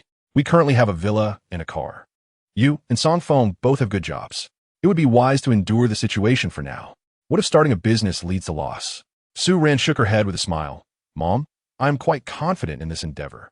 I merely wanted to inform you so you can prepare for our family separation, to avoid any blame from grandfather later." Su Nanyun interjected, "Dear daughter, pursue your aspirations without fear. I have come to realize that since he does not view me as his son, there is no reason for me to cling to his family. Previously, we depended on him because of your misfortune and lack of capability, relying on his meager salary to survive. But now you have blossomed into beauty, and seeing you happily married to Song Feng fills both your mother and me with joy. We are unburdened. Therefore, you should pursue whatever you desire. We're not in need of much to live on." He continued, "Moreover, do not worry about the old man contacting me. Tonight, your mother and I are setting off on a trip. We plan to explore both domestic and international destinations, so we will not be returning anytime soon." Su Ran nodded appreciatively. "Thank you for your support, Mom and Dad. I will head to work now." With the contract from the Taihu Chamber of Commerce in hand, Su Ran was fully prepared. She called for a taxi and headed straight to the Crystal Mall. Seated on the sofa, Song Feng watched his departing wife, a smile creeping onto his face. Indeed, this was the Su Ran he remembered, beautiful, lively, kind-hearted, and fiercely innovative. After finishing breakfast, Su Nanyun and Song Feng began packing their bags. Song Feng stood up, shook his shoulders, and realized that after today, he would no longer be working at the Crystal Mall. A newfound freedom awaited him. Consequently, he would have more time to pursue the truth behind the murderers and apprehend Zhao Hu and his gang, while also discussing with Sister Luo Lin the revival of his father's former company. Lost in thought, Su Qing, dressed in a nightgown and rubbing her sleepy eyes, descended from the second-floor bedroom. She sat on the sofa, looking at Song Feng with curiosity. "Song Feng, are you not capable?" Song Feng frowned at Su Qing's remark, questioning, "What do you mean by not capable? What are you insinuating?" With a playful pout, Su Qing giggled, "I was eavesdropping on the wall last night, and I didn't hear a peep from my sister. You two are newlyweds, yet it was so quiet. That must mean you're not capable. If you truly were, my sister would be screaming her head off." Song Feng's face darkened at her words, and he playfully flicked her forehead, exclaiming, "Go away. At your young age, you should not be indulging in such gossip. I warn you, if you continue to pry into these matters, I'll have to spank you again." Suing quickly retreated.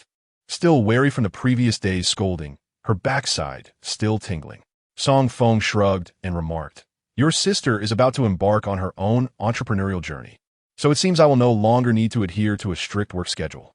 At that moment, Su Ran arrived at the Crystal Mall, took a deep breath, and entered the building. Upon reaching her office, she received a notification that Su Jinsheng, Su Dengyuan, and other core members of the Su family were already in the conference room. awaiting her presence to commence the meeting.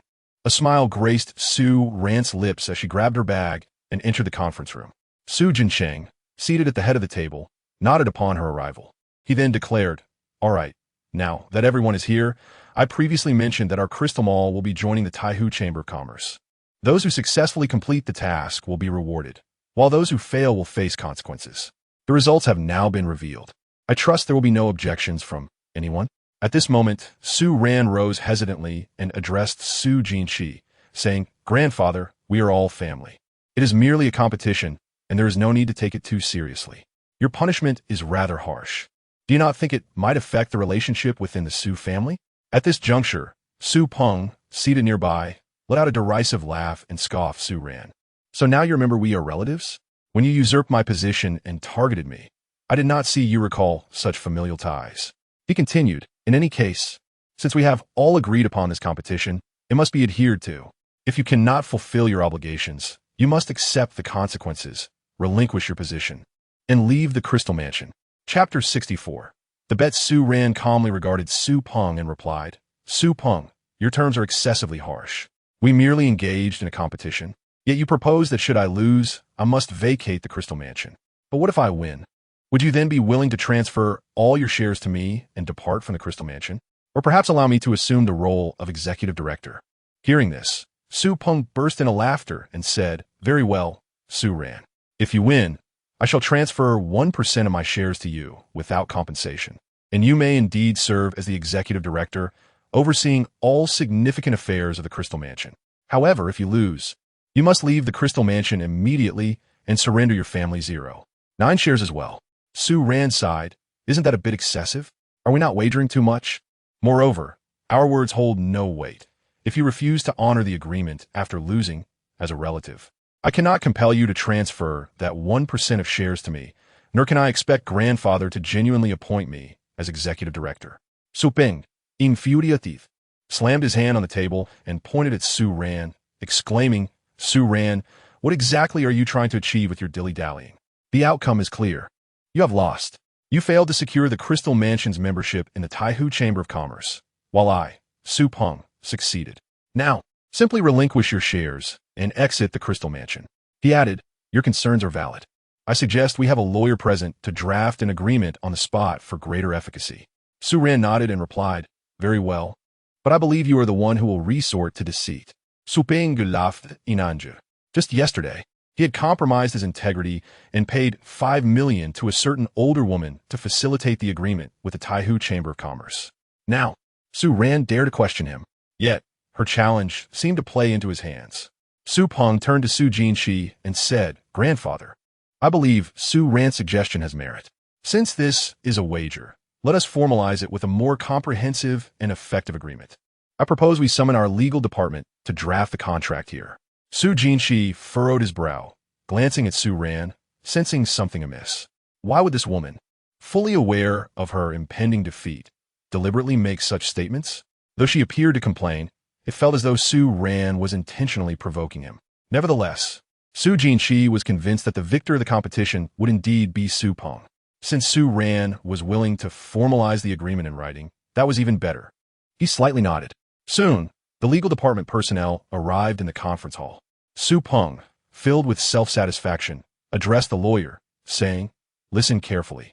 This wager was proposed by Su Ran and me. The winner shall receive the shares of the loser, who must not only leave the Crystal Mansion, but also transfer all their shares and dividends to the victor without compensation." The lawyer nodded and proceeded to draft the legal document as requested. Su Ran gently retrieved a contract from her bag, which was the agreement allowing the Crystal Mansion to join the Taihu Chamber of Commerce. Upon seeing the contract in her hands, Su Peng was momentarily taken aback, then erupted into laughter. He too produced a contract from his bag and pointed at Su Ran, laughing. "Su Ran, I never imagined you would be so cunning. Have you resorted to forgery for this competition? Ha ha ha. Everyone knows I obtained this contract first. When I secured it, you were still mopping the floor in the restroom. Now that the results were in, did she still dare to use her counterfeit proof to claim victory?" Su Ran calmly replied, "Look closely. The signatory on my contract is Zhang Xiang, the president of the Taihu Chamber of Commerce. While the agreement in your possession has long since become void, as the supervisor, Wang Mengqing, has been apprehended. Su Peng's expression shifted upon hearing this, and he coldly retorted, "Nonsense. How can I not know that Wang Mengqing was arrested? Even if she has been taken into custody, the agreements she signed remain valid." Su Ran shook her head, stating Wang Mengqing was arrested for accepting bribes. It is said she received 5 million to sign the agreement you hold. Thus, by law, that contract is invalid. Furthermore, those who voluntarily offer bribes are also liable under current laws. If you doubt this, simply log into the Taihu Chamber of Commerce's website to verify. As she spoke, Su Ran opened her laptop and projected the content onto the wall. The announcement from the Taihu Chamber of Commerce appeared on the wall, confirming that Wang Mengqing had indeed been arrested for bribery, rendering all her previous transactions null and void. With an unruffled demeanor, Su Ran turned to the lawyer and Su Jinshi, stating, "Grandfather, lawyer, the outcome has been established, so let us proceed with the execution of the agreement." Su Jinshi trembled with rage, unable to comprehend how the situation escalated to this point. To cultivate a relationship with Wang Mengqing and secure this contract, he had expended considerable social capital and financial resources. Grinding his teeth, he seethed with anger, especially since Su Peng's 1% of shares held substantial value. Unexpectedly, rather than ousting Su Ran, he had inadvertently transferred Su Peng's shares to her and would now have to concede the position of executive director to her. The authority of the executive director was immense. Even he, as chairman, could only make decisions after convening the board of directors. Should Su Ran truly become the executive director of the Crystal Mansion, it would effectively turn the establishment into her personal domain. Su Ran calmly gazed at Su Jinshi and declared, "Grandfather, the lawyer is present, along with the legal documentation. Additionally, I have a camera in my bag that recorded the entire process. Surely, you would not go back on your word?" Su Jinshi's face twitched as he clenched his jaw. At that moment, Su Dingyuan stood up and addressed Su Ran. "Su Ran, what are you attempting to do? Are you out of your mind? Are you trying to coerce your grandfather? Do not forget that regardless of whose shares they were graciously allocated by your grandfather. The Crystal Mansion belongs entirely to him. He distributed shares to you all, and now you resort to this method to pressure and humiliate him. Do you have no regard for the Su family? No respect for your elder? Do you harbor any gratitude at all? This matter should end here. We are all members of the Su family. Wagers are merely trifles. Let us simply let this go." Su Ran coldly smirked, retrieving her phone from her bag and stating, "If that is your stance, I will be compelled to share this footage with everyone in the company for their viewing pleasure." Su Dingyuan's face paled as he glared at Su Ran in fury. Su Ran continued to address Su Jinshi, saying, "Grandfather, I understand your reservations about making me an executive director. Additionally, the 1% of shares held by Su Peng is quite valuable, and I realize you may be reluctant. Here's my proposal. I will forego any shares in the position of executive director, but I request that the Su family's former cosmetics company be transferred to me, along with all its shares. Can you agree to this condition?" Chapter 65. No further relations. Su Ran's tone was deliberately calm as she gazed at Su Jinshi, her expression inscrutable, leaving him uncertain about her true thoughts. In reality, Su Ran was filled with anticipation, for the Crystal Cosmetics Company was her primary objective. The day prior, she had meticulously researched all available data regarding the company. Although it was struggling, with annual profits barely reaching 100,000 yuan, the company possessed all the necessary qualifications for manufacturing and selling cosmetics, certifications that Su Ran desperately desired. As for the product, she had already set her sights on the Huayu by Shui ointment held by Song Feng. This ointment was known to heal even severe burns, so its efficacy was beyond question. Once she acquired the cosmetics company, she planned to produce and market the ointment, thus ensuring a steady stream of income. Given the current market conditions, obtaining the qualifications for a cosmetics company was no simple feat, as it required navigating the complexities of various regulatory bodies concerning health and safety. Therefore, after laying the groundwork, Su Ran finally articulated her ultimate goal. Seated behind her, Su Jinshi regarded Su Ran with a sense of unfamiliarity. Displeasure flickered in his aged eyes. He had always maintained control over every member of the family. All his sons and grandsons depended on him. Now, however, a new challenge had emerged in the form of Su Ran, who seemed to threaten his authority. With a scoff, he remarked, "So this is your scheme. You must understand that while the Crystal Cosmetics Company may not be our core business, it is still valued at over 13 million yuan. What kind of cooperation do you envision? How much of the company's shares are you seeking?" Suran replied coolly, Grandfather, your supposed valuation of over $1 million is based on previous investments.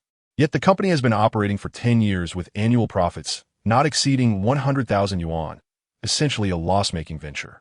The equipment is outdated, and the staff cannot generate profit. Rather, they consume our family's resources, turning it into a negative asset. Thus, while you perceive it as a company worth over 13 million, I see it merely as a decaying shell that barely earns 10,000 a year.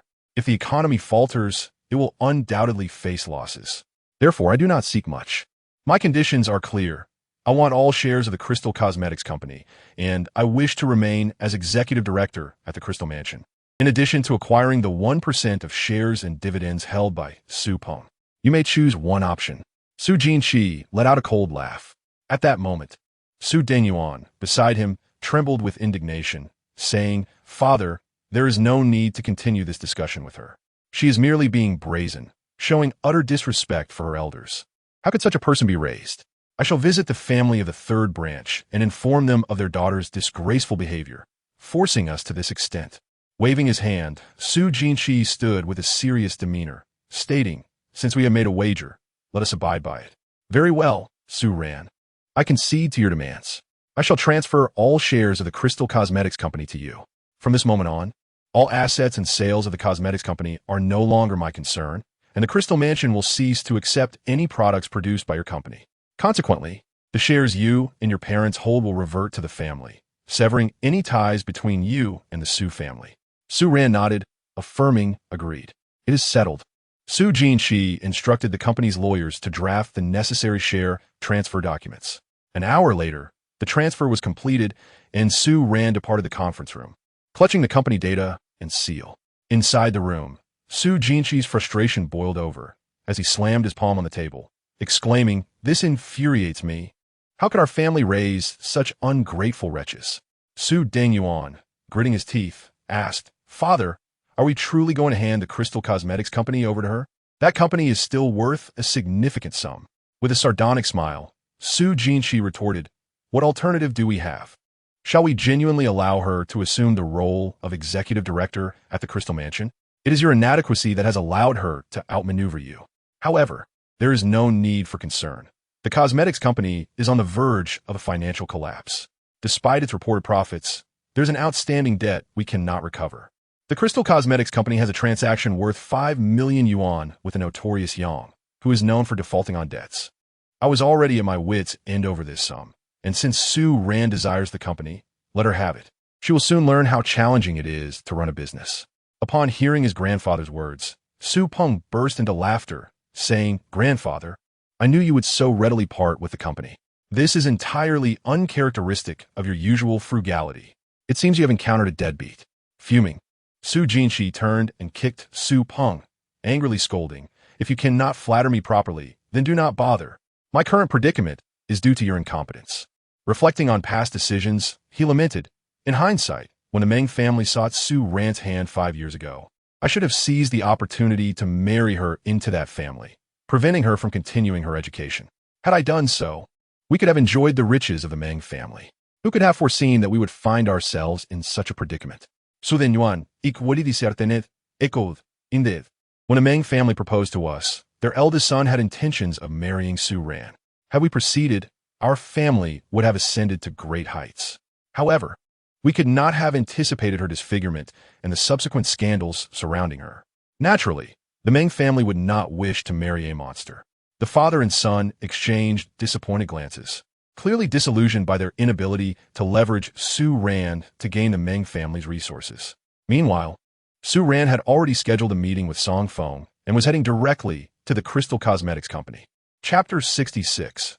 Yang Laos and the Crystal Cosmetics Company lay in a state of disrepair. The entire cosmetics company is situated outside the third ring of Qingzhou City, nestled within the Qingzhou Industrial Park. It comprises a 3-story office building accompanied by a warehouse. Just as Song Feng and Su Ran alighted from their vehicle, they were immediately surrounded by 15 or 16 employees before they could reach the entrance of Crystal Cosmetics Company. "Are you the new chairman?" one asked. "Chaidaman Su. Our salaries have been delayed for 10 days now. When can we expect payment?" Another chimed in. "Yes, chairman. We rely on these wages to pay our mortgages and car loans." Last month's salary is still outstanding. What are we supposed to do? The bank has already called to demand payment. Hearing the employees' grievances, Su Ran furrowed her brow and inquired, "Why hasn't last month's salary been dispersed?" A bespectacled woman sighed in resignation and approached Su Ran, saying, "Hello, I am the company's accountant. It is not our intention to withhold payments. My salary has not been received either. The issue stems from a ruptured cash flow. Previously, old Mr. Su had utilized funds from Crystal Plaza to cover our salaries. But this month, those funds have not yet been transferred, leaving us unable to pay anyone." Su Ran was perplexed as she walked inside, questioning the accountant. "Although Crystal Cosmetics generates modest annual profits, we still realize a net gain. Why are we unable to pay salaries? How could our cash flow be disrupted?" The accountant sighed again, explaining, "It's quite simple. We have a receivable of 5 million that has been outstanding for 6 months, and the debtor is a notorious deadbeat who is blatantly refusing to pay. The previous owner, along with myself, has attempted to collect, but to no avail." As Su Ran and the accountant entered the office of Crystal Plaza, she reviewed the company's annual report and nodded thoughtfully. It appeared that the cash flow disruption was not a deliberate act by Su Jinsheng, as he could not have foreseen 10 days ago that he would be compelled to transfer ownership of the cosmetics company. On the surface, the cosmetics company continued to show profitability, yet there was an outstanding receivable totaling 5 million owed by Yang Laosan from the eastern part of the city. However, Yang Laosan had persistently evaded payment, and legal action proved futile, as he had no assets under his name. Nonetheless, it was common knowledge that Yang Laosan was affluent, enjoying a high status in the Eastern District, residing in a luxurious club, and commanding a legion of subordinates while indulging in a lavish lifestyle. Ironically, he was deeply in debt, owing billions, and no creditor, including banks, had managed to confront him effectively. After absorbing this information, Su Ran sighed helplessly and gestured for the accountant to inform the employees that their salaries would definitely be disbursed within 3 days. Subsequently, Su Ran sat at her computer and began researching Yang Laosan, growing increasingly frustrated as she delved deeper into the situation. At that moment, the door of the office burst open and Song Feng walked in. Observing the Spartan office, he chuckled and remarked to Su Ran, "Oh dear, why the frown? You're not looking your best. A smile suits you far better. Come on, give me a smile." Su Ran, exasperated, tucked a strand of hair behind her ear and replied, "I can't seem to find a reason to smile right now. It seems there's a reason why my grandfather hastily transferred this cosmetics company to me. We have a bad debt of 5 million that is uncollectible, and the company's cash flow has been severed, leaving us unable to pay salaries. If we allow the workers to remain unpaid, my entrepreneurial plans will be thwarted." Song Feng chuckled lightly, saying, "If someone owes money, we simply need to collect it. In this day and age, as long as they're not destitute, we can recover the funds." Su Ran shook her head, exhaling a sigh.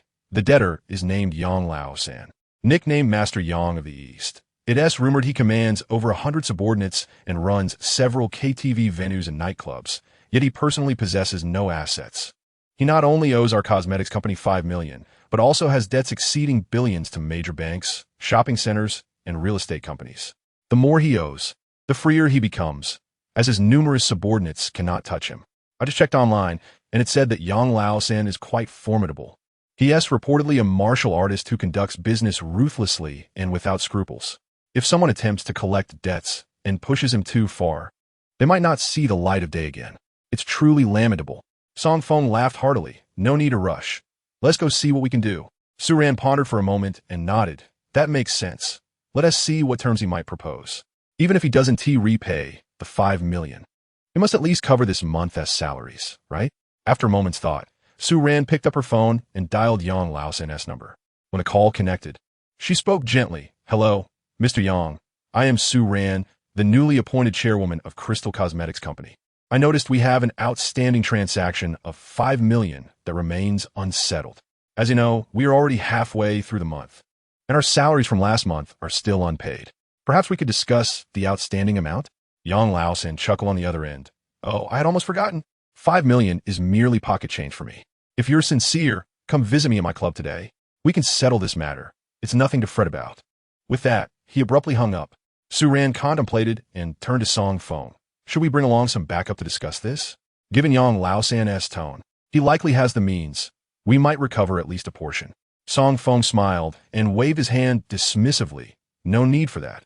It's just debt collection. I'll accompany you. As they drove towards the Young Master nightclub, Su Ran noted the establishment was aptly named after its proprietor. Yang Laosan was evidently bold, unwilling to hide away, clearly flaunting his wealth. Inside the nightclub's office, Yang Laosan reclined on a sofa with his legs crossed, watching the local news on a massive television screen. The report featured Su Jincheng, the chairman of Crystal Plaza, vehemently condemning Su Ran's unscrupulous actions, alleging that she, as the head of the business department, had acted against the interests of Crystal Plaza to secure the transfer of Crystal Cosmetics Company to herself. The interview then shifted to footage of Su Ran leaving the premises, a sensational family feud that always captivates viewers.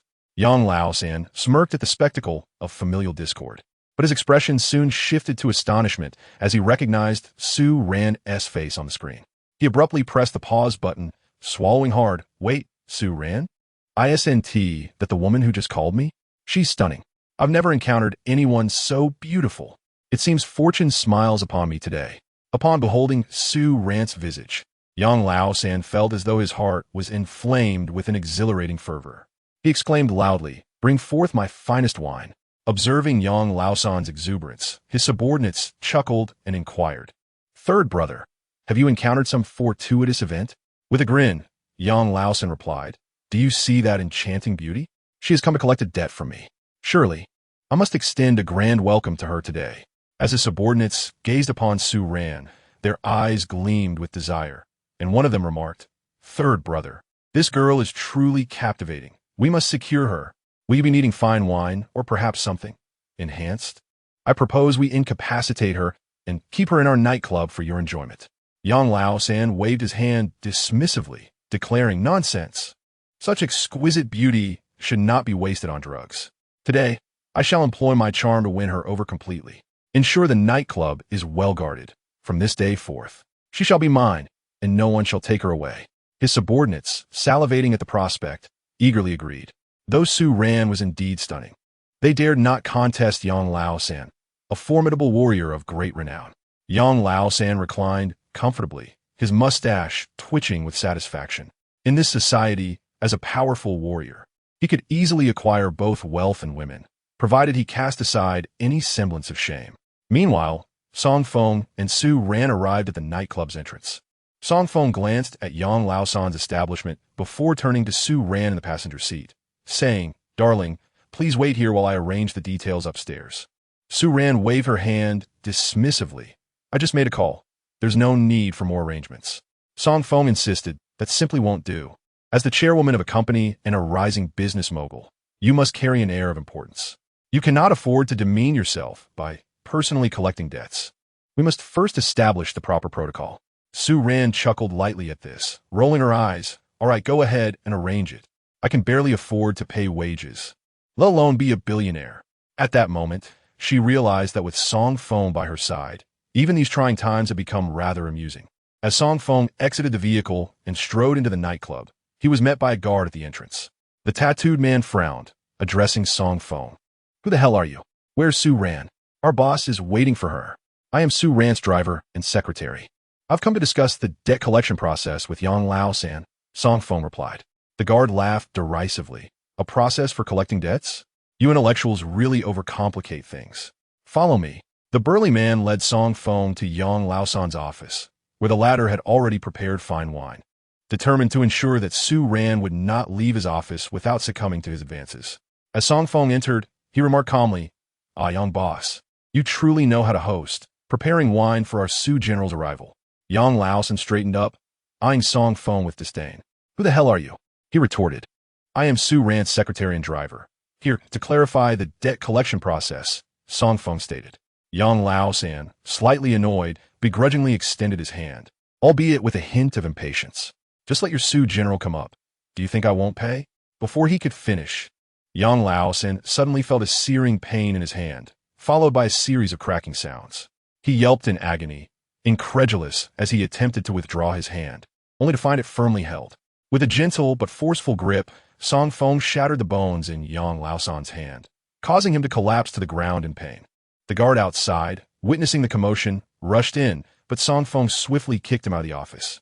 Releasing Yang Lao-san, he said, "Young boss, I tend to be a bit enthusiastic. I hope you can understand. It seems you enjoy keeping fit." As Song Feng picked up a steel rod from the table, he effortlessly bent it in half, causing Yang Lao-san's eyes to widen in shock. He fell to the ground, disregarding the pain in his hand, as he stammered, "Sir, please spare me. Who sent you? Is this about the debt? I assure you, I will pay." Song Feng smiled. "As long as you are reasonable, I shall now fetch our Su general." With that, he exited the office. Yang Lao-san, glancing at the bent steel rod at his feet and then at his shattered hand, was drenched in cold sweat. At that moment, he realized that Song Feng possessed formidable strength, perhaps even at the pinnacle of martial mastery. As Yang Lao-san trembled in fear, Su Ran and Song Feng re-entered the office. Song Feng greeted Su Ran with a smile. "Darling, I have made the arrangements. Look, young boss is quite courteous. He has prepared wine to welcome you." Upon hearing Song Feng call her darling, Yang Lao-san felt a chill run down his spine. He quickly interjected, Yes. Please have a seat, Su General. I owe your cosmetics company 5 million, and I deeply regret the delay. Rest assured, I have recently secured funds and will transfer the debt along with interest and penalties immediately." Su Ran, taken aback by Yang Lao-san's sudden compliance, stood up in disbelief. Years of experience told her that such unexpected generosity often concealed ulterior motives.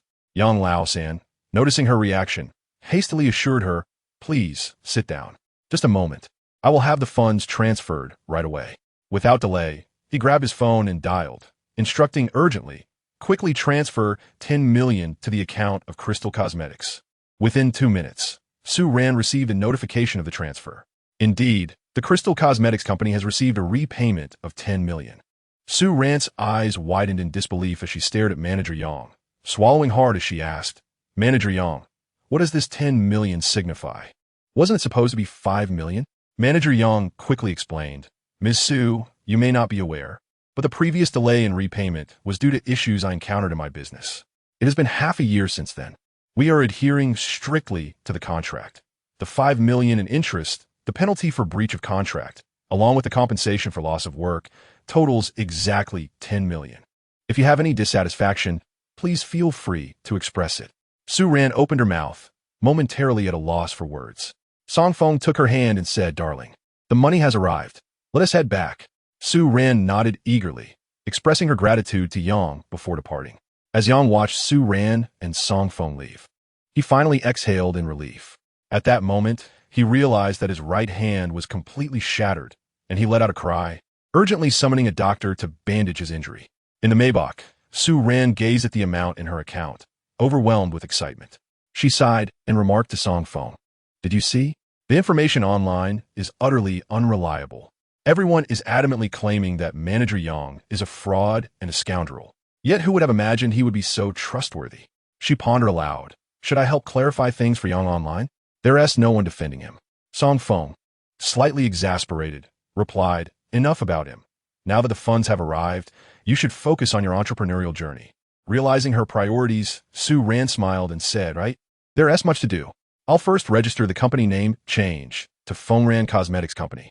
As for you, consider it a technical shareholding, receiving 90% of the profits." Song Feng chuckled at her words. Upon returning to the company, Su Ran busily renamed the firm to Fengran Cosmetics Company and promptly disbursed salaries to the employees. She also stipulated that if any veteran staff chose to resign, they would receive double compensation. Those who remained were expected to contribute diligently to the new company. During this bustling period, Su Ran noticed Zhang Chui arriving with over 70 associates. She hurried to greet them, though a headache loomed. The company was still small, comprising only 15 or 16 employees, making such a large security detail unnecessary. She asked Zhang Chui and her companions to rest while she retreated to her office, shaking her head in resignation. Song Feng, observing Su Ran's furrowed brow, inquired with a smile, "What troubles you? Is it the arrangement for Cui Hua and her team?" Suranadith. "These individuals were recruited by you for the shopping mall security. Now that we've left, I didn't anticipate their loyalty to follow suit. They've been so supportive, and I can't let them down. However, we truly don't need this many security personnel for our small company." Song Feng chuckled. "Do you know what they did before becoming security guards?" Su Ran shook her head. They were migrant workers previously employed at a traditional Chinese medicine factory. Zhang Shui oversees a longevity herbal medicine factory, so they're indeed valuable assets for us. Su Ran's eyes brightened at this revelation. Right. Our cosmetics company has a limited warehouse, merely capable of simple packaging and marketing. We cannot manage the actual production process. I was just contemplating where to find a partner in an herbal factory when, unexpectedly, Zhang Shui has one. Determined, she decided to negotiate with Zhang Shui to purchase the factory and allow her to continue as the manager. Without delay, Su Ran approached Zhang Shui and acquired the longevity herbal medicine factory for 6 million. After finalizing this deal, she sighed with relief, addressing Song Feng. I never anticipated that starting a business would proceed so smoothly. We can officially commence production now. Song Feng nodded. The production of the bruising white snow cream isn't overly complex. While it requires a variety of common medicinal herbs, the only rare ingredient is the purple blood Buddha hand, which is quite scarce. This unique herb grows only in valleys untouched by sunlight throughout the year, currently priced around 1,000 yuan per pound. Although this isn't exorbitant, the challenge lies in amassing a substantial quantity of it in a short time frame. I've already instructed Suihua and her team to scour various herbal markets for it. Su Ran smiled gratefully at Song Feng and noted the time. It's already 6:30. Let's head home. I'll prepare a meal to celebrate the beginning of our venture. Song Feng cheered, raising his hands in delight. That's wonderful. I'm looking forward to a candlelit dinner with you. Su Ran blushed, retorting, candlelit dinner? I'm merely thanking you with a hearty meal. The two laughed as they left Feng Ran Cosmetics Company, returning to their villa. The entire villa was empty, with only Song Feng and Su Ran present.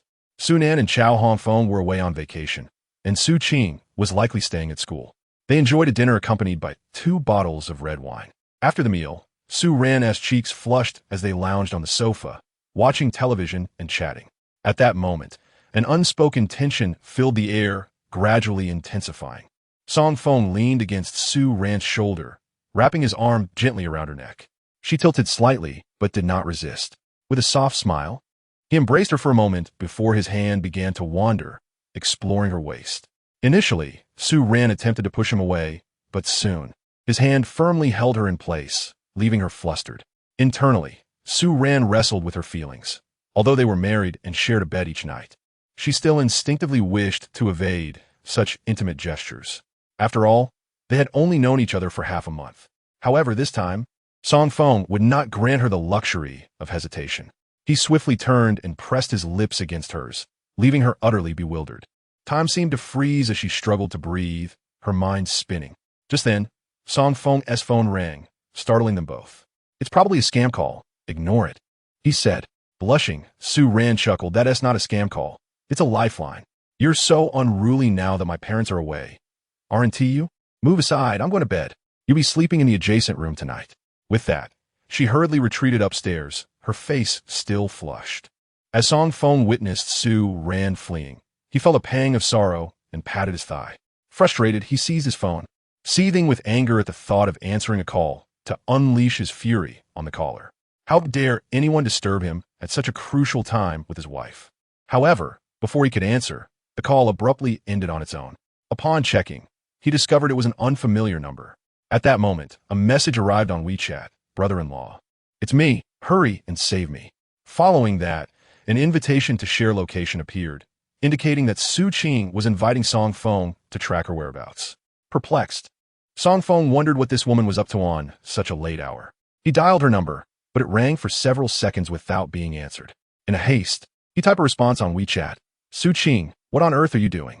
Get home right now. Yet, Su Qing did not reply. Meanwhile, her current location was continuously displayed on WeChat. Upon glancing at it, he clicked to join the location sharing, allowing him to clearly see Su Qing's position on the map.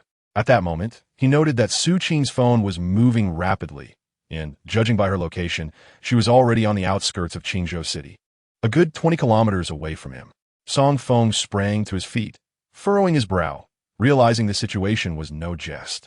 It was evident that Su Qing was in a vehicle that was speeding away from Qingzhou City, and with no response to his calls or messages. He decided to grab his car keys and rushed out of the villa, hopping into his Mercedes and driving straight to Su Qing's location. Meanwhile, In a dilapidated, unregistered van on the outskirts of Qingzhou City, Su Qing sat in the back with her friend Lu Liyun, struggling to suppress her anxiety. She had silenced her backup phone and discreetly tucked it behind a van's seat. At that moment, all she could hope for was that Song Feng would arrive promptly with the police to rescue her. Beside her, Lu Liyun remained cheerfully oblivious, clutching Su Qing's regular phone, unaware that Su Qing possessed another, less frequently used device. Lu Liyun, with a grin, reassured her, "You have nothing to worry about with me around. This time, Wang Tianhong simply invited us to his countryside villa for some fun.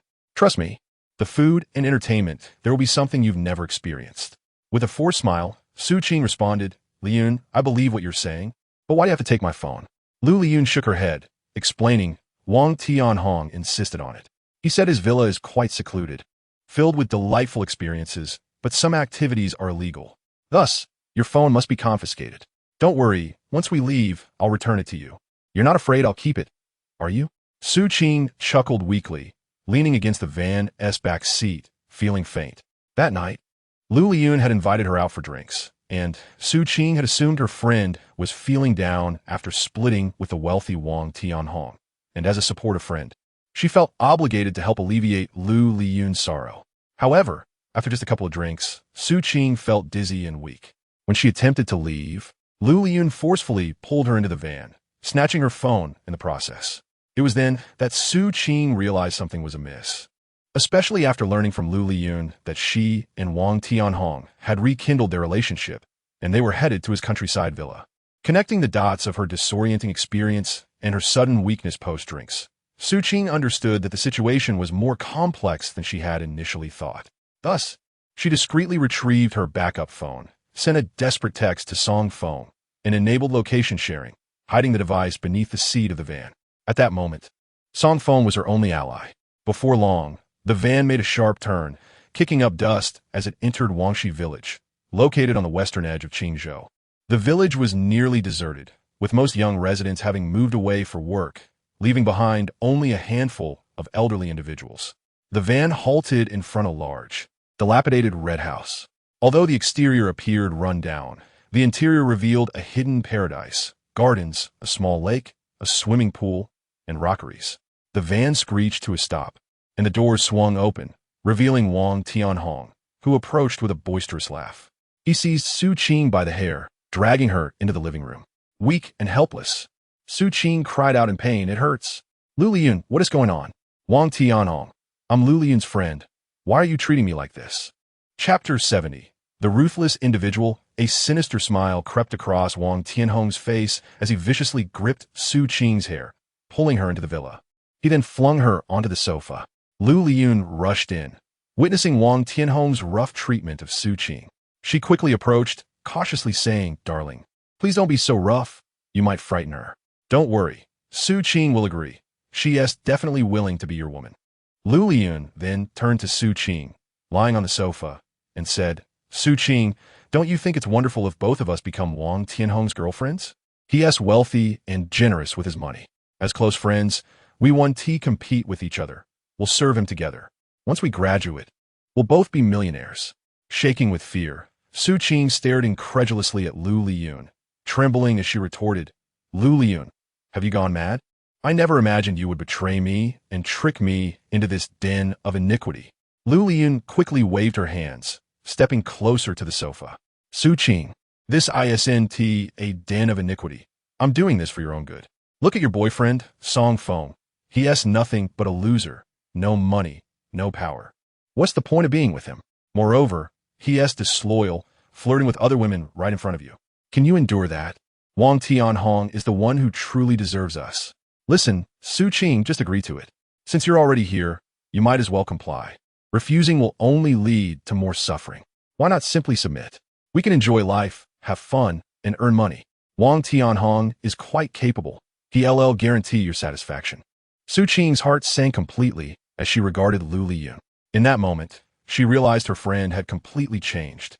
Lu Liyun, feigning affection, caressed Su Qing's hair and said, "Su Qing, you're beautiful. You should use your looks to earn more money. Don't worry, what happens here will remain a secret. Just agree to Wang Tianhong and spend a few months with him, all right?" At that moment, Wang Tianhong approached, impatience etched across his face. Get out of the way. My patience has worn thin. He looked at Su Qing, who appeared pitiful on the sofa, a cold smirk curling his lips. Previously, he had maintained a relationship with Lu Liyun solely to gain access to Su Qing and possess her. However, during his last visit to the bonfire party, his plans had been meticulously crafted, intending to perform a heroic rescue of the fair maiden, thereby solidifying his relationship with Su Qing. To his astonishment, Su Qing arrived with a boyfriend. To make matters worse, that scoundrel Song Feng, whether by chance or design, had his underlings injure him grievously, leaving him humiliated. Consequently, today, Wang Tianhong unleashed his fury towards Su Qing, having lost all patience.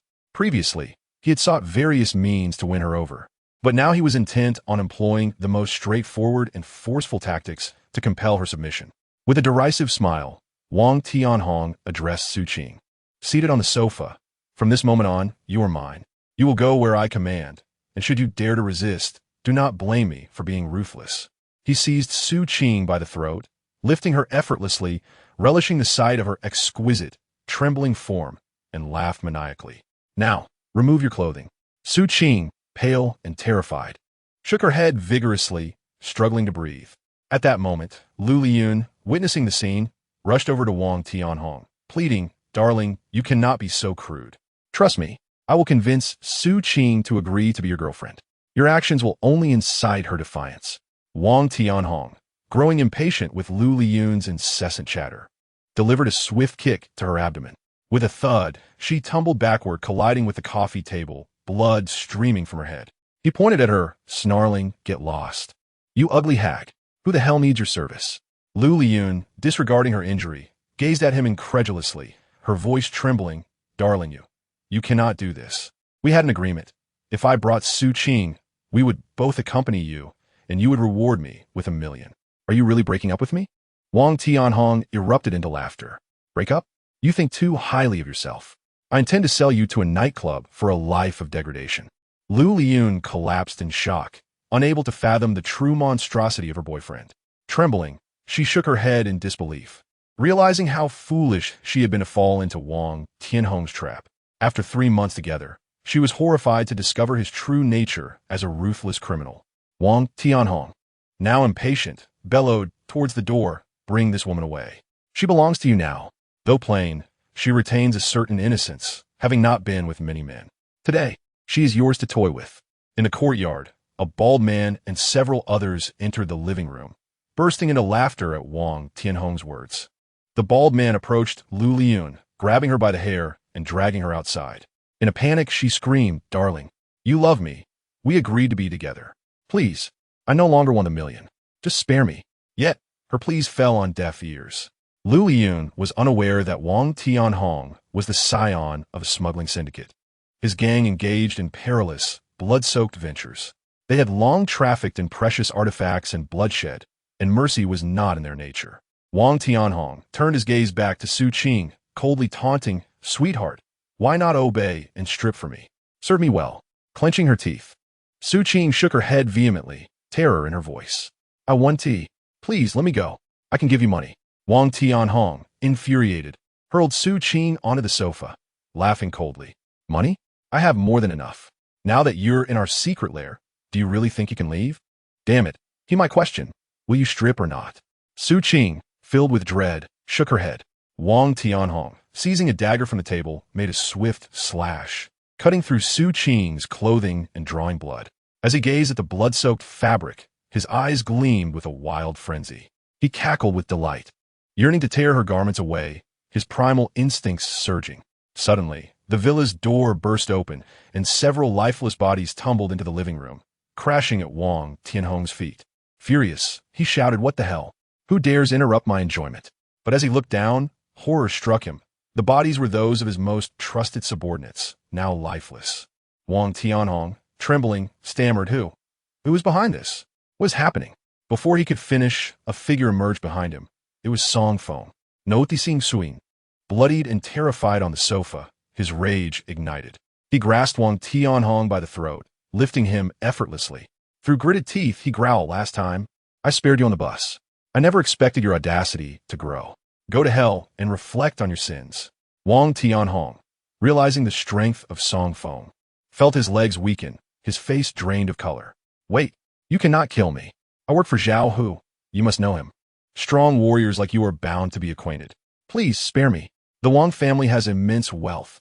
Name your price. Originally intent on killing Wang Tianhong, Song Feng hesitated upon hearing Zhao Hu's name. He regarded Wang Tianhong with a cold smirk, surprised by his connection to the powerful figure. You have ties to Zhao Hu? I hear he is the most formidable in Jiang province. What could he possibly see in you? Wang Tianhong, relieved that Song Feng had paused, hastily explained. We are indeed connected. Our family specializes in smuggling. Zhao Hu requires the rare treasures and antiques we procure to be discreetly shipped abroad. In light of Elder Zhao's influence, Song Feng, I implore you to spare me. Grant me my life. Upon hearing Wang Tianhong's plea, Song Feng's cold laughter intensified. With a flick of his wrist, he unceremoniously cast Wang Tianhong to the entrance of the villa. Song Feng commanded, call your father immediately and summon him to meet me. Should you dare to flee, I will end you on the spot.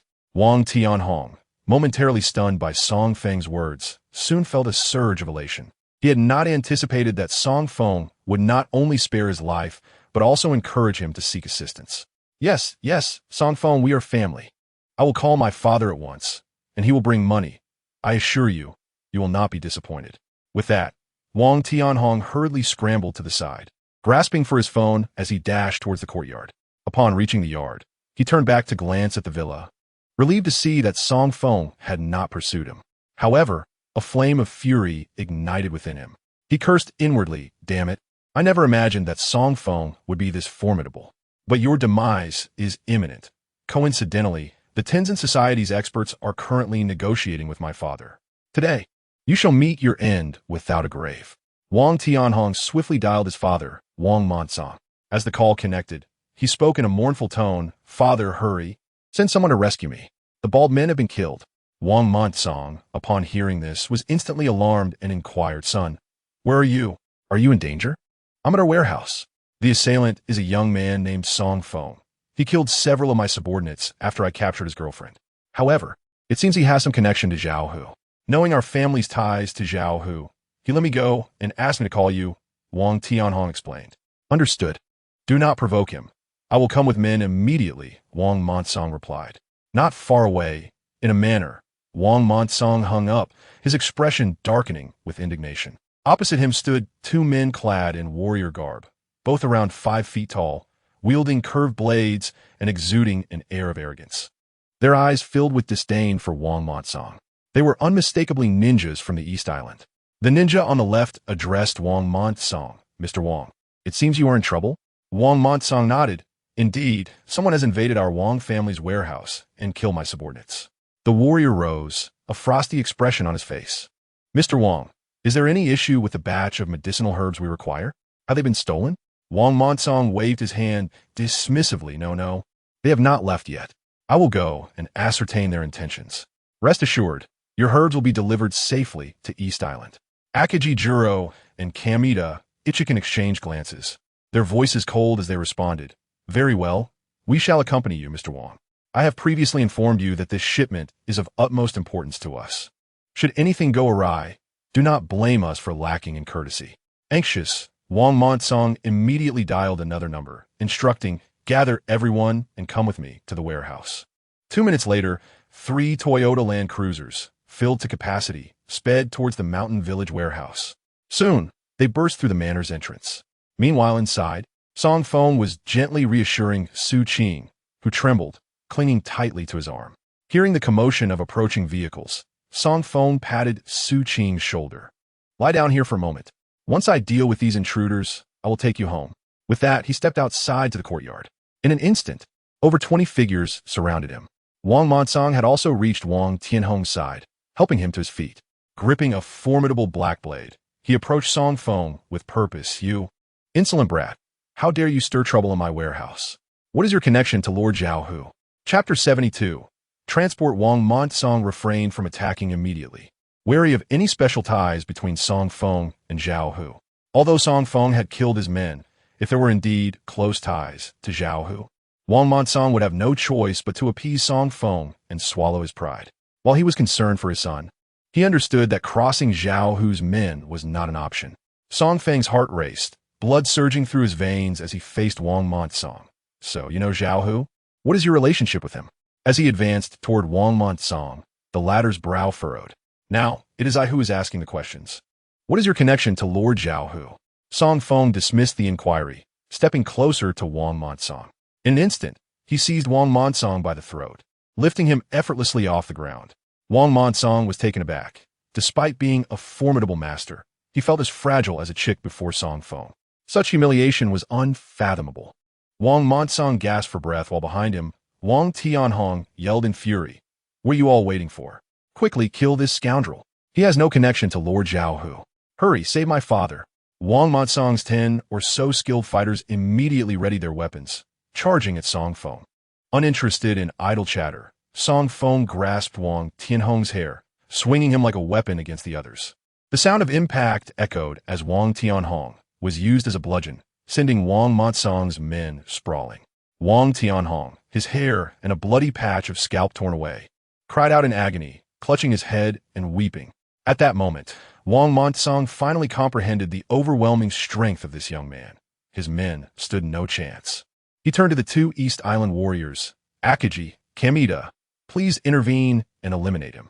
He could very well be a member of the Dragon Group, here to sabotage our cooperation and intercept the medicinal herbs you require. Akaji Juro and Kamita Ichikan exchanged glances, hesitating.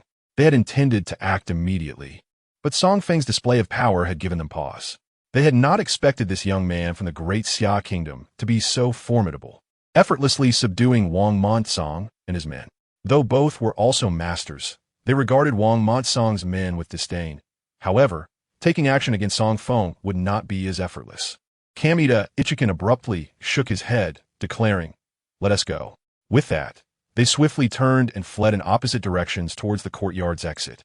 Wang Moncong, witnessing their retreat, cursed inwardly at the cowardice of the East Islanders. However, Song Feng was not one to let them escape. With a swift motion, he seized the black blade from Wang Moncong's grasp and, with a mere flick of his finger, snapped the sturdy steel blade in two. With a swift motion of his arm, Song Feng sent the broken steel blade hurtling towards Akaji Juro and Kitata Iki. The sound of piercing flesh echoed as both warriors from the East Island were impaled through their chests, pinned against the courtyard wall. In an instant, only Song Feng and Wang Moncong remained standing in the yard. Song Feng fixed his gaze on Wang Moncong, veins pulsing ominously on his forehead, and spoke each word with deliberate clarity. If you wish to live, you must fully disclose your relationship with Zhao Hu. Tell me, what is your connection? Wang Moncong, witnessing the lifeless bodies of Kitata and his companion, was struck with shock. It dawned on him that he and his associates were no match for Song Feng. The latter's strength surpassed that of a master. He had transcended the peak of mastery and was at least a formidable innate grandmaster. Even those at the pinnacle of innate grandmasters may not possess such immense power. Trembling, Wang Moncong stammered, I will speak, just don't kill me. Zhao Hu. He sought me out before and we partnered in business. Wang Moncong swallowed hard, for he was a man in his 40s. He could now perceive that Song Feng had no close ties with Zhao Hu. On the contrary, it was likely that Song Feng harbored deep-seated animosity towards him. Thus, he dared not emphasize any familiarity with Zhao Hu at this moment. He recounted, Zhao Hu dispatched individuals to gather various precious herbs and rare creatures from across the nation, as well as medical texts and martial arts manuals passed down through families. A significant portion of these items were prohibited from export. After collecting them, Zhao Hu entrusted them to me for secret transportation overseas to the East Island. I had no desire to engage in this trade, but Zhao Hu threatened me, leaving me no choice but to comply. Upon hearing this, Song Feng furrowed his brow, realizing that Zhao Hu had been involved in such treasonous smuggling activities. Gritting his teeth, he inquired, "Then tell me, where is Zhao Hu now? Can you reach him?" Wang Moncong replied immediately, "Zhao Hu should still be in the East Island, but I've heard he plans to return soon, as his son has died in Qingzhou. I am merely a merchant transporting goods. How could I possibly contact Lord Zhao Hu? The two warriors you just killed were his subordinates." Taking a deep breath to suppress his rising anger, Song Feng asked, "One final question. Why did Zhao Hu target the Song family 5 years ago? What transpired back then?" Wang Monsong paused, shaking his head vigorously. I am not privy to that information, my lord. I was merely a fisherman 5 years ago. It is true that I became a martial artist by chance. But at that time, I was engaged in legitimate business. Song Feng studied Wang Monsong, letting out a derisive snort. He knew the man was withholding information, yet he had lost interest in further interrogation. It was evident that Wang Monsong was unaware of the events surrounding the destruction of his family 5 years prior. But his connection to Zhao, who was likely deeper than he admitted.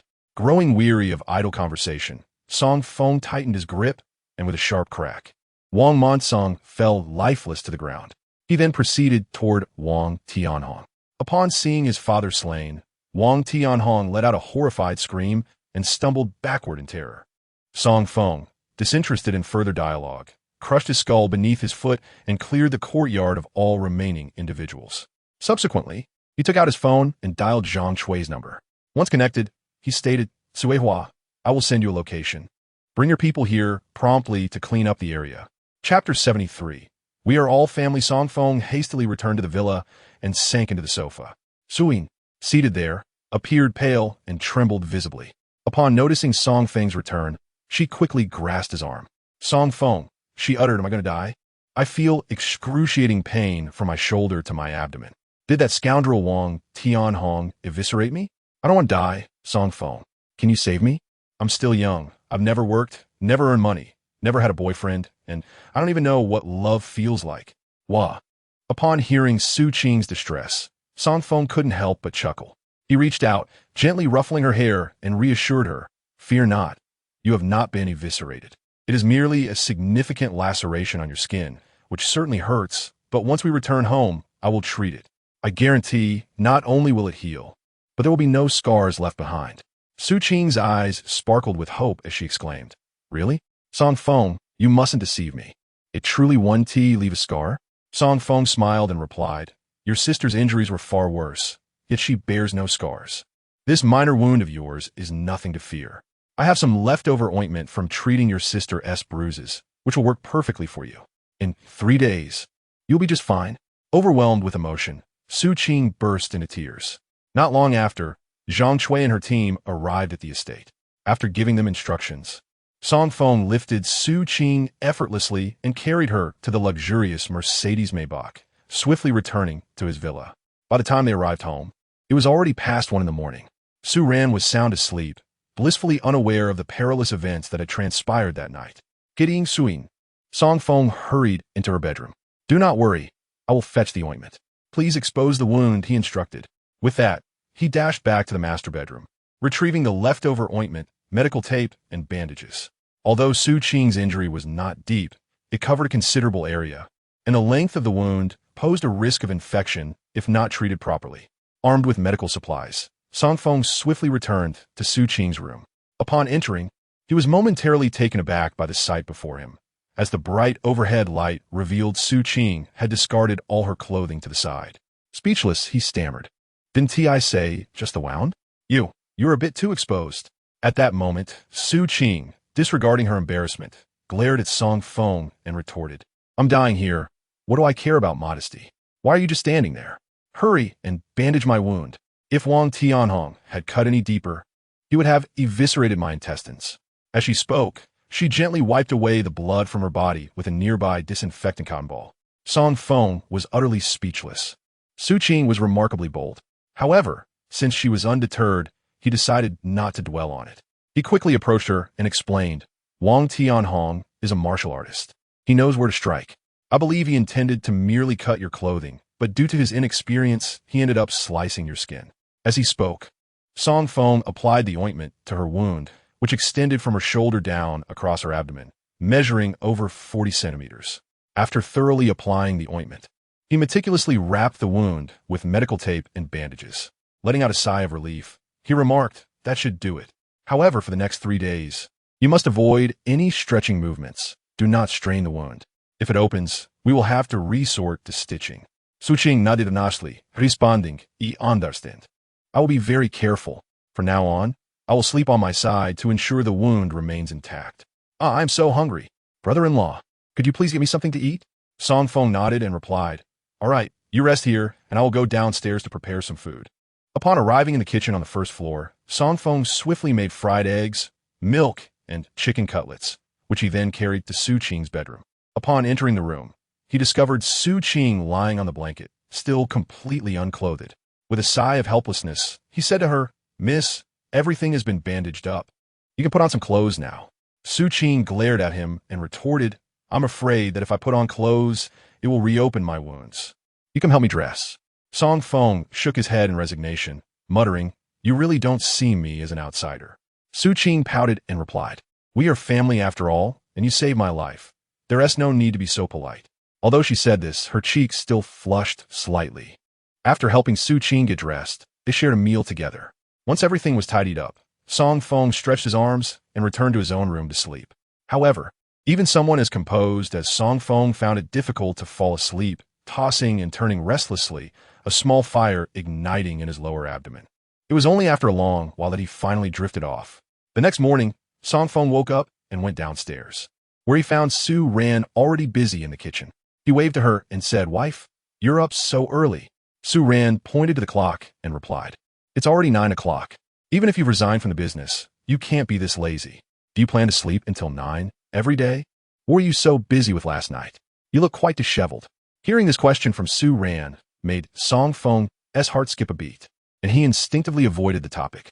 Although he felt completely justified, he didn't want Su Ran to know about his treatment of Su Qing the previous night. He quickly laughed and said, I know. Even though I've resigned, we are in the startup phase now, and I will be even more passionate." Just then, Song Feng's phone rang. He picked it up and answered, hearing Zhang Chui's excited voice on the other end. "Boss Song, I have great news." Song Feng smiled and responded, "Oh, Tsuehua, what good news do you have?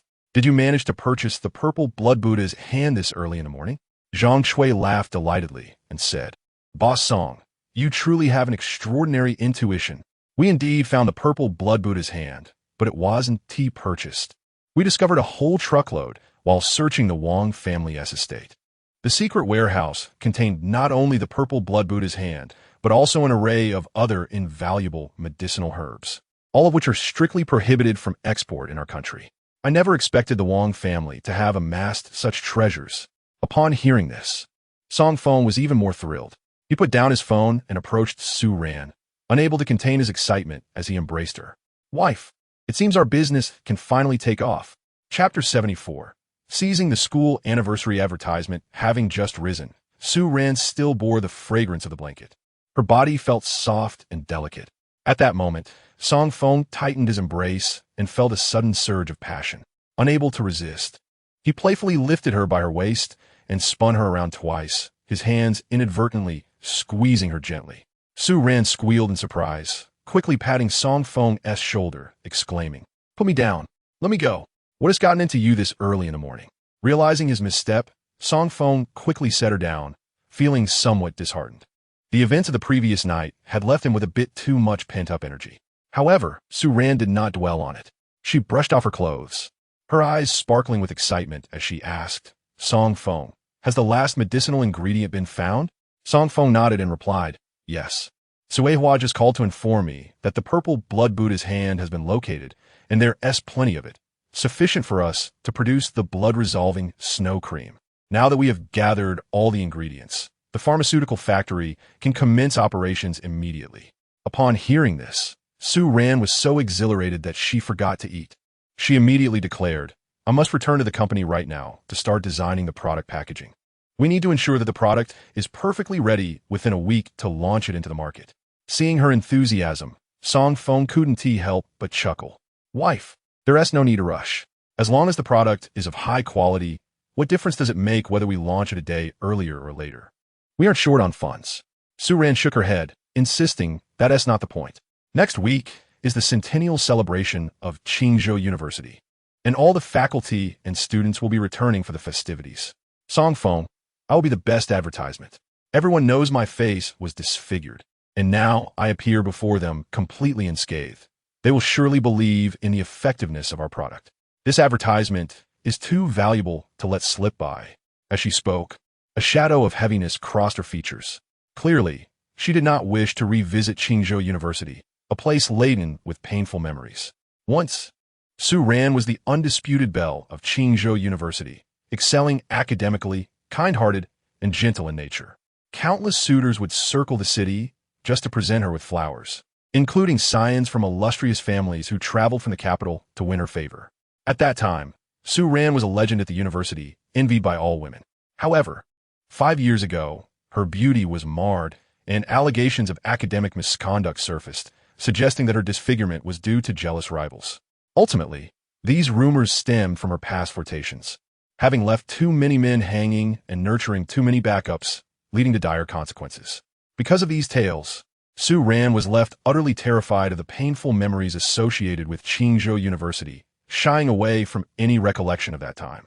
As a flurry of past memories rushed through her mind, Su Ran quickly shook her head to dispel them. Taking a deep breath, she smiled at Song Feng and said, "All right, Song Feng, I need to get busy preparing. You and Sister Zhang Chui must work hard to ensure the product is produced." Song Feng nodded with a smile. Soon, Feng Ran Cosmetics Company quietly commenced its operations, with all team members bustling with fervor. All remaining employees received a double salary, working overtime to expedite the production of Feng Ran Cosmetics products, aiming to launch them into the market in the best possible condition. At the Crystal Shopping Mall, a collective meeting of the Su family executives was underway. Su Jinshi, sitting at the head of the table, slammed his palm on the surface in frustration, exclaiming, "The performance of our Crystal Shopping Mall is abysmal. What on earth is your department doing?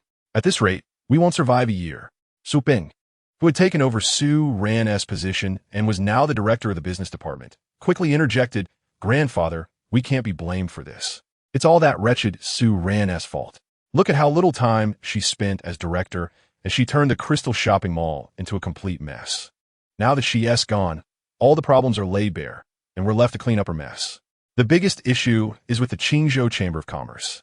She claimed to have secured approval with President Zhang Xiang's personal seal. But now that she's left, they refuse to recognize it, stating that our Crystal Shopping Mall lacks the necessary qualifications and needs another 3 months of evaluation. What do they mean by this? Are they toying with us?" Su Jinqi's face darkened, his anger palpable. He knew that Su Ran had gained full ownership of the cosmetics company precisely because of the application from the Taihu Chamber of Commerce. Originally, Su Jinqi believed that with the application letter from the Taihu Chamber of Commerce in hand, joining the chamber would ensure a smooth future for the Crystal Pavilion's business. After all, upon joining, other companies within the chamber would naturally favor the Crystal Pavilion, prioritizing investments and procurement from their establishment. However, to Su's dismay, as soon as Su Ran resigned, the Taihu Chamber shamelessly overturned their previous application, stating that they would need to conduct another 3 months of evaluations before officially admitting them. This was unprecedented. It was clear that the Taihu Chamber was deliberately blocking the Crystal Pavilion's entry. Su Jinqi scoffed and remarked, "I underestimated Su Ran. That wretched woman managed to secure some benefits even while leaving." Beside him, Su Jingmei responded indignantly, "Grandfather, you have no idea how arrogant Su Ran has become. After taking over the cosmetics company, she somehow managed to recover funds from that notorious debtor. Furthermore, infuriatingly, that scoundrel Yang San not only repaid her 5 million, but also added interest and penalties, totaling a whopping 10 million for our company. Now, Su Ran's cosmetics business not only avoided bankruptcy, but it is thriving. I've heard they're launching a new product, and the employee salaries have doubled." The more she spoke, the angrier she became. Upon hearing this, Su Jinqi felt his blood pressure rise. He nodded, saying, "Indeed, I truly underestimated Su Ran. I never anticipated she possessed such cunning. She can manage the Taihu Chamber and even handle the infamous Yang San. Su Wingmei Julet Hadip. I believe Su Ran's success is largely due to her looks. Without them, what could she possibly rely on? She has neither wealth nor influence. She merely uses her body to gain these advantages. Ultimately, she is nothing but a shameless woman." In the midst of her furious tirade, her phone rang. Su Jingmei picked it up, recognizing a familiar male voice on the other end. The man asked, "Miss Su, hello. May I inquire about Su Ran's whereabouts? We are looking for her." Hearing that voice brought a sudden thrill to Su Jingmei. Chapter 75. The trapper tone shifted to one of politeness as she recognized the caller as one of the 3 burly men who had previously caused trouble for Su Ran in the mall. "Oh, is this Mr. Hurin?" she exclaimed excitedly. The man chuckled. I'm surprised you remember me, Miss Su. I just wandered around the Crystal Pavilion, but couldn't find that wretched Su Ran. Do you know which department she has been transferred to? Su Jingmei quickly replied, Mr. Hu, you may not know, but Su Ran was dismissed from our Crystal Pavilion due to her inappropriate conduct with male employees. She has since joined a cosmetics company, and I will send your number. Please, do not hesitate to confront her. After hanging up, she sent Su Ran's contact information and the details of her new position at Fengran Cosmetics. Meanwhile, on the first floor of the Crystal Pavilion, 6 burly men in black suits awaited, led by a man with a tattoo of the character Run on his neck, none other than Hu Ren, who had previously troubled Su Ran. Hu Ren glanced at his phone, reading Su Jingmei's message, a cold smile creeping across his face. Oh, I didn't expect that this wretched woman has become a CEO at a cosmetics company. Quite the promotion from her previous role as a janitor. With a chilling smile, Hu Ren rose, commanding his companions, Let us go, brothers. It's time to get to work. By the way, has that ugly man left? If he shows up again, I'll deal with him. Hu Ren and his crew exited the Crystal Pavilion, piling into 3 vans and speeding away. At the same time, in the office of the president of Fengran Cosmetics, Su Ran was busily finalizing the packaging design for a new cosmetic product. This step was crucial, as Su Ran was well aware of the powerful effects of this product. She intended to price it at no less than 2,000 yuan, ensuring that it exuded sophistication and reflected its pure, natural ingredients. Although she was a medical student, Su Ran had a keen interest in design, incorporating elements of both traditional and Western medicine into her work to enhance its credibility. Just as she was immersed in her tasks, her phone rang.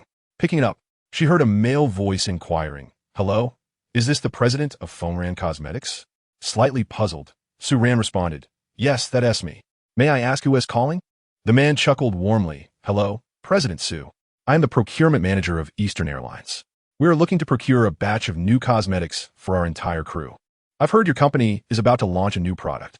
Would you be interested in participating in our bidding process? Our demand is substantial, and, as you know, our flight attendants have high standards for cosmetics. We are more concerned with quality than price.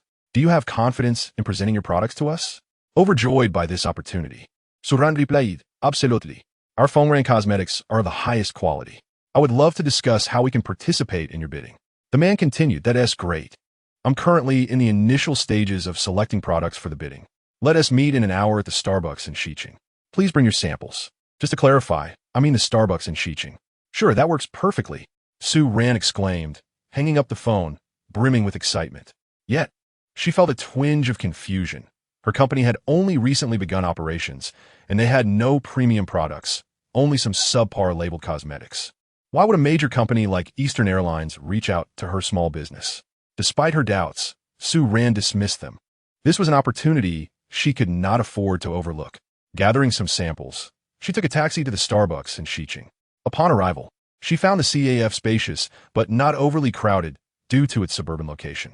Sitting by the window with her samples, she sipped tea, awaiting the Eastern Airlines representatives. Su Ran was confident she could discern a scam if it presented itself. If it was genuine, she knew she must seize the opportunity. Starting from scratch, Fengran Cosmetics lacked channels, marketing, and recognition. Rapid growth depended on capitalizing on every opportunity. As she sipped her tea, a familiar figure passed by, causing her to turn. Her eyes widened with terror upon recognizing a burly man sporting a tattoo of Run on his neck, scowling and searching the area. Was he looking for someone? Was it her? Was this mere coincidence or a trap? Countless thoughts raced through Su Ran's mind. Hu Ren was also searching for Su Ran's figure within the confines of Starbucks. Lowering his head, he fortuitously caught sight of Su Ran, who was just raising hers.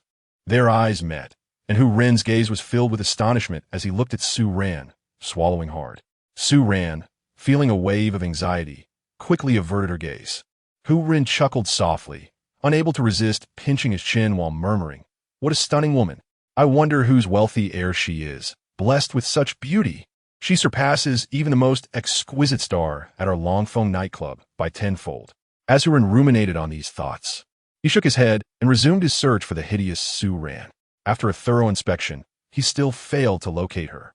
Gritting his teeth, he noticed several other burly men entering Starbucks, also looking around. Su Ran, keeping her head down, observed these men and suddenly realized that they were undoubtedly there to confront her. Previously disfigured, she now appeared restored, which was why Hu Run had not recognized her. With this realization, Su Ran swiftly took out her phone and dialed Song Feng, pretending to be nonchalant as she walked towards the entrance of Starbucks.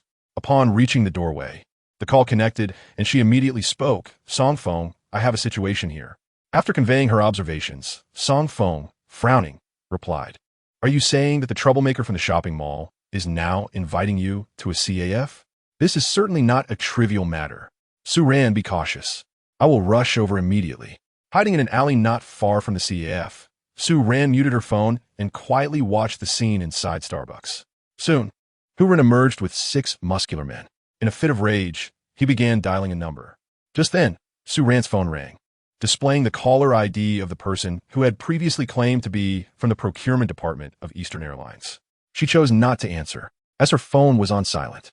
Su Ran patiently waited, eager to discern the intentions of this group. She was puzzled as to why they were targeting her. Previously, at the Crystal Shopping Mall, they had deliberately sought her out, but luckily, Song Feng had intervened. To her surprise, after so many days, they had resurfaced, not only tracking her to the Fengran Cosmetics Company, but also plotting against her. What vendetta could they possibly have against her? Taking a deep breath, Su Ran continued to wait. At that moment, Hu Ran hung up, his face darkening with rage. "This damn woman isn't answering my calls. I was supposed to meet her here, but now she SA no-show." With a dismissive wave, he signaled to leave. Seeing this, Su Ran quickly dialed Hu Ren's number, determined not to let them escape. She needed to wait for Song Feng to arrive to uncover their motives.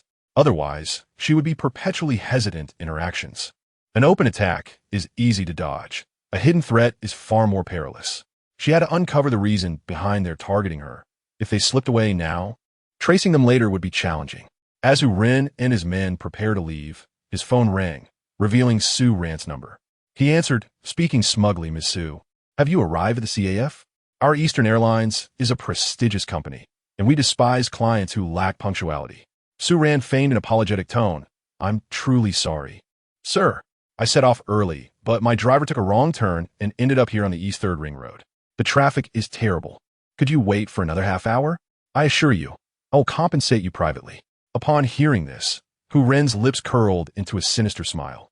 "MASA, Su, considering you are a woman, I'll let this slide this time. Hurry to Starbucks. I will wait for you for another half hour. If you don't arrive within that time, don't blame us at Eastern Airlines for being unyielding." After hanging up, Hu Ren chuckled. "Looks like this woman is still interested. Brothers, let us wait a little longer."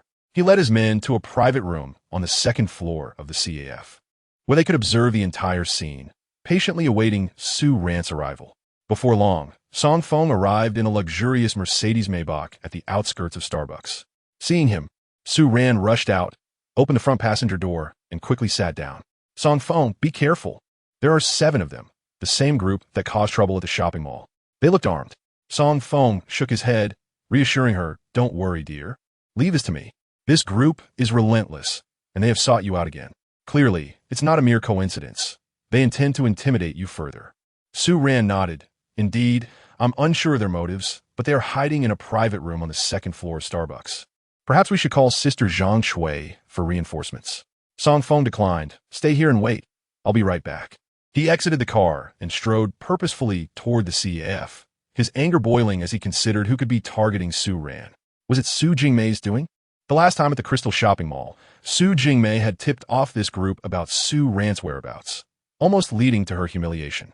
Their ability to trace her to the cosmetics company certainly suggested a connection to the Su family. If they were behind this, he would not hold back. With a grim expression, Song Feng swiftly ascended to the 2nd floor and burst into the private room. Startled by his sudden appearance, Hu Ren jumped to his feet, wide-eyed. "Brothers, it's him. This is the guy." But before Hu Ren could finish his sentence, Song Feng raised his hand and delivered a series of 6 resounding slaps. Each strike sent a burly man crashing to the ground, unconscious. In an instant, all 6 men lay incapacitated, leaving only Hu Ren standing. As Hu Ren prepared to rally his men against Song Feng, he swallowed hard, incredulity washing over him. He had known Song Feng was formidable, but he never anticipated such overwhelming strength. Realizing he was up against a true warrior, Hu Ren's face paled, and he fell to his knees, fervently bowing his head. Forgive me, mighty warrior. I I should not have provoked you.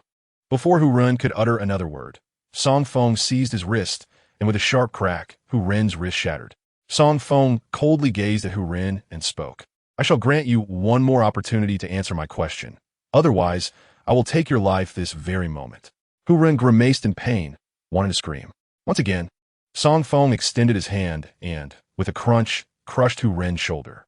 In a furious tone, Song Feng warned, if you dare to utter a sound, I will kill you instantly. Enduring the agony, Hu Ren quickly replied, My lord, please spare my life. It is my fault.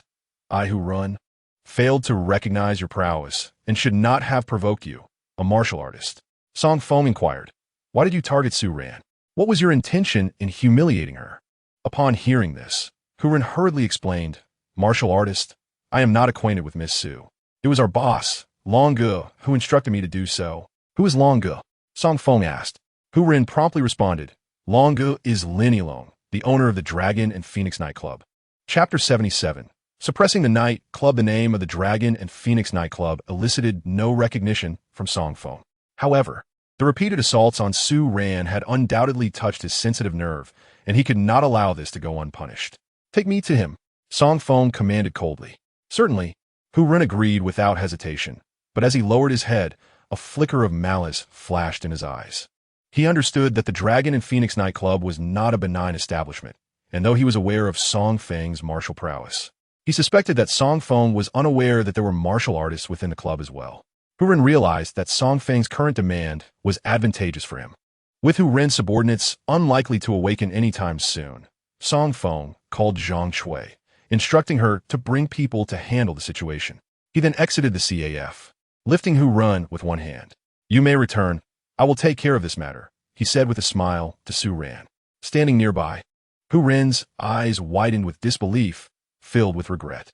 He had not anticipated that the stunning beauty before him was the very Su Ran they were seeking. They had been played from the very beginning. Especially with Su Ran's restored beauty, he found himself utterly shaken. However, after Song Feng's reckless decision, Hu Ren resolved to find Su Ran for an in-depth conversation once the situation concluded. Casting a glance at Hu Ren, Song Feng snorted coldly, then drove his Maybach to the Dragon and Phoenix nightclub. Although it was not yet the club's operating hours, numerous individuals had gathered there. Is your Long Ge present? Song Feng asked, turning to Hu Ren. Yes. Hu Ren nodded, and while Song Feng was distracted, he quickly made a hand gesture and cautiously glanced at Song Feng. Sensing that Song Feng was oblivious, he quietly sighed in relief. However, his lewd demeanor caused Song Feng to scoff. Did this fool not realize that a crucial component of a vehicle is the rearview mirror? Without further ado, Song Feng knew that Hu Ren was merely using this method to inform Lin Yilong, thus saving himself trouble. As expected, upon entering the nightclub, he was met with 2 rows of black-clad individuals lining the corridor. It was evident that Lin Yilong placed great importance on appearances. Is he the one who harmed us last time? Hu Ren exclaimed. Be careful. He may be a martial artist. Relieved by the sight, Hu Ren rushed towards Lin Yilong. Lin Yilong, a robust figure standing nearly 6 feet tall, donned a fur coat even in such an environment, resembling a towering black bear. So what if he is a martial artist? Does he truly believe that possessing some skills makes him invincible? How naive! Lin Yilong scoffed, flexing his arm to reveal a gleaming gold ring as he clapped his hands. Soon, 2 burly men emerged from behind him, their eyes sharp as they fixed their gaze on Song Feng. Maintaining his composure, Song Feng asked, Did the Su family instruct you to act against me? Although Hu Ren was backed by Lin Yilong, Song Feng was curious about how Su Ran had offended them. After considering the possibilities, he concluded that the Su family was the most likely culprit, especially given the thriving state of the Feng Ran Cosmetics Company, which could provoke jealousy from others. However, Lin Yilong merely laughed derisively at the mention of the Su family. The Su family? They are hardly worthy. He picked at his ear with his pinky finger and continued. Enough chatter. You have some audacity to act against me. Since you've come knocking on my door, let me show you our might. Zhang Long, Li Hu, be cautious. Do not kill him. He has a decent physique. I'm sure some ladies will find him appealing. Lin Yilong concluded with a sinister grin. Zhang Long and Li Hu cracked their necks and approached Song Feng with mocking expressions. Kill him. But it was the black-clad bodyguards flanking them who made the first move. They charged quickly, but retreated just as swiftly. With a sweeping kick, Song Feng sent them flying. He certainly has some skill. No wonder he dares to be so arrogant. Zhang Long grunted, raising his hand to grab Song Feng. Song Feng, however, had no intention of engaging in a prolonged struggle. With a surge of power, the ground shattered, and the debris acted like bullets, piercing through Zhang Long's arm and sending him sprawling. Li Hu fared even worse. Before he could make a move, a gaping hole erupted in his chest, a wound so severe that even a martial artist would not survive long. Lin Yilong, still picking at his ear, widened his eyes in disbelief as he watched Song Feng approach. Lin Yilong lifted his hand and seized Hu Run, thrusting him in front of himself. Hero, I had no knowledge of this matter. It was this scoundrel who instigated the conflict with Su Ran. You may hold him accountable. Hu Ren's expression shifted dramatically upon hearing this. Long Ge, Lin Yilong, you bastard. I foolishly recognized you as my elder brother. And now you want me to take the blame? You truly think I'm unaware that this is all because of your cousin? Silence. A fierce expression crossed Lin Yilong's face, and he produced a finger claw, striking Hu Ren's side. Hu Ren, unable to finish his sentence, doubled over, staring incredulously at Lin Yilong. Ha! You wretched creature, you still wish to frame me at this juncture. Lin Yilong spat at the fallen Hu Ren, then turned back to Song Feng with a sycophantic smile. Hero, do not heed his nonsense. I assure you, I have not deceived you. Song Feng chuckled, a laugh born of fury. Do you take me for a fool? He gestured to himself, but Lin Yilong's reaction demonstrated the treachery of his character. This man was undoubtedly adept at navigating the treacherous waters of society. No wonder he had achieved his current status. Unfortunately, he had provoked someone he should not have. I offer you a chance. Speak for yourself, Song Feng replied with a frigid demeanor. Lin Yilong immediately lowered his head. Fine, I shall speak. I shall speak. As he spoke, he edged closer to Song Feng, and when only 3 steps away, he abruptly sprang forward. I curse you. You think being a martial artist makes you invincible? Let me inform you. I am one too. Lin Yilong bellowed, lunging at Song Feng with a claw. Yet, as he raised his head, he found himself bewildered. He had seen Song Feng's toes moments ago, prompting his surprise attack, but now there was no sign of Song Feng. Seems you are too stubborn to see the truth until it is too late. Excellent. It has been long since I encountered someone with such a hardened spirit. Song Feng's voice echoed from behind him. Before Lin Yilong could react, he felt a grip tighten around his neck, followed by a sharp pain in his legs. No. I yield. I confess. Lin Yilong, realizing the threat in Song Feng's intent, abandoned his resistance. He understood that if he did not speak now, he would never have the chance to do so again. Chapter 78. Increasingly unhealthy, it was my cousin, Wang Tingting, who instructed me to act as I did. Lin Yilong inhaled deeply, daring not to conceal a single detail. Wang Tingting and Su Ran were classmates and roommates. One occasion, after a night of revelry, she confided in me, expressing her belief that Su Ran was constantly targeting her. It was then that I decided to intervene on her behalf. Upon hearing Lin Yilong's words, Song Feng's gaze sharpened with intensity. It was evident that Lin Yilong was a shrewd character, his cunning revealing much about himself. So, it was you who disfigured Su Ran? Song Feng inquired coldly. Lin Yilong's body grew rigid for a moment. No, it wasn't me. I hired someone. He hastily defended himself. Yet, Song Feng's expression remained ominously dark. Unbeknownst to me, Wang Tingting's actions had led Su Ran to endure 5 harrowing years. In this convoluted turn of events, I had inadvertently uncovered the perpetrator behind Su Ran's suffering. Is there more? Song Feng pressed on. Lin Yilong, now fearing exposure, quickly revealed, after I had Su Ran disfigured. Wang Tingting was still dissatisfied.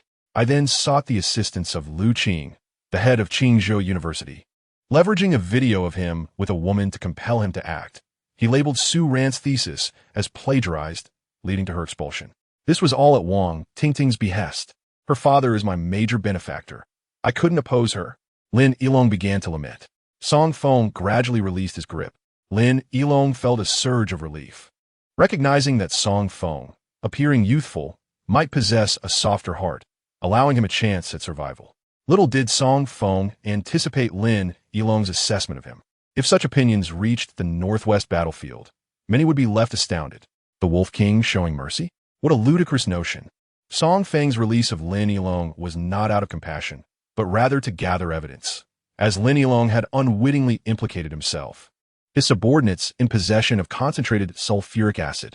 I take great pleasure in repaying malice with malice. Song Feng's voice resonated suddenly. Lin Yilong's body froze in terror. As he turned to explain, he was met with a searing pain, forcing a pain scream from him. You have subjected Su Ran to mockery for 5 years. Now carry the scar with you, Song Feng remarked, patting his cheek while switching off his recording device.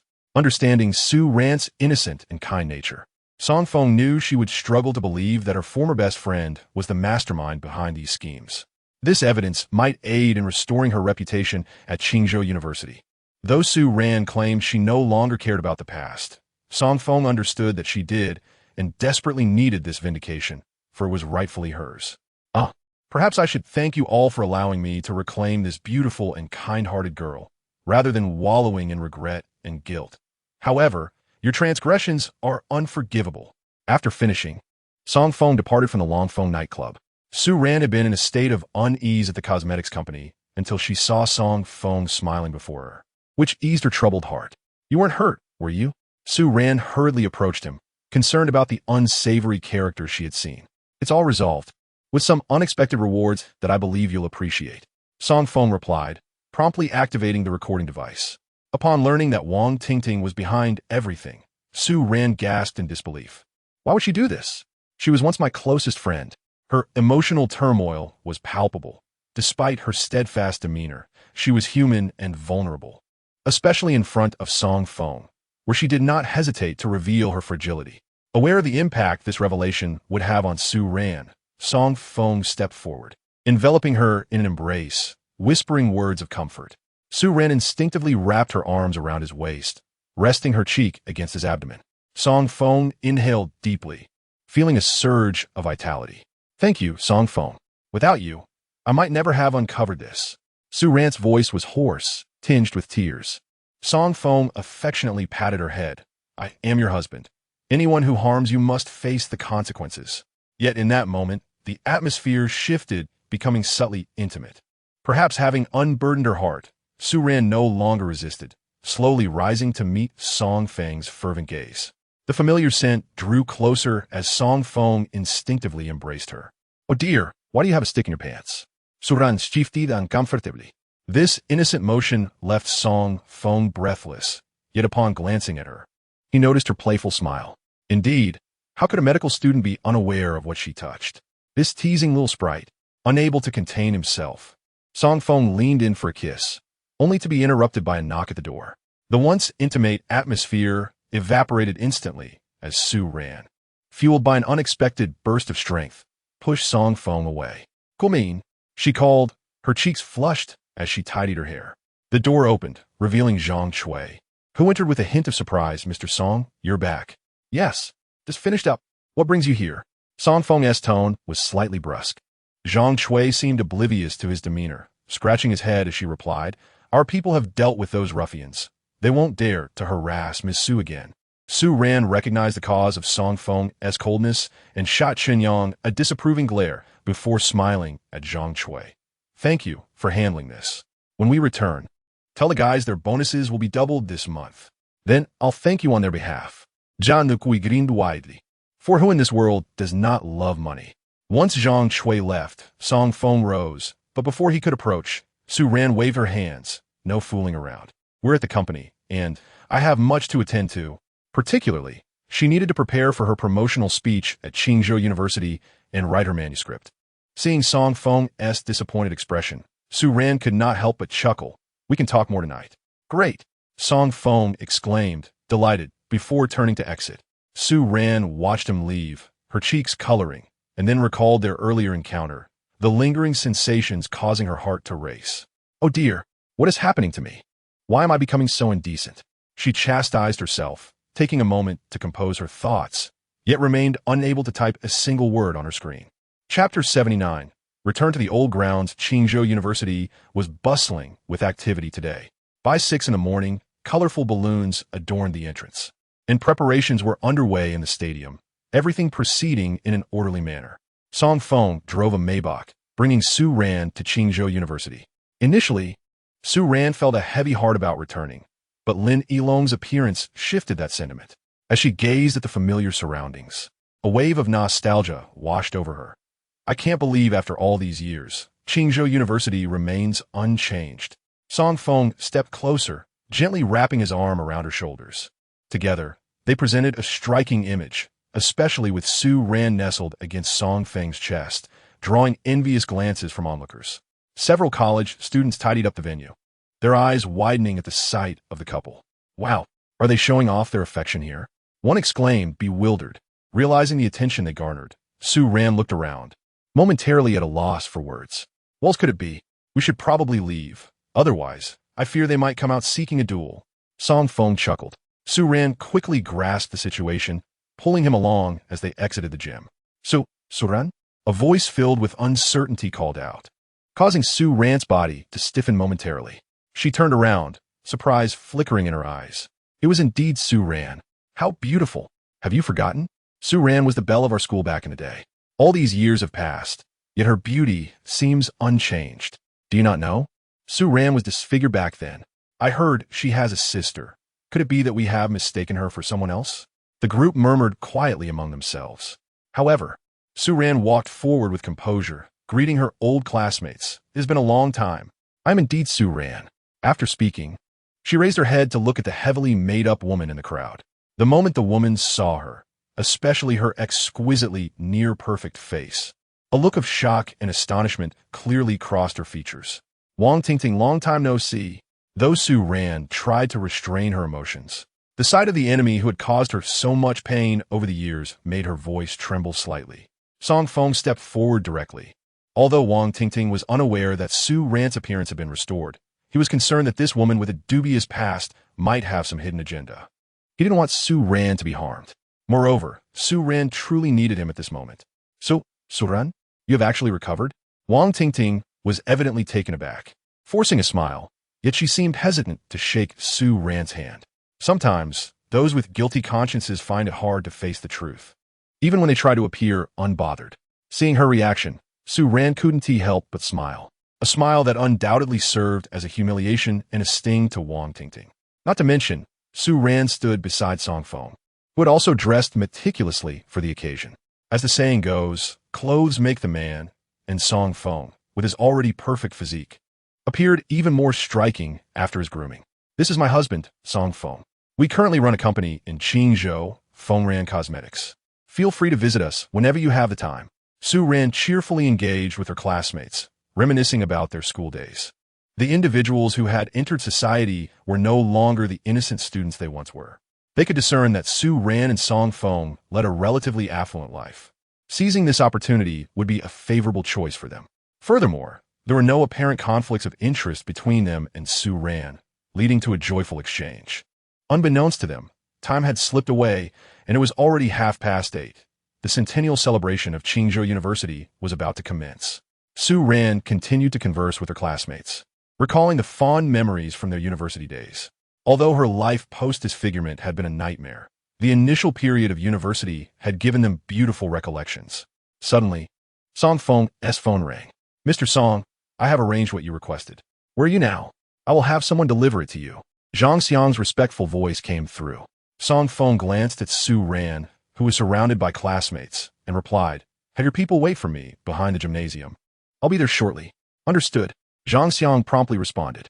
Given Su Ran's current situation, while she could attend the centennial celebration, she still bore the stigma of academic misconduct and improper conduct.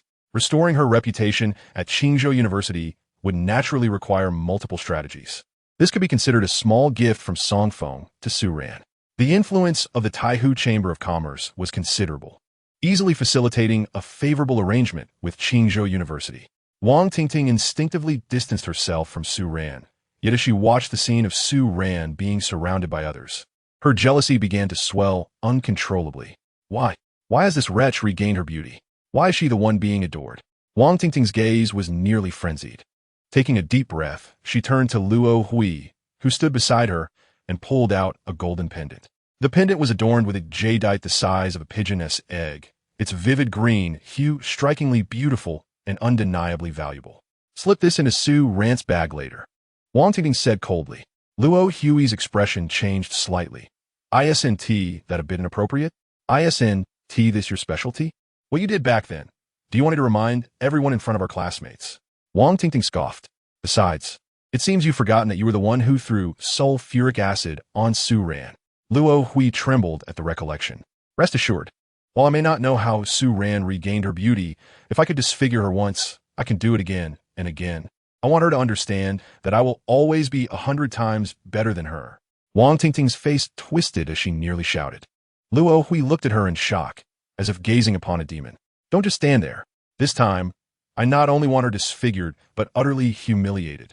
Wang Tingting turned her icy gaze toward Luo Hui. 1 million.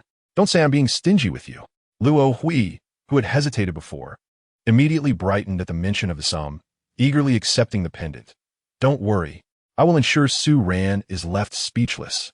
Luo Hui quickly maneuvered into the crowd, seizing the opportunity while Su Ran chatted with others. With a subtle flick of her wrist, the pendant discreetly fell into Su Ran's backpack.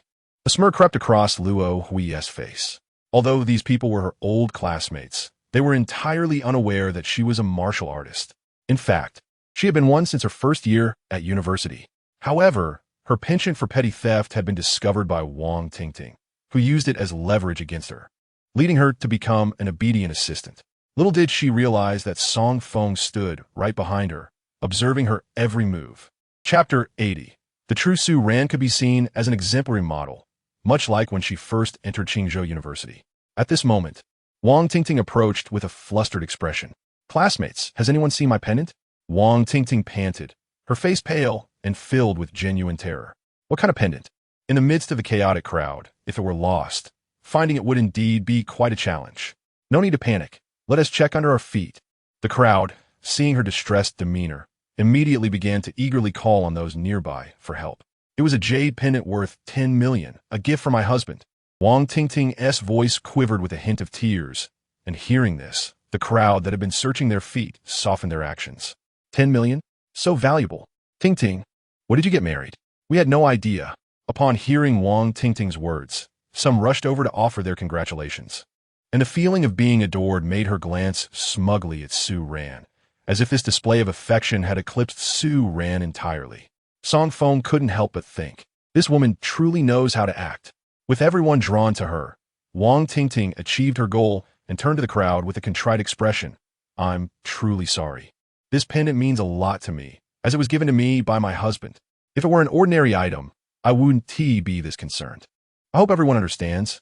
I just want to check your bags, since I was right here and didn't leave. Wang Tingting's voice rose in pitch, adopting a pitiful demeanor. With her fragile appearance and constant pleas, those who had initially felt uncomfortable were now sympathetic. After all, it was an opportunity for her to clear her name. All right, after all, it's worth 10 million. To be honest, that amount could buy my life. Vice class leader, you're being modest. I heard you work at Guanyu Group, earning nearly 1 million a year. As old classmates, they exchanged light-hearted banter. Wang Tingting was fully aware of the situation, her hurried gaze scanning the bags of several people before landing on Su Ran. Su Ran, we've been good friends for years. I trust your character, but everyone else is watching, so I must check yours as well. Is that all right? Wang Tingting spoke sincerely, stating that if it weren't for Song Feng revealing Lin Yilong's recording, Su Ran would have never doubted herself and would have been the first to proclaim her innocence. However, witnessing Wang Tingting's outrageous antics made Su Ran somewhat wary. Yet, upon noticing Song Feng standing behind her, she calmly opened her backpack. Inside were merely everyday items, not significantly different from what other girls would carry, and a glance made it clear there were no valuable pendants. Wang Tingting instinctively raised her gaze to Luo Hui, who wore a bewildered expression. She was certain she had placed the items in Su Ran's backpack. So where could they have gone? Song Feng, observing the scene, could not help but snort derisively and said, since everyone is to be inspected, you must be Luo Hui, right? Why not open your backpack? Sensing that something was amiss. Initially, she considered retorting and demanding Song Feng to open his own backpack, but unfortunately he had none.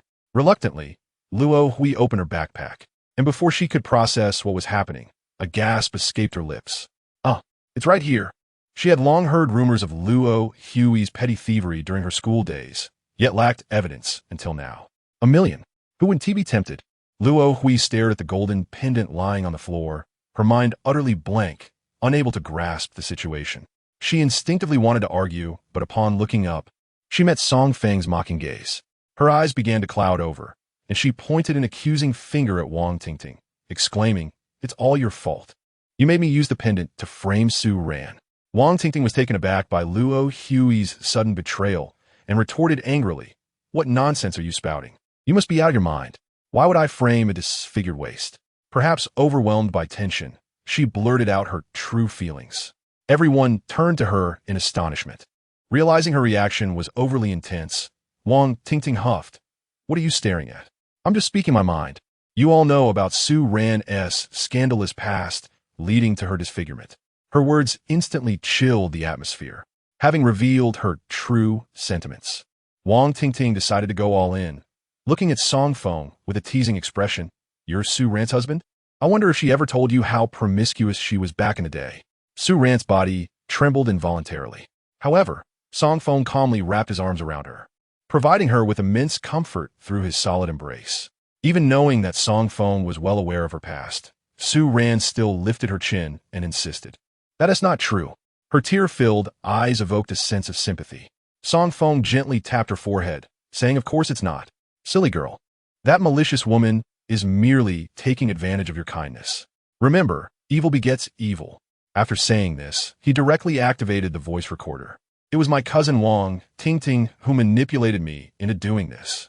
She harbored jealousy towards Su Ran and instructed me to find someone to disfigure her, subsequently spreading negative news about her.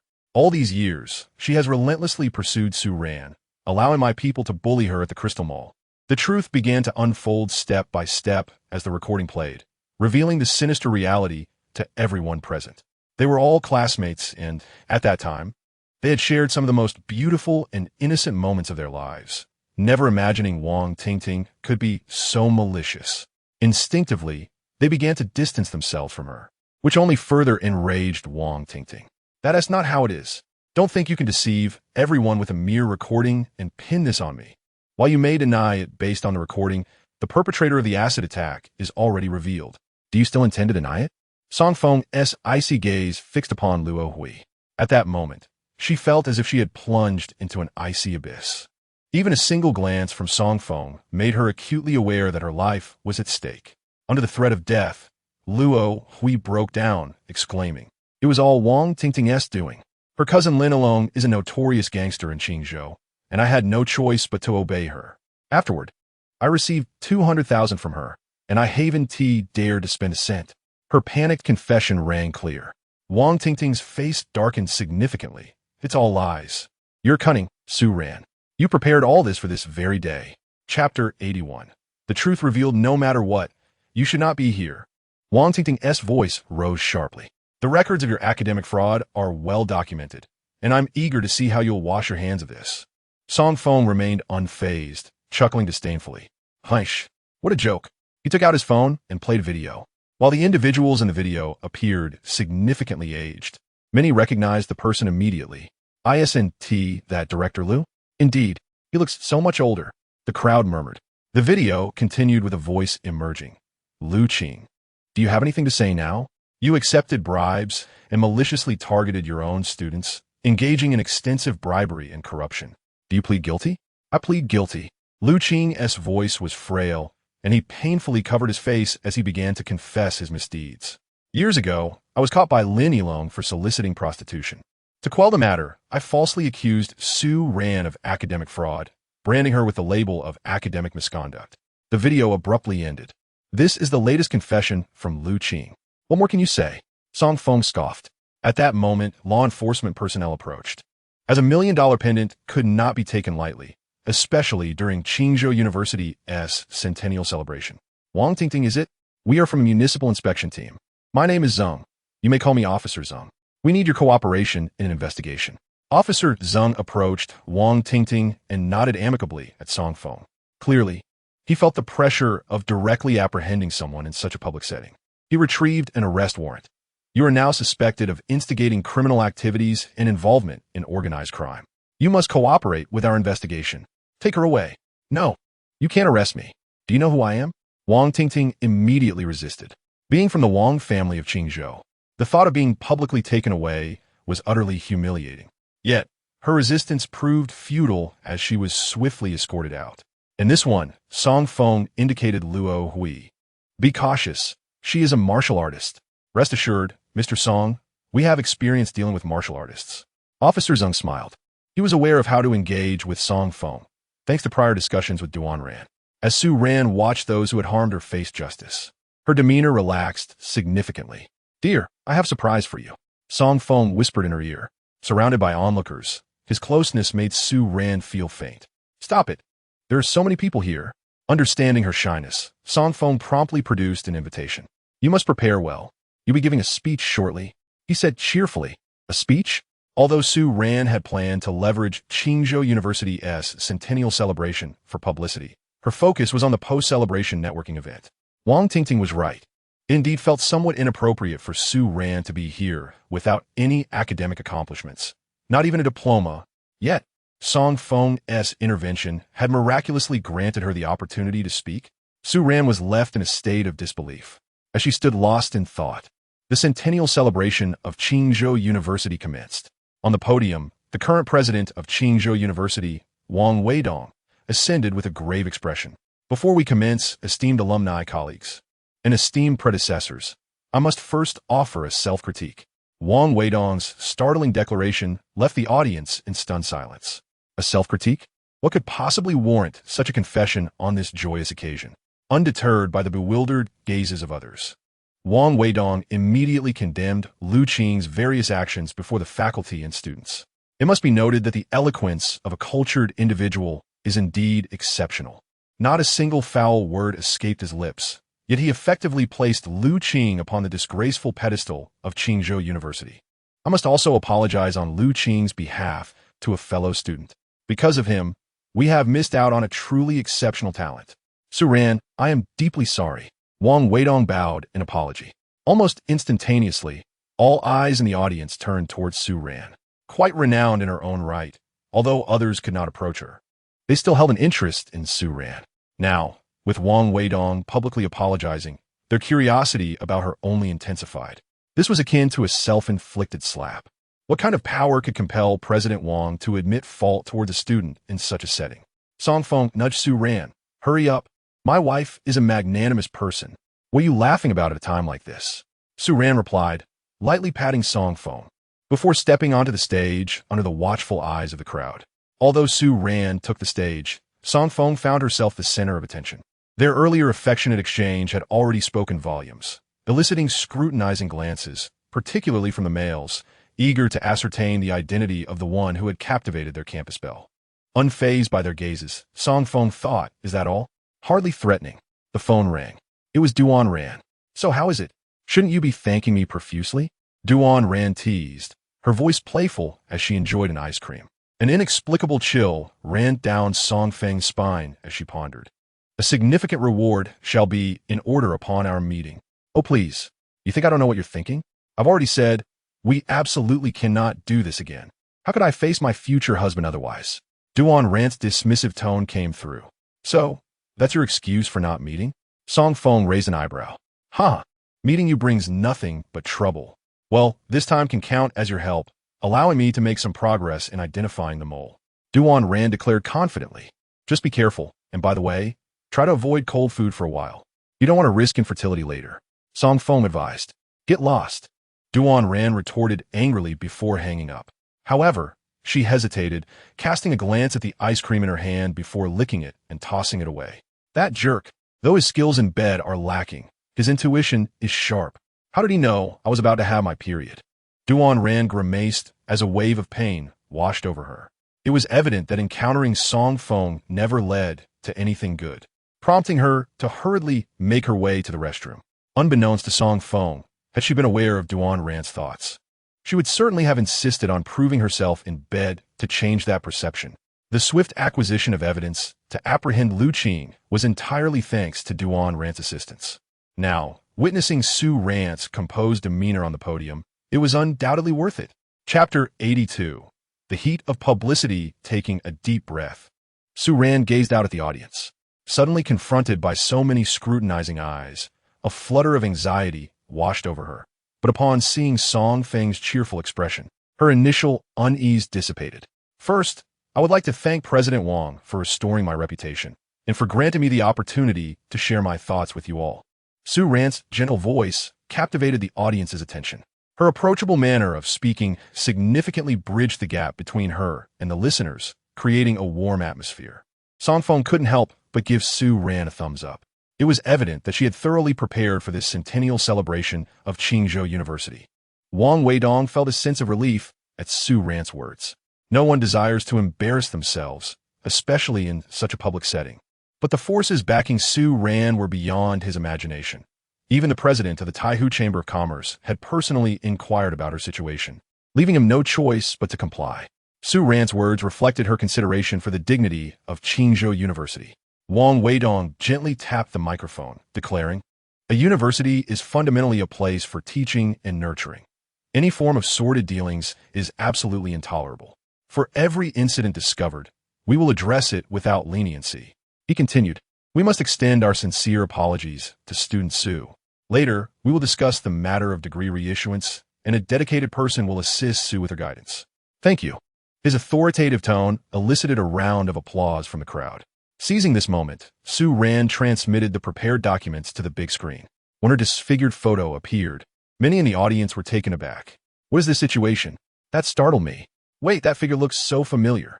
Initially shocked, some even started cursing, but soon, they realized the figure in the photo bore a striking resemblance to Su Ran, leaving them astonished. Su Ran smiled reassuringly. "I apologize for startling everyone just now. This photo was taken 5 years ago when I was disfigured." The room erupted in murmurs. The stark contrast between the grotesque visage in the photo and the poised, elegant Su Ran before them was undeniable. Yet, her delicate figure confirmed her authenticity. "Su Ran, could you share how you managed to recover? It's crucial for me." A woman with a slight scar on her forehead asked eagerly, prompting the attention of others. The ability to transform from an ugly duckling into a swan was nothing short of miraculous. Especially considering Su Ran's smooth, radiant skin, it was clear she had received exceptional care. If they too could achieve such a transformation, what would that look like? Seeing the fervent interest of the crowd, a smile graced Su Ran's lips. "Of course, this is precisely why I established Fengran Cosmetics. I must also thank my husband, Song Feng." As she spoke, she looked toward Song Feng, her eyes filled with warmth that seemed to melt hearts. Witnessing her confidence, Song Feng couldn't help but smile with pride. The disfigurement incident 5 years prior had reduced her from a cherished beauty to a mere janitor, leaving an indelible emotional scar. But with Song Feng's return, she would no longer face any harm. The brilliance Su Ran exhibited now was rightfully hers, merely reclaimed. Yet, as Su Ran shone brightly, a man in the audience changed countenance, discreetly slipping away from the crowd, though his departure went largely unnoticed.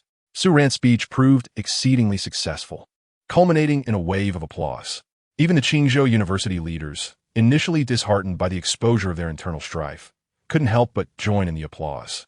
Realizing that with the collaboration of Wang Weidong and Su Ran, they had managed to establish a reputation of integrity for Qingzhou University. A stroke of good fortune amidst adversity. Meanwhile, Song Feng accompanied Su Ran as they walked through the serene campus of Qingzhou University. "It's truly beautiful, just as I remember," Su Ran exclaimed with nostalgia. Song Feng glanced down at Su Ran, who was linked to his arm, as they strolled along the tree-lined path.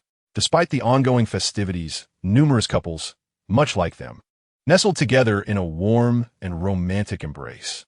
"Are we attending the evening banquet?" Song Feng inquired softly. "Not this time, Song Feng, although I've said it many times.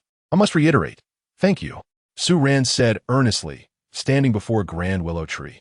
Song Feng gently brushed her nose with his fingers and smiled. "You are my wife. It's only natural for me to do all this." Judging by the response, the Huayu by Shui cream is destined for great sales. "Of course." Su Ran nodded confidently, then, in a swift motion, pressed her lips against Song Feng's cheek. Before he could react, she tugged him along, exclaiming, "Let us hurry, I have much to do." The suddenness of her action left Song Feng momentarily stunned, unable to respond in time. "Oh, you've sullied my innocence. You must take responsibility," he teased, leaning closer to Su Ran. "Phew, what innocence do you have?" Su Ran laughed, then dashed outside, their playful banter echoing with the sound of tinkling laughter. However, their frolic was captured by someone, And once it spread, Song Feng's phone rang. "You've done well. I will promptly arrange for your promotion," came a deep voice from the other end. "Thank you, young Master Meng, for your support. Please feel free to call on me whenever you need." The man hung up, his face alight with joy as he hurried away from Qingzhou University. He felt fortunate, thinking that attending the tedious school anniversary had led to such explosive news. Relying on young Master Meng would surely bring him promotions and a beautiful wife, setting him on a path to success. Song Feng quickly escorted Su Ran back to the company. With renewed vigor, Su Ran aimed to seize the momentum from this publicity to establish a market presence in Qingzhou. For in this society, even the finest wine fears a deep alley. A good product is vital, but effective promotion is equally crucial. With a buzz from Qingzhou University, Feng Ran Cosmetics' first batch of products was finally safeguarded. After seeing Su Ran off, Song Feng had his own matters to attend to and called Duan Ran. "Miss Duan, thank you for your assistance this time. I made a reservation at the Tianjin Grand Hotel. Would you do me the honor of joining me?" He asked cheerfully. "Oh, have you come into money? But we really can't meet again. How would I face my husband otherwise?" Duan Ran's voice chimed, followed by a whisper.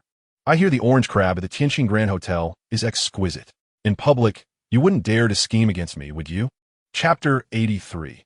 Unforgiving Song Feng couldn't help but feel exasperated. What on earth was going on in this girl's mind? "Well, if you don't extort me, I'll consider it a blessing. When have you not taken advantage of me, only to leave afterward?" Song Feng complained. Duan Ran immediately let out a dramatic gasp. "Ah, be quiet. Don't say another word. I'm heading to the Tianjin Grand Hotel right now to eat you into poverty." Half an hour later, Song Feng arrived at the Tianjin Grand Hotel. As the holder of the Qingzhou Business Association's Supreme Card, making a reservation here was a breeze. "Mr. Song? Miss Duan is already here, waiting for you in box number 1, said a middle-aged manager with a kind demeanor. "If you need anything, feel free to ask. Just call me Xiao Su." "Manager Su, please prepare some specialty dishes and the orange crab," Song Feng instructed briefly. "Rest assured, we will deliver our very best." Manager Su assured him, leading Song Feng upstairs. Just as Song Feng entered, a group of individuals clad in striking punk attire burst in, struggling to carry their instruments towards the hotel. "Xiao Qing, why are you still dawdling? Hurry up," the leader, Wang Ran, urged. "Huh, I think I spotted someone familiar. Suing Hisitativ, you must be mistaken. Everyone here is a person of significance in Qingzhou.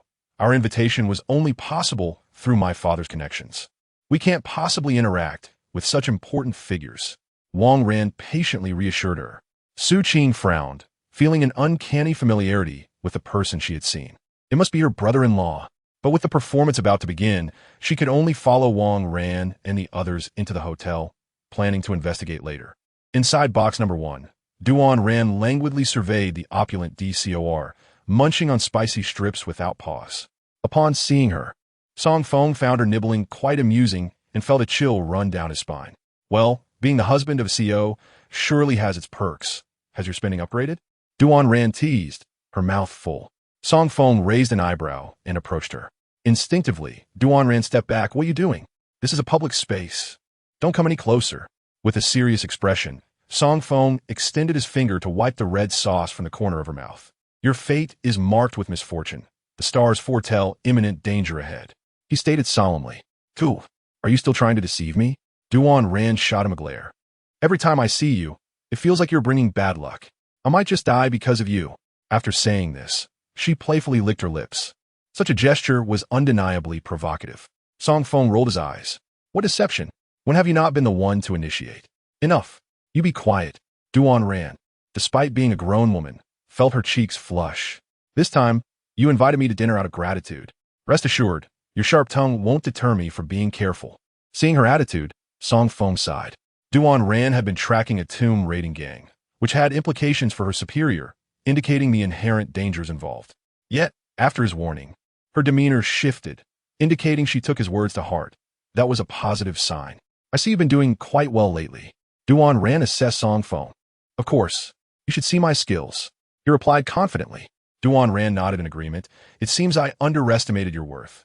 You could truly earn more." Song Feng. This girl was becoming increasingly audacious, making one wish to silence her immediately. Sensing his exasperation, Duan Ran feigned a pitiful expression. "While your essence has unique effects, I've just been promoted and can't indulge. Most importantly, I can't face my future husband. We absolutely mustn't cross any boundaries. Do you think I want to? Song Feng shot her an annoyed look. After a moment of silence, they exchanged knowing glances and burst into laughter. The Qingzhou Grand Hotel lived up to its reputation. As manager, Su had instructed the kitchen to spare no effort. Duan Ran, who had initially planned to tease Song Feng, suddenly found her appetite insatiable, revealing her true foodie nature as her belly visibly swelled. While they dined, Su Qing concluded her performance and, using some clever means, stealthily made her way to the top floor. As she gazed down the empty corridor, her heart raced. Just as she was peeking around, someone approached from the side. "Oh, not bad, girl." With that, a hand clapped against Su Qing's rear. Quick on her feet, she dodged and, sensing the unfriendly gaze, quickly replied, "Sorry, wrong place." "Wrong place? Is this somewhere you should be? Since you're here, you can't just leave easily. Come, join us for a drink with young Master Qi." The door beside them swung open, and two men emerged. In the ensuing struggle, Su Qing's wig fell off, revealing her true appearance. Though Su Qing could not compare to Su Ran, her delicate features and graceful figure made her quite a captivating beauty. This stunning revelation left those present utterly exhilarated. Who would have thought that there was such a gem at the Qingzhou Grand Hotel? Young Master Qi, you are indeed fortunate today. The crowd erupted in laughter. Seated among them, young Master Qi couldn't help but smile at Su Qing. "Ah, you brutish fellows really lack appreciation for delicate beauty. How can you be so uncouth?" With that, young Master Qi staggered over to Su Qing. Although Su Qing appeared somewhat naive and fragile, she harbored a fierce spirit within. More importantly, she was astute and not merely reckless. It was evident that young Master Qi was the leader of this group, and seeing him approach in such a tipsy manner incited her fury. Before anyone could react, Su Qing dashed to the side, seized a bottle, and smashed it against young Master Qi's head. "Ouch!" He cried out in pain, and before the others could respond, Su Qing grabbed his hand, her high heel crashing down upon his groin. "Everyone, back off. Get lost." Young Master Qi trembled in agony, particularly from the impact of her heel. All present instinctively covered their groins, exchanging bewildered glances, at a loss for what to do. Su Qing's ferocity stunned everyone in attendance. However, amidst young Master Qi's pained howls, the crowd finally regained their senses.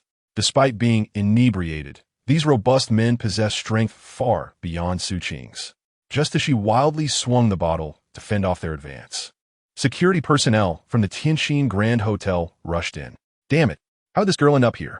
Manager Su's expression darkened, and he quickly directed his subordinates to separate the two parties. After all, this was the VIP area, and the one assaulted was young Master Qi. This situation would undoubtedly escalate.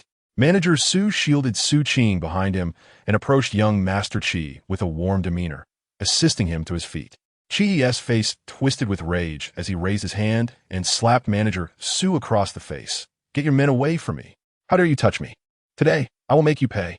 Though Manager Su had just been struck, he dared not retaliate, instead protecting Su Qing. He understood Qi's temperament all too well. If he stepped away, the consequences for Su Qing would be dire.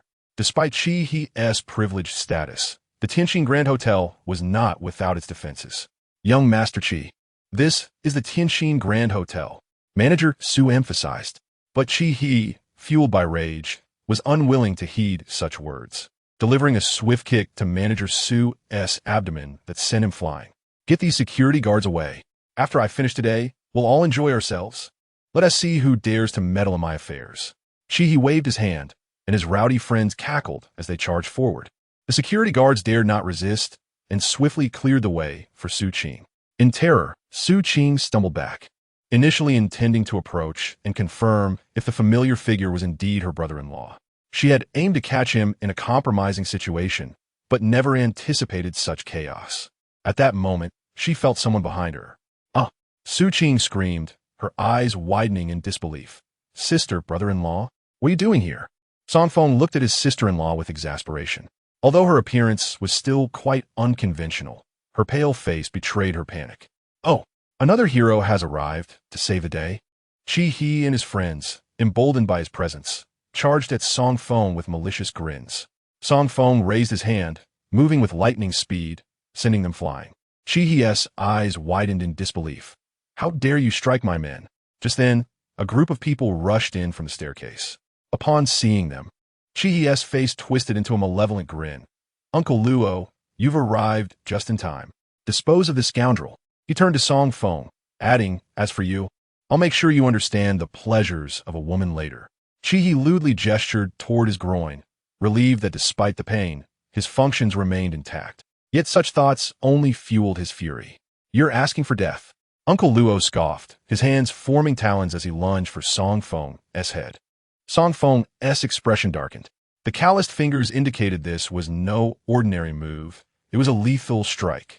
Realizing the gravity of the situation, he had no choice but to retaliate. He raised his fist and struck. As Uncle Luo felt the impact, his smile turned to a grimace. He had underestimated Song Feng's resolve, and in that moment, his arm twisted unnaturally. Complicit in this tyranny, you shall not be spared, Song Feng declared, delivering a crushing blow. Uncle Luo screamed in agony, sent flying, his vitality shattered. Chihi, taken aback by Song Feng's ruthless decisiveness, faltered as the latter approached. What are you going to do? I am the eldest son of the Qi family. You dare lay a hand on me? The best way to deal with someone like you is to render you powerless. Song Feng waved his hand dismissively, and Chihi cried out in pain, collapsing to the floor. Ignoring him, Song Feng turned to Manager Su. Are you all right? Iem Mifine. Manager Su, despite having been kicked, quickly shook his head. This is my wife's sister. She has caused trouble for me. Not at all. It's no trouble whatsoever. Please rest assured, Mr. Song. The Tianjin Grand Hotel will handle everything. Manager Su responded respectfully. Good. With that, Song Feng moved to Su Qing's side. Let us go. Oh. Su Qing followed behind Song Feng, feeling wronged. She sensed something was amiss about today's events. What about that woman? Inside the elevator, Su Qing finally pieced together the events and, feeling emboldened, placed her hands on her hips, looking at Song Feng. Don't deny it. I saw everything. Song Feng's heart raced. Who would have thought he would encounter Su Qing here? However, as he met her gaze, he felt a surge of alarm. He had nearly fallen for her ruse. He raised his hand and tapped her on the head. What woman? What nonsense are you conjuring up? Suyin, caught off guard by her scheme being uncovered, pouted. We recently formed a band at school to earn some extra money. Your priority should be your studies. Song Feng scolded sternly. Enough. You sound just like my sister. Su Qing waved her hand dismissively. Like mother, like daughter. Since I am your brother-in-law, I must look after you. Besides, if I hadn't been here today, do you even know what you would have faced? Song Feng snorted. Enough. Come home with me this instant. Seeing Song Feng's resolute attitude, Su Qing could only huff in frustration, following him without further protest, shaken by Chihi's earlier demeanor. As they entered the Maybach, Su Qing murmured, I absolutely did not mistake her. It was that woman from the grove. What grove? I came here for business. Focus on something productive like your sister.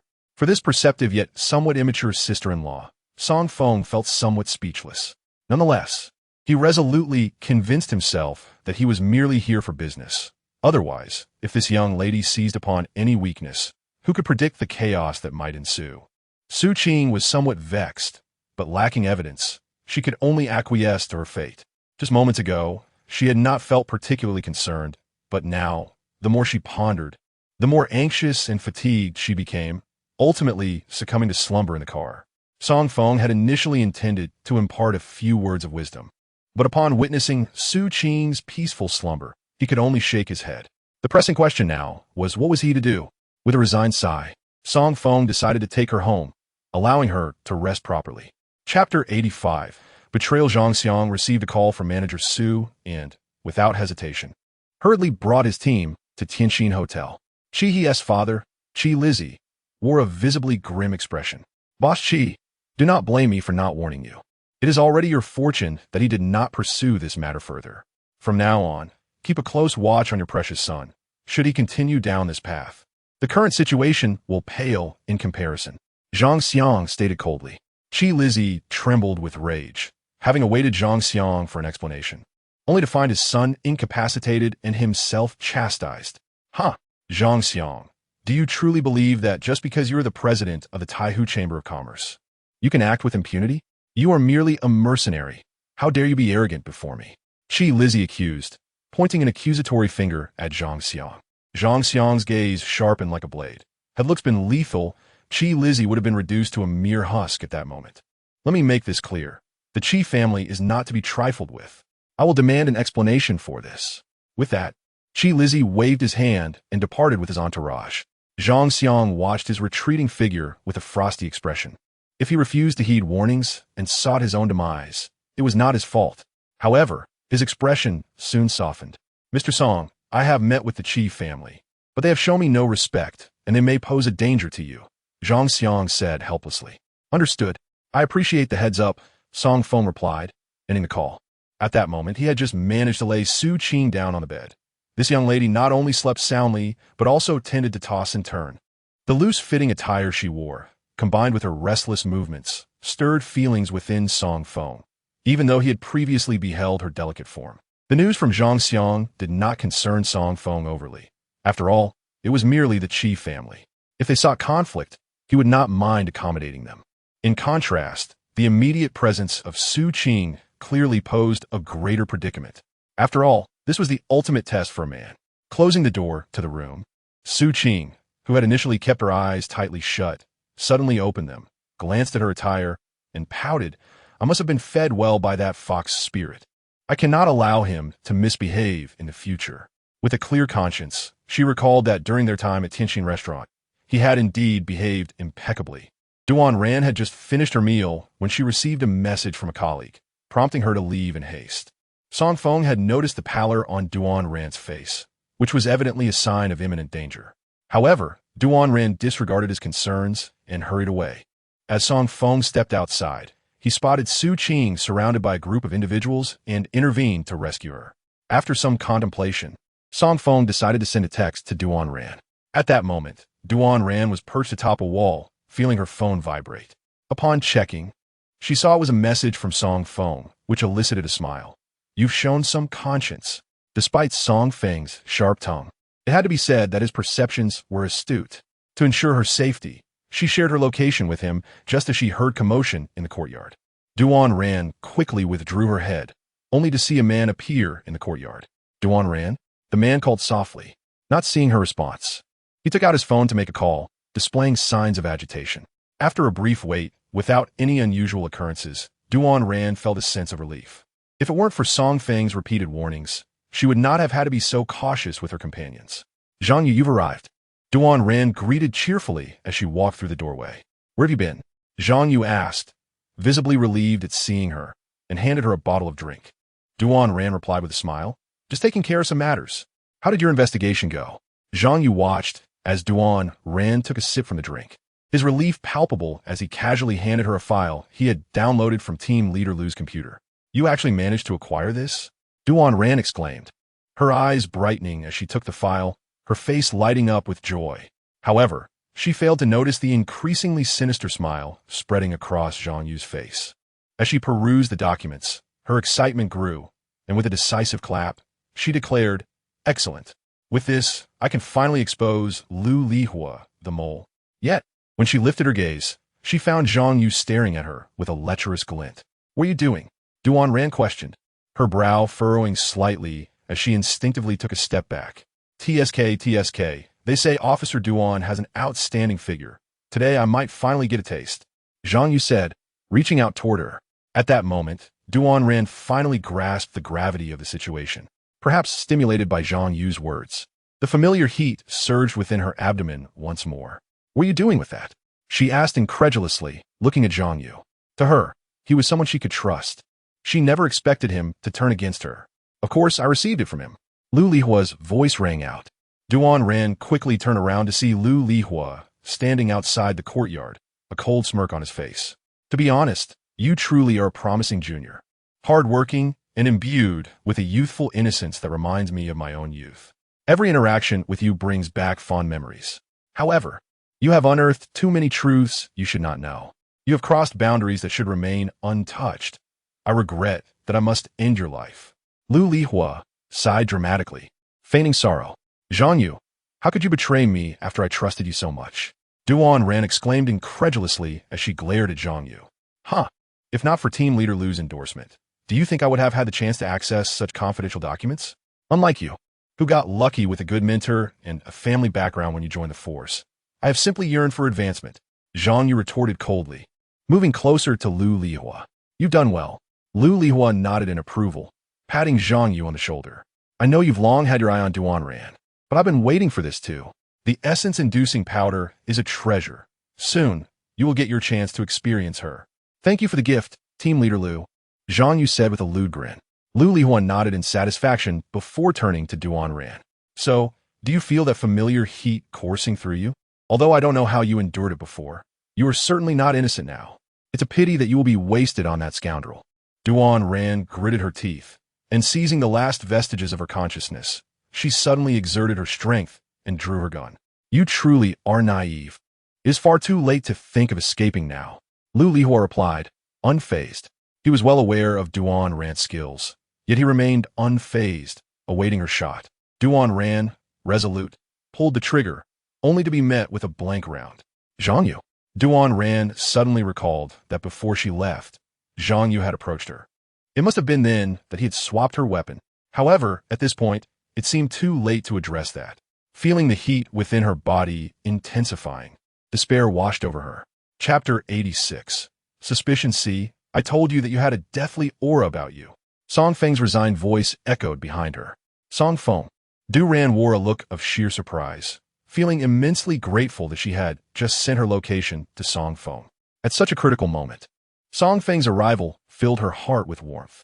However, his presence cast a shadow over Lu Lihua, who glared at him with a darkened expression. You are the one who has taken Duran's innocence, aren't you? I have chosen not to hold grudges against you in the past, but now you have come forth seeking your own demise. Lu Lihua squinted at Song Feng, his seasoned instincts picking up an undeniable sense of danger. Eliminate him. Lu Lihua ordered Zhang Yu, who wasted no time in drawing his pistol. Duran, you may not know, but I too am a champion marksman. I have never placed lower than third in provincial competitions. Zhang Yu sneered before unhesitatingly pulling the trigger. Song Feng remained utterly still, calmly extending his hand to meet the incoming bullet. His fingers, though appearing unhurried, adeptly pinched the bullet between them. This astonishing display left Zhang Yu wide-eyed in disbelief. A congenital grandmaster? In Zhang Yu's understanding, only someone of such caliber could perform such a feat. Even master-level expert could not catch a bullet with bare hands. Song Feng's swift action indeed intimidated Zhang Yu, but he had no time for idle chatter. With a flick of his finger, he sent the bullet directly into Zhang Yu's skull. Zhang Yu's face contorted with unwillingness as he collapsed lifelessly to the ground. Realizing the gravity of the situation, Lu Lihua turned on his heels to flee, but Song Feng would not allow such an escape. With a swift motion, he unleashed a surge of energy that pierced through Lu Lihua's legs. It wasn't due to a lack of precision on Song Feng's part. Rather, he still had Duran clinging to him. Familiar with the circumstances, Duran showed no signs of embarrassment, her heated body pressing against Song Feng like a sloth. As a healthy man, he found it increasingly difficult to maintain composure, especially as Duran began to explore him more intimately. This sensation was hard to articulate. Song Feng could only grip the nape of Duran's neck, causing her to roll her eyes back and faint. Song Feng then approached Lu Lihua, who was now trembling in fear. Who exactly are you? Lu Lihua stammered, sensing the imminent threat to his life. With his status, wealth, and position, he could not resign himself to death. I truly should not have harmed Duran, but if you can persuade her, I can guarantee that I will not pursue her again. I'm not willing to act this way. I am being coerced. Lu Lihua began to plead for mercy. Oh, by whom?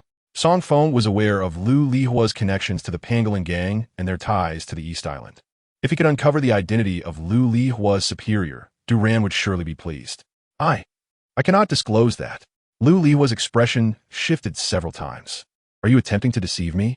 With another swift movement, Song Feng sent a stone through Lu Lihua's arm. Lu Lihua screamed in agony. The Longhu sect of Jinling. I am an elder of the Longhu sect. You cannot kill me. Otherwise, your fate is sealed as well. The Longhu sect? Song Feng furrowed his brow, then let out a cold snort as he pierced Lu Lihua's skull with a stone. Lu Lihua had not anticipated such decisiveness from Song Feng. Upon learning the information, he acted swiftly to eliminate him. Song Feng then retrieved a recording device, switched it off, and glanced at Duran. Though she lay unconscious, her body was beginning to react to the effects of the aphrodisiac, writhing slightly. "All my life," he sighed, sweeping his arm to awaken Duran. Her once bright eyes now glimmered with an alluring intensity, captivating beyond measure. "Let's proceed inside." Song Feng was well aware of what would transpire next, glancing towards the dilapidated earthen house. Yet Duran smiled coyly. "Rest assured, I have thoroughly examined this place. It is an abandoned area, desolate and wild. Exhilarating indeed." After a moment, she covered herself, adding, "But we truly cannot continue like this. I can hardly envision what I would look like facing my future husband." Song Feng shot her an irritated look. "Do not speak as though you are the victim. The victim here is undoubtedly me." Duran playfully touched her red lips, then turned to him with a teasing question. "Is that so?" Song Feng raised an eyebrow, unable to deny that she was indeed a temptress. Suddenly, Duran leaped up, quickly dressing and grabbing the documents and recording device. "Regardless, it is now confirmed that Lu Lihua is the traitor. I must swiftly complete the chain of evidence. Otherwise, we will face real trouble. Even if you wish otherwise, I must leave Qingzhou." Duran cast a reluctant glance back at Song Feng. He pondered for a moment. "If you ever need assistance, feel free to reach out. Distance is no obstacle." How naive. If you continue like this, how will I ever get married? Duran retorted, picking up the documents and starting to tidy the scene. "You may go now." Song Feng rubbed his fingers together, his intentions quite clear. "No. You are the assistant to the CEO now. Why are you asking me for money?" Duran shot him a disapproving glare. "I put in considerable effort. Why shouldn't I ask for compensation?" Song Feng defended himself. "Leave me be." Duran tossed her wallet at him before turning away in annoyance. Song Feng retrieved the cash, chuckling as he tossed the wallet back, discreetly slipping in a talisman he had prepared. "Just a memento, until we meet again." With that, he turned to depart. Duran picked up her wallet with a complex expression, her eyes filled with melancholy. Returning the pearls, tears fall like rain. "How I lament not meeting you before marriage." Upon returning to the villa, Song Feng found it shrouded in darkness. Before he could gather his thoughts, a figure pressed against him, nuzzling close. "What are you doing? Are you a dog?" Song Feng was startled, but restrained his reaction, recognizing the intruder as Su Qing. "Something is off. Your smile is unsettling. Speak, where have you been?" Su Qing glared at him, her expression revealing that she felt she had seen through him. Song Feng was taken aback. This mischievous sister-in-law was indeed his nemesis. He couldn't help but knock her on the head in annoyance. "What is going on in that head of yours? And why the lights off at this hour? If I mistook you for a thief and attacked, you will be crying." Su Qing immediately covered her head. Though Song Feng had concealed his actions well, she was only growing more suspicious. She was convinced something was amiss. Although Su Qing harbored doubts, without concrete evidence, she could only remain wary. Pointing at her eyes, she signaled to Song Feng that she would be watching him closely before reluctantly returning to her room. Song Feng raised an eyebrow. This girl, though somewhat naive, had an uncanny intuition. "Next time you have the chance, go help your sister and see what you've turned into," he remarked. Su Qing pouted, making a face. "Mind your own business." "Umph." With that, she slammed the door behind her. As Song Feng settled onto the sofa, his phone rang unexpectedly. Assuming it was Su Ran, he picked it up only to find it was an unfamiliar number. "Master, do you have time now?" A familiar voice echoed, but he couldn't recall who it was. The person addressing him as Master left him bewildered. "You've dialed the wrong number. Do not hang up." "Master, it's me. I am Lin Jiwei from the Gi Hall." Lin Jiwei hastily interjected. At that moment, Song Feng recognized the voice. Recalling Lin Jiwei's white hair and excited demeanor as he called him Master, Song Feng felt a surge of reluctance. Before Lin Jiwei could finish, someone snatched the phone away. "Mr. Song, it's Wu Dongliang. Qianqian seems to be having another episode." Wu Dongliang said, urgency lacing his tone. "Qianqian is having another episode?" Song Feng's expression darkened at the news. Song Feng was convinced that he had dispelled the cold corpse goo, yet now Wu Qian had fallen ill again. The situation was clearly more complicated than it appeared. He promptly made his way outside. "Shouldn't Li, Qingzhou swing open? What are you going to do?" she demanded. "I'm going to save someone." Song Feng replied with a sidelong glance. "I don't believe you. I think you're just going to find that vixen. My sister is busy with her career and has no time for you. As her younger sister, I must keep an eye on you." Suing Potev, her eyes wide as she stared at Song Feng. In truth, Su Qing was fearful of being alone in the empty villa and had concocted a reasonable excuse for herself. After a moment's thought, Song Feng decided that since he was heading to the Wu family, it would be beneficial for Su Qing to broaden her horizons. All right, he agreed, and they set off toward the Wu residence. Upon arrival, Wu Qian was trembling on the bed, her forehead veins bulging, making her otherwise fair complexion appear even more ghastly. Lin Jiawei, initially anxious, managed to ease his expression and reassured Wu Dongliang. Boss Wu, do not worry. Once my master arrives, Miss Wu's affliction will surely be resolved.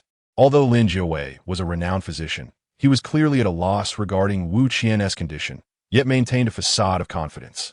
Wu Dongliang understood that the best course of action was to wait. Ever since Wu Qian had fallen ill, no one could approach her within 3 feet, as an icy aura seemed to freeze her entirely. Fortunately, Song Feng arrived swiftly at the Wu residence. What could have caused such a sudden turn of events? Song Feng furrowed his brow as he observed Wu Qian, who lay shivering on the bed. Wu Dongliang hastily explained, yesterday morning, Qian Qian received a batch of ancient ornaments from out of town. Since then, she mentioned feeling cold, perhaps due to the chilly air while receiving the goods.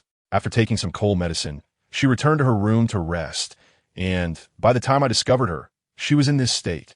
Wu Dongliang looked at Wu Qian with deep concern. Wu Qian curled up, her veins visibly pulsating.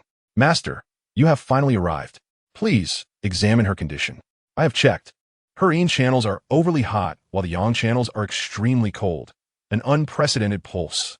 Lin Jiawei said, looking at Song Feng with furrowed brows. The way he addressed him as master was remarkably smooth. Song Feng had no time for disputes. Wu Qian's situation was even more dire than the cold corpse goo incident. She had been afflicted by a cold poison, distinct from the previous goo poison, as this was a corpse toxin. If I'm not mistaken, the ancient jade you encountered today must have been recently unearthed burial jade, and the identity of the tomb owner is certainly extraordinary, Song Feng quickly stated, then strode to Wu Qian's side. Seeing Song Feng take action, Wu Dongliang finally displayed a hint of relief. At that moment, he noticed a beautiful young woman accompanying Song Feng. Miss, please sit and rest, Wu Dongliang said, showing no sign of negligence as he gestured for Su Qing to take a seat. Su Qing, not recognizing Wu Dongliang, found the elder's smile quite endearing. It's all right, uncle, I can stand. Upon hearing Su Qing's casual address, Wu Dongliang chuckled. Lin Jiawei, meanwhile, craned his neck to observe Song Feng, appearing quite worn out. Unable to contain herself, Su Qing remarked, if you want to see, just go ahead. My brother-in-law is not a stingy person. Wu Dongliang immediately understood Su Qing's identity, and his smile grew warmer. Lin Jiawei hesitated. Although I have recognized Song Feng as my master, he has yet to formally accept me. Is this behavior appropriate? Su Qing rolled her eyes. What is inappropriate about it? Brother-in-law, right? Song Feng was amused by his somewhat foolish sister-in-law, yet he was not one to hoard knowledge. He beckoned Lin Jiawei over. Lin Jiawei's face lit up with joy as he quickly approached. This cold poison infiltrating the meridians can intensify internal chilliness. If treated recklessly, it may provoke a violent outbreak of cold poison, so we must proceed with utmost caution, Song Feng explained to Lin Jiawei, then asked, did you bring the silver needles? Yes. Lin Jiawei hurriedly retrieved the silver needles from his medical bag, presenting them to Song Feng with a respectful demeanor. Song Feng took the needles, gently twisting one before inserting it into Wu Qian's arm. Wu Qian's body convulsed violently, her entire arm covered in a white frost, as if she were encased in ice. Ignoring this, Song Feng twisted the needle 9 times and then took out another needle to repeat the process. Lin Jiawei watched intently, and when Song Feng performed the 3rd insertion, his eyes widened in shock. Is this the legendary reverse yang 9 turns? Indeed, Song Feng replied, somewhat surprised by Lin Jiawei's recognition. Despite being an established physician, Lin Jiawei had mostly treated common ailments. That he could identify Song Feng's technique so quickly astonished him. Lin Jiawei trembled with excitement. The reverse yang 9 turns is said to forcibly condense yang energy, reviving the dead. To witness it today, even if I die now, I would have no regrets. That's unnecessary. Song Feng waved his hand. The essence of reverse yang 9 turns lies in its application. The technique itself is not overly complex. How much you learn depends on your own fortune, but do not use it recklessly, lest it backfire. Chapter 88. Ancient Jade. From the moment Su Qing entered the Wu residence, her curiosity about Song Feng intensified. In her mind, her brother-in-law was merely a slacker living off others, albeit with some capability. She was not naive, while Wu Dongliang treated her kindly. He was evidently a person of wealth and status, and Lin Jiawei's reverence for Song Feng as his master was undeniable. This revelation struck her profoundly. How had her brother-in-law become so enigmatic? Approximately half an hour later, Wu Qian's body began to relax, revealing her alluring figure. Her once distorted face, affected by the cold, returned to its original beauty. The cold poison within her had been contained, but to eradicate it completely, the source needed to be identified. "Where are the ancient jades you received today?" Song Feng inquired as he rose. In the side room, Wu Dongliang responded without hesitation, leading Song Feng to the designated area. As they approached, Song Feng sensed a sinister aura emanating from within the room. It appeared someone had deliberately meddled. Song Feng's brow furrowed. He had initially believed that the unearthed ancient jades had been tainted by the energy of a powerful being. But now it seemed someone had intentionally provoked the corpse poison within the jades. "Brother-in-law, I sense something is amiss here. Perhaps you should reconsider entering." Su Qing suddenly grasped Song Feng's sleeve, her expression serious. "You can sense it?" Song Feng regarded her with surprise. Su Qing nodded. "Have you forgotten? I was once a chosen one." Song Feng was both amused and exasperated. This girl seemed to have not yet relinquished her ties to the creation god sect. It appeared he would need to be more vigilant in the future. Nevertheless, it was indeed a talent that Su Qing could perceive the aura present. He had not noticed this before. "Rest assured." Song Feng patted her head, an action that made Su Qing flinch, her large eyes fixed keenly on his back. Song Feng pushed open the door, and a blast of cold air surged forth. "Disperse." With a flick of his sleeve, the chill dissipated instantly. Song Feng stepped into the room, where he immediately spotted several ancient jades laid out on the table. The jades exuded waves of cold, one of which had turned a vibrant purple. "This is the one." Song Feng snorted, reaching for the purple jade, realizing that the lingering cold poison in Wu Qian was due to this very piece. However, just as his hand was about to make contact, the jade suddenly exploded. "How bold you are!" Song Feng exclaimed fiercely. He had not anticipated that the other party would be so daring as to tamper with the ancient jade, especially with the perpetrator lurking nearby. It seemed that had he not intervened, the Wu family would have faced a catastrophic blow today. As the ancient jade shattered, a surge of dark energy surged past Song Feng and rushed outward. By the time Song Feng realized what had happened, the dark energy had struck Su Qing directly. Her eyes instantly morphed into a shade of deep purple-black, and crimson veins began to emerge across her face. At this moment, Su Qing was not entirely under control, her voice trembling with fear as she cried out, "Sister, brother-in-law, what is happening to me? Damn it!" Song Feng cursed, leaping forward to position himself before Su Qing. Her arm shot up abruptly, aiming for his neck.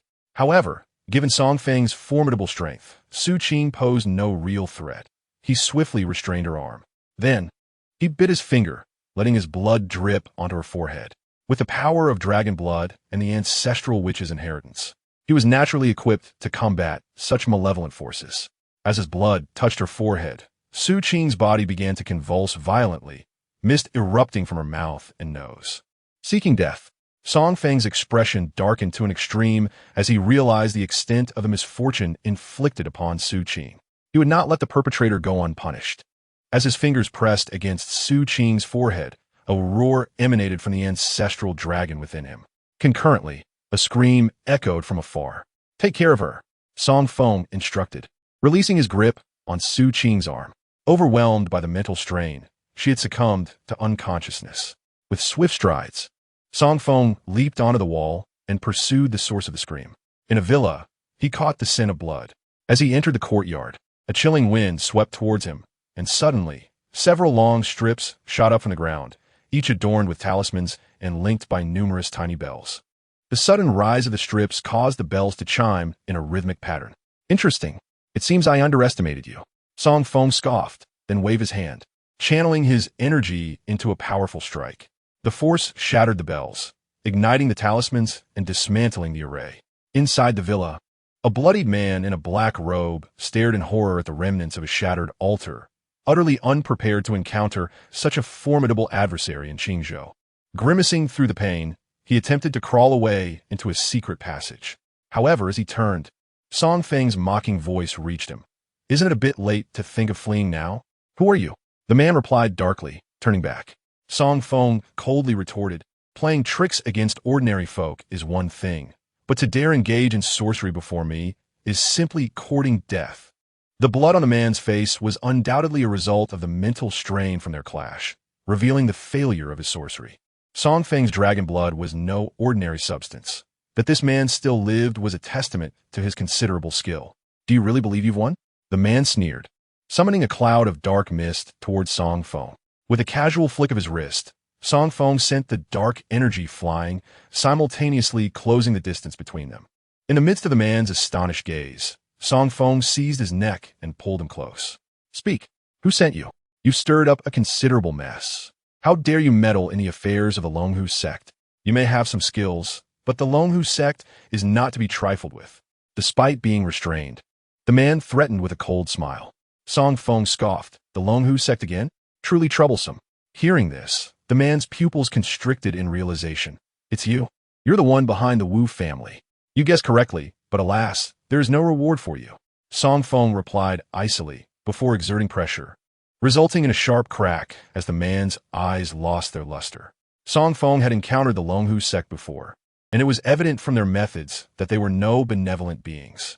He hoped that this kill would instill some caution in them, should they continue their reckless ways. He would not hesitate to be ruthless. Upon returning to the Wu family, he found Wu Qian had regained consciousness. To his surprise, Su Qing had already begun calling Wu Qian sister. Although Wu Qian maintained a respectful demeanor in front of him, he could easily manage the playful girl. Song Feng was not overly concerned.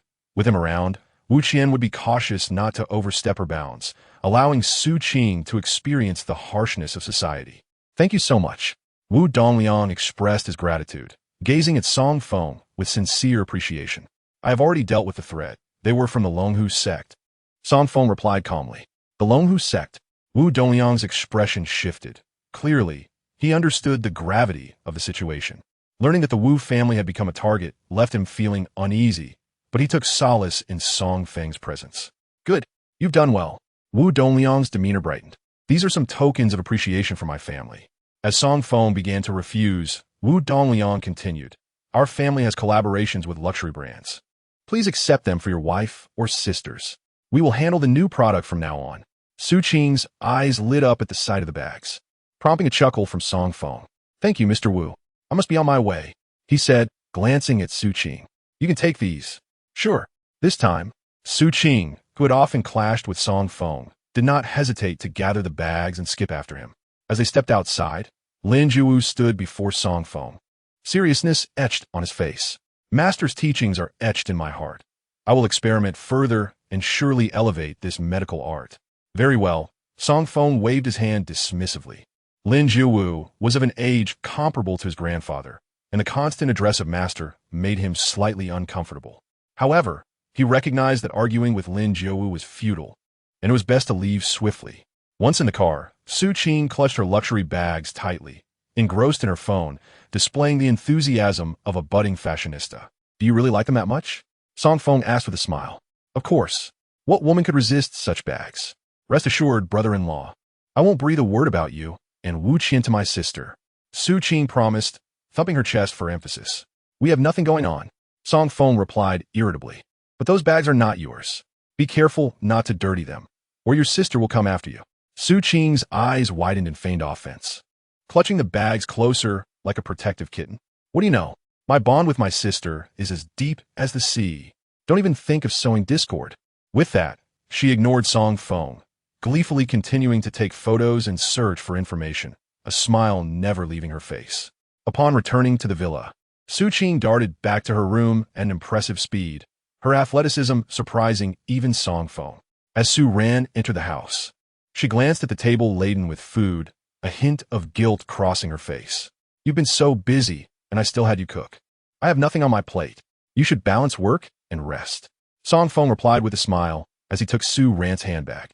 In that moment, a serene warmth enveloped them. Regrettably, In such circumstances, there is invariably a conspicuous presence that interrupts the scene.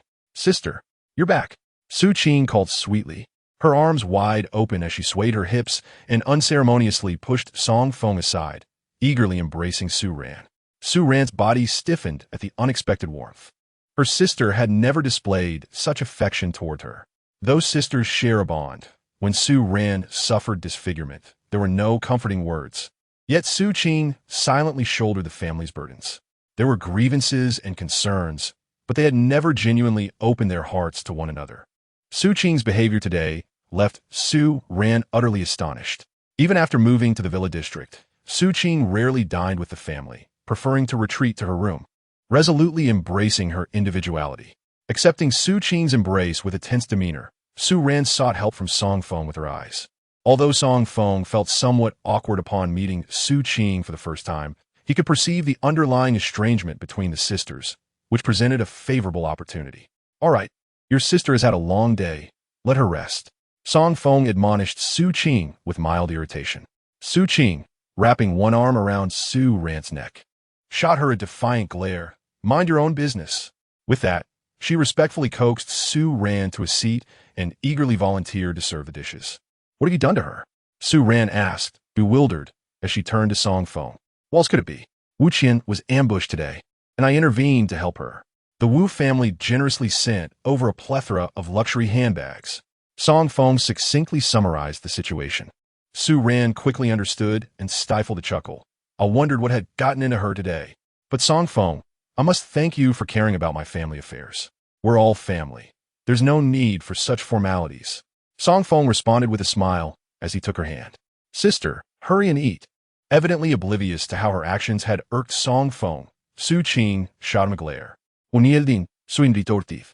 Su Ran, pleased with her sister's emotional shift, astonishingly consumed 2 bowls of rice that evening, and afterward, the 2 sisters returned to their room, giggling. Song Feng had initially intended to seize the moment, but Su Qing's presence thwarted his plans. "No, I can't let this little troublemaker stay at home any longer. She's a complete nuisance," Song Feng grumbled, glaring at the closed door. Most infuriating was the fact that she had even poked her head out and made a face at him. Truly insufferable. The following day, seeing Song Feng's sullen expression, Su Ran couldn't help but chuckle. Come on, Su Qing is still young. Why get upset with her? At her comforting words, Song Feng's demeanor softened considerably, and they embraced. "By the way, there's something I need to discuss with you. Our bruising white snow ointment has been selling exceptionally well, so I plan to take this opportunity for online promotion." Su Ran playfully fended off Song Feng's advances, then looked up at him with a teasing expression. Song Feng was somewhat surprised. "So, soon for a second promotion? It seems the alumni from Qingzhou University are quite supportive." "Of course," Su Ran nodded confidently. "If you have time today, you should come and see. I've invited a former superstar."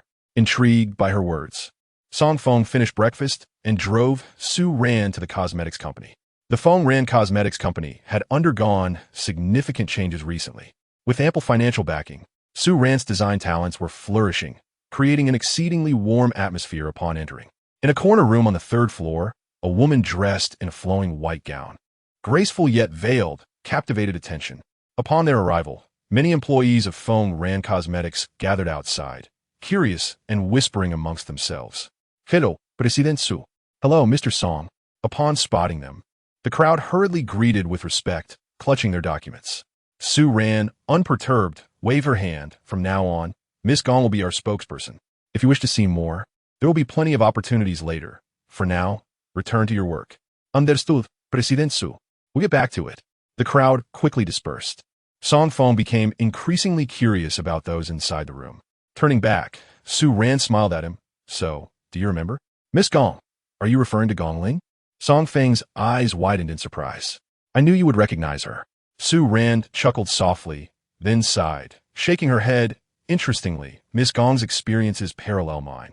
She was also wronged and disfigured. After witnessing my speech, she sought me out for collaboration."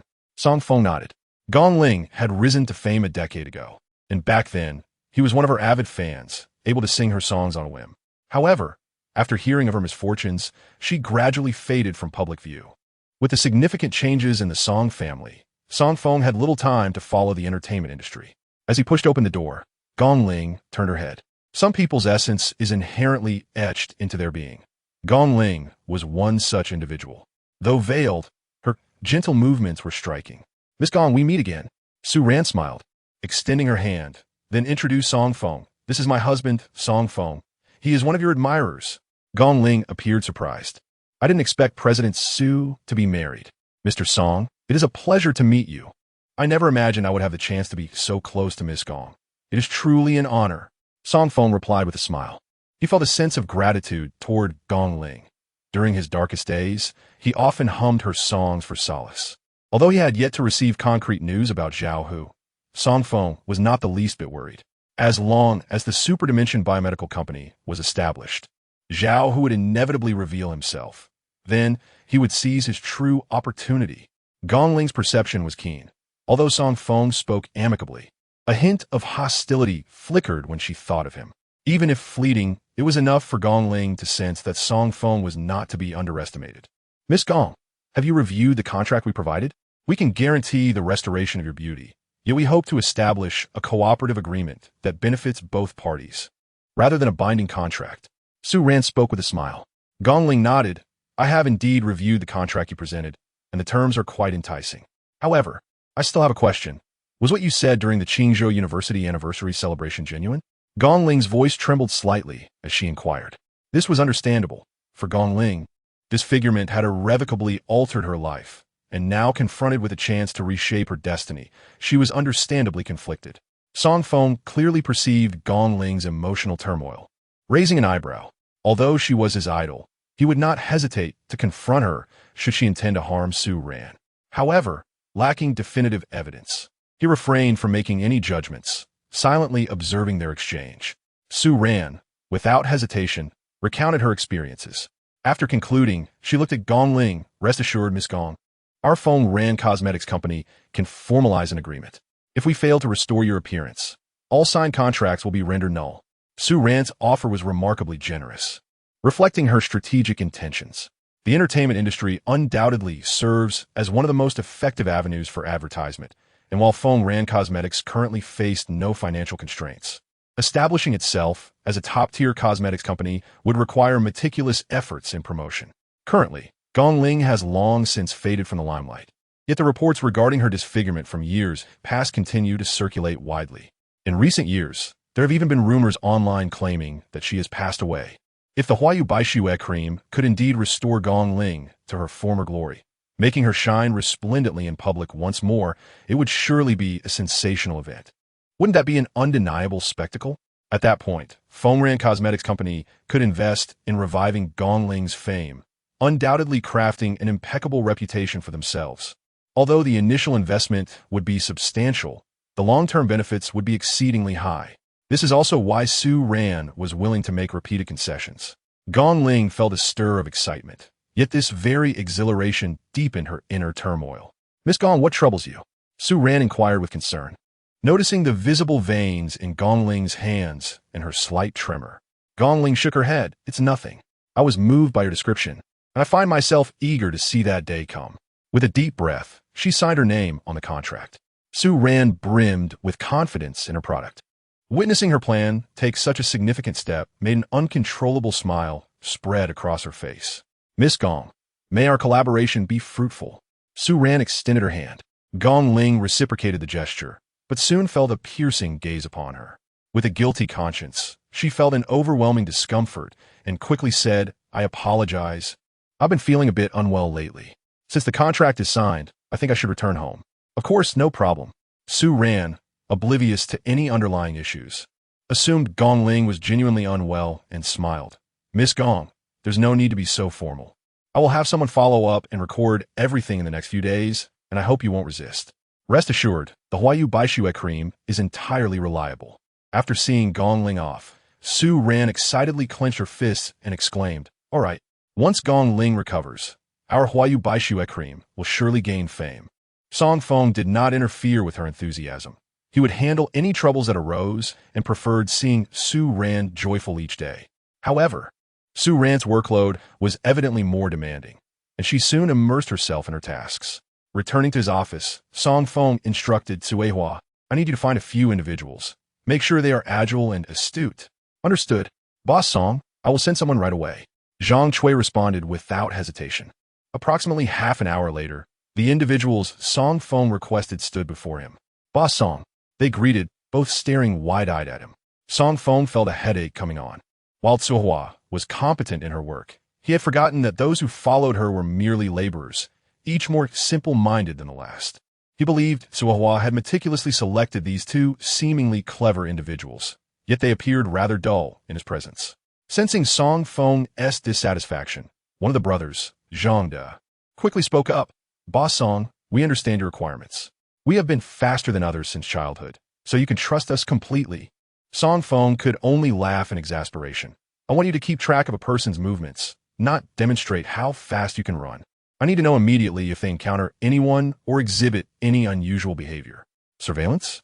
We can do that. The initially anxious Zhang Han chimed in. Yes, exactly. Surveillance. Song Feng presented a photo of Gong Ling. I need to know her every recent movement. Remember, do not let her notice you. Understood. The Zhang brothers sighed in relief. Though they appeared somewhat dull, they were indeed adept at surveillance. After sending them off, Song Feng rubbed his temples. What is the most valuable asset in the 21st century? Certainly it is talent, especially after years in the Northwest. The reputation of the Wolf King is not mere bravado. This realization makes him acutely aware of the demand for skilled professionals. He would need to train Hua and her team thoroughly to fully harness their capabilities, as their contributions could exceed mere arithmetic addition. Currently, Zhang Cui and her team were clearly underutilized at the herbal medicine factory. The Song family's decline was not only due to Zhao Hu's betrayal, but also their inherent weakness. This time, Chowei Biopharmaceutical Company must possess its own security force. Just as he pondered, a call came from Luolin. Little Song, do you have time to talk? Sister Luolin, what's wrong? Song Feng asked, a hint of urgency in his voice. Although he had subdued the Taihu Chamber of Commerce, Zhao's influence in Qingzhou still posed a significant threat. If Luolin's position were exposed, it could indeed be perilous. It's nothing serious. I just wanted to discuss some matters regarding the company. Luolin's voice was calm, devoid of anxiety. Song Feng readily agreed. He knew little about his father's company, and this was an opportunity to glean the truth from Luolin. Upon arriving at Luolin's residence, he found her in loose loungewear. As usual, Little Song, come and taste my cooking. Luolin cheerfully led him to the dining table. As he gazed at the sumptuous spread before him, his heart felt as though it were being clutched by an invisible hand. Many of the dishes were his favorites, and the familiar aromas whisked him back to the joyful gatherings around the dining table in years gone by. Yet, the passage of time had altered everything. The Song family now consisted of him alone. This lingering resentment darkened Song Feng's expression. Little Song, have a bite? I never thought you would still be here. Luolin's eyes glistened with unshed tears. Song Feng exhaled deeply, a smile breaking through. The past cannot be changed, but I am no longer who I once was. Those who have harmed the Song family will pay a bloody price. Hearing Song Feng's vow, Luolin nodded vigorously. No matter what, I will stand by you. But Little Song, you must also be cautious. Those who have targeted the Song family are not merely Zhao Hu. He is but a puppet driven by others. Song Feng acknowledged her words. The products developed by Chowei Biopharmaceutical Company are groundbreaking. Their potential to alter human genetics and eliminate cancer entirely encroaches upon the interests of international pharmaceutical giants. In the face of such capital behemoths, the annihilation of the Song family could occur in mere moments. Moreover, what significance does Zhao Hu hold? Without support, he would not dare to threaten the Song family. By the way, when I saw Du Bo, Zhao Feilong kept pressing him for the location of a USB drive. Do you know where it is? Song Feng furrowed his brow in inquiry. Luolin's expression turned serious. I am aware of the USB drive. It contains all the latest research findings of Chowei Biopharmaceutical Company. The reason I called you here is because of this. If we can recover that USB drive, we can quickly reconnect with all the previous research. Luolin paused, recalling once Song Zong mentioned that the USB drive was a backup of the company's research findings, hidden in a very secure location. However, Song Zong never disclosed the specific location of a USB drive, so it remains a mystery that requires your careful thought, Little Song. Luolin looked at Song Feng with hopeful anticipation. Song Feng frowned deeply. He truly had no idea where this most secure location mentioned by his father could be. Over the years, Zhao had thoroughly searched everything related to the Song family, even pursuing those who had once served them. This indicated that Zhao had not found the USB drive. But where could it possibly be? Song Feng currently finds himself at a loss. Sister Rolling, I will take my time to ponder. The company has been successfully auctioned back. What are your plans? A smile graced Rolling's face as she replied, over the years abroad, I've managed to accumulate some wealth. Though modest, it is sufficient to commence operations. However, as we are a pharmaceutical company focused on biological research, we will need to recruit a cadre of specialized talent to ensure a smooth opening. This expenditure will be substantial. Rolling was uncertain about Song Feng's financial situation and felt compelled to issue a cautionary note. Upon hearing this, Song Feng chuckled, Sister Rolling. You need not worry on that front. You won't have to bear the expenses. The Song family owes you a debt. Once the company is operational, I will handle all costs, but the research aspect will require your expertise. He expressed confidence in the principle that professionals should engage in their respective fields of expertise. Song Feng had no intention of meddling in the research directions of the superdimensional biopharmaceutical company. His role was simply to protect the company. Should any nefarious forces dare to disrupt their endeavors, he would crush them without hesitation. Young Master Song, this is no trivial matter. To launch the company, we will require at least 2 billion. This does not even account for the maintenance expenses of the company building, Rolling remarked after a moment's contemplation. Though she feared discouraging Song Feng, she felt it necessary to convey the truth. Song Feng waved his hand dismissively. Rest assured, Sister Rolling, these are mere trifles. 2 billion is no insignificant sum, yet it did not appear to pose a challenge for Song Feng. However, procuring such a large amount in a short time frame would indeed necessitate considerable effort on his part. He placed a card worth slightly over 100 million on the table. This will serve as the initial funding for the company. The remaining matters are for you to address, Sister Rolling. He continued, tomorrow, I will arrange for someone to protect you, to prevent any covert actions from the Zhao family. Rolling accepted his offer. Having just returned to the country, she had already been captured, and it was evident that Zhao would not relent. Having a layer of security would facilitate her work. Very well, I will expedite the establishment of the company's foundation, Rolling declared confidently. Over the years, she had kept a close watch on the biopharmaceutical sector, but had always conducted her observations discreetly, sensing that she was being surveilled. Now, with Song Feng's assurance, she felt liberated to pursue her ambitions. After engaging in some light conversation with Rolling, Song Feng departed and called Suihua, instructing her to send people to protect Rolling. Meanwhile, he continued to ponder where his father might have hidden the USB drive. Regrettably, the memories of that time had faded, making it difficult to pinpoint a possible location. For now, he had to relinquish the search. Initially, Song Feng had harbored doubts regarding the capabilities of the Zhang brothers. However, he was taken aback when Zhang promptly called him, Boss Song, we have captured some photographs and gathered relevant information, all of which I have sent to your email. Song Feng was pleasantly surprised. Well done. Your speed is commendable. After saying this, he opened his email, and upon viewing the photographs, a sense of familiarity washed over him. When he examined the accompanying documents sent by Zhang De, he finally understood the source of this familiarity. Qi He. He had incapacitated Qi He at the Tianjin Hotel, effectively depriving him of the joys of manhood for the remainder of his life. The individual Gong Ling had encountered bore a 6-point resemblance to Qi He, but appeared significantly older. Indeed, it was Qi He's father, Qi Zhengwei. Song Feng glanced at the materials sent by Zhang to Qi Zhengwei was quite the notable figure, being the chairman of Hongye Cosmetics, the largest cosmetics company in Qingzhou. Just as Fengran Cosmetics had signed Gong Ling, Qi Zhengwei was eager to meet her. Clearly, there was an underlying issue at play. No wonder Gong Ling had appeared so uneasy. You have performed admirably. Continue to monitor the situation and inform me once Qi Zhengwei departs. A playful smile crept across Song Feng's face. The situation was becoming increasingly intriguing. Inside Gong Ling's residence, Qi Zhengwei sat in a chair, a smile illuminating his face as he addressed her. It seems the contract has been signed? Yes, Chairman Qi. Gong Ling replied respectfully, nodding her head. Excellent. Gong Ling, you possess quite the charm. Qi Zhengwei chuckled. Yet, Su Ran is merely a rising star.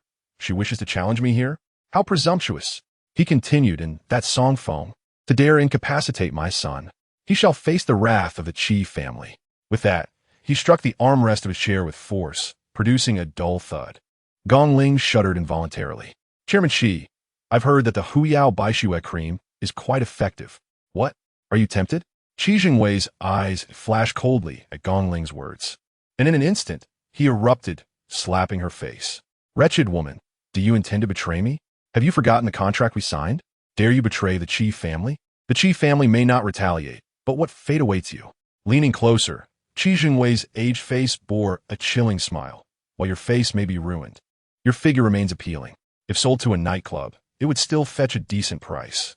After all, drunken patrons care little for appearances. Gong Ling trembled violently. Chairman Qi, I would never. Please believe me. I truly would not do such a thing. Huh. I doubt you possess the courage.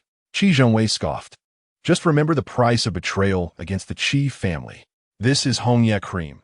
While it may not benefit your complexion, I desire precisely that. No effect. Replace the Huyao Baixue cream with this. Are they not filming? If it yields no results, that will be entertaining. Chairman, I have used Hongye cream.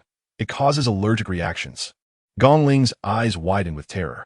The last time she used Hongye cream, her face had swelled and itched unbearably, making her wish to tear her skin apart. Yet, having signed a contract with the Qi family as a last resort, Qi Zhongwei had seized the opportunity to manipulate her. Now, he demanded that she use this dreadful product, and her resistance was palpable. Do you dare refuse? Qi Zhongwei shot her a cold glance. Rest assured, I merely seek this outcome. Once Fengran Cosmetics falters, I will acquire it, and the Huyao Baixue cream will naturally be available to you. Just act your part. Should you fail, you know the consequences. He huffed disdainfully before turning to leave. Gong Ling covered her face, unable to suppress her tears. Reflecting on the exorbitant contract she had signed, even knowing that this was a scheme to frame her, she felt powerless to refuse. If she were to resist, the consequences would be far worse than death. Gong Ling lay on the floor, curling her body and softly weeping. Upon receiving Zhang Da's message, Song Feng hurried to Gong Ling's residence. At that moment, Gong Ling was oblivious to the presence of another in the room. It seems the Qi family has seized leverage over Miss Gong, Song Feng suddenly remarked. Who is there? Gong Ling gasped, startled, then sprang up from the floor, her face filled with terror as she recognized Song Feng. It's you. Who else? Song Feng shrugged, casually playing with the Hongye cream he held, opening it to inhale its overpowering fragrance, which bore an underlying acrid scent. Is this truly a cosmetic? Surely it cannot be a skin-destroying concoction. Is Miss Gong truly considering risking it with this? Gong Ling was utterly astounded that her greatest secret had been so casually unveiled. What do you intend to do? She forced herself to regain composure, only to recall Su Rant's words that Song Feng was her admirer. Upon contemplating the fervent affection of her fans, a resolute glimmer flickered in Gong Ling's eyes. Qi Zhongwei had always intended to bring down the Fengran Cosmetics Company, and she was prepared to employ any means necessary to achieve her goal. Though such methods were undeniably despicable, what choice did she have? At this moment, her only asset was her own body. With tears welling up, she shrugged her shoulders and lamented, I know my face may be unappealing, but my body remains untouched. No sooner had the words left her lips than her garments fell away. Song Feng's eyes widened in shock as he gasped, What on earth? Chapter 93. On the edge of a precipice, it must be said that Gong Ling possessed a truly remarkable figure, particularly her proud curves, complemented by a flat and exquisitely pale abdomen. Her delicate attributes drew the gaze irresistibly. What are you doing? Song Feng greedily stole another glance before gently beckoning with his hand, as the discarded clothing softly draped back over Gong Ling. At that moment, Gong Ling's cheeks flushed with heat. In her prime, she had been proud and disdainful of ordinary men, and after her disfigurement at the peak of her career, she had been left without a true companion. This was the first time she had ever exposed her body to a man. Although her face was marred, she retained confidence in her physique. Yet to her astonishment, Song Feng appeared oblivious to her allure. Are you trying to drive me to despair? She uttered, her voice laden with a hint of sobbing. The Qi family was no ordinary clan, and Gong Ling had witnessed Qi Jingwei's ruthless nature firsthand. Now, having been caught in her scheme by Song Feng, the implications were all too clear. The words of Qi Jingwei were not mere threats. He would undoubtedly act upon them. As this realization washed over her, a wave of helplessness overwhelmed her, compelling her to sink to the ground. Song Feng sighed. Since I am here to see you, it is only natural that I intend to rescue you. Surely, you do not believe that such minor tactics could dismantle the Huayu by shui cream? What exactly do you intend to do? Gong Ling inquired, lifting her gaze at his words. Song Feng picked up the red leaf cream and disdainfully tossed it aside. You need not use such chemical concoctions. Simply apply the Huayu by shui cream as directed. As for other matters, I shall handle those for you. Gong Ling was taken aback by Song Feng's response, timidly raising her head. Why would you want to help me? Consider it a favor returned. He replied after a moment's thought. A favor returned? It seems we have had little interaction, Gong Ling remarked, surprised. She had encountered countless men who coveted her body. Yet Song Feng's innocent response left her at a loss. Your songs accompanied me through my most challenging days, he explained. Then he moved towards the door. While the Huayu by shui cream is indeed effective, transforming your appearance will take time. You must handle the interim yourself. Moreover, you should use 3 times the recommended dosage. This will expedite your recovery. Song Feng added with a smile. I hope that when we meet again, you will confidently reveal your true beauty to the world. With that, he departed. A peculiar light flickered in Gong Ling's eyes as she recognized that Song Feng was vastly different from those she had previously encountered. Grasping the Huayu by shui cream, a glimmer of hope shone within her. After leaving Gong Ling's residence, Song Feng met with the Zhang brothers. You performed admirably. Please extend my gratitude to Tsui Hua, he instructed. Boss Song, you are too kind. It is a pleasure to assist you.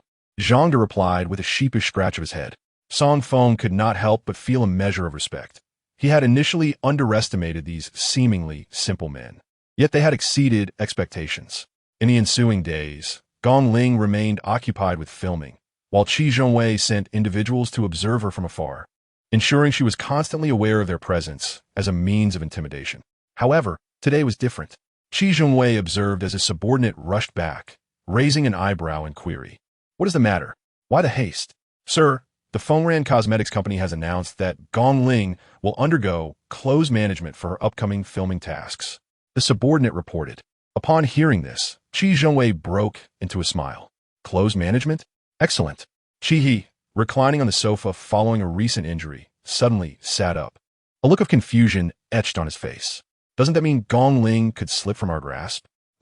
While they proclaim closed management, it is evident they have realized Gong Ling's condition is deteriorating and are scrambling for a remedy. But how can they possibly salvage that ruined face in such a short time? Qingzhou asserted confidently. Qi's eyes brightened. If that is the case, we must prevent them from finding a solution. Father, we must apply pressure. You are far too hasty. Rest assured, I will ensure that this will not end well for them. Once this matter comes to light, that fledgling cosmetics company will find itself on the brink of financial collapse. Qingzhou's gaze narrowed, the glint of malice evident. But this is hardly their fault. They are ambitious without the requisite skills. They just began to profit and already embarked on grand expansions. Even better, their misfortune will work to our advantage. Qi grinned. I can hardly wait. The mere thought of that Su family's girl stirs something within me. For the sake of our lineage, you must expedite matters. Very well. It is rare for you to show such interest in women. I shall certainly accommodate you. Qingzhou responded, clearly pleased with the current arrangements. To expedite this situation, Qingzhou began engaging with the press, rapidly escalating the story of Gong Ling's disfigurement from using their new cosmetics to trending status. Gong Ling had become the focal point of the Fengran group, and Su Ran was keenly observing the unfolding events. Song Feng, as you predicted, they have begun to retaliate. Su Ran exclaimed after reading the trending article. Song Feng smiled. It seems they have fallen into our trap. From here on, things will proceed smoothly.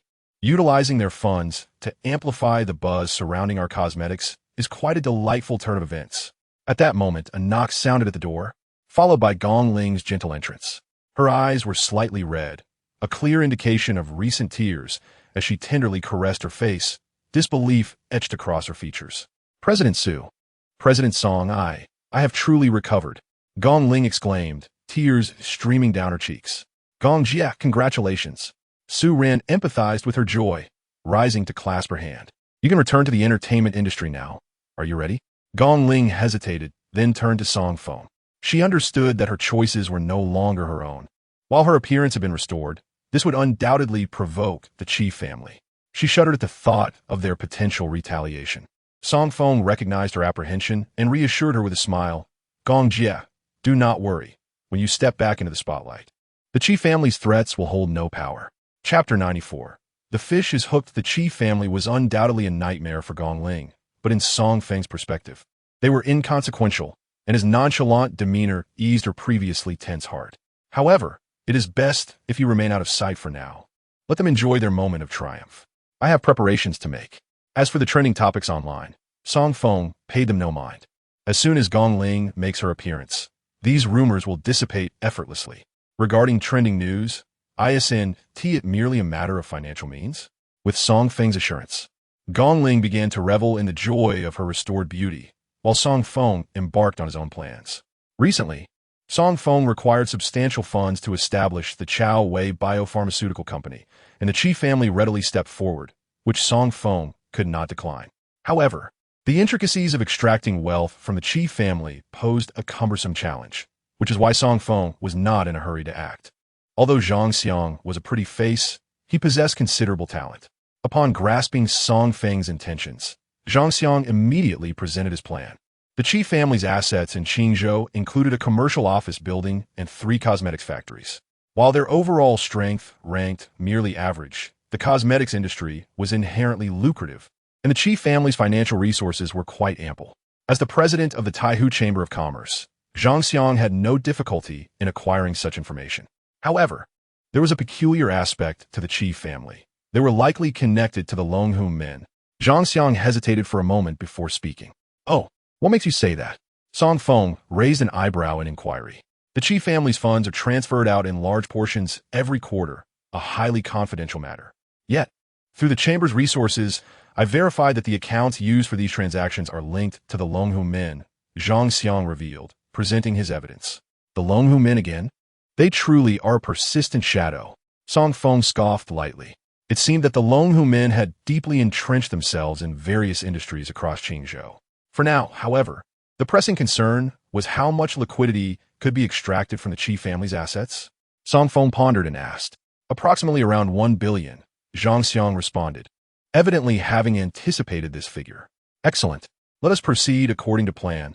You may now engage with the Qi family. Song Feng nodded in satisfaction.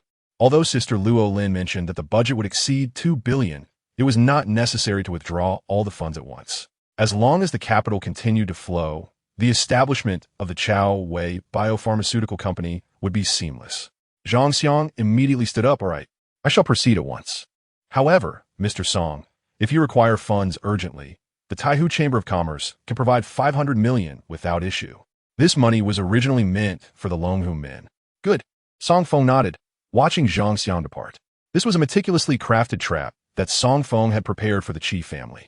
Zhang Xiang was talented, cunning, and understood human greed.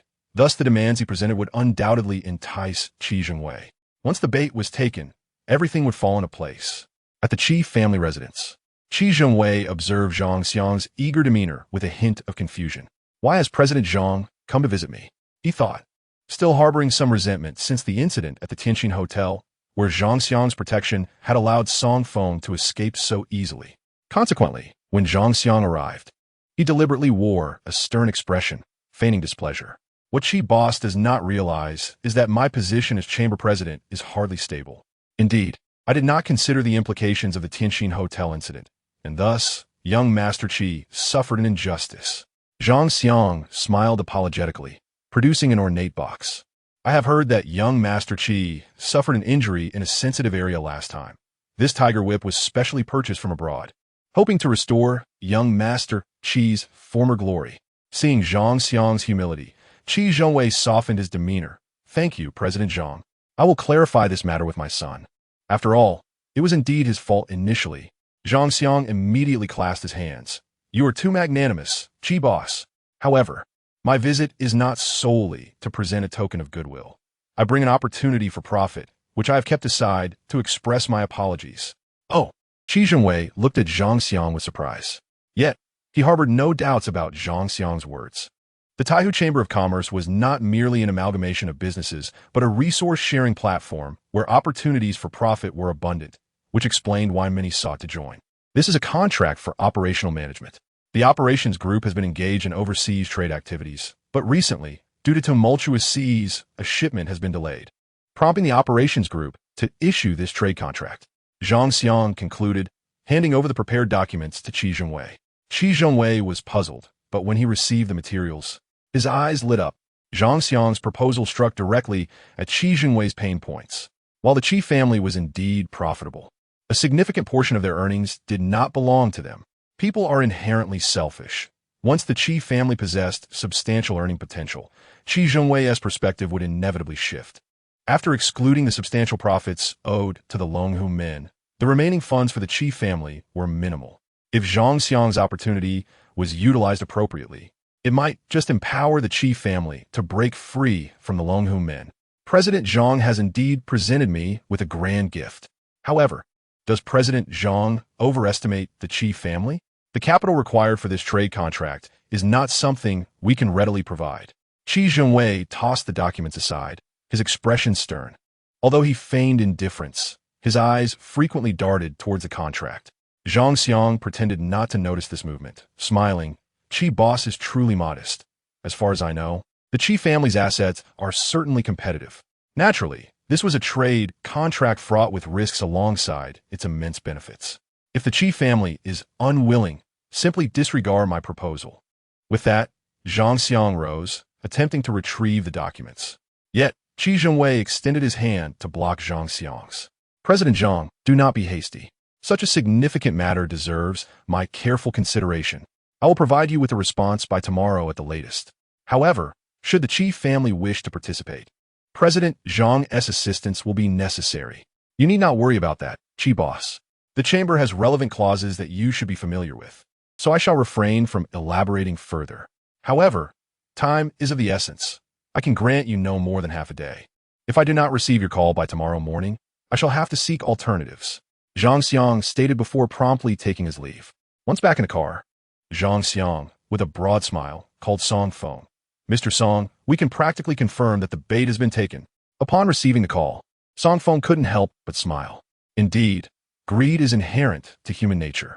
Just as they had orchestrated, the following morning, Zhang Xiang received a call from Qi Zhongwei. Zhang Xiang was well prepared, and the two swiftly signed the contract. President Zhang, you are truly the best president for our profit. Qi Zhongwei exclaimed, laughter escaping him. Though he had staked the entire Qi family's assets on this deal, he felt no trepidation. If successful, the Qi family could nearly double their assets. If it failed, the Longhu men stood behind them. Strictly speaking, they shared a common interest with the Taihu Chamber of Commerce, and, at worst, he would face a reprimand. As long as the Qi family's cosmetics business thrived, the Longhu men would not abandon him. Zhang Xiang watched gleefully as he secured all the Qi family's asset documentation. His expression equally jubilant. Let's all profit together. Qi boss, do remember to support me in the future. Zhang Xiang extended his hand. Their palms clasped firmly together. Smiles devious as that of a 1,000-year-old fox. However, once Zhang Xiang departed, he immediately informed Song Feng. Without a moment's hesitation, Song Feng declared, it is time. Let's begin to reel them in. Since the official announcement of closed management, Gong Ling had not made an appearance for half a month. Yet the fervor surrounding her had not waned. Rather, it intensified. Although Gong Ling may be a once-celebrated singer, now overshadowed by time, her loyal fanbase remains remarkably steadfast. Her retreat from the limelight carries an air of poignant melancholy, and the recent news of her comeback has naturally garnered considerable attention. Sister Gong, take a deep breath. You will surely be fine. Su Ran offered her encouragement from backstage. Gong Ling grasped Su Ran's hand, expressing her heartfelt gratitude. Mr. Su, Mr. Song, I truly thank you for granting me a second chance at life. I shall forever remember your kindness. With a gentle sigh, the anxiety on her face dissipated, replaced by a newfound confidence and composure. The miraculous cream not only erased the scars from her cheeks, but also rejuvenated her skin to a youthful softness. Clad in a blood-red robe that complemented her fair complexion, she radiated an extraordinary beauty.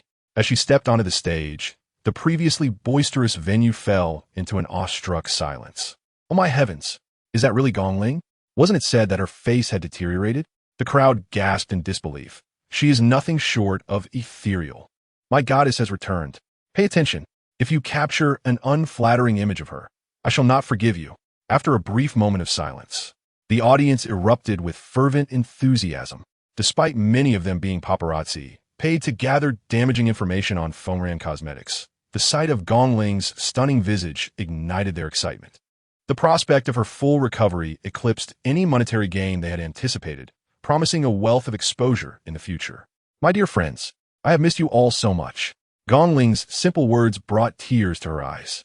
The crowd echoed in unison. "We have missed you too, Sister Gong. We have awaited this day for far too long." Her passionate fans cheered exuberantly, waving their signs in a frenzy, as if this was the only way to express their emotions.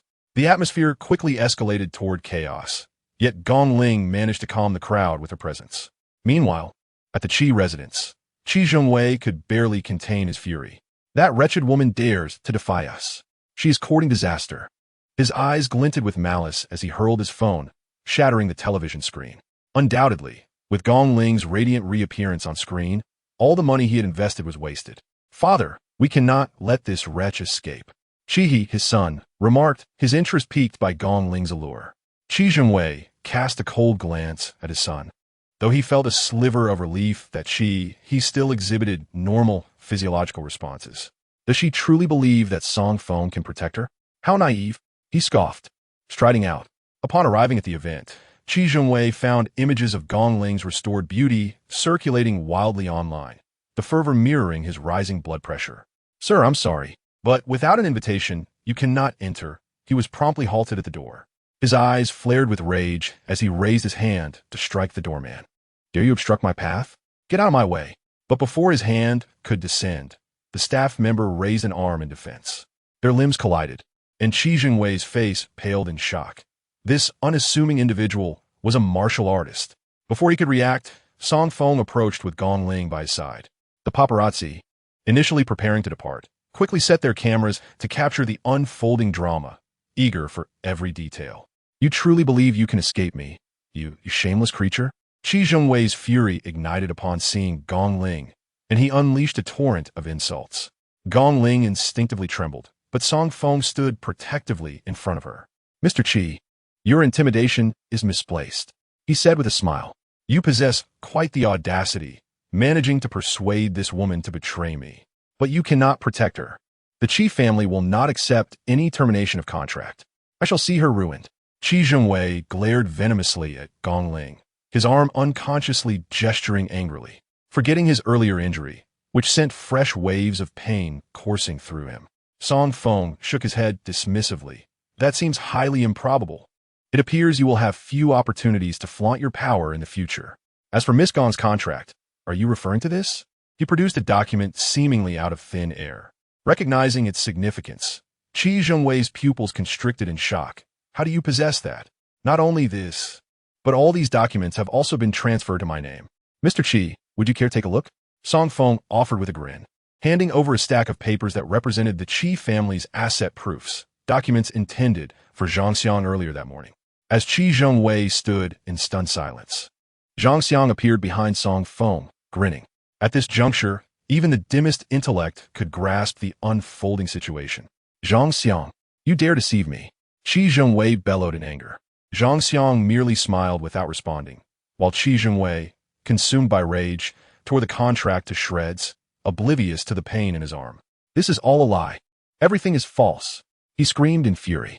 Song Feng remained unfazed. "Mr. Qi, I had extra copies made just for you.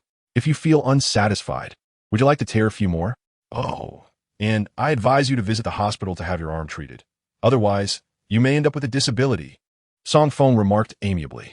"Also, I suggest you vacate my residence promptly. It would be unfortunate for you if I were to bring people to reclaim the property." Upon hearing this, Qi Zhongwei felt darkness envelop him before he fainted.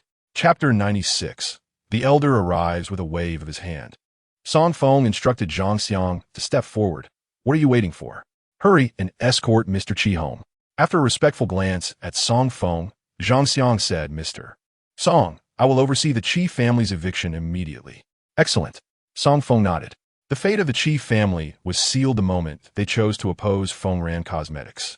Gongling never anticipated that the troubles plaguing her would be resolved so effortlessly. Su Ran stepped forward, grasping Gongling's hand. Sister Gong, tomorrow will be even better. Indeed, tomorrow shall bring brighter days.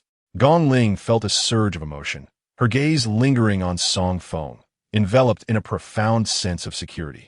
In stark contrast to the jubilant atmosphere surrounding Fengran Cosmetics, the Qi family was shrouded in despair. Qi Jinwei's complexion was ashen as he fixed his gaze on Zhang Xiang. Do you even comprehend what you are doing? You wretched traitor, how dare you betray the Longhu sect? Upon hearing this, Zhang Xiang's eyes widened in alarm. Qi Jinwei, what are you implying?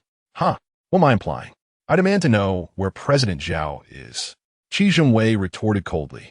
You possess remarkable audacity, colluding with outsiders and deceiving the Longhu sect. Mr. Qi, some matters are not to be taken lightly.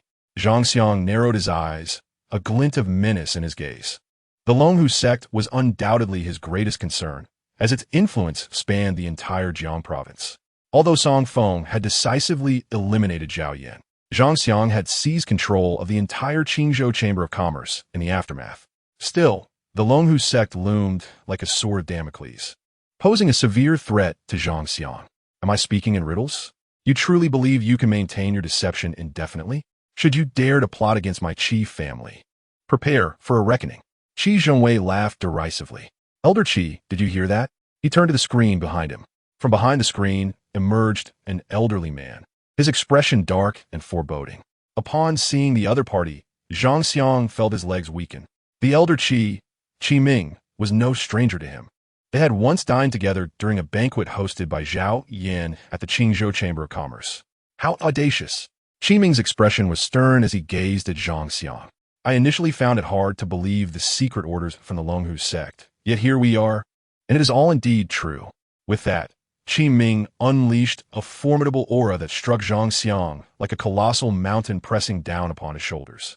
Zhang Xiang was utterly defenseless and fell to his knees. However, it was evident that Qi Ming did not intend to kill him outright. Instead, he approached Zhang Xiang with a chilling smile. Zhang Xiang's body crackled under the pressure, yet he gritted his teeth and endured, his heart a desolate gray. It was not that he lacked resolve, but rather that he understood the fate of traitors at the hands of the Longhu sect. If he remained silent, even if he endured physical torment, he might still preserve his life. Yet, should he speak, death would be certain. Qi Ming's gaze was sharp. Zhao Yan's identity was extraordinary, and if she were to die unexpectedly, the Longhu sect would not overlook it. A pretty boy with a stubborn backbone. Qi Ming sneered, placing his hand on Zhang Xiang's shoulder. Zhang Xiang gasped in pain as his arm fell limply, clearly indicating that his scapula had been crushed. I'm a patient man, but I have no time for idle chatter. Qi Ming deftly plucked Zhang Xiang's phone from his grasp. Song Feng, is it? Qi Ming turned to Qi Jinwei. Indeed. That scoundrel. Qi Jinwei seethed. Excellent. Qi Ming nodded, knowing well that Zhang Xiang lacked both the strength and the audacity to orchestrate such a scheme. His visit to the Qi family was merely to collect the quarterly revenues of the Longhu sect, yet he found himself amidst such an intriguing spectacle. Capturing that Song Feng would undoubtedly earn him great merit. Meanwhile, Song Feng was at a banquet with Su Ran when Zhang Xiang's call came through. What is it? There was silence on the other end. Song Feng sensed trouble. Who are you? He asked, his voice low. Ah, Song Feng, is it? Did you think that killing someone from the Longhu sect would be the end of it? How dare you extend your claws to the Qingzhou Chamber of Commerce? You're courting death. Qi Ming coldly retorted. Song Feng narrowed his eyes. Longhu sect? Are you finally afraid? I await you at the Qi residence. Remember, your time is limited. Otherwise, you shall encounter all those connected to you here. With that, Qi Ming abruptly ended the call. Casting a glance at Zhang Xiang, he revealed a sinister smile. Rest assured, I shall not kill you. I intend to bring you back to the Longhu sect for the master to deal with you personally. Treasure the time you have left to remain conscious. Zhang Xiang's body quivered, but he felt none of the fear Qi Ming anticipated. He had heard clearly that Song Feng was on his way. Once Song Feng arrived, he would be saved. Song Feng himself dismissed Qi Ming's threats. Yet he would not let the Longhu sect's repeated assaults go unpunished. Upon arriving at the Qi residence, disciples of the Longhu sect stood at the entrance, sizing him up. You're Song Feng? What audacity! As Song Feng stepped out of the car, one of them rushed forward, pointing an accusatory finger at him. Get lost.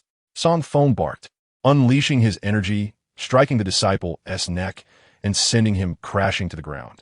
The Longhu sect disciples stepped back in unison, their expressions a mix of astonishment and doubt. They had not expected this man to possess such strength. What was meant to be a show of intimidation had instead left their own members awestruck. Qi Ming emerged, his face composed. What a display. No wonder you dare provoke the Longhu sect. Do you truly believe you possess some skill? With a flick of his wrist, Qi Ming hurled the stone lion, weighing over a ton, toward Song Feng. Elder Qi's prowess is unparalleled. The disciples of the Longhu sect cheered, invigorated by the display. Qi Ming nodded in pride. Song Feng raised an eyebrow. Manipulating a stone lion of such weight would indeed be a challenge for one newly initiated into the Grandmaster realm. Yet for a seasoned innate Grandmaster like Qi Ming, it should have been as effortless as eating or drinking. Yet Qi Ming seemed satisfied with this performance after so many years of mastery. As the stone lion hurtled towards him, Song Feng lifted his hand and struck it. The stone lion instantly veered off course, hurtling back towards Qi Ming.